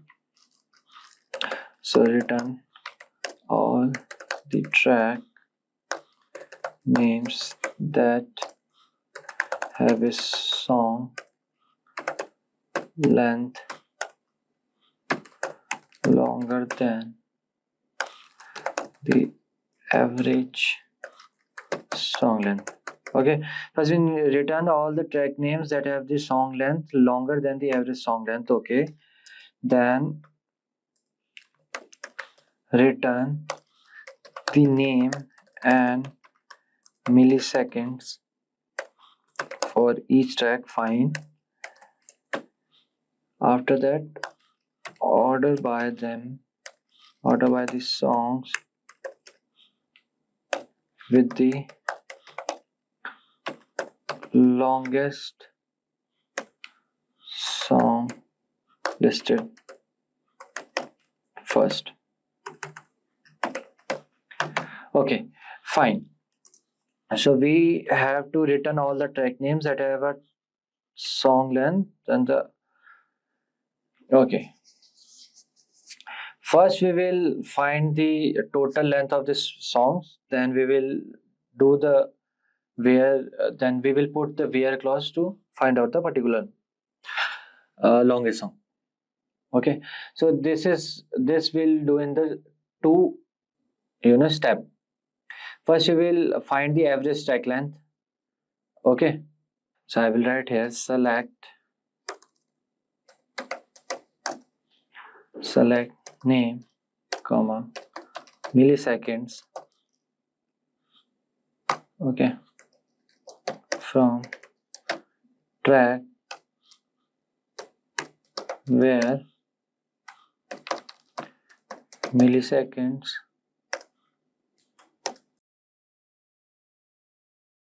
here I will write select average from the millisecond. Okay, then I will write here as average track length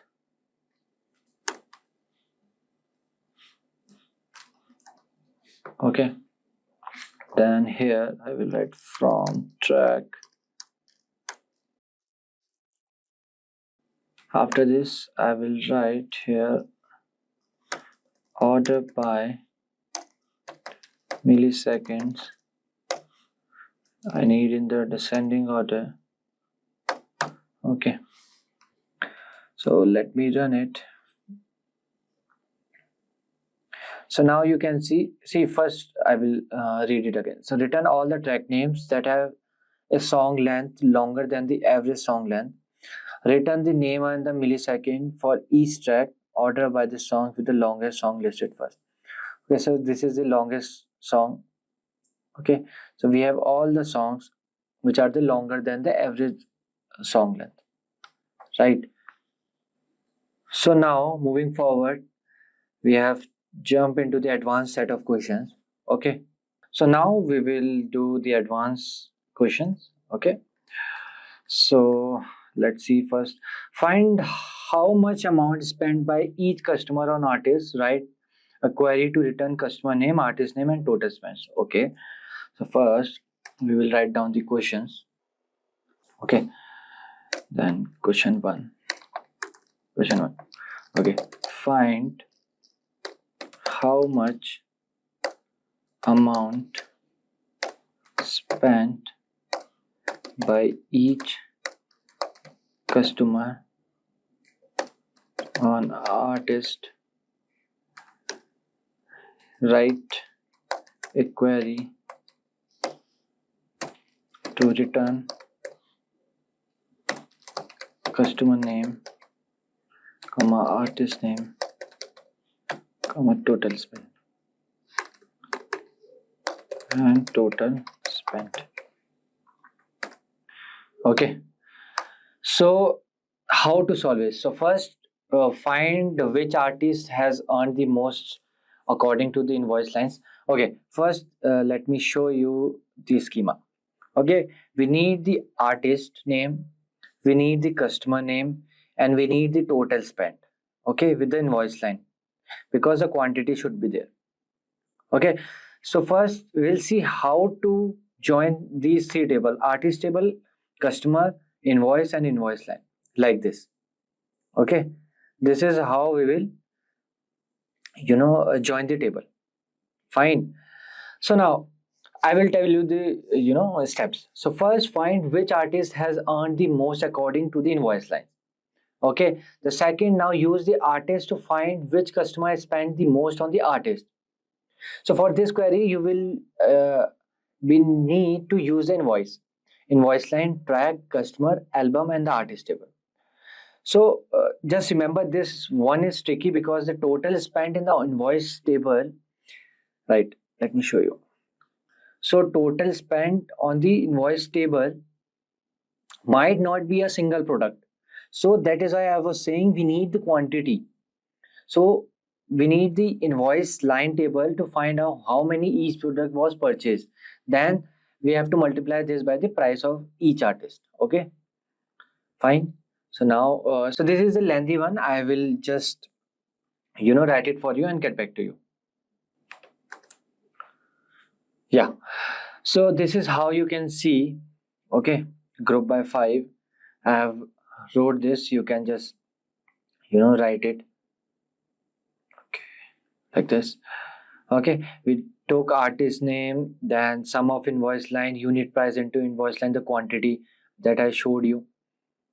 Okay, we have multiplied this total with the quantity. Okay, then we joined the table track with invoice, album with track, artist with album. Okay, so now let's run it. Yeah, so now you can see this Hugh O'Reilly Queen, amount spent 27, the customer ID is this. Okay, then Nicholas Schroeder, then 18. Okay, we have the everything. Okay, customer name, artist name, and the total spent. This is the customer name, the artist name, and the total amount they spent. Fine. So now let's move forward to the next one, which is okay.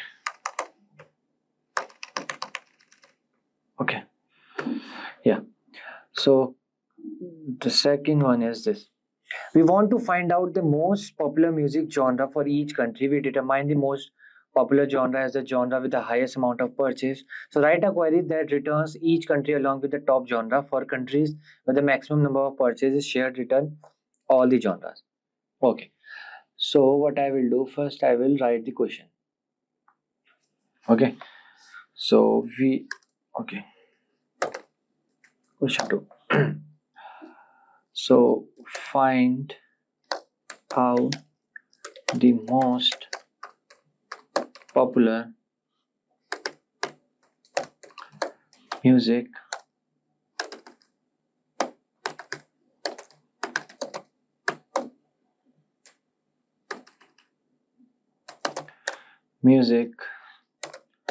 genre for each country.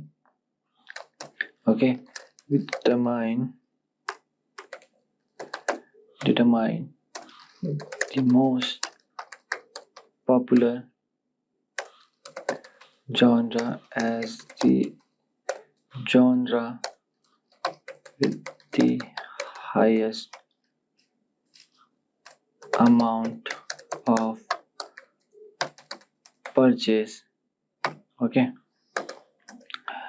then write a query that returns each country along with the top genre for countries where the maximum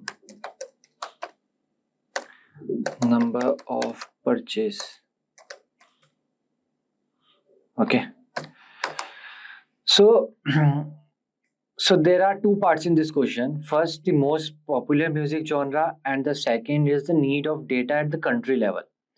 Okay, so we can do it from the two methods. okay, using CT and using the recursive method. So I will use the using CT. I will do this CT. So for that you have to write with popular genre as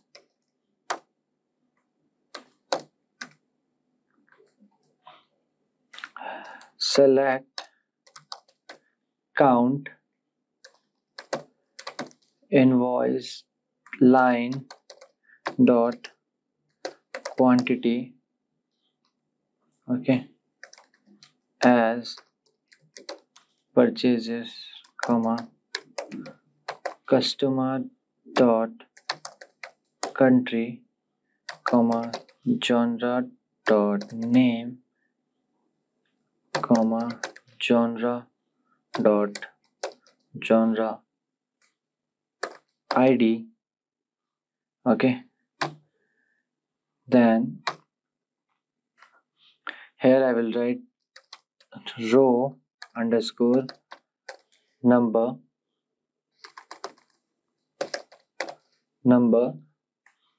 then I will write over partition by customer dot country, order by count invoice line dot quantity, okay, into descending order,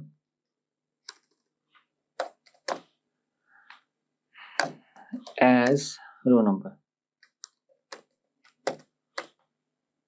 okay. So from invoice line,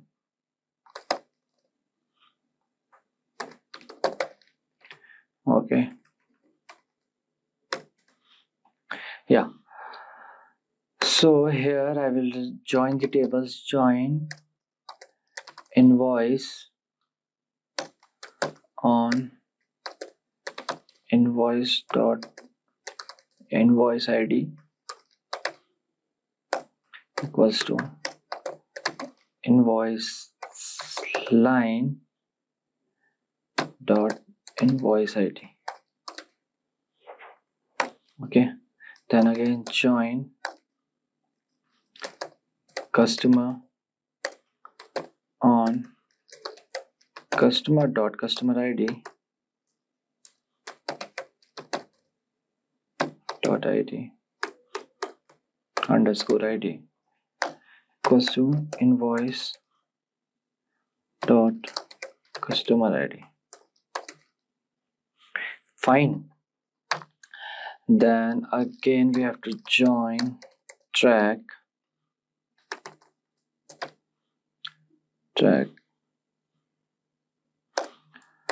on track dot track ID equals to invoice underscore line dot track underscore ID.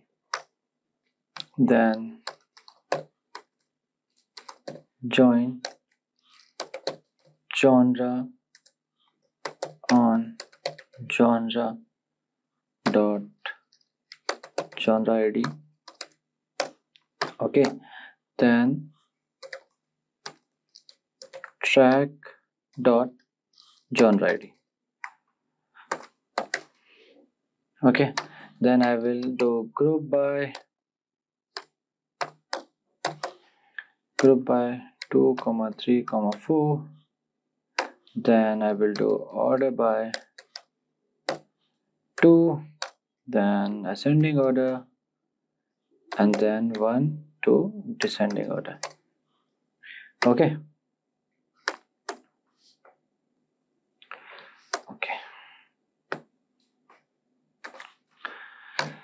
Then now I will write select star from popular genre where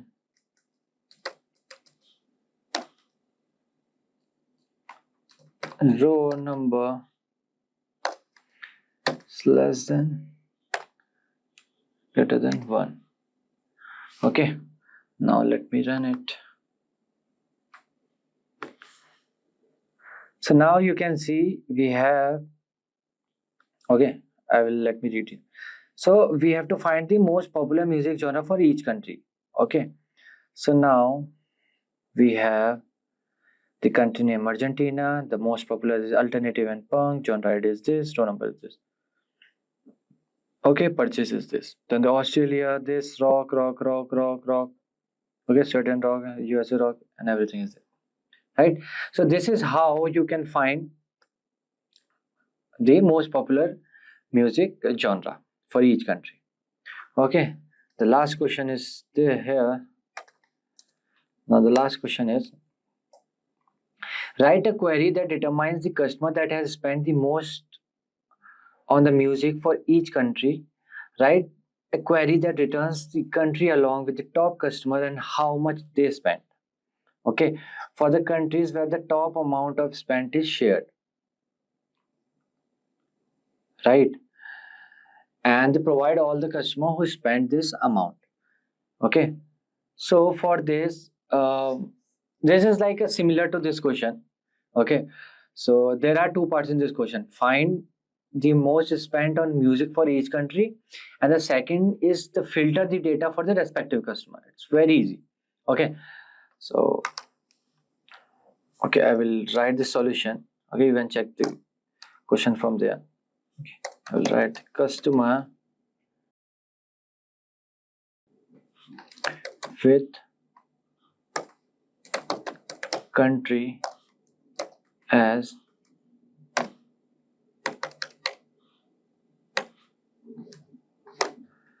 I will here select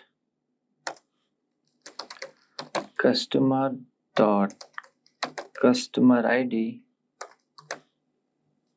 comma first name comma last name comma billing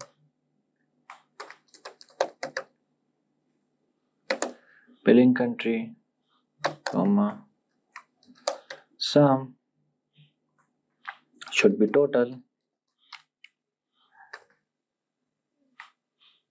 as total spending, right?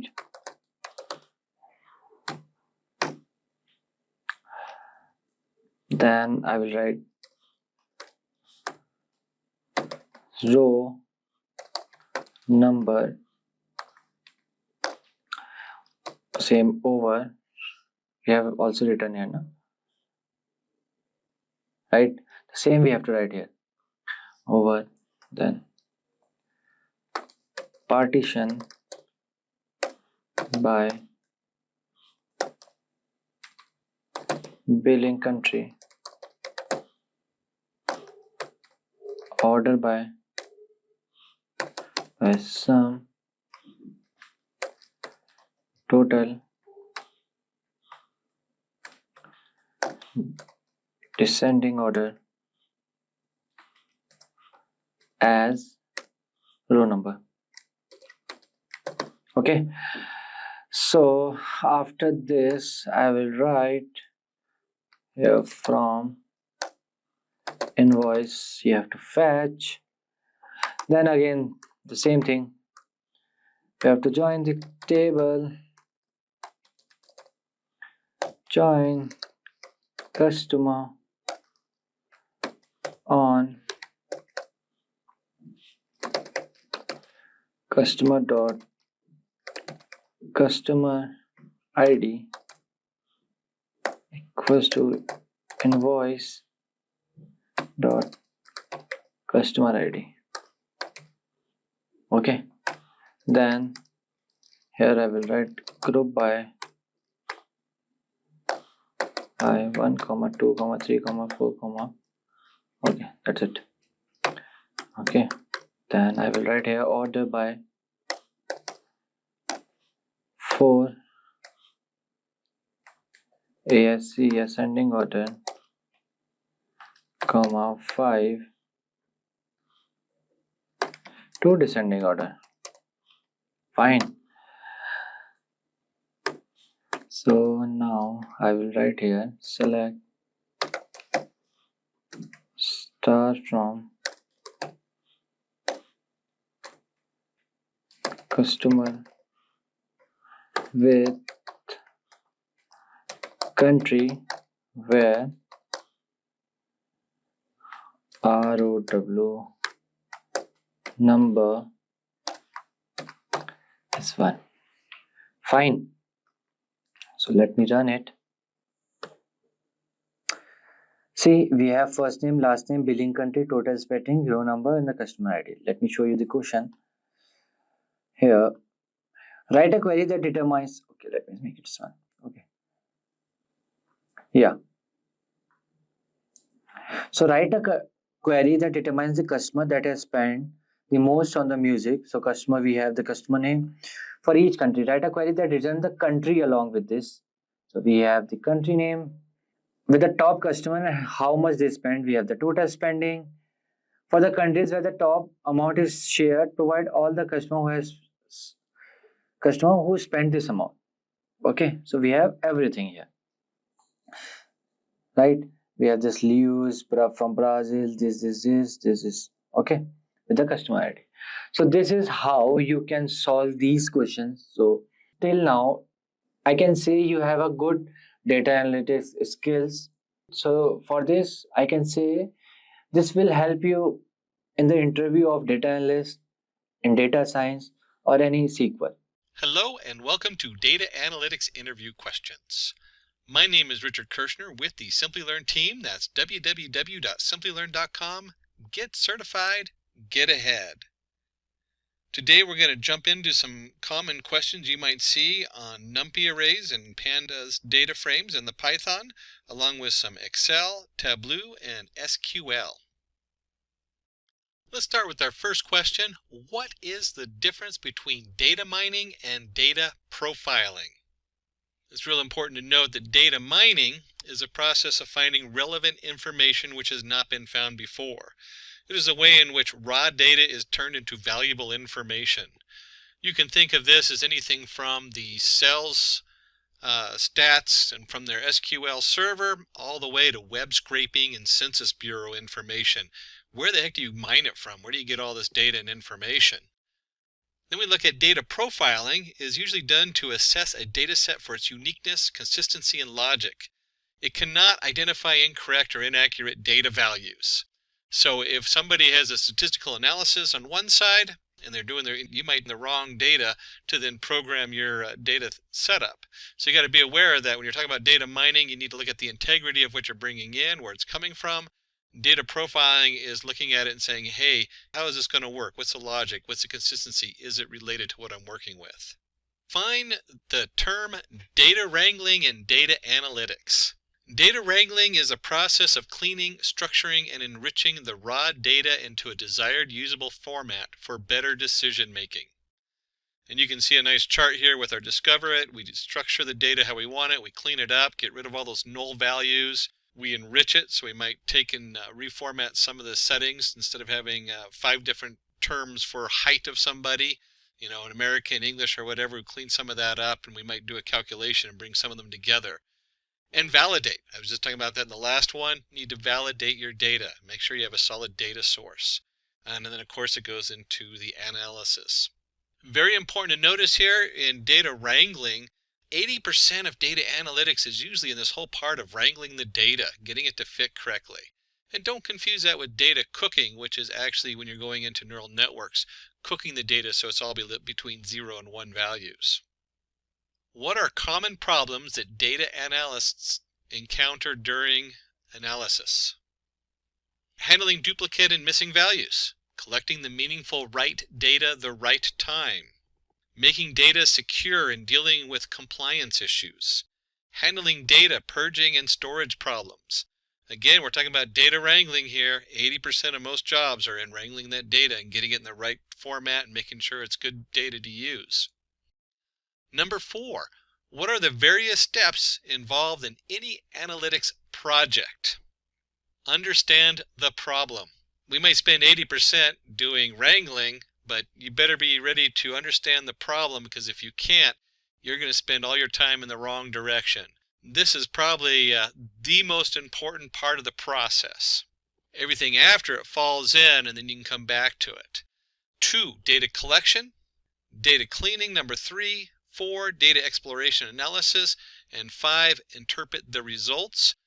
Number 5 is a close second for being the most important. If you can't interpret what you bring to the table to your clients, you're in trouble. So when this question comes up, you probably want to focus on those 2, noting that the rest of it does, 80% of the work is in 2, 3, and 4, while 1 and 5 are the most important parts. Which technical tools have you used for analysis and presentation purposes?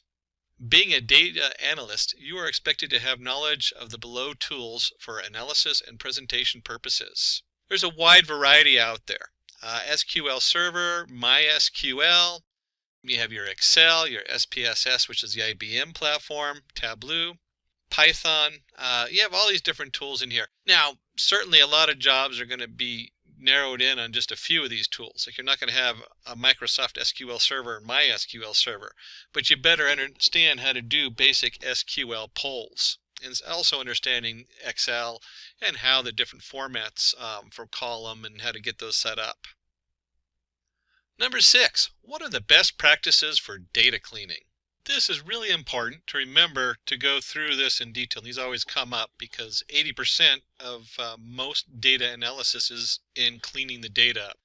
Make a data cleaning plan by understanding where the common errors take place and keep communications open. Identify and remove duplicates before working with the data. This will lead to an effective data analysis process.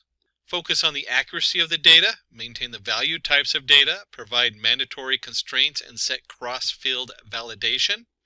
Standardize the data at the point of entry so that it is less chaotic, and you will be able to ensure that all the information is standardized, leading to fewer errors on entry. Number 7, how can you handle missing values in a data set? Listwise deletion. In listwise deletion method, entire record is excluded from analysis if any single value is missing. Sometimes we're talking about records. Remember, this could be a single line in a database. So if you have your SQL comes back and you have 15 different columns, every one of those that has a missing value, you might just drop it just to make it easy because you already have enough data to do the processing. Average imputation. Use the average value of the responses from the other participants to fill in the missing value. This is really useful, and they'll ask you why these are useful, I guarantee it. If you have a whole group of data that's collected and it doesn't have that information in it, at that point you might average it in there. Regression substitution. You can use multiple regression analysis to estimate a missing value. That kind of goes with the average imputation input. Regression model means you're just going to actually generate a prediction as to what you think that value should be for those people based on the ones you do have. Multiple imputation. So when we talk about multiple inputs, it creates plausible values based on the correlations for the missing data, and then average the simulated data sets by incorporating random errors in your predictions. What do you understand by the term normal distribution? And the second you hear the word normal distribution, should be thinking a bell curve like we see here. Normal distribution is a type of continuous probability distribution that is symmetric about the mean, and in the graph, normal distribution will appear as a bell curve.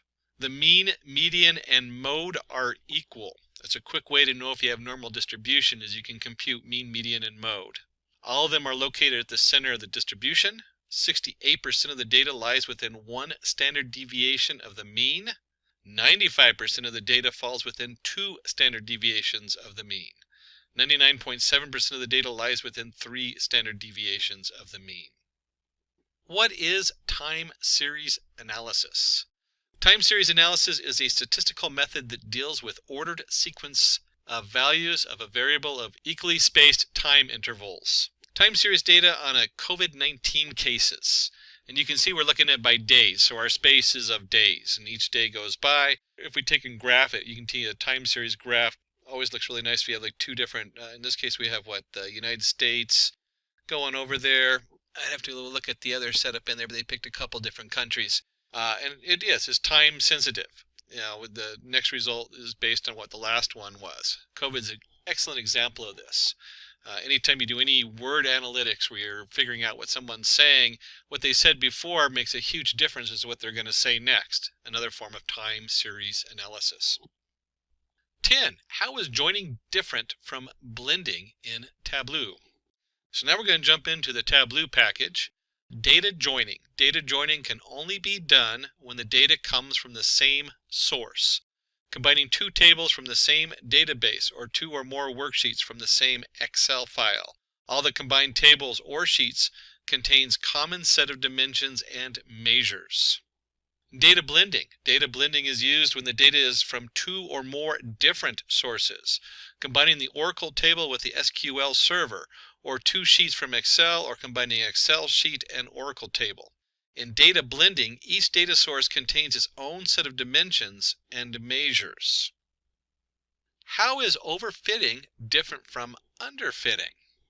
Always a good one. Overfitting. Probably the biggest danger in data analytics today is overfitting. Model trains from the data too well using the training set. The performance drops significantly over the test set. Happens when the model learns the noise and random fluctuations in the training data set in detail. And again, the performance drops way below what the test set has. The model neither trains the data well nor can generalize to new data. Performs poorly both on train and the test set. Happens when there is less data to build and an accurate model, and also when we try to build a linear model with a nonlinear data. In Microsoft Excel, a numeric value can be treated as a text value if it precedes with an apostrophe. Definitely not an exclamation. If you're used to programming in Python, you'll look for that hash code and not an amber sign. And we can see here, if you enter the value 10 into a field, but you put the apostrophe in front of it, it will read that as a text, not as a number. What is the difference between count, count A, count blank, and count if in Excel? We can see here when we run in just count, D1 through D23, we get 19. And you'll notice that there is 19 numbers coming down here. And so it doesn't count the cost of each, which is the top bracket. It doesn't count the blank spaces either with the straight count. When you do a count A, you'll get the answer is 20. So now when you do count A, it counts all of them, even the title cost of each. When you do count blank, we'll get 3. Why? There's 3 blank fields. And finally, the count if. If we do count if of E1 to E23 is greater than 10, there's 11 values in there. Basic counting of whatever's in your column, pretty solid on the table there. Explain how VLOOKUP works in Excel. VLOOKUP is used when you need to find things in a table or arrange by row. The syntax has 4 different parts to it. We have our lookup value, that's a value you want to look up. We have our table array, the range where the lookup value is located, column index number, the column number and range that contains the return value, and the range lookup. Specify true if you want an approximate match or false if you want an exact match of the return value. So here we see VLOOKUP F3 A2 to C8 2, 0 for prints. Now they don't show the F3. F3 is the actual cell that prints is in. That's what we're looking at is F3. So there's your prints. He pulls in from F3. A2 to C8 is the data we're looking into. And then number 2 is a column in that data. So in this case, we're looking for age. And we count name as 1, age as 2. Keep in mind this is Excel versus a lot of your Python and programming languages where you start at 0. In Excel, we always look at the cells as 1, 2, 3. So 2 represents the age. 0 is false for having an exact matchup versus 1. We don't actually need to worry about that too much in this. 0 or 1 would work with this example. And you can see with the Angela lookup, again, her name would be in the F column number 4. That's what the F4 stands for, is where they pulled Angela from. And then you have A1 to C8, and then we're looking at number 3. So number 3 is height, name being 1, age 2, and then height 3. And you'll see here it pulls in her height 5.8. So we're going to jump over to SQL. How do you subset or filter data in SQL? To subset or filter data in SQL, we use where and having clause. And you can see we have a nice table on the left where we have the title, the director, the year, the duration. We want to filter the table for movies that were directed by Brad Bird. Why? Just because we want to know what Brad Bird did. So we're going to do select star. You should know that the star refers to all. In this case, what are we going to return? We're going to return all title, directory, year, and duration. That's what we mean by all. From movies, movies being our table, where director equals Brad Bird. And you can see he comes back and he did The Incredible and Ratatouille. To subset or filter data SQL, we can also use the where and having clause. So we're going to take a closer look at the different ways we can filter it here. Filter the table for directors whose movies have an average duration greater than 115 minutes. So there's a lot of really cool things into this SQL query, and these SQL queries can get pretty crazy. Select director sum duration as total duration, average duration as average duration from movies, group by director having average duration greater than 115. So again, what are we going to return? We're going to return whatever we put in our select, which in this case is director. We're going to have total duration, and that's going to be the sum of the duration. We're going to have the average duration, average underscore duration, which is going to be the average duration on there. And then we, of course, go ahead and group by director. And we want to make sure we group them by anyone that has having an average duration greater than 115. These SQL queries are so important. I don't know how many times the SQL comes up, and there's so many different other languages, not just MySQL and not Microsoft SQL, but in addition to that, where the SQL language comes in, especially with Hadoop and other areas. So you really should know your basic SQL. Doesn't hurt to get that little cheat sheet and glance over it and double check some of the different features in SQL.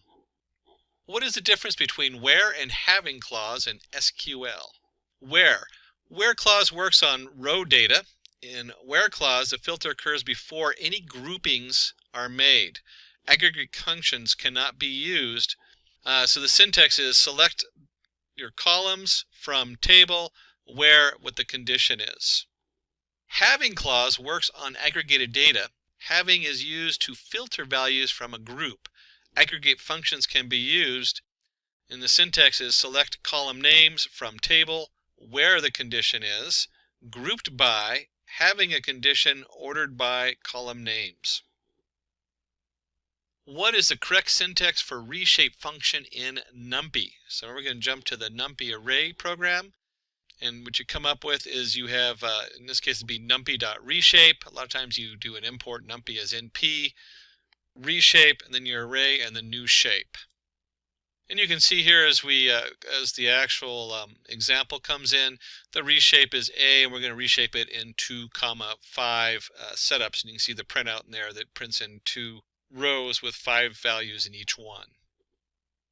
What are the different ways to create a data frame in Pandas?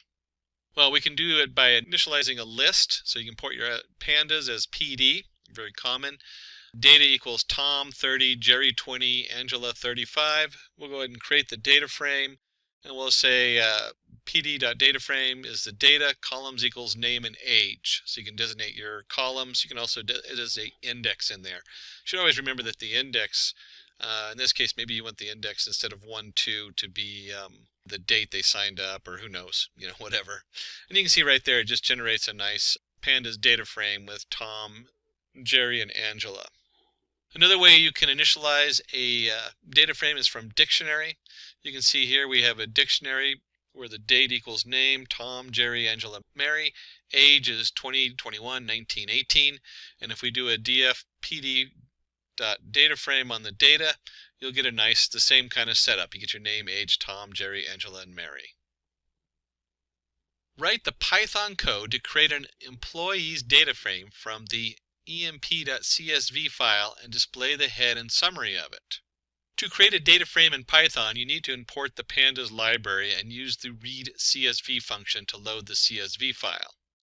And here you can see we have import pandas as PD, employees, or the data frame employees, equals pd.readcsv, and then you have your path to that CSV file. There's a number of settings in the read CSV where you can tell it how many rows are the top index. You can set the columns in there. You can have skip rows. There's all kinds of things. You can also go in there and double check with your read CSV, but the most basic one is just to read a basic CSV. How will you select the department and age columns from an employee's data frame? So we have import pandas as PD. You can see we have created our data. We will go ahead and create our employees PD data frame on the left.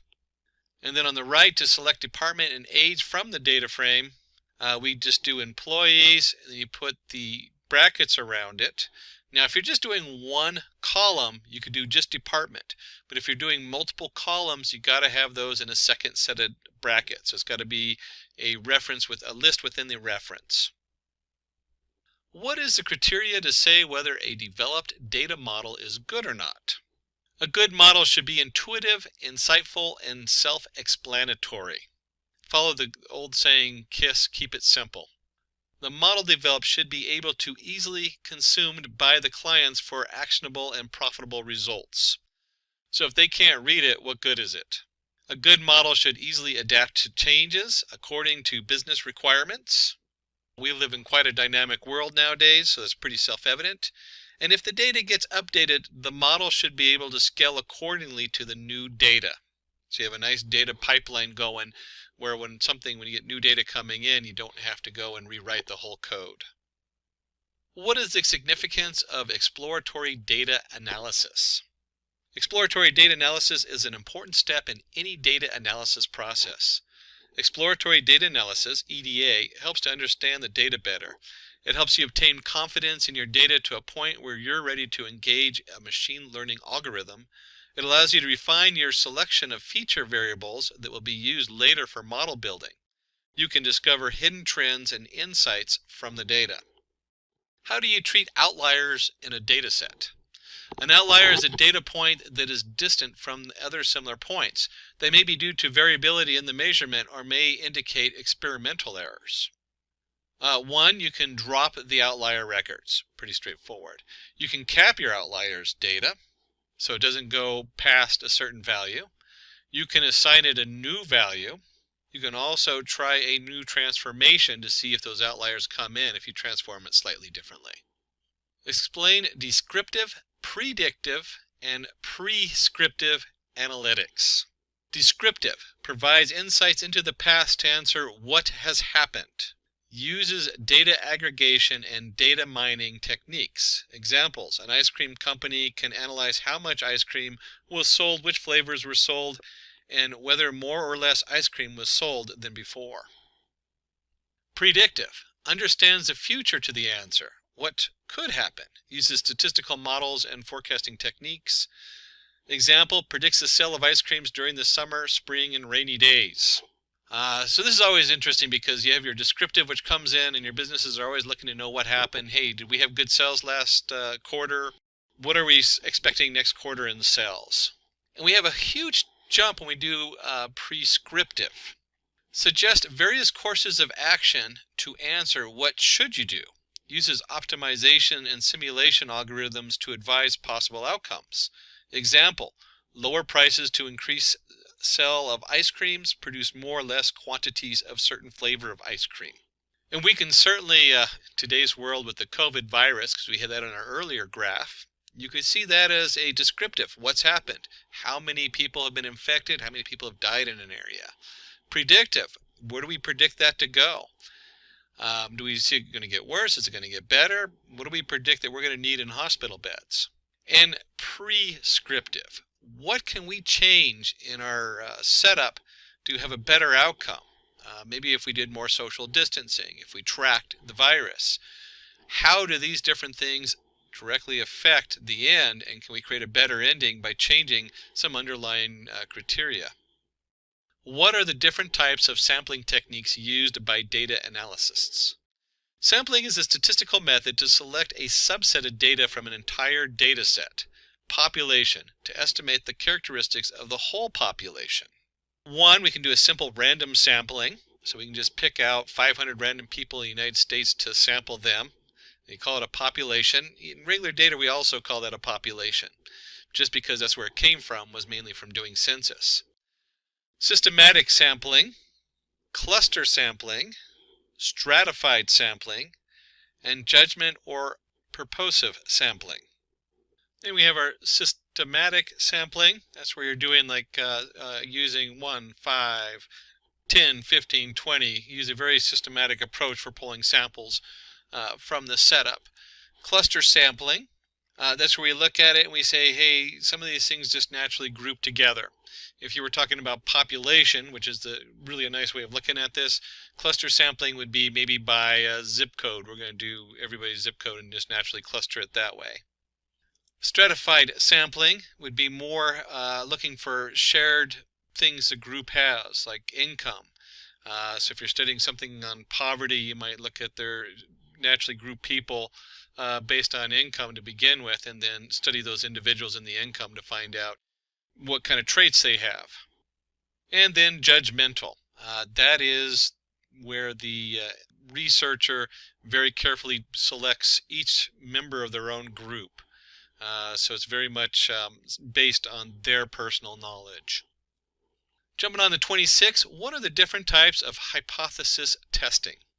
Hypothesis testing is a procedure used by statisticians and scientists to accept or reject statistical hypothesis. We start with the hypothesis testing. We have null hypothesis and alternative hypothesis.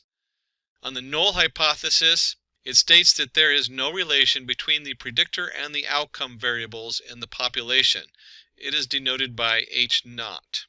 Example, there is no association between patients, BMI, and diabetes. Alternative hypothesis, it states there is some relation between the predictor and outcome variables in the population. It is denoted by H1. Example, there could be an association between patients' BMI and diabetes. And that's the body mass index, if you didn't catch the BMI and you're not in medical. Describe univariate, bivariate, and multivariate analysis. A univariate analysis, it is the simplest form of data analysis where the data being analyzed contains only one variable. An example is studying the heights of players in the NBA. Because it's so simple, it can be described using central tendencies, dispersion, quartiles, bar charts, histograms, pie charts, frequency distribution tables. The bivariate analysis, it involves analysis of two variables to find causes, relationships, and correlations between the variables. Example, analyzing sale of ice creams based on the temperature outside. Bivariate analysis can be explained using correlation coefficients, linear regression, logistic regression, scatter plots, and box plots. And multivariate analysis, it involves analysis of three or more variables to understand the relationship of each variable with the other variables. Example, analyzing revenue based on expenditure. So if we have our TV ads, we have our newspaper ads, our social media ads, and our revenue, we can now compare all those together. The multivariate analysis can be performed using multiple regression, factor analysis, classification and regression trees, cluster analysis, principal component analysis, clustering bar chart, dual axis chart. What function would you use to get the current date and time in Excel? In Excel, you can use the today and now function to get the current date and time. And you can see down here with the two examples where just equals today or equals now. Using the SUMIFS function in Excel, find the total quantity sold by sales representatives whose names start with A and the cost of each item they have sold is greater than 10. And you can see here on the left we have our actual table, and then we want to go ahead and SUMIFS. So we want the E2 through E20, B2 through B20 greater than 10. And this basically is just saying, hey, we're going to take everything in the E column and we're going to sum it up, but only those objects where the D column is greater than 10. That's what that means there. Is the below query correct? If not, how will you rectify it? Select customer ID, year, order date as order year from order where order year is greater than or equal to 2016. And hopefully you caught it right there. It's in the devil's in the details. We can't not use the alias name while filtering data using the where clause. So the correct format is all the same except for where it says where the year order date is greater than or equal to 16 versus using the order year, which we assign under the select setup. How are union, intersect, and except used in SQL? The union operator is used to combine the results of two or more select statements. And you can see here we have select star from region 1. We're going to make a union with select star from region 2. And it basically takes both these SQL tables and combines them to form a full new table on there. So that's your union as we bring everything together. When we look at the intersect operator, it returns the common records that are the result of the two or more select statements. So you can see here we select star from region 1, intersect, select star from region 2, and we come up with only those records that are shared, that have the same data in them. And hopefully you jumped ahead to the except. The except operator returns the uncommon records that are the result of two or more select statements. So these are the two records, or the records that are not shared between the two databases. Using the product price table, write an SQL query to find the record with the fourth highest market price. So here we have a little bit of a brain teaser. They're always fun. And the first thing we want to do is we're going to go ahead and if you look at the script on the left, we really want the fourth one down. So we're going to select the top 4 from product price. But we're going to order it by market price descending. SP order by market price ascending. So what we do is we take the top 4 of the market price ascending, and that's going to give us the 4 greatest values. And then we're going to reverse that order and do descending. And we're going to take the top one of that, which is going to give us the lowest value, which will be the 4th greatest one in the list. From the product price table, find the total and average market price for each currency where the average market price is greater than 100 and currency is in the INR or the AUD. So INR or AUD, India Rupee or Australia dollar. You can see over here the SQL query. If you had trouble putting this together, you might actually do some of it in reverse. And you can see right here where the average market price is greater than 50. Remember, we use having, not where, at the end because it's part of the group. So group by currency, because we want those two currencies. And we want the currency India Rupee, the INR or the AUD. And as you keep going backwards, we're actually going to be selecting the currency, the sum of the market price as total price, and the average market price as average price. So there's our select. It's going to come from the product price, which is just our table over there, and then we have where our currency is in. And like I said, you can put it together however you want, but hopefully you got to the end there. So this question will test your knowledge in Tableau, exploring the different features of Tableau, and creating a suitable graph to solve a business problem. And of course, Tableau is very visual in its use, so it's very hard to test it without actually just getting your hands on. And if you can't visualize some of this and how to do it, then you should go back and refresh yourself. Using the sample superstore dataset, create a view to analyze the sales, profits, and quantities sold across different subcategories of items present under each category. So the first step is to go ahead and load the sample superstore dataset. So make sure you know how to load the sample, the superstore dataset. That's underneath either the connect button in the upper left or the Tableau icon up there, and be able to pull in the dataset. And then once you've done that, you just drag the category and subcategory on rows and salaries onto columns. It will result in a horizontal bar chart. So in this one, we're just going to drag profit onto color and quantity onto label. Sort the sales axes in descending order of sum and cells within each subcategory. And if you're at home doing this, you'll see that chairs under furniture category had the highest sales and profit, while tables had the lowest profit. For office supplies, subcategory binders made the highest profit, even though storage had the highest sales. Under technology category, copiers made the highest profit, though it was the least amount of sales. Let's work to create a dual axis chart in Tableau to present sales and profits across different years using sample Superstore dataset. Load the orders sheet from the sample Superstore dataset. Drag the order data field from the dimensions onto columns and convert it into continuous month. Drag cells onto rows and profits to the right corner of the view until you see a light green rectangle. One of those things, if you haven't done this hands-on, you don't know what you're doing, you're going to run into a bind because you're going to be just kind of dropping it and wondering what happened. Synchronize the right axes by right-clicking on the profit axis. And then let's finalize it by going under the marks card, change some cells to bar and some profit to line, and adjust the size. And then we have a nice display that we can either print out or save and send off to the shareholders. Let's go ahead and do one more Tableau. Design a view in Tableau to show state-wise sales and profits using the sample Superstore dataset. In here you go ahead and drag the country field onto the view section and expand it to see the states. Drag the states field onto size and profit onto color.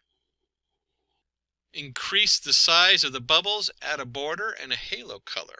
States like Washington, California, and New York have the highest sales and profits, while Texas, Pennsylvania, and Ohio have a good amount of sales but the least amount of profits. We'll go ahead and skip back to Python NumPy. Suppose there is an array number equals NP, or NumPy if you're using NumPy, depending on how you set it up, dot array, and we just have 1 to 9 broken up into 3 groups.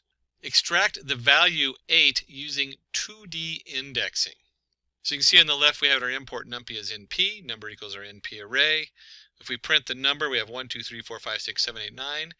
Since the value 8 is present in the second row and first column, we use the same index position and pass it to the array. And you just have number 2, 1, and you get 8. And remember, we're in Python, so you start at 0, not 1 like you do in Excel.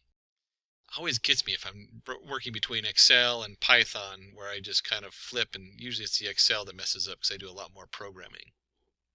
Suppose there's an array that has values 0, 1, all the way up to 9. How will you display the following values from the array? 1, 3, 5, 7, 9. So first of all, we go ahead and create the array, np.arange of 10, which goes from 0 to 9, because there's 10 numbers in it, but we don't include the 10. We print it out. The first thing you want to do is, what's going on here with 1, 3, 5, 7, 9? Well, if we divide by 2, there's going to be a remainder equal to 1. And then from Python, remember that if you use the percentage sign, you get the remainder on there. So the remainder is 1. And then you have your NumPy array, and then we just want to do a logical statement of all values that have a remainder of 1, and that generates our nice 1, 3, 5, 7, 9. There are 2 arrays, A and B. Stack the arrays A and B horizontally. Boy, these horizontal vertical questions will get you every time. And in NumPy, we go ahead and we've created 2 different arrays over here, A and B. The first one is your concatenate, np.concatenate A and B on axes equal 1. That is the same as hstack. And in the back end, they're still identical. They run the same. That's all hstack is, a concatenate axes equals 1. How can you add a column to a pandas data frame? Suppose there's an imp data frame that has information about few employees. Let's add address column to that data frame. And you can see in the left we have our basic data frame. You should know your data frames very well. Basically, it looks like an Excel spreadsheet. As you come over here, it's really simple. You just do df of address equals the address once you've assigned values to the address.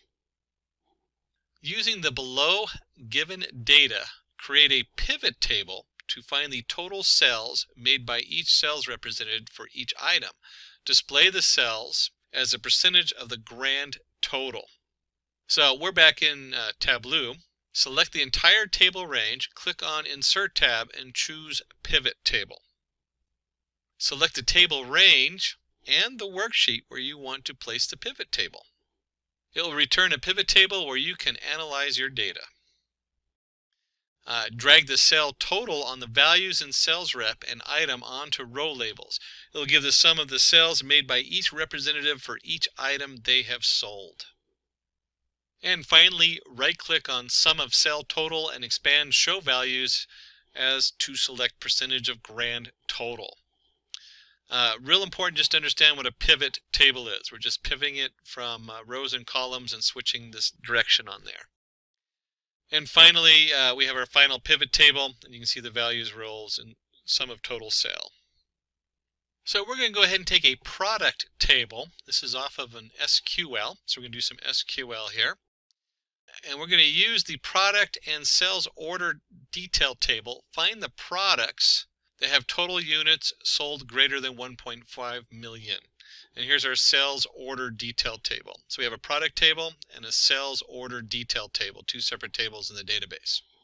And what we're going to do is put together the SQL query. We want to select PP name, sum, SOD, unit price as cells.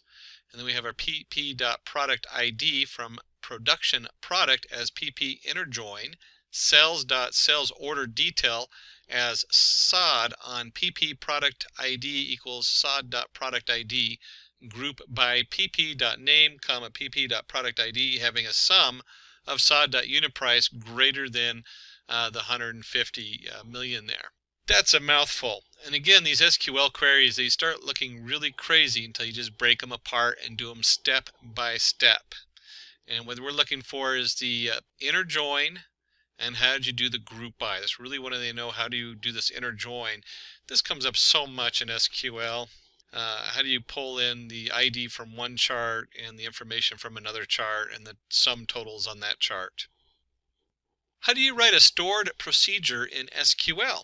Let's create a stored procedure to find the sum, the squares of the first n natural numbers. So here we have our formula, n times n plus 1 times 2n plus 1 over 6.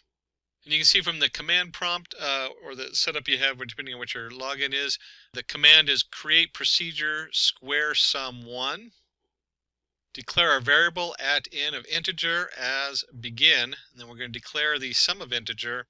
Set sum equals n times n plus 1 plus 2 times n plus 1 over 6. And then, of course, we can go ahead and print those out. Print first cast ampersand n, or our variable, as a variable character 20 natural numbers. Print the sum of the square is cast the at sum as a variable character 40 end. And then we do the output, display the sum of the square for first 4 natural numbers. We have execute square sum 1, and then we're going to put in 4, and you can see here where it brings up the first 4 natural numbers. Sum of square is 30. Write a store procedure to find the total even number between two user-given numbers. A couple of things to note here. First, we go ahead and create our procedure. You have your two different variables, the n1, n2. And we go ahead and begin. We're going to declare our variable count as an integer. We're going to set count equal to 0. And then we have while n is less than n2. We're going to begin. And if n1 remainder 2 equals 0, so we're going to divide it by 2, even number, begin. We're going to set the count equal to count plus 1. We're going to print even number plus cast n as a variable character 10 for printing. Count is plus cast variable count as variable character 10 end. Else print odd number plus cast variable number 1 as variable character 10. And then we go ahead and set the increment our variable 1 up 1. So they'll go from n1 all the way to n2. and it'll print the total number of even numbers. And you can see here we went ahead and executed it. We're going to count the even numbers between 30 and 45, and you can just see it goes all the way down to 8. What is the difference between tree maps and heat maps in Tableau? Now, if you've worked in Python and other programmings, you should automatically know what a heat map is. But a tree map are used to display data in nested rectangles. You use dimensions to define the structure of the tree map and measure to define the size or color of individual rectangles. Tree maps are a relatively simple data visualization that can provide insight in a visually attractive format. And again, you can see the squares over here. This is our tree map over here with each block also has its information inside of its different blocks. A heat map helps to visualize measures against the dimensions with the help of colors and size to compare one or more dimensions and up to 2 measures. The layout is similar to a text table with variations in values encoded as colors. In heat map, you can quickly see a wide array of information. And in this one, you can see they use the colors to denote one thing and the size of the little square to denote something else. A lot of times you can even graph this into a 3-dimensional graph with other data so it pops out. But again, a heat map is the color and the size. Using the sample superstored dataset, display the top 5 and bottom 5 customers based on their profit. So you start by dragging the customer name field onto rows and profit on columns. Right-click on the customer name column to create a set. Give a name to the set and select Top tab to choose top 5 customers by sum profit. Similarly, create a set for the bottom 5 customers by sum profit. Select both the sets, right-click to create a combined set. Give a name to the set and choose all members in both sets. And then you can drag top and bottom customer sets onto the filters and profit field onto color to get the desired results. As we get down to the end of our list, we're going to try to keep you on your toes. We're going to skip back to NumPy. How to print 4 random integers between 1 and 15 using NumPy. To generate random numbers using NumPy, we use the random integer function. And you can see here we did the import NumPy as np random arrangement equals np.random.random integer 1 through 15 of 4. From the below data frame, going to jump again on you, now we're into pandas. How will you find the unique values for each column and subset the data for age less than 35 and height greater than 6? To find the unique values and the number of unique elements, use the unique and the InUnique function. You can see here we just did df height, so we're selecting just the height column, and we want to look for the unique. That returns an array, where InUnique, if we do that on the height or the age, will return just the number of unique values. And then we can do a subset the data for ages less than 35 and height greater than 6. So if we look over here, we have a new df. Remember, this is going to be taking slices of our original data frame. It doesn't actually change the data frame. So our new df equals the data frame, or df, the data frame where age is less than 35, and the height is greater than 6. And in case you're not using Tableau, which has a lot of its own different mapping programs in there, make sure you understand how to use the basics of Matplotlib. Plot a sine graph using NumPy and Matplotlib in Python.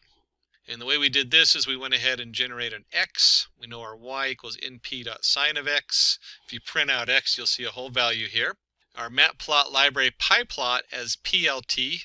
If you're working in Jupyter Notebook, make sure you understand the Matplotlib inline, that little percentage sign Matplotlib inline. That prints it on the page in the Jupyter Notebook. The newer version of Jupyter Notebook or Jupyter Labs automatically does that for you, but I usually put it in there just in case I end up on an older version. If you print y, you can see here we have our different y values and our different x values. You simply put in plt.plot xy and do a plot show. And before we go, let's get one more in. We're going to do a pandas using the below pandas data frame. Find the company with the highest average sales derive the summary statistics for this sales column, and transpose the statistics. That's a mouthful, and just like any of these computer problems, break it apart. So first of all, we're looking for the highest average cells. So group the company column and use the mean function to find the average cells. And you can see here by company equals df.group by company. Once we've done that, using the describe function, we can now go ahead and look at the summary of statistics on here. Use the describe function to find the summary. So by company, there's our groups. We're just going to describe them. And you could actually bundle those together if you wanted and just do them all in one line. So here we go, by company.describe. You can see we have a nice breakout. Always good to remember. Whether you're using any of the packages, whether it's Tableau or Pandas in Python, or even R or some other package, being able to quick look and describe your data is very important. And then we can go ahead and just do a basic apply a transpose function over the describe method to transpose the statistics. All we've done here is flip the index with the column names, but if you're following the numbers, a lot of times it's easier to follow across one line, or maybe you want to average out the count, or there's all kinds of different reasons to do that. Thank you for joining the Data Analytics full course by Simplilearn. By completing this course, you have taken a significant step toward a rewarding career in data analytics. With right demand for data experts, you are now well prepared to land a job in the field and enjoy a lucrative salary. So thank you for watching. Staying ahead in your career requires continuous learning and upskilling. Whether you're a student aiming to learn today's top skills or a working professional looking to advance your career, we've got you covered. Explore our impressive catalog of certification programs in cutting-edge domains, including data science, cloud computing, cybersecurity, AI, machine learning, or digital marketing. Designed in collaboration with leading universities and top corporations, and delivered by industry experts, choose any of our programs and set yourself on the path to career success. Click the link in the description to know more.